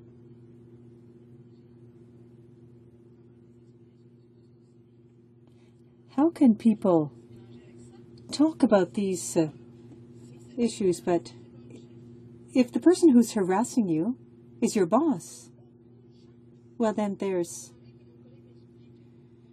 are problems relating to that. So I'd like my colleague to explain to me how the government could forth legislation that is so lacking in that area. The Honourable Member for Compton-Stansted. Well, the Complaints Commission prepared a report last February. Jan McPhail put forth 11 recommendations in order to improve the way that the RCMP deals with conflict in the workplace. And he talked about improving action taken on harassment complaints. Sometimes there are 4- and 5-year wait periods for certain complaints to be dealt with in the RCMP. When a complaint is lodged on a situation on harassment or on other issues or on other topics, it takes 4 to 5 years. That's the waiting period. They simply prefer to forget about the victim and the person who could be accused of harassment or inappropriate action. Now, there are 900 positions or stations at the RCMP. There are many officers who spent 10 or 15 years in their provinces, and when they were suspected of something, well, they were simply sent 3 or 4 provinces further to the west or to the east or to the north. They weren't investigated. They weren't informed that there was a process available to all official public servants, unionized or not. In labor relations, there are processes that exist, but the RCMP isn't entitled to have a fair process for victims and for people who are accused of negligence. Resuming debate. The Honourable Member for Western Arctic. Well, thank you, Mr. Speaker, and I'm pleased to rise to speak on Bill C-42, the Enhancing Royal Canadian Mounted Police Accountability Act. Quite a mouthful there, where we see quite clearly through the work that's been done by our side of the House in exposing how difficult it was to get any amendments to this bill, how difficult it was to deal with the real issues that witnesses in front of the committee brought forward. And this is a pattern, of course, that the Conservative government and its majority has worked on pretty hard and exists, I think, in almost every committee of this House. While I support the need to modernize the workplace of the RCMP, this bill doesn't do enough to reach that objective. My colleagues on this side of the House, as I say, have gone through the process and raised many of the valid issues and complaints. As a person from the northern regions of Canada, where the RCMP are the single only police force, and having lived there most of my life, all of my life, I see that there is really a requirement in small communities across the north for these RCMP officers to have the opportunity to have a very direct relationship with others that they can get hold of in order to deal with the kinds of grievances that may arise in very small detachments. And I just don't see that this bill is adequate to deal with that. But having said that, I want to focus on 2 sections of the bill which maybe haven't received as much attention and I think are very interesting sections of the bill, and I think we need to look at them. These are 31.1.3 and 31.1.4. Section 31 of the bill sets out when an RCMP member may make a grievance and limitations to when an officer may not make a grievance. Section 31.1.3 reads, a member is not entitled to present a grievance relating to any action taken under any instruction, direction, or regulation given or made by or on behalf of the Government of Canada in the interest of the safety of security of Canada or any state allied or associated with Canada. In other words, an officer who refuses to carry out an unlawful order can be disciplined up to and including dismissal from the force, and they would not be able to complain that they're being punished for refusing to obey the law. This section could also mean that an RCMP officer blows a whistle on illegal orders would also be subject to discipline, including dismissal, and would have no right to complain that they were being disciplined for revealing illegal activities inside the RCMP, even if they were under the instruction of the government, especially if they were under the instruction of the government. Retired RCMP officer Rob Creaser, the spokesperson for the Mounted Police Professional Association of Canada, said, "It places RCMP members in an untenable situation when they're being directed to break Canadian or international laws as sees fit." Section 31.1.4 reads, "For the purposes of subsection 1.3, an order made by the Governor and Council is conclusive proof of the matter stated in the order in relation to the giving of making of an instruction, direction, or regulation by or on behalf of the Government of Canada in the interest of the safety or security of Canada or any state allied or associated with Canada." In other words, the Cabinet, a small group of politicians on a like mind, meeting in secret, will determine which laws RCMP will have to follow and which laws the RCMP will break, and what those mean. Gil Davidson, Executive Director for Lawyers' Right Watch Canada, describes this clause as very dangerous, saying, "Police officers have special powers to use force and to deprive people of their liberty, and the reason they have those powers is to keep the public peace. And keeping the public peace means that ensuring that the law, and this is the legitimate laws and the rule of law, are upheld." Some of the dangers in here are that these clauses could be used to condone torture and the use of information gathered through torture. Torture and the use of information gained through torture are both against Canadian and international law. However, this bill, once enforced, will negate these laws. Upholding the law and the rule of law is something the Public Safety Minister doesn't appreciate. With his directions to the RCMP, the Canadian Border Services, and CSIS, where he's instructed them to use information gained through torture. Last November, Surrey, BC RCMP Constable Lloyd Pinsent circulated a paper he wrote with the title, "The Terrorists Have Won, RCMP Ordered to Accept Torture, Tainted Information." In his paper, Constable Pinsent lays out how C-42, combined with the Public Safety Minister's direction that it is okay to use information gathered through torture, essentially ordered the RCMP to break the law. While the direction from the Minister of Public Safety is contravention of existing Canadian and international law, under Bill C-42, Section 31.1.4, the order is to be viewed as conclusive proof, and the questions about the legitimacy of that order are not allowed either. This was written by Mr. Pinsent. So what we have here is a situation where we can lead to abuse in the future. Why this government has decided to put this particular aspect into this Accountability Act, as they call it, accountability.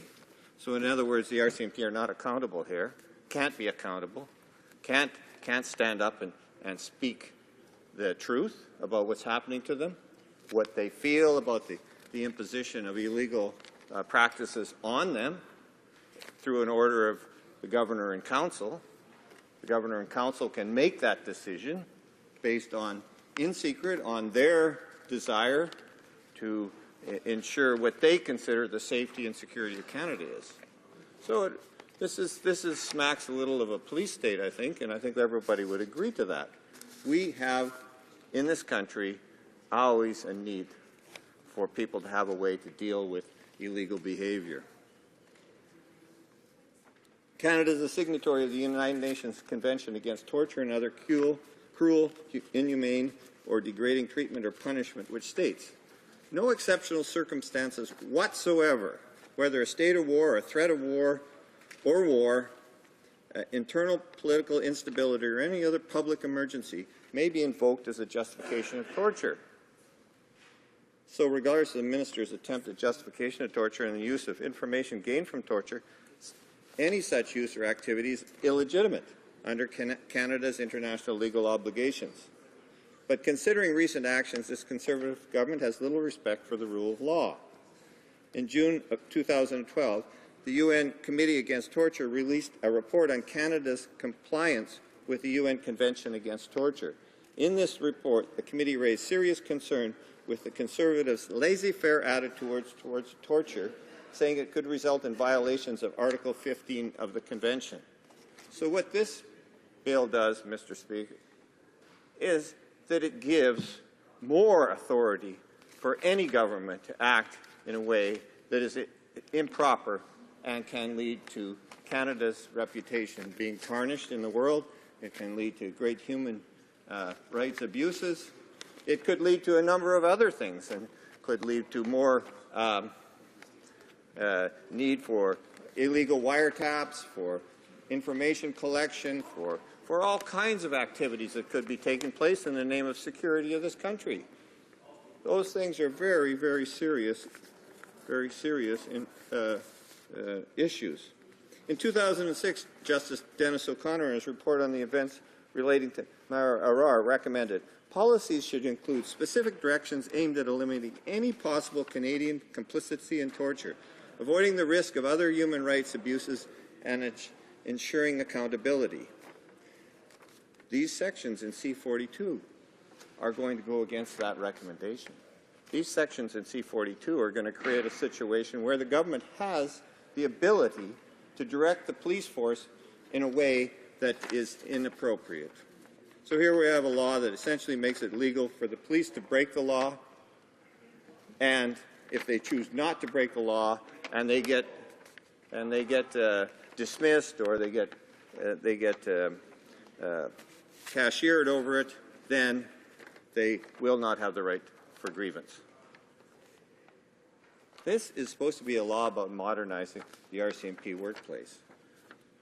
These clauses take it backwards in time. They really do, Mr. Speaker. This is something that shouldn't have been put in this legislation. It should have been debated in a different fashion.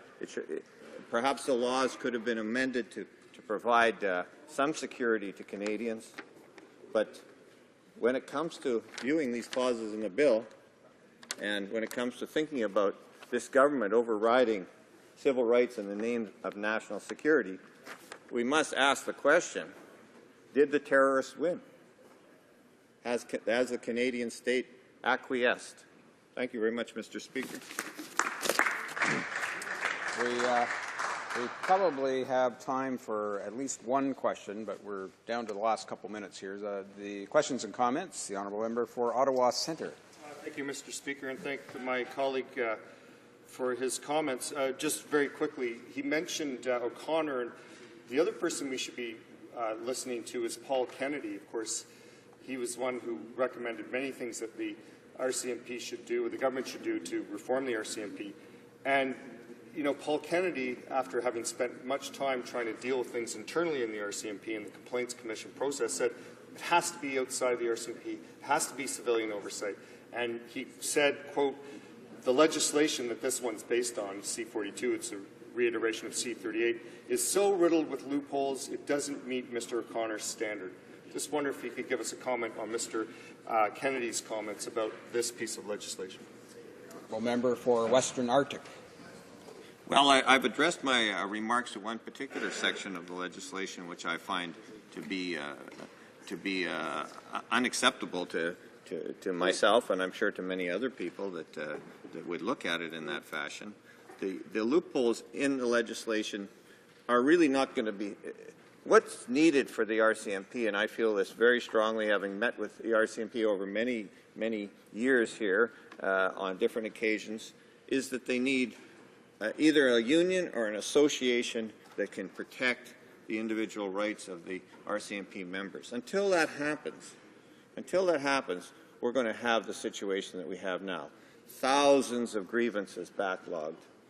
RCMP officers unhappy.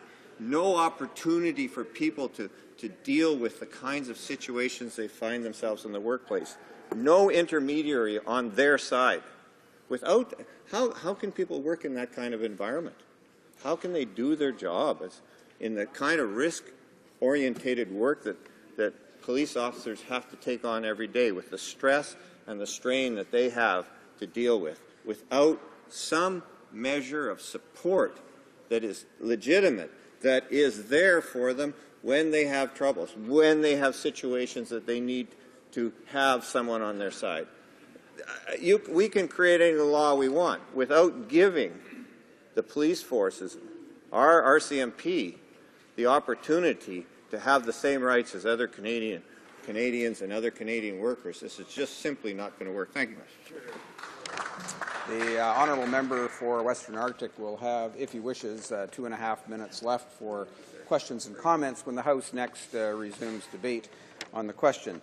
It being 5:30, the House will now proceed to the consideration of private members' business as listed on today's order paper. Private members' business. Resuming debate at second reading of Bill C-457, an act to repeal the Clarity Act in the name of Mr. Bellavance. There are 4 minutes remaining for the speech by the member for Haute Gaspésie, Métis, Matane, Matapédia. The honourable member. Thank you very much, Mr. Speaker. Allow me, as I'm the first speaker for the second hour of debate, to remind everyone how important this bill is. It goes to the very foundations of democracy, the right for nations to make their own decisions on their future. The definition of a nation in international law is recognized by the member nations of the United Nations. Self-determination of peoples, initially called the right to self-determination, is a principle of international law, whereby each people has a sovereign and free right to decide its own political form and structure, free from any foreign interference. This is a principle that only can be implemented at the level of a nation or of a people. The Bloc Québécois, my colleague for Richmond Arthabaska, has put forward a bill, and it's a straightforward bill. It's just made up of whereases and one clause. And it's merely a reflection of the Quebec people's inalienable right to make decisions on their own self-determination. The people of Quebec, whereas the nation has been whereas the Québécois form a nation, whereas that nation has been formally recognized by the House of Commons, whereas the decision on its future within Canada lies with the Québécois nation, not with the federal government, and whereas the Québécois nation has laws that give its government both the right to consult the people of Quebec by means of a referendum on the subject of its choice and the right to determine the wording of the referendum question, now therefore the Clarity Act is repealed. The Bloc Québécois, like all parties in the National Assembly, be they sovereignist or nationalist or federalist, all parties in the National Assembly agree that this federal act directly violates the Quebec people's right to self-determination. This Clarity Act is an aberration. It's absurd. The National Assembly is sovereign within its own powers and jurisdiction and can make its own decision about how it wants to govern itself. It's important to point out, Mr. Speaker, the effect of this act. It's a pernicious act, the Clarity Act. It intervenes in a domestic debate, a Quebec debate, that only Quebecers should have a voice in. So the House of Commons has given itself virtual veto over any Quebec referendum. The House of Commons would determine after the fact whether the majority was clear, whether the question was clear, and it would, of course, take into account the views of other provinces. To conclude, Mr. Speaker, because my time's almost up, I would urge all members here in the House who respect international law and the right of a people to self-determination, I would urge you to support my colleague from Richmond Arthabaska's bill, because it's a matter of democracy, it's a matter of Quebec democracy, Canadian democracy, and international democracy. Regardless of political stripes, for reasons of democratic values, this bill should be supported. Resuming debate, the honourable member for Pontiac. Thank you, Mr. Speaker. Today I rise in the House to speak to the bill that would repeal the Clarity Act. I have to say, first of all, that the NDP team has been working very hard to restore Quebecers' confidence in politics. the Bloc Québécois, in tabling this bill, is attempting to revive old debates, and with this bill is proposing nothing new. It's just trying to resuscitate old squabbles. When the people of Quebec, as a bloc, rejected the party that had been representing them, my colleagues from the Bloc Québécois should be ashamed. The NDP approach is different. We believe that the federal government must be an ally to Quebecers as a nation, as this House itself has recognized, and the federal government should work with the other provinces to respect the Quebec nation. This shows once again that the Bloc doesn't really want to help build bridges. They don't want to bring people together from coast to coast. We know that people are ready for something else, Mr. Speaker. In good faith, they're ready to leave behind the old, tired debates, and they made this clear in the last election. Furthermore, the NDP has even tabled its own bill, a bill that stems from the Sherbrooke Declaration, and it reflects a positive vision of federalism. It turns the page on old, worn-out debates, and we believe that the leader of the official opposition is the person who's in the best position to bring together the people of Quebec and the rest of Canada to work together to build a fairer, more open, and greener and prosperous country. The NDP team, with its leader, are the only ones who have truly tried to create winning conditions for Canada, for Quebec, in full respect of democracy, Mr. Speaker. Speaking of democracy, Mr. Speaker, allow me to point out that when there's an election, members run under a political banner with ideas and promises that are made by that party. Once elected, members have to respect the choice of the public and be accountable to their constituents all throughout their term of office. I myself tabled a bill to that effect last year. Under that bill, we, representatives of the public, would have to be more accountable and would have to strengthen the image of our political institutions. This bill provided that if a member's seat became vacant, it would lead to a by-election. If the member who had been duly elected under the banner of a particular political party changed parties or crossed the floor.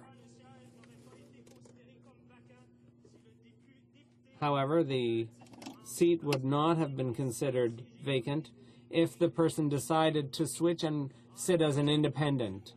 In other words, Mr. Speaker, under my bill, by-elections would be triggered whenever an elected member of Parliament, elected under one political party's banner, decided to cross the floor and join another party during the same term of office. That is respect for democracy. The honourable member, point of order. L'honorable député de Richmond-Athabasca avec un point d'ordre. The honourable member for Richmond-Athabasca on a point of order. Thank you, Mr. Speaker. I don't want to interrupt my colleague as he's getting under full steam, but what we're talking about here is Bill C-457, so I really don't see the connection with what he's saying now. It's a practice of the chair to give members some latitude in terms of relevance when they're speaking to a matter before the House, and I would encourage the honourable member for Pontiac and all members to make their remarks relevant to the matter before the House. L'honorable député de Pontiac. The honourable member for Pontiac. Thank you, Mr. Speaker. I am deeply disappointed that recently my colleagues from the Bloc Québécois have not demonstrated the same fundamental respect for basic democratic principles and the democratic choice of the voters of a riding that is in the heart, the very heart of Quebec. Moreover, we have no lessons that we need to take from the Liberals that brought Canada to the verge of separation in 1995. The Liberals will not learn from their mistakes. Their response to the unity crisis was the sponsorship scandal. The Liberals decided to forsake the fight, the political fight for Canada. They tabled obscure legislation, which is far from being clear. Instead of attacking the New Democrats for its advances in Quebec, the Liberals should be applauding the New Democratic Party. The New Democrats elected a majority of Federalist members for the first time since 1988. In one fell swoop, the New Democratic Party sidelined the Bloc Québécois. I believe, as a Quebecer, from the bottom of my heart, that it is important to restore the hope of Quebecers in their country and to see that Ottawa respect all Quebecers so that we can build a better future for all. Quebecers don't want to go backwards, Mr. Speaker. They're fed up with the old spats. They're fed up with these broken records, and that is what the New Democratic Party undertakes to do. Our team is restoring hope among Quebecers. This hope can be understood, heard, and respected within the Quebec nation, and with the hope that their values are shared with other Canadians.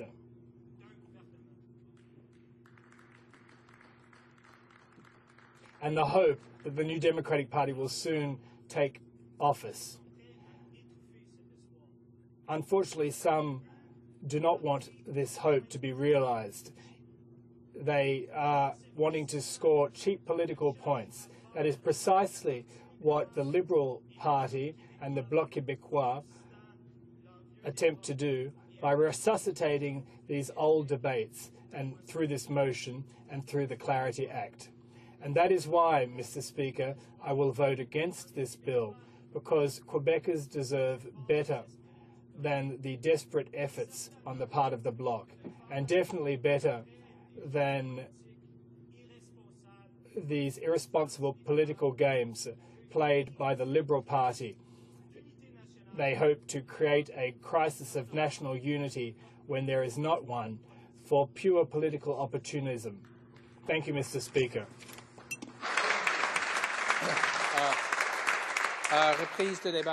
Resuming debate, the Honourable Member for Lac-Saint-Henri. I am a member who has the honour of representing in this House one of the most federalist ridings in Quebec. I won't speak about the percentage of the two votes in the referendums, but I will speak about this important legislation that will abolish the Clarity Act. I'll take this opportunity to congratulate and thank my honourable colleague, the Liberal member for Cartierville, who, with such skill, intelligence and courage, spearheaded the Liberal government's efforts in 2000 to adopt this important legislation. I support the Clarity Act with great conviction, and not only because I'm an staunch federalist. It is because I am a liberal when it comes to a political philosophy. We reject ideology. We have ideas that are well thought out, and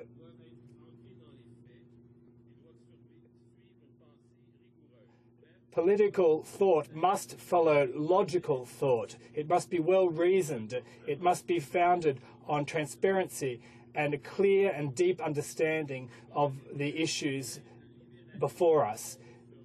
Liberalism is based on intellectual honesty, just like democracy. Those who experienced the two referenda in Quebec understand the nebulous nature of the questions that Quebecers had to vote on during these two popular consultations. In fact, these consultations were a joke, an inside joke in Quebec and elsewhere in Canada. How unfortunately it wasn't a funny joke for Quebecers. The Clarity Act requires that if there is another referendum, and I hope that we do not have to deal with a new referendum in the future, that any question must be clear, that it communicate to the voters the question that is clearly defined. Some who are opposed to the Clarity Act believe that it is a straitjacket for Quebec that is not worthy of a free, proud people. Some people believe that it is a Soviet-style piece of legislation. I'm confused by this point of view. It makes me sad that some people interpret this legislation so erroneously. It's quite to the contrary. The Clarity Act is a point of pride for Quebec. Under Jean Chrétien, this legislation provides Quebecers, and this has been confirmed by the Supreme Court, of the accountability of all Quebec governments that would put us in the irreversible path of independence. The Clarity Act is extremely important. It communicates to governments the true intentions about the future and helps to protect us against any attempt to manipulate, for politicians to manipulate things if they are temporarily have the reins of power. So the Clarity Act is a benchmark. It is a guide, a yardstick. And to borrow the language of our neighbours from the south, it is a system of checks and balances to protect the interests of Canadians and the major principles of liberalism. The Clarity Act requires that any victory of a yes in a referendum would be based on a clear question and would leave nobody in doubt as to the outcomes of such a result. And I hope that this never happens. As far as the threshold in any referendum is concerned, before negotiations could be begun with the rest of Canada regarding the independence of Quebec, the Liberal caucus supports with great conviction the Clarity Act, which has been modelled on the Supreme Court opinion that the threshold must be 50 plus 1 at least. 50 plus 1 is not 50 plus 1 in fact, because the turnout at any election is never 100%. We know that people who are absent shouldn't necessarily be blamed, but should we lose our country because these voters were sick or absent? And if a yes just scrapes in, would there be a national consensus in Quebec to move ahead with negotiations that would be difficult with the rest of Canada? In the wake of such results, would Quebec fall into a bitter impasse, politically speaking, that would result in dire economic straits? Many analysts and political editorialists claim that Quebecers disagree profoundly with the Clarity Act, and yet the facts speak otherwise. The Clarity Act received royal assent in June 2000. In November 2000, during the federal election, the Liberals won a huge, overwhelming number of seats in Quebec. The Bloc Québécois campaigned against the Clarity Act. If we rely on the polls at the time that were conducted by Maurice Pinard and other sociologists, 60% of Quebecers, including 53% of sovereigntists, were very much in favour of the Clarity Act. The previous year, a crop poll with over 4,000 people polled regarding a Supreme Court decision that was later included in the Clarity Act indicated that an even stronger percentage of Quebecers required a 60% threshold before Quebec should move ahead with sovereignty.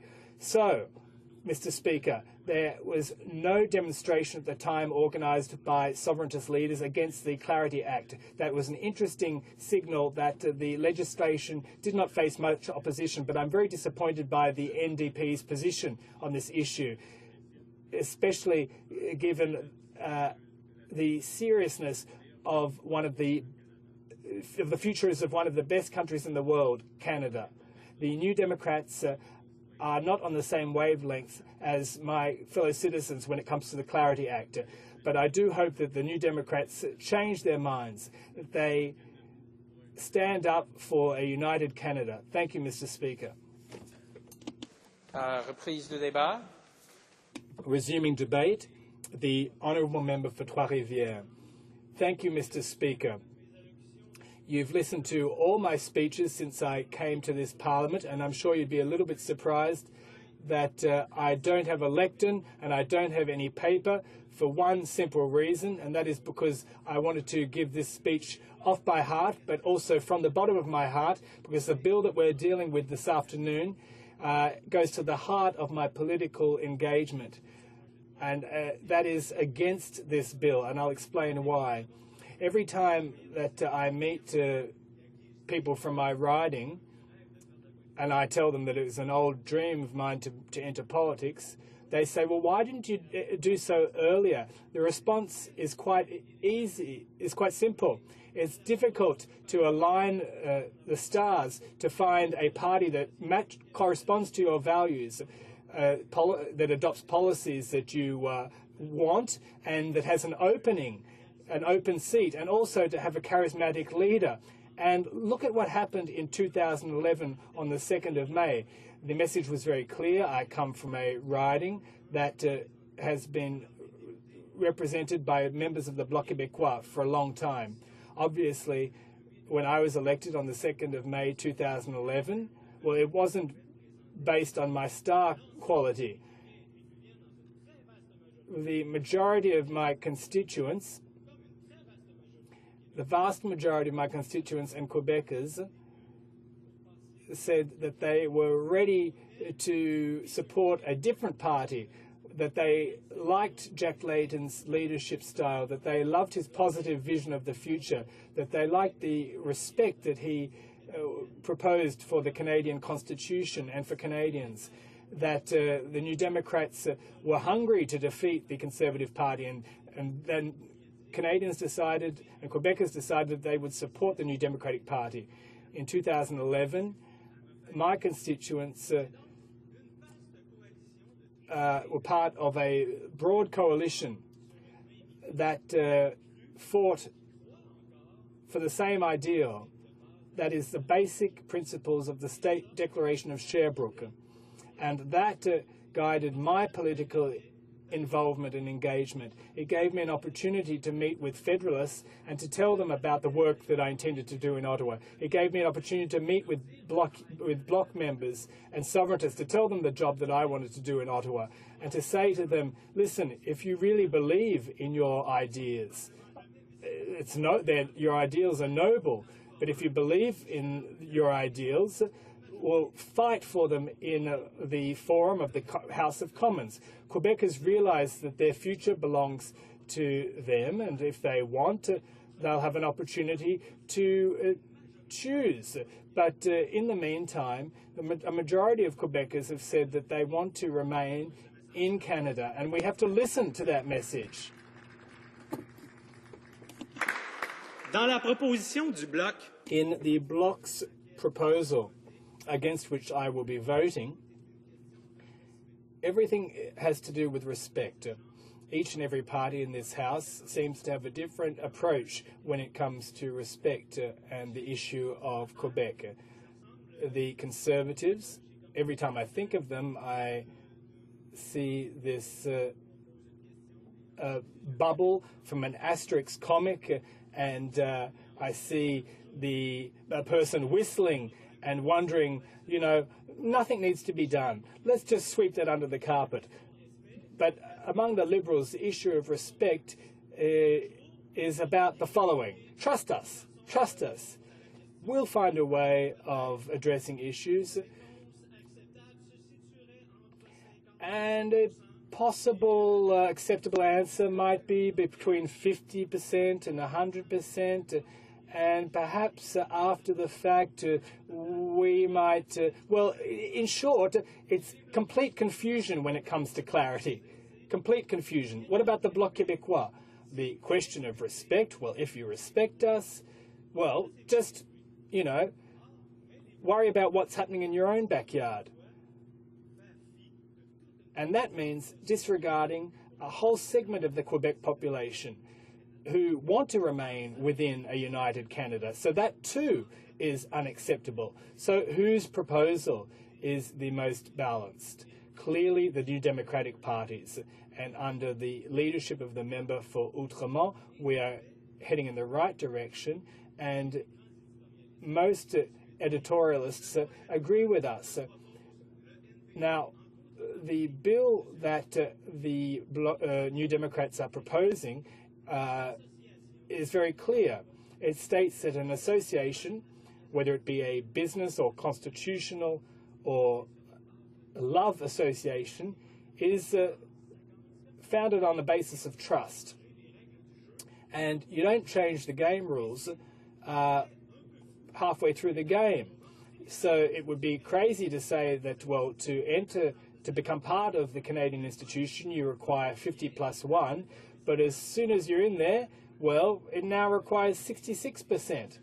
The rules to enter the Constitution and the rules to exit the Constitution should be the same. The New Democrats' job is to ensure that Quebecers feel at home within Canada, respected within Canada, and that the question is no longer relevant. And if the question were to be asked, well, here are the questions that would be important. Quebecers can decide about their future at the time of their choosing. But the New Democratic Party believes, based on the experiences of a couple of referendums, the New Democratic Party are mature enough, and we believe that if there were to be a third referendum, that under the Scottish model, we could agree ahead of time on the wording of a question so that everybody, once the referendum is completed, would abide by the results. That would be a mature approach. That would be a mature approach that Quebecers are willing to come on board with, except those who are looking for a fight. If your option is based on confrontation, it means that its foundations are not sufficiently solid to withhold such a process.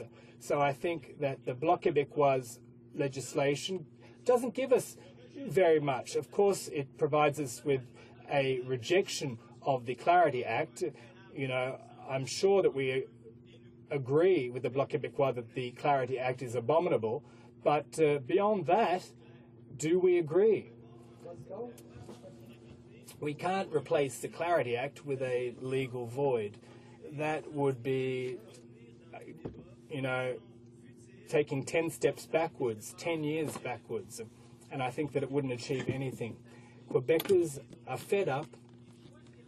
They've chosen, and in 2015, they will choose to re-elect the New Democratic Party.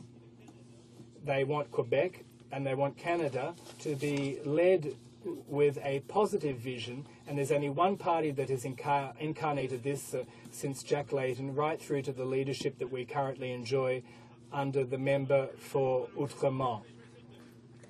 I almost gave you his name, but I managed to restrain myself. Au climat de tension.